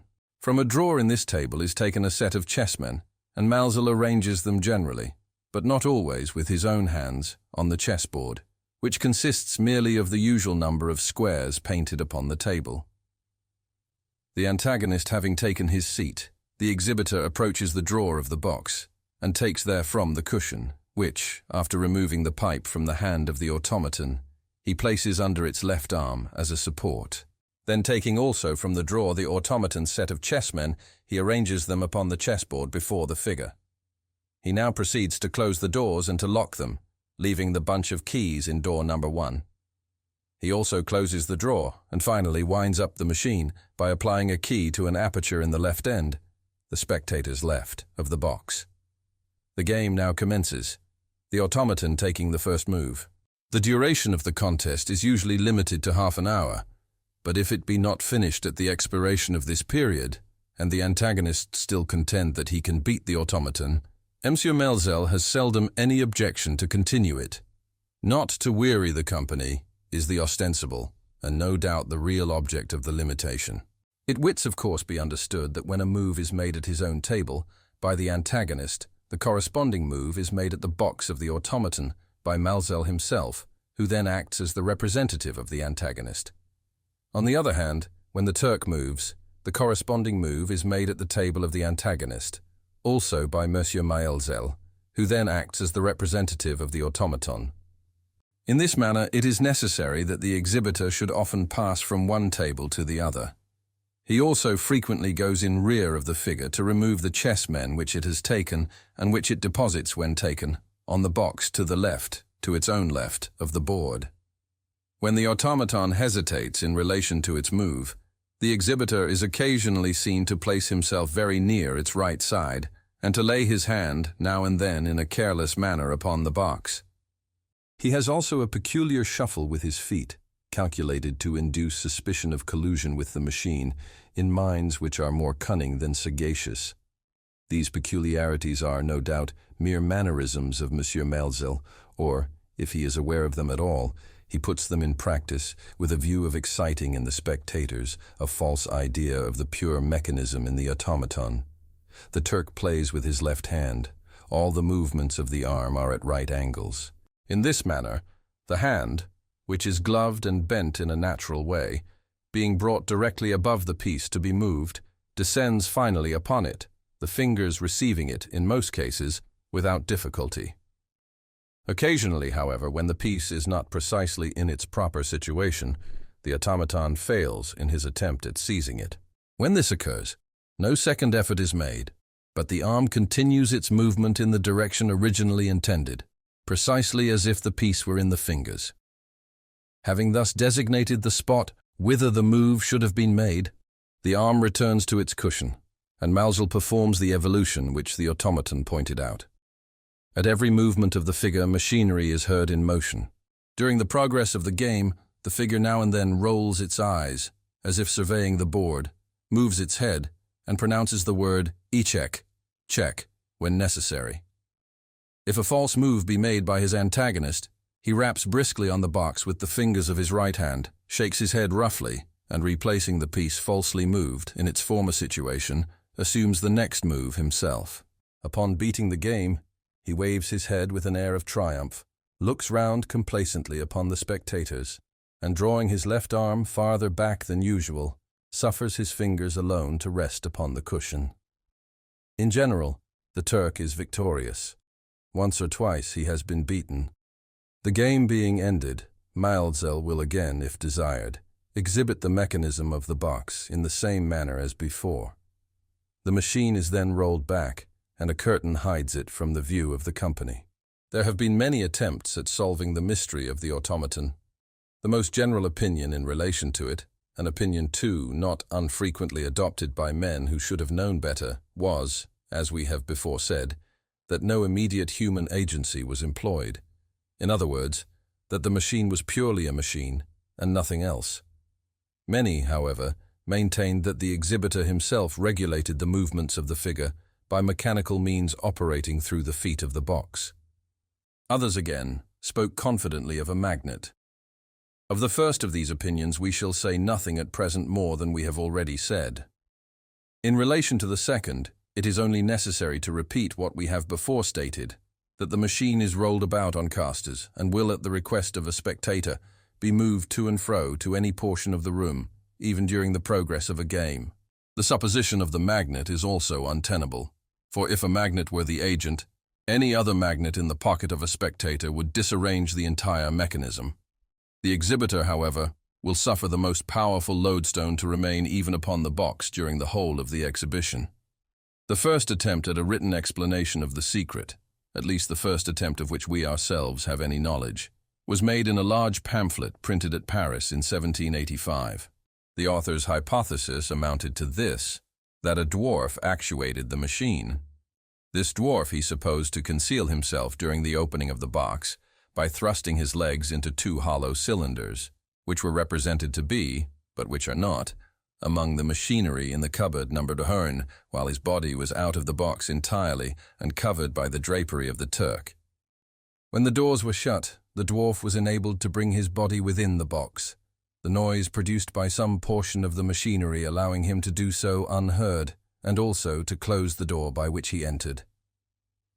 The interior of the automaton being then exhibited, and no person discovered, the spectators, says the author of this pamphlet, are satisfied that no one is within any portion of the machine. This whole hypothesis was too obviously absurd to require comment or refutation, and accordingly we find that it attracted very little attention. In 1789, a book was published at Dresden by M.I.F. Freiherr, in which another endeavor was made to unravel the mystery. Mr. Freiherr's book was a pretty large one, and copiously illustrated by colored engravings. His supposition was that a well-taught boy, very thin and tall of his age, sufficiently so that he could be concealed in a drawer almost immediately under the chessboard, played the game of chess and effected all the evolutions of the automaton. This idea, although even more silly than that of the Parisian author, met with a better reception, and was in some measure believed to be the true solution of the wonder, until the inventor put an end to the discussion by suffering a close examination of the top of the box. These bizarre attempts at explanation were followed by others equally bizarre. Of late years, however, an anonymous writer, by a course of reasoning exceedingly unphilosophical, has contrived to blunder upon a plausible solution, although we cannot consider it altogether the true one. His essay was first published in a Baltimore weekly paper, was illustrated by cuts, and was entitled An Attempt to Analyze the Automaton Chess Player of M. MELLZE'L. This essay we suppose to have been the original of the pamphlet to which Sir David Brewster alludes in his letters on natural magic, and which he has no hesitation in declaring a thorough and satisfactory explanation. The results of the analysis are undoubtedly in the main just, but we can only account for Brewster's pronouncing the essay a thorough and satisfactory explanation by supposing him to have bestowed upon it a very cursory and inattentive perusal. In the compendium of the essay, made use of in the letters on natural magic, it is quite impossible to arrive at any distinct conclusion in regard to the adequacy or inadequacy of the analysis, on account of the gross misarrangement and deficiency of the letters of reference employed. The same fault is to be found in the attempt and series as we originally saw it. The solution consists in a series of minute explanations, accompanied by woodcuts, the whole occupying many pages, in which the object is to show the possibility of so shifting the partitions of the box as to allow a human being, concealed in the interior, to move portions of his body from one part of the box to another during the exhibition of the mechanism, thus eluding the scrutiny of the spectators. There can be no doubt, as we have before observed, and as we will presently endeavor to show, that the principle, or rather the result, of this solution is the true one. Some person is concealed in the box during the whole time of exhibiting the interior. We object, however, to the whole verbose description of the manner in which the partitions are shifted to accommodate the movements of the person concealed. We object to it as a mere theory assumed in the first place, and to which circumstances are afterwards made to adapt themselves. It was not, and could not have been, arrived at by any inductive reasoning. In whatever way the shifting is managed, it is of course concealed at every step from observation. To show that certain movements might possibly be effected in a certain way is very far from showing that they are actually so effected. There may be an infinity of other methods by which the same results may be obtained. The probability of the one assumed proving the correct one is then as unity to infinity. But, in reality, this particular point, the shifting of the partitions, is of no consequence whatever. It was altogether unnecessary to devote 7 or 8 pages for the purpose of proving what no one in his senses would deny, viz., that the wonderful mechanical genius of Baron Kempelen could invent the necessary means for shutting a door or slipping aside a panel, with a human agent too at his service in actual contact with the panel or the door, and the whole operations carried on, as the author of the essay himself shows, and as we shall attempt to show more fully hereafter, entirely out of reach of the observation of the spectators. In attempting ourselves an explanation of the automaton, we will, in the first place, endeavor to show how its operations are effected, and afterwards describe, as briefly as possible, the nature of the observations from which we have deduced our result. It will be necessary for a proper understanding of the subject that we repeat here in a few words the routine adopted by the exhibitor in disclosing the interior of the box, a routine from which he never deviates in any material particular. In the first place, he opens the door, number I.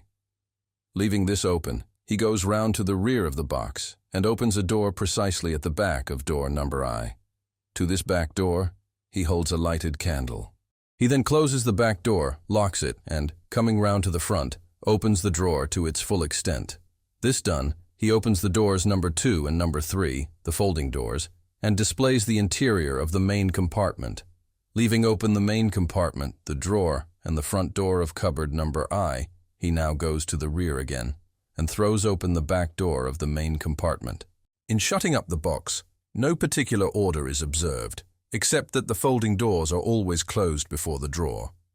Now, let us suppose that when the machine is first rolled into the presence of the spectators, a man is already within it.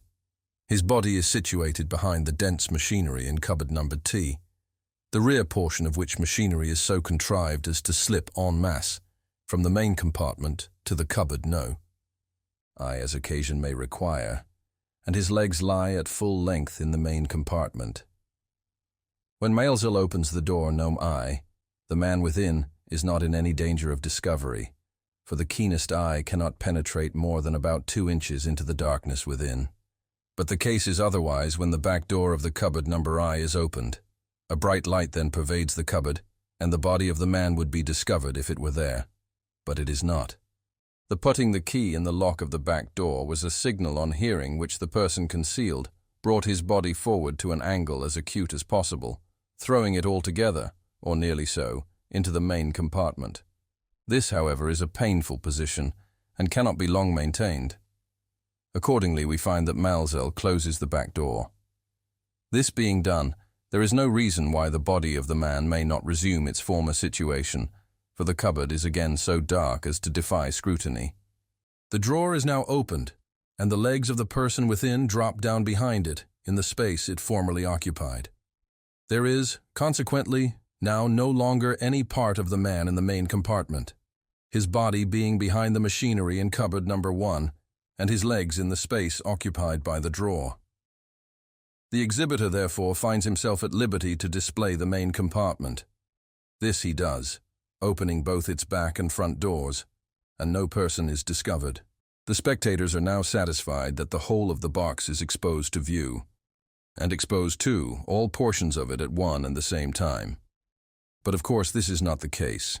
They neither see the space behind the drawer, nor the interior of cupboard number 1, the front door of which latter the exhibitor virtually shuts in shutting its back door. MAELZEL, having now rolled the machine around, lifted up the drapery of the Turk, opened the doors in his back and thigh, and shown his trunk to be full of machinery, brings the whole back into its original position, and closes the doors. The man within is now at liberty to move about. He gets up into the body of the Turk just so high as to bring his eyes above the level of the chessboard. It is very probable that he seats himself upon the little square block or protuberance which is seen in a corner of the main compartment when the doors are open. In this position he sees the chessboard through the bosom of the Turk, which is of gauze. Bringing his right arm across his breast, he actuates the little machinery necessary to guide the left arm and the fingers of the figure. This machinery is situated just beneath the left shoulder of the Turk, and is consequently easily reached by the right hand of the man concealed, if we suppose his right arm brought across the breast. The motions of the head and eyes, and of the right arm of the figure, as well as the sound e-check, are produced by other mechanism in the interior, and actuated at will by the man within. The whole of this mechanism, that is to say, all the mechanism essential to the machine, is most probably contained within the little cupboard, of about 6 inches in breadth, partitioned off at the right, the spectator's right, of the main compartment. In this analysis of the operations of the automaton, we have purposely avoided any allusion to the manner in which the partitions are shifted, and it will now be readily comprehended that this point is a matter of no importance, since, by mechanism within the ability of any common carpenter, it might be effected in an infinity of different ways. And since we have shown that, however performed, it is performed out of the view of the spectators, our result is founded upon the following observations taken during frequent visits to the exhibition of MAELZEL. I. The moves of the Turk are not made at regular intervals of time, but accommodate themselves to the moves of the antagonist, although this point of regularity, so important in all kinds of mechanical contrivance, might have been readily brought about by limiting the time allowed for the moves of the antagonist. For example, if this limit were 3 minutes, the moves of the automaton might be made at any given intervals longer than 3 minutes. The fact then of irregularity, when regularity might have been so easily attained, goes to prove that regularity is unimportant to the action of the automaton, in other words, that the automaton is not a pure machine. 2. When the automaton is about to move a piece, a distinct motion is observable just beneath the left shoulder, and which motion agitates in a slight degree, the drapery covering the front of the left shoulder. This motion invariably precedes, by about 2 seconds, the movement of the arm itself, and the arm never, in any instance, moves without this preparatory motion in the shoulder. Now let the antagonist move a piece, and let the corresponding move be made by MAELZEL, as usual, upon the board of the automaton. Then let the antagonist narrowly watch the automaton until he detect the preparatory motion in the shoulder. Immediately upon detecting this motion, and before the arm itself begins to move, let him withdraw his piece, as if perceiving an error in his maneuver. It will then be seen that the movement of the arm, which, in all other cases, immediately succeeds the motion in the shoulder, is withheld, is not made, although MELLZE'L has not yet performed on the board of the automaton any move corresponding to the withdrawal of the antagonist. In this case, that the automaton was about to move is evident, and that he did not move was an effect plainly produced by the withdrawal of the antagonist, and without any intervention of MELLZE'L. This fact fully proves, 1. That the intervention of MELLZE'L, in performing the moves of the antagonist on the board of the automaton, is not essential to the movements of the automaton. 2. That its movements are regulated by mind, by some person who sees the board of the antagonist. 3. That its movements are not regulated by the mind of MELLZE'L, whose back was turned towards the antagonist at the withdrawal of his move. 3. The automaton does not invariably win the game. Were the machine a pure machine, this would not be the case. It would always win. The principle being discovered by which a machine can be made to play a game of chess, an extension of the same principle would enable it to win a game. A farther extension would enable it to win all games, that is, to beat any possible game of an antagonist. A little consideration will convince anyone that the difficulty of making a machine beat all games is not in the least degree greater, as regards the principle of the operations necessary, than that of making it beat a single game. If then we regard the chess player as a machine, we must suppose, what is highly improbable, that its inventor preferred leaving it incomplete to perfecting it. A supposition rendered still more absurd when we reflect that the leaving it incomplete would afford an argument against the possibility of its being a pure machine, the very argument we now adduce. 4. When the situation of the game is difficult or complex, we never perceive the Turk either shake his head or roll his eyes.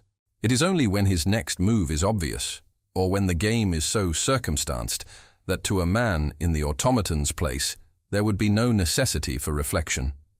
Now these peculiar movements of the head and eyes are movements customary with persons engaged in meditation, and the ingenious Baron Kempelen would have adapted these movements, were the machine a pure machine, to occasions proper for their display, that is, to occasions of complexity.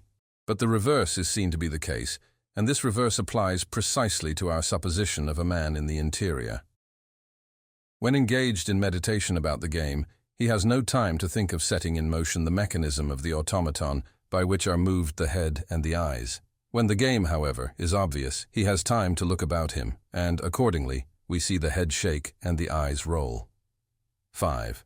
When the machine is rolled round to allow the spectators an examination of the back of the Turk, and when his drapery is lifted up and the doors in the trunk and thigh thrown open, the interior of the trunk is seen to be crowded with machinery.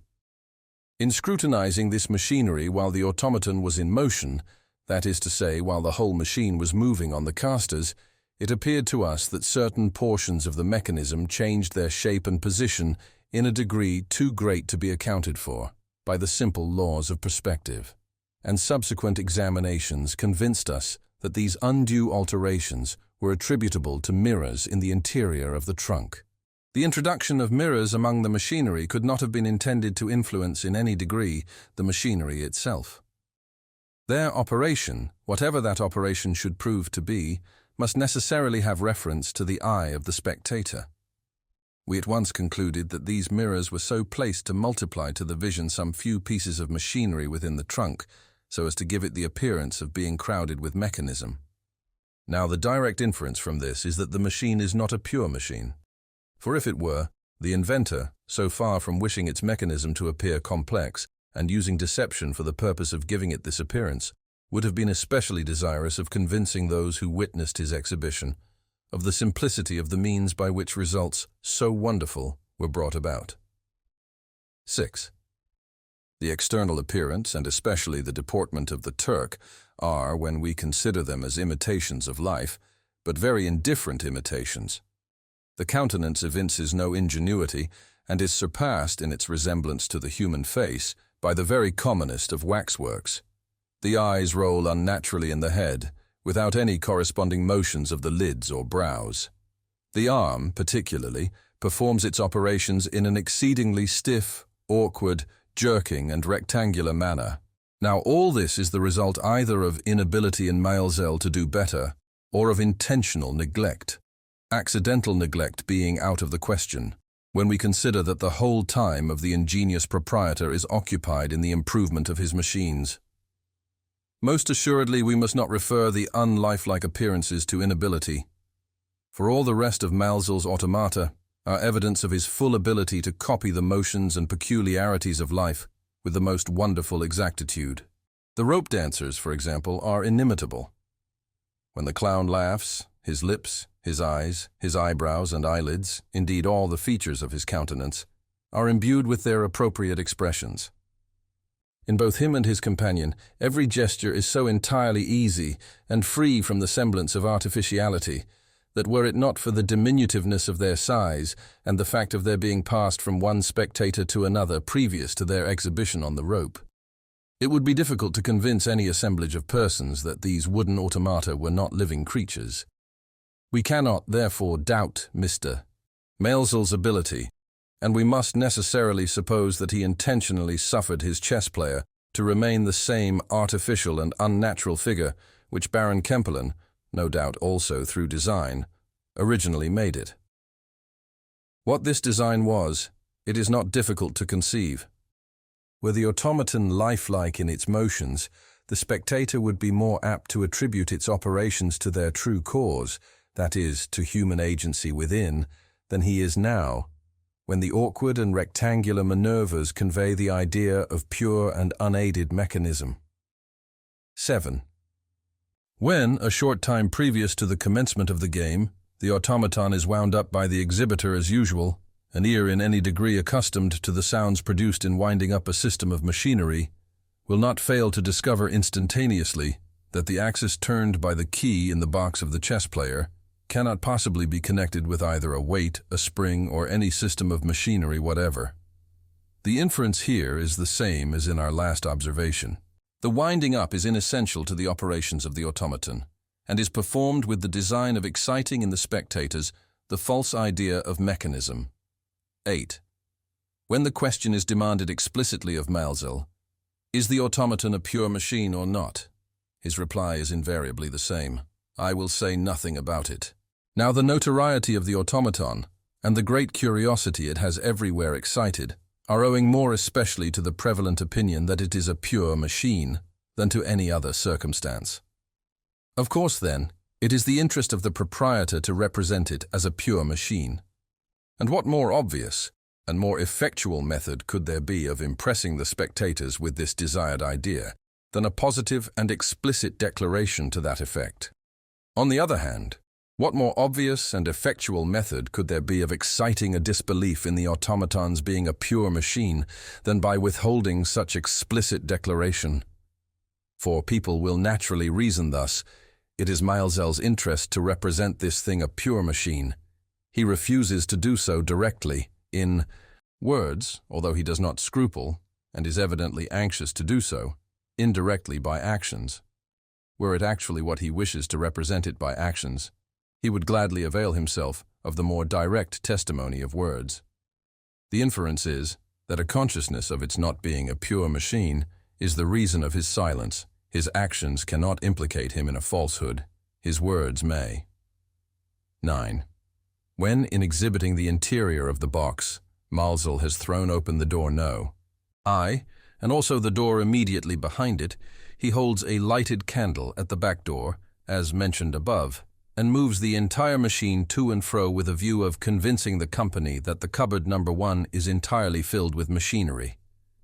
When the machine is thus moved about, it will be apparent to any careful observer that whereas that portion of the machinery near the front door No. 1 is perfectly steady and unwavering, the portion farther within fluctuates in a very slight degree with the movements of the machine. This circumstance first aroused in us the suspicion that the more remote portion of the machinery was so arranged as to be easily slipped en masse from its position when occasion should require it. This occasion we have already stated to occur when the man concealed within brings his body into an erect position upon the closing of the back door. 10. Sir David Brewster states the figure of the Turk to be of the size of life, but in fact it is far above the ordinary size. Nothing is more easy than to err in our notions of magnitude. The body of the automaton is generally insulated, and having no means of immediately comparing it with any human form, we suffer ourselves to consider it as of ordinary dimensions. This mistake may, however, be corrected by observing the chess player when, as is sometimes the case, the exhibitor approaches it. Mr. Maelzel, to be sure, is not very tall, but upon drawing near the machine, his head will be found at least 18 inches below the head of the Turk, although the latter, it will be remembered, is in a sitting position. 11. The box behind which the automaton is placed is precisely 3 feet 6 inches long, 2 feet 4 inches deep, and 2 feet 6 inches high. These dimensions are fully sufficient for the accommodation of a man very much above the common size, and the main compartment alone is capable of holding any ordinary man in the position we have mentioned as assumed by the person concealed. As these are facts, which anyone who doubts them may prove by actual calculation, we deem it unnecessary to dwell upon them. We will only suggest that, although the top of the box is apparently a board of about 3 inches in thickness, the spectator may satisfy himself by stooping and looking up at it when the main compartment is open, that it is in reality very thin. The height of the drawer also will be misconceived by those who examine it in a cursory manner. There is a space of about 3 inches between the top of the drawer, as seen from the exterior, and the bottom of the cupboard, a space which must be included in the height of the drawer. These contrivances to make the room within the box appear less than it actually is are referable to a design on the part of the inventor to impress the company again with a false idea, viz., that no human being can be accommodated within the box. 12. The interior of the main compartment is lined throughout with cloth. This cloth we suppose to have a twofold object. A portion of it may form, when tightly stretched, the only partitions which there is any necessity for removing during the changes of the man's position, viz., the partition between the rear of the main compartment and the rear of the cupboard number 1, and the partition between the main compartment and the space behind the drawer when open. If we imagine this to be the case, the difficulty of shifting the partitions vanishes at once, if indeed any such difficulty could be supposed under any circumstances to exist. The second object of the cloth is to deaden and render indistinct all sounds occasioned by the movements of the person within.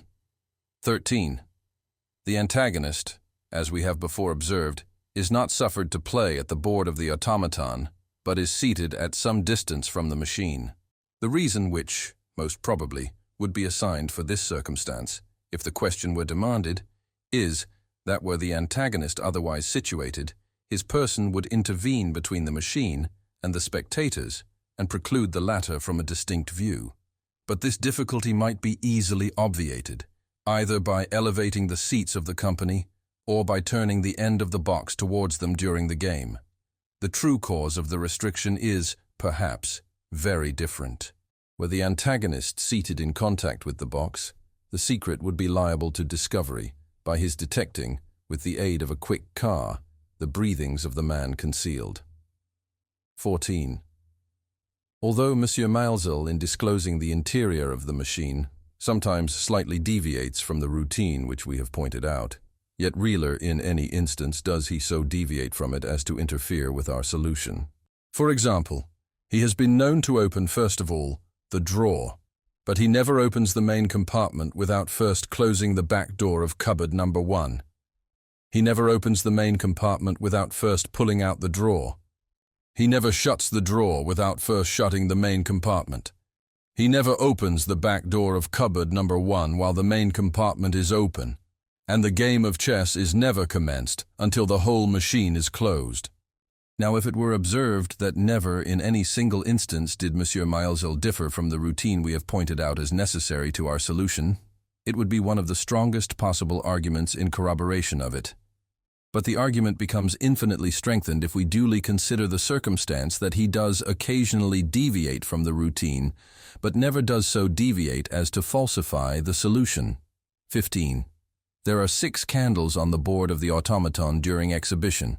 The question naturally arises, why are so many employed when a single candle, or at farthest 2, would have been amply sufficient to afford the spectators a clear view of the board, in a room otherwise so well lit up as the exhibition room always is. When, moreover, if we suppose the machine a pure machine, there can be no necessity for so much light, or indeed any light at all, to enable it to perform its operations, and when, especially, only a single candle is placed upon the table of the antagonist. The first and most obvious inference is that so strong a light is requisite to enable the man within to see through the transparent material, probably fine gauze, of which the breast of the Turk is composed. But when we consider the arrangement of the candles, another reason immediately presents itself. There are 6 lights, as we have said before, in all. 3 of these are on each side of the figure. Those most remote from the spectators are the longest. Those in the middle are about 2 inches shorter, and those nearest the company about 2 inches shorter still. And the candles on one side differ in height from the candles respectively opposite on the other by a ratio different from 2 inches. That is to say, the longest candle on one side is about 3 inches shorter than the longest candle on the other, and so on. Thus, it will be seen that no 2 of the candles are of the same height, and thus also the difficulty of ascertaining the material of the breast of the figure, against which the light is especially directed, is greatly augmented by the dazzling effect of the complicated crossings of the rays, crossings which are brought about by placing the centers of radiation all upon different levels. 16. While the chess player was in possession of Baron Kempelen, it was more than once observed, first, that an Italian in the suite of the Baron was never visible during the playing of a game at chess by the Turk, and secondly, that the Italian being taken seriously ill, the exhibition was suspended until his recovery. This Italian professed a total ignorance of the game of chess, although all others of the suite played well. Similar observations have been made since the automaton has been purchased by Maelzel. There is a man, Schlumberger, who attends him wherever he goes, but who has no ostensible occupation other than that of assisting in the packing and unpacking of the automata. This man is about the medium size and has a remarkable stoop in the shoulders. Whether he professes to play chess or not, we are not informed. It is quite certain, however, that he is never to be seen during the exhibition of the chess player, although frequently visible just before and just after the exhibition. Moreover, some years ago, Maelzel visited Richmond with his automata, and exhibited them, we believe, in the house now occupied by M. Bossieux as a dancing academy. Schlumberger was suddenly taken ill, and during his illness there was no exhibition of the chess player. These facts are well known to many of our citizens. The reason assigned for the suspension of the chess player's performances was not the illness of Schlumberger. The inferences from all this we leave without farther comment to the reader. 17. The Turk plays with his left arm. A circumstance so remarkable cannot be accidental. Brewster takes no notice of it whatever beyond a mere statement, we believe, that such is the fact. The early writers of treatises on the automaton seem not to have observed the matter at all, and have no reference to it. The author of the pamphlet alluded to by Brewster mentions it, but acknowledges his inability to account for it.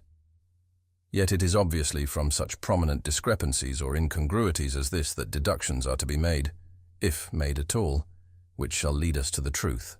The circumstance of the automaton's playing with his left hand cannot have connection with the operations of the machine, considered merely as such.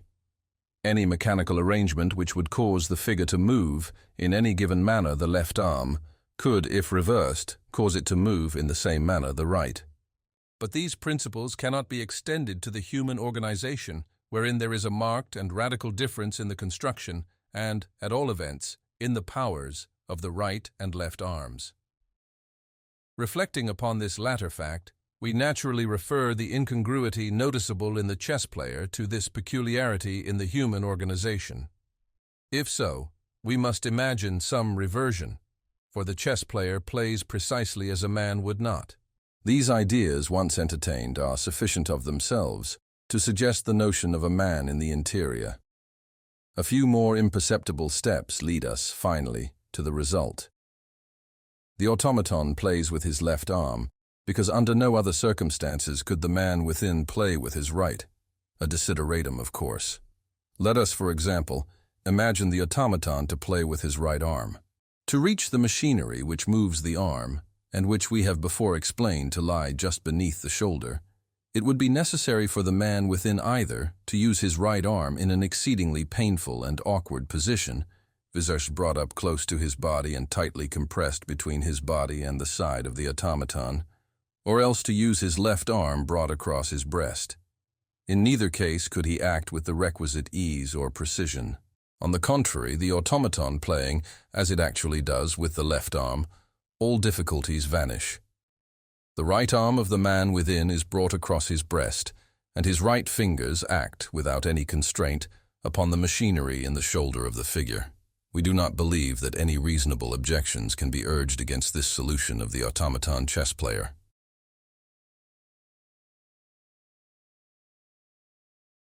The power of words, oinos. Pardon, Agathos, the weakness of a spirit new-fledged with immortality. Agathos.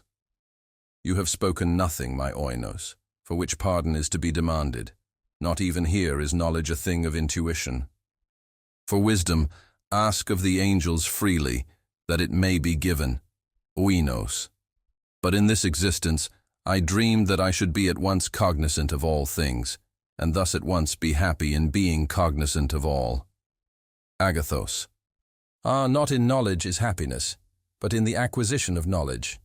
In forever knowing we are forever blessed, but to know all were the curse of a fiend. Oinos. But does not the Most High know all? Agathos. That, since he is the most happy, must be still the one thing unknown even to him, Oinos. But since we grow hourly in knowledge, must not at last all things be known? Agathos. Look down into the abysmal distances. Attempt to force the gaze down the multitudinous vistas of the stars, as we sweep slowly through them thus, and thus, and thus. Even the spiritual vision, is it not at all points arrested by the continuous golden walls of the universe? The walls of the myriads of the shining bodies that mere number has appeared to blend into unity? Oinos. I clearly perceive that the infinity of matter is no dream. Agathos. There are no dreams in Aden.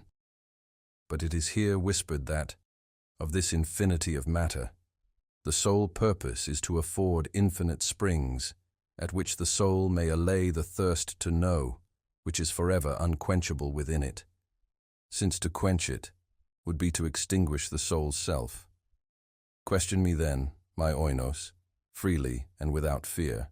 Come, we will leave to the left the loud harmony of the Pleiades and swoop outward from the throne into the starry meadows beyond Orion, where for pansies and violets and heart's ease are the beds of the triplicate and triple-tinted suns. Oinos. And now, Agathos, as we proceed, instruct me, speak to me in the earth's familiar tones. I understand not what you hinted to me just now, of the modes or of the method of what, during mortality, we were accustomed to call creation. Do you mean to say that the Creator is not God? Agathos. I mean to say that the deity does not create, oinos. Explain. Agathos.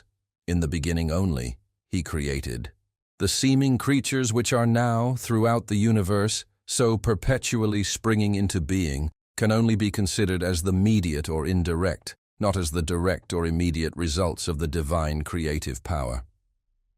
Oinos. Among men, my Agathos, this idea would be considered heretical in the extreme. Agathos. Among angels, my oinos, it is seen to be simply true. Oinos. I can comprehend you thus far, that certain operations of what we term nature, or the natural laws, will, under certain conditions, give rise to that which has all the appearance of creation. Shortly before the final overthrow of the earth, there were, I well remember, many very successful experiments in what some philosophers were weak enough to denominate the creation of animalculae. Agathos. The cases of which you speak were, in fact, instances of the secondary creation, and of the only species of creation which has ever been, since the first word spoke into existence the first law. Oinos. Are not the starry worlds that, from the abyss of non-entity, burst hourly forth into the heavens, are not these stars, Agathos, the immediate handiwork of the king? Agathos. Let me endeavor, my oinos, to lead you, step by step, to the conception I intend. You are well aware that, as no thought can perish, so no act is without infinite result. We moved our hands, for example, when we were dwellers on the earth, and in so doing gave vibration to the atmosphere which engirdled it. This vibration was indefinitely extended, till it gave impulse to every particle of the earth's air, which thenceforward, and forever, was actuated by the one movement of the hand. This fact the mathematicians of our globe well knew. They made the special effects, indeed, wrought in the fluid by special impulses, the subject of exact calculation, so that it became easy to determine in what precise period an impulse of given extent would engirdle the orb, and impress forever every atom of the atmosphere circumambient.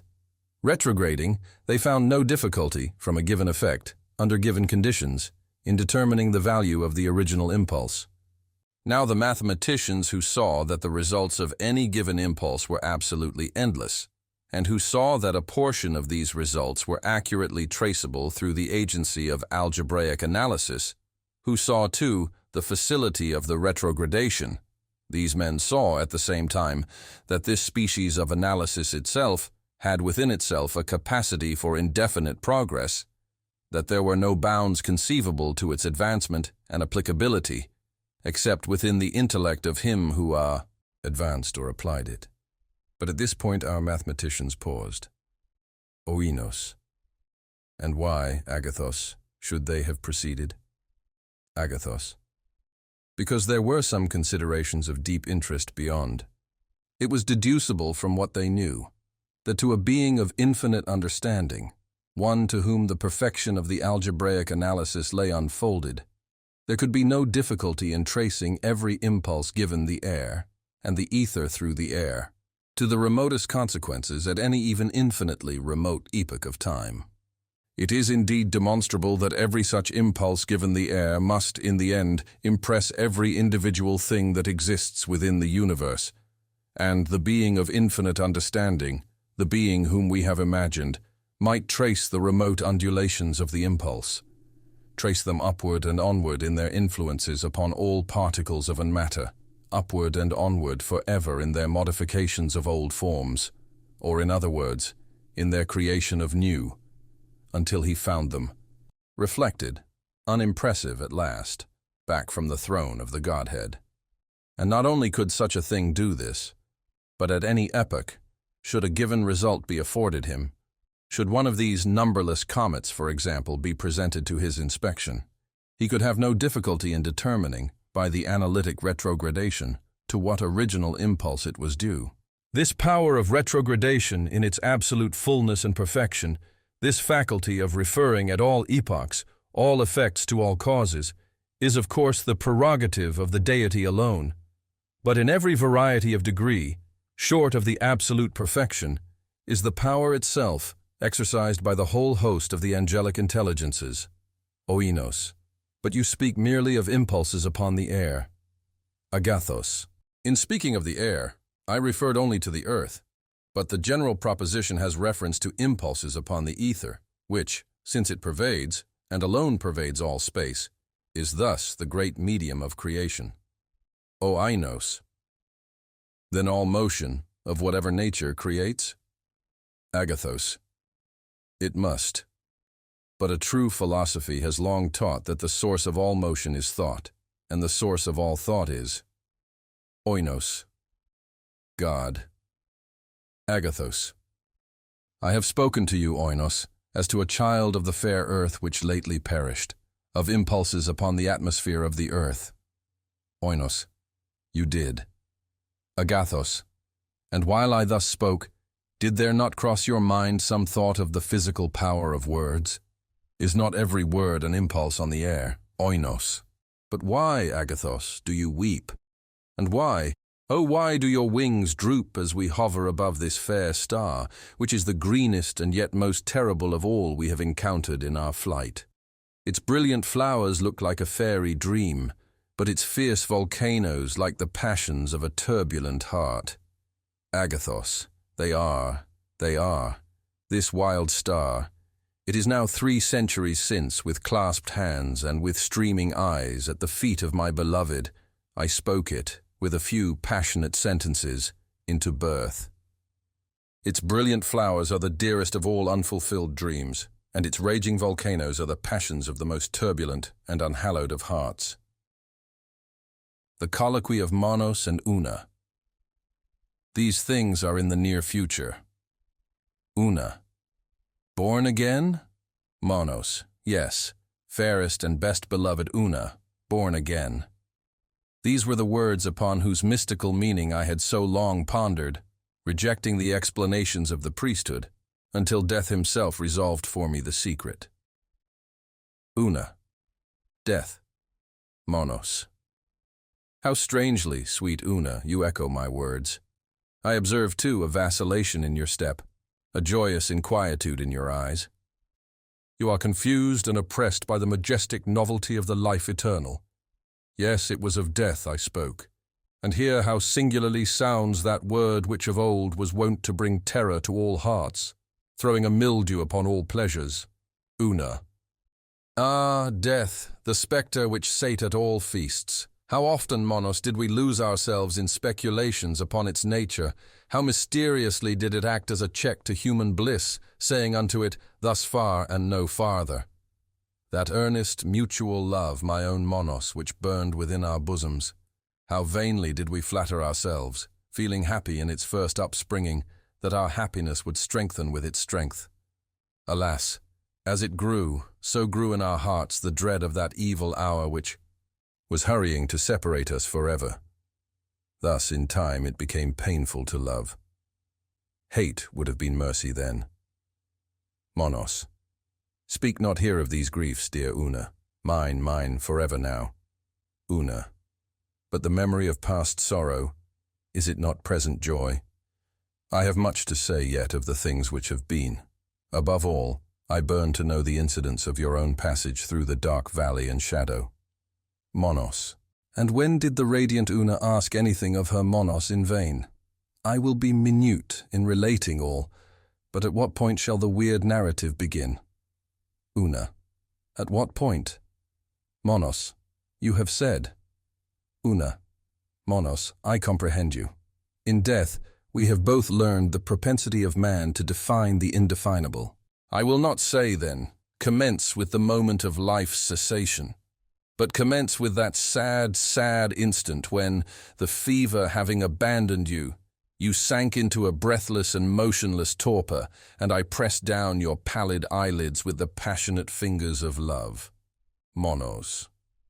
One word first, my Una, in regard to man's general condition at this epoch. You will remember that 1 or 2 of the wise among our forefathers, wise in fact, although not in the world's esteem, had ventured to doubt the propriety of the term improvement as applied to the progress of our civilization. There were periods in each of the 5 or 6 centuries immediately preceding our dissolution, when arose some vigorous intellect, boldly contending for those principles whose truth appears now, to our disenfranchised reason, so utterly obvious. Principles which should have taught our race to submit to the guidance of the natural laws, rather than attempt their control. At long intervals some masterminds appeared, looking upon each advance in practical science as a retrogradation in the true utility. Occasionally the poetic intellect, that intellect which we now feel to have been the most exalted of all, since those truths which to us were of the most enduring importance, could only be reached by that analogy which speaks in proof tones to the imagination alone and to the unaided reason bears no weight. Occasionally did this poetic intellect proceed a step farther in the evolving of the vague idea of the philosophic, and find in the mystic parable that tells of the tree of knowledge and of its forbidden fruit, death-producing, a distinct intimation that knowledge was not meet for man in the infant condition of his soul. And these men, the poets, living and perishing amid the scorn of the utilitarians, of rough pedants, who arrogated to themselves a title which could have been properly applied only to the scorned. These men, the poets, pondered piningly, yet not unwisely, upon the ancient days when our wants were not more simple than our enjoyments were keen. Days when mirth was a word unknown, so solemnly deep-toned was happiness, holy, august, and blissful days, when blue rivers ran undammed, between hills unhewn, into far forest solitudes, primeval, odorous, and unexplored. Yet these noble exceptions from the general misrule served but to strengthen it by opposition. Alas, we had fallen upon the most evil of all our evil days. The great movement, that was the cant term, went on, a diseased commotion, moral and physical. Art, the arts, arose supreme, and once enthroned, cast chains upon the intellect which had elevated them to power. Man, because he could not but acknowledge the majesty of nature, fell into childish exultation at his acquired and still increasing dominion over her elements. Even while he stalked a god in his own fancy, an infantine imbecility came over him. As might be supposed from the origin of his disorder, he grew infected with system and with abstraction. He enwrapped himself in generalities. Among other odd ideas, that of universal equality gained ground, and in the face of analogy and of God, in despite of the loud warning voice of the laws of gradation so visibly pervading all things in earth and heaven, wild attempts at an omniprevalent democracy were made. Yet this evil sprang necessarily from the leading evil, knowledge. Man could not both know and succumb. Meantime, huge smoking cities arose, innumerable. Green leaves shrank before the hot breath of furnaces. The fair face of nature was deformed as with the ravages of some loathsome disease. And methinks, sweet Una, even our slumbering sense of the forced and of the far-fetched might have arrested us here. But now it appears that we had worked out our own destruction in the perversion of our taste, or rather, in the blind neglect of its culture in the schools. For in truth, it was at this crisis that taste alone, that faculty which, holding a middle position between the pure intellect and the moral sense, could never safely have been disregarded. It was now that taste alone could have led us gently back to beauty, to nature, and to life. But alas for the pure contemplative spirit and majestic intuition of Plato, alas for the musiki which he justly regarded as an all-sufficient education for the soul, alas for him and for it, since both were most desperately needed when both were most entirely forgotten or despised. Pascal, a philosopher whom we both love, has said, how truly, que tout notre raisonnement se réduit à céder au sentiment, and it is not impossible that the sentiment of the natural, had time permitted it, would have regained its old ascendancy over the harsh mathematical reason of the schools. But this thing was not to be. Prematurely induced by intemperance of knowledge, the old age of the world drew on. This the mass of mankind saw not, or living lustily, although unhappily, affected not to see. But for myself, the earth's records had taught me to look for widest ruin as the price of highest civilization. I had imbibed a prescience of our fate, from comparison of China the simple and enduring, with Assyria the architect, with Egypt the astrologer, with Nubia, more crafty than either, the turbulent mother of all arts. In history of these regions, I met with a ray from the future. The individual artificialities of the three latter were local diseases of the earth, and in their individual overthrows we had seen local remedies applied. But for the infected world at large I could anticipate no regeneration save in death. That man, as a race, should not become extinct. I saw that he must be born again, and now it was, fairest and dearest, that we wrapped our spirits daily in dreams. Now it was that, in twilight, we discoursed of the days to come, when the art-scarred surface of the earth, having undergone that purification which alone could efface its rectangular obscenities, should clothe itself anew in the verdure and the mountain slopes and the smiling waters of paradise, and be rendered at length a fit dwelling place for man the death purged, for man to whose now exalted intellect there should be poison in knowledge no more, for the redeemed, regenerated, blissful, and now immortal, but still for the material man, Una. Well do I remember these conversations, dear Monos, but the epoch of the fiery overthrow was not so near at hand as we believed, and as the corruption you indicate did surely warrant us in believing, men lived and died individually. You yourself sickened and passed into the grave, and thither your constant Una speedily followed you. And though the century which has since elapsed, and whose conclusion brings us thus together once more, tortured our slumbering senses with no impatience of duration, yet, my Monos, it was a century still. Monos.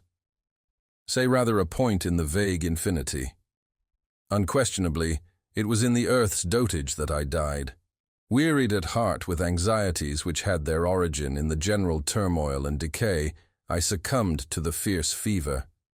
After some few days of pain and many of dreamy delirium replete with ecstasy, the manifestations of which you mistook for pain, while I longed but was impotent to undeceive you, after some days there came upon me, as you have said, a breathless and motionless torpor, and this was termed death by those who stood around me. Words are vague things. My condition did not deprive me of sentience. It appeared to me not greatly dissimilar to the extreme quiescence of him, who, having slumbered long and profoundly, lying motionless and fully prostrate in a midsummer noon, begins to steal slowly back into consciousness through the mere sufficiency of his sleep, and without being awakened by external disturbances. I breathed no longer. The pulses were still. The heart had ceased to beat. Volition had not departed, but was powerless. The senses were unusually active, although eccentrically so, assuming often each other's functions at random. The taste and the smell were inextricably confounded, and became one sentiment, abnormal and intense. The rosewater with which your tenderness had moistened my lips to the last affected me with sweet fancies of flowers, fantastic flowers, far more lovely than any of the old earth, but whose prototypes we have here blooming around us. The eyelids, transparent and bloodless, offered no complete impediment to vision. As volition was in abeyance, the balls could not roll in their sockets, but all objects within the range of the visual hemisphere were seen with more or less distinctness. The rays which fell upon the external retina, or into the corner of the eye, producing a more vivid effect than those which struck the front or interior surface. Yet, in the former instance, this effect was so far anomalous that I appreciated it only as sound. Sound sweet or discordant as the matters presenting themselves at my side were light or dark in shade, curved or angular in outline. The hearing at the same time, although excited in degree, was not irregular in action, estimating real sounds with an extravagance of precision, not less than of sensibility. Touch had undergone a modification more peculiar. Its impressions were tardily received, but pertinaciously retained, and resulted always in the highest physical pleasure.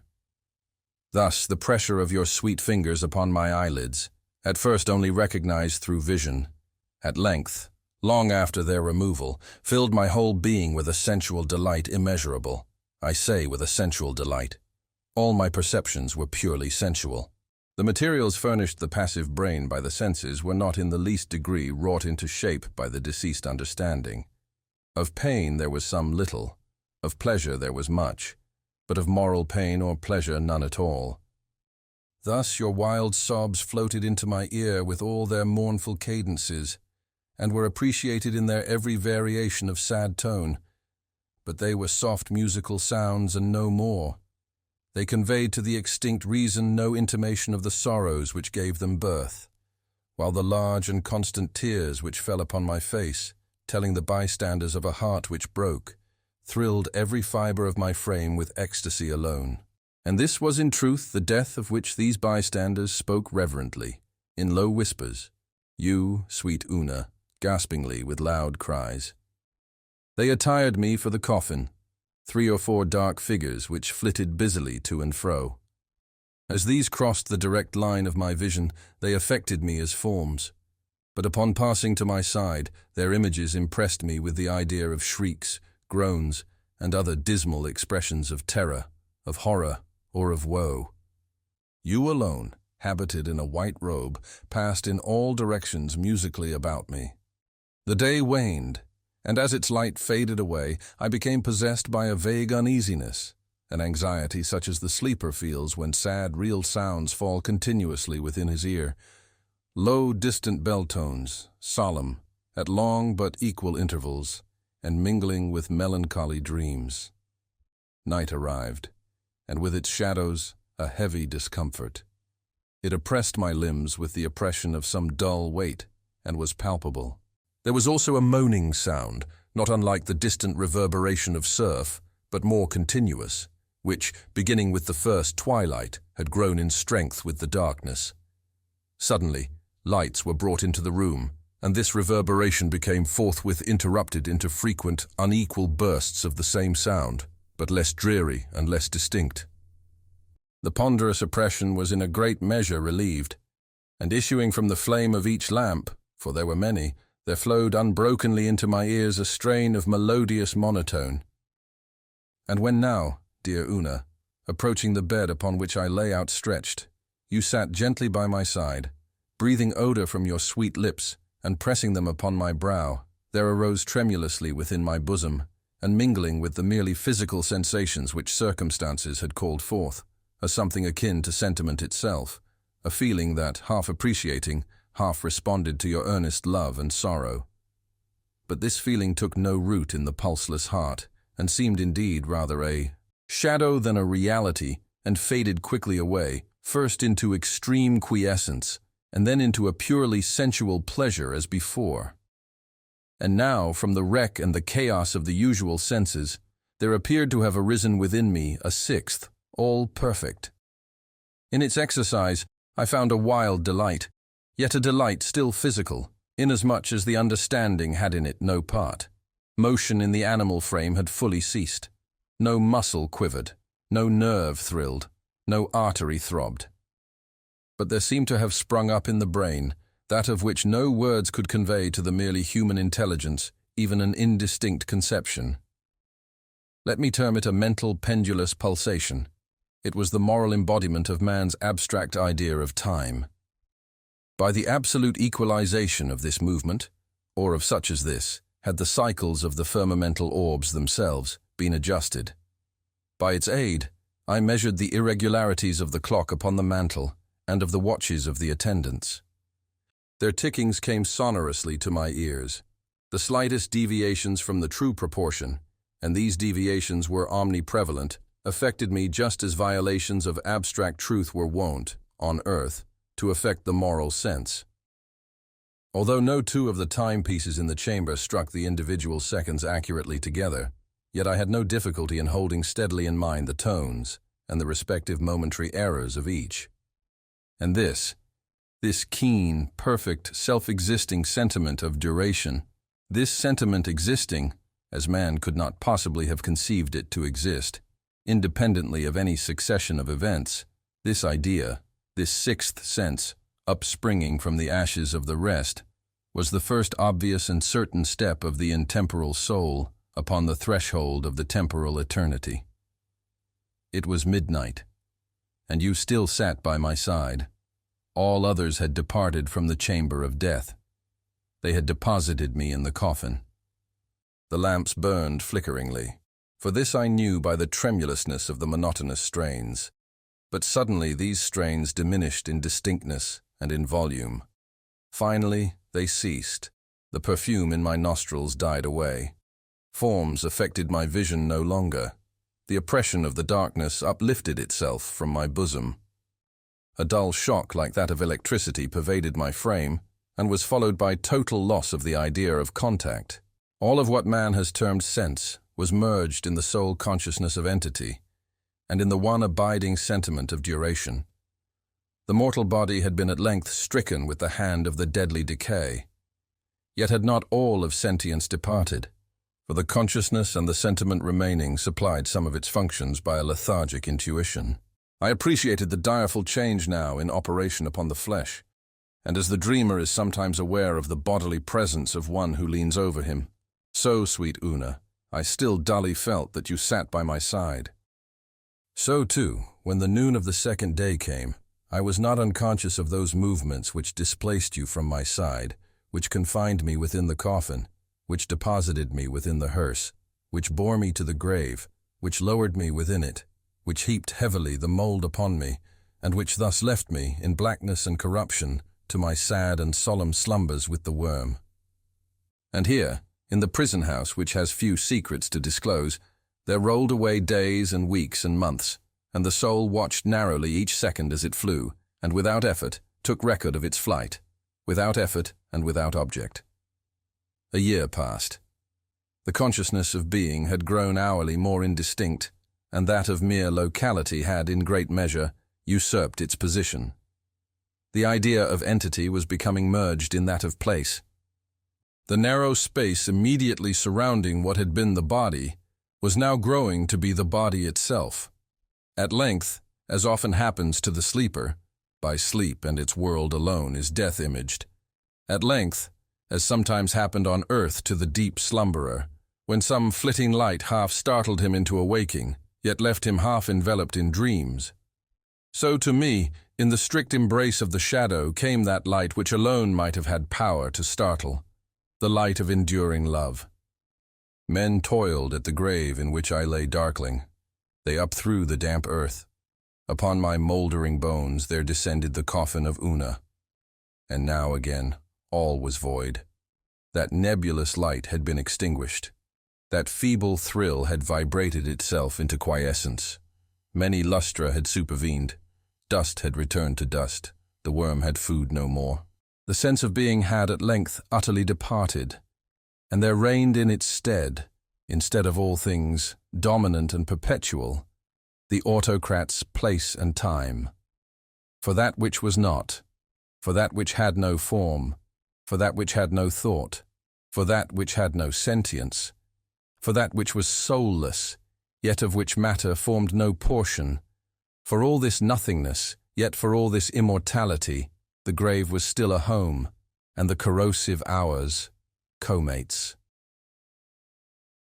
The conversation of EIROS and CHARMION. I will bring fire to thee.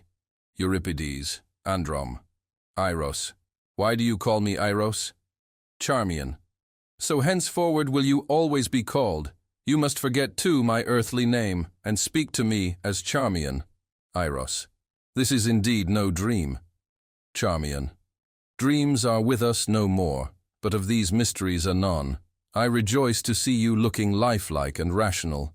The film of the shadow has already passed from off your eyes. Be of heart and fear nothing. Your allotted days of stupor have expired, and tomorrow I will myself induct you into the full joys and wonders of your novel existence. EIROS. True, I feel no stupor. None at all. The wild sickness and the terrible darkness have left me, and I hear no longer that mad, rushing, horrible sound, like the voice of many waters. Yet my senses are bewildered, CHARMION, with the keenness of their perception of the new. CHARMION. A few days will remove all this, but I fully understand you, and feel for you. It is now 10 earthly years since I underwent what you undergo. Yet the remembrance of it hangs by me still. You have now suffered all of pain, however, which you will suffer in Aden. EIROS. In Aden, CHARMION. In Aden, EIROS. O God, pity me, CHARMION. I am overburthened with the majesty of all things, of the unknown now known, of the speculative future merged in the august and certain present. CHARMION. Grapple not now with such thoughts. Tomorrow we will speak of this. Your mind wavers, and its agitation will find relief in the exercise of simple memories. Look not around, nor forward, but back. I am burning with anxiety to hear the details of that stupendous event which threw you among us. Tell me of it. Let us converse of familiar things, in the old familiar language of the world which has so fearfully perished. EIROS. Most fearfully, fearfully. This is indeed no dream. CHARMION. Dreams are no more. Was I much mourned, my EIROS? EIROS. Mourned, CHARMION. Oh, deeply. To that last hour of all, there hung a cloud of intense gloom and devout sorrow over your household. CHARMION. And that last hour, speak of it. Remember that beyond the naked fact of the catastrophe itself, I know nothing. When coming out from among mankind, I passed into night through the grave. At that period, if I remember aright, the calamity which overwhelmed you was utterly unanticipated. But indeed, I knew little of the speculative philosophy of the day.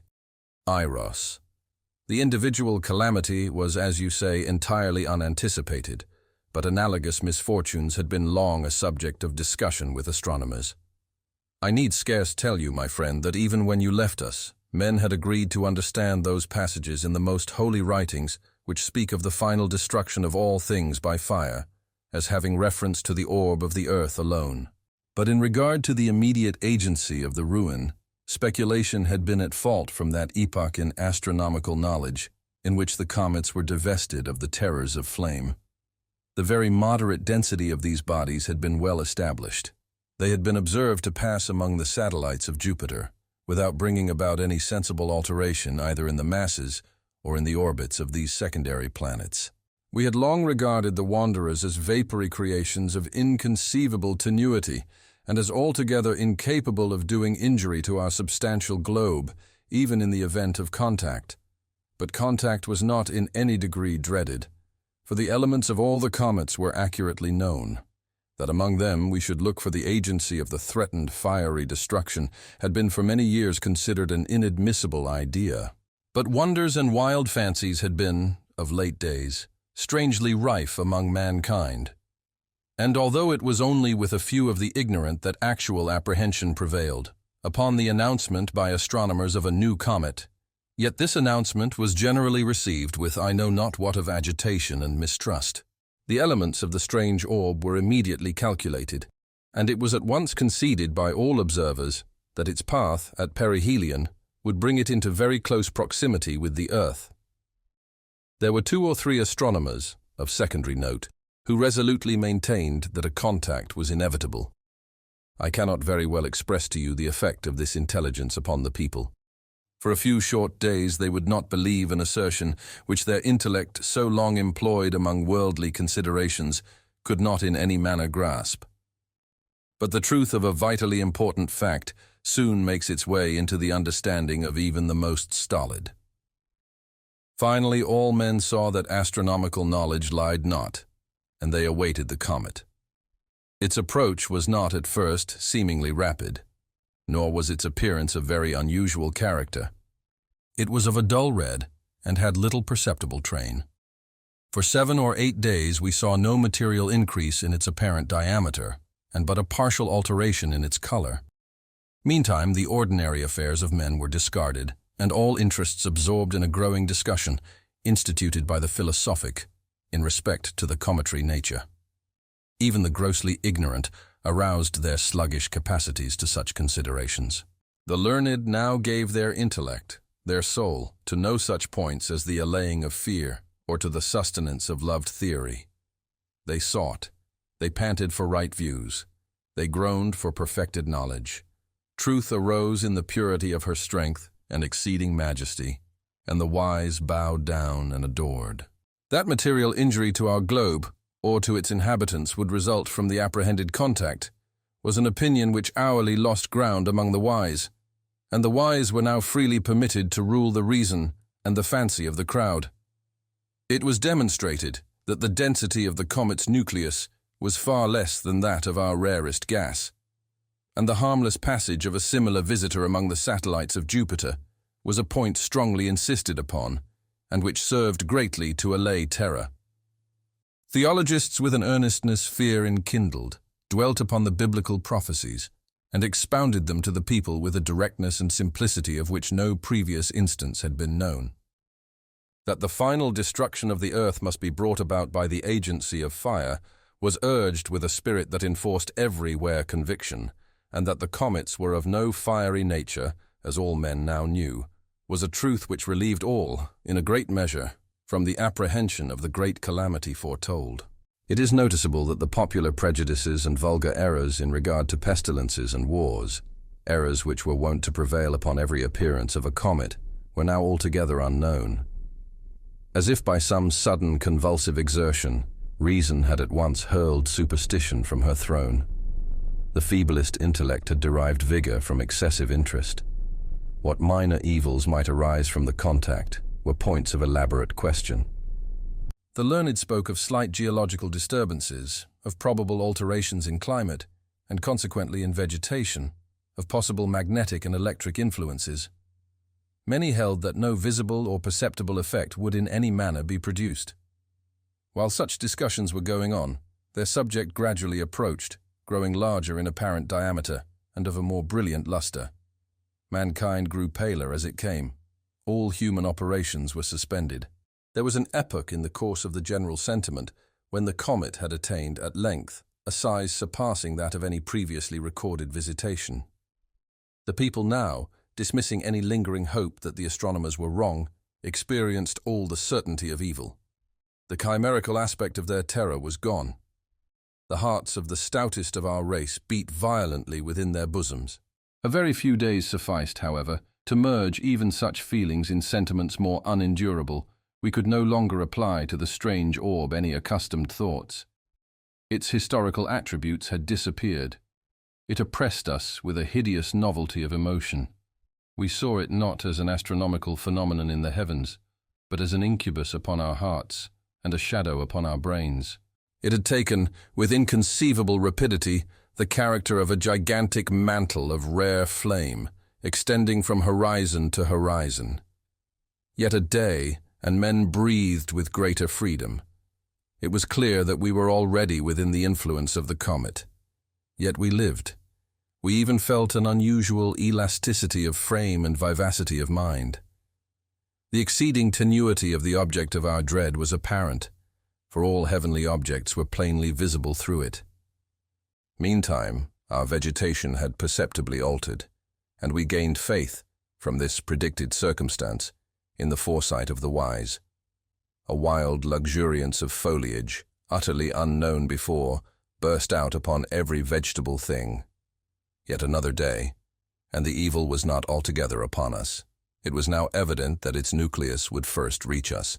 A wild change had come over all men, and the first sense of pain was the wild signal for general lamentation and horror. This first sense of pain lay in a rigorous constriction of the breast and lungs, and an insufferable dryness of the skin. It could not be denied that our atmosphere was radically affected. The conformation of this atmosphere and the possible modifications to which it might be subjected were now the topics of discussion. The result of investigation sent an electric thrill of the intensest terror through the universal heart of man. It had been long known that the air which encircled us was a compound of oxygen and nitrogen gases in the proportion of 21 measures of oxygen and 79 of nitrogen in every 100 of the atmosphere. Oxygen, which was the principle of combustion and the vehicle of heat, was absolutely necessary to the support of animal life and was the most powerful and energetic agent in nature. Nitrogen, on the contrary, was incapable of supporting either animal life or flame. An unnatural excess of oxygen would result, it had been ascertained, in just such an elevation of the animal spirits as we had latterly experienced. It was the pursuit, the extension of the idea which had engendered awe. What would be the result of a total extraction of the nitrogen? A combustion irresistible, all-devouring, omniprevalent, immediate, the entire fulfillment, in all their minute and terrible details, of the fiery and horror-inspiring denunciations of the prophecies of the Holy Book. Why need I paint, Charmion, the now disenchained frenzy of mankind? That tenuity in the comet which had previously inspired us with hope was now the source of the bitterness of despair. In its impalpable gaseous character, we clearly perceived the consummation of fate. Meantime, a day again passed, bearing away with it the last shadow of hope. We gasped in the rapid modification of the air. The red blood bounded tumultuously through its strict channels. A furious delirium possessed all men, and with arms rigidly outstretched towards the threatening heavens, they trembled and shrieked aloud. But the nucleus of the destroyer was now upon us. Even here in Aden, I shudder while I speak. Let me be brief. brief as the ruin that overwhelmed. For a moment there was a wild, lurid light alone, visiting and penetrating all things. Then, let us bow down, Charmion, before the excessive majesty of the great God. Then, there came a shouting and pervading sound, as if from the mouth itself of him, while the whole incumbent mass of ether in which we existed burst at once into a species of intense flame, for whose surpassing brilliancy and all-fervid heat even the angels in the high heaven of pure knowledge have no name. Thus ended all. Shadow. A parable. Yea, though I walk through the valley of the shadow. Psalm of David. Ye who read are still among the living, but I who write shall have long since gone my way into the region of shadows. For indeed strange things shall happen, and secret things be known, and many centuries shall pass away, ere these memorials be seen of men. And when seen, there will be some to disbelieve, and some to doubt, and yet a few who will find much to ponder upon in the characters here graven with a stylus of iron. The year had been a year of terror, and of feelings more intense than terror for which there is no name upon the earth. For many prodigies and signs had taken place, and far and wide, over sea and land, the black wings of the pestilence were spread abroad. To those, nevertheless, cunning in the stars, it was not unknown that the heavens wore an aspect of ill, and to me, the Greek oinos, among others, it was evident that now had arrived the alternation of that 794th year when, at the entrance of Aries, the planet Jupiter is conjoined with the red ring of the terrible Saturnus. The peculiar spirit of the skies, if I mistake not greatly, made itself manifest, not only in the physical orb of the earth, but in the souls, imaginations, and meditations of mankind. Over some flasks of the red Chian wine, within the walls of a noble hall, in a dim city called Ptolemais, we sat at night, a company of 7. And to our chamber there was no entrance save by a lofty door of brass, and the door was fashioned by the artisan Corinnos, and being of rare workmanship, was fastened from within. Black draperies likewise in the gloomy room shut out from our view the moon, the lurid stars, and the peopleless streets. But the boding and the memory of evil, they would not be so excluded. There were things around us, and about of which I can render no distinct account, things material and spiritual, heaviness in the atmosphere, a sense of suffocation, anxiety, and above all, that terrible state of existence which the nervous experience when the senses are keenly living and awake, and meanwhile the powers of thought lie dormant. A dead weight hung upon us. It hung upon our limbs, upon the household furniture, upon the goblets from which we drank, and all things were depressed and borne down thereby, all things save only the flames of the 7 lamps which illumined our revel. Uprearing themselves in tall, slender lines of light, they thus remained burning all pallid and motionless, and in the mirror which their lustre formed upon the round table of ebony at which we sat, each of us there assembled beheld the pallor of his own countenance, and the unquiet glare in the downcast eyes of his companions. Yet we laughed and were merry in our proper way, which was hysterical, and sang the songs of Anacreon, which are madness, and drank deeply, although the purple wine reminded us of blood. For there was yet another tenant of our chamber, in the person of young Zoilus. Dead, and at full length he lay, enshrouded, the genius and the demon of the scene. Alas, he bore no portion in our mirth, save that his countenance, distorted with the plague, and his eyes, in which death had but half extinguished the fire of the pestilence, seemed to take such interest in our merriment, as the dead may haply take in the merriment of those who are to die. But although I, Oinos, felt that the eyes of the departed were upon me, still I forced myself not to perceive the bitterness of their expression, and gazing down steadily into the depths of the ebony mirror, sang with a loud and sonorous voice the songs of the son of Teos. But gradually my songs they ceased, and their echoes, rolling afar off among the sable draperies of the chamber, became weak and undistinguishable, and so faded away. And lo, from among those sable draperies where the sounds of the song departed, there came forth a dark and undefined shadow, a shadow such as the moon, when low in heaven, might fashion from the figure of a man. But it was the shadow neither of man, nor of God, nor of any familiar thing.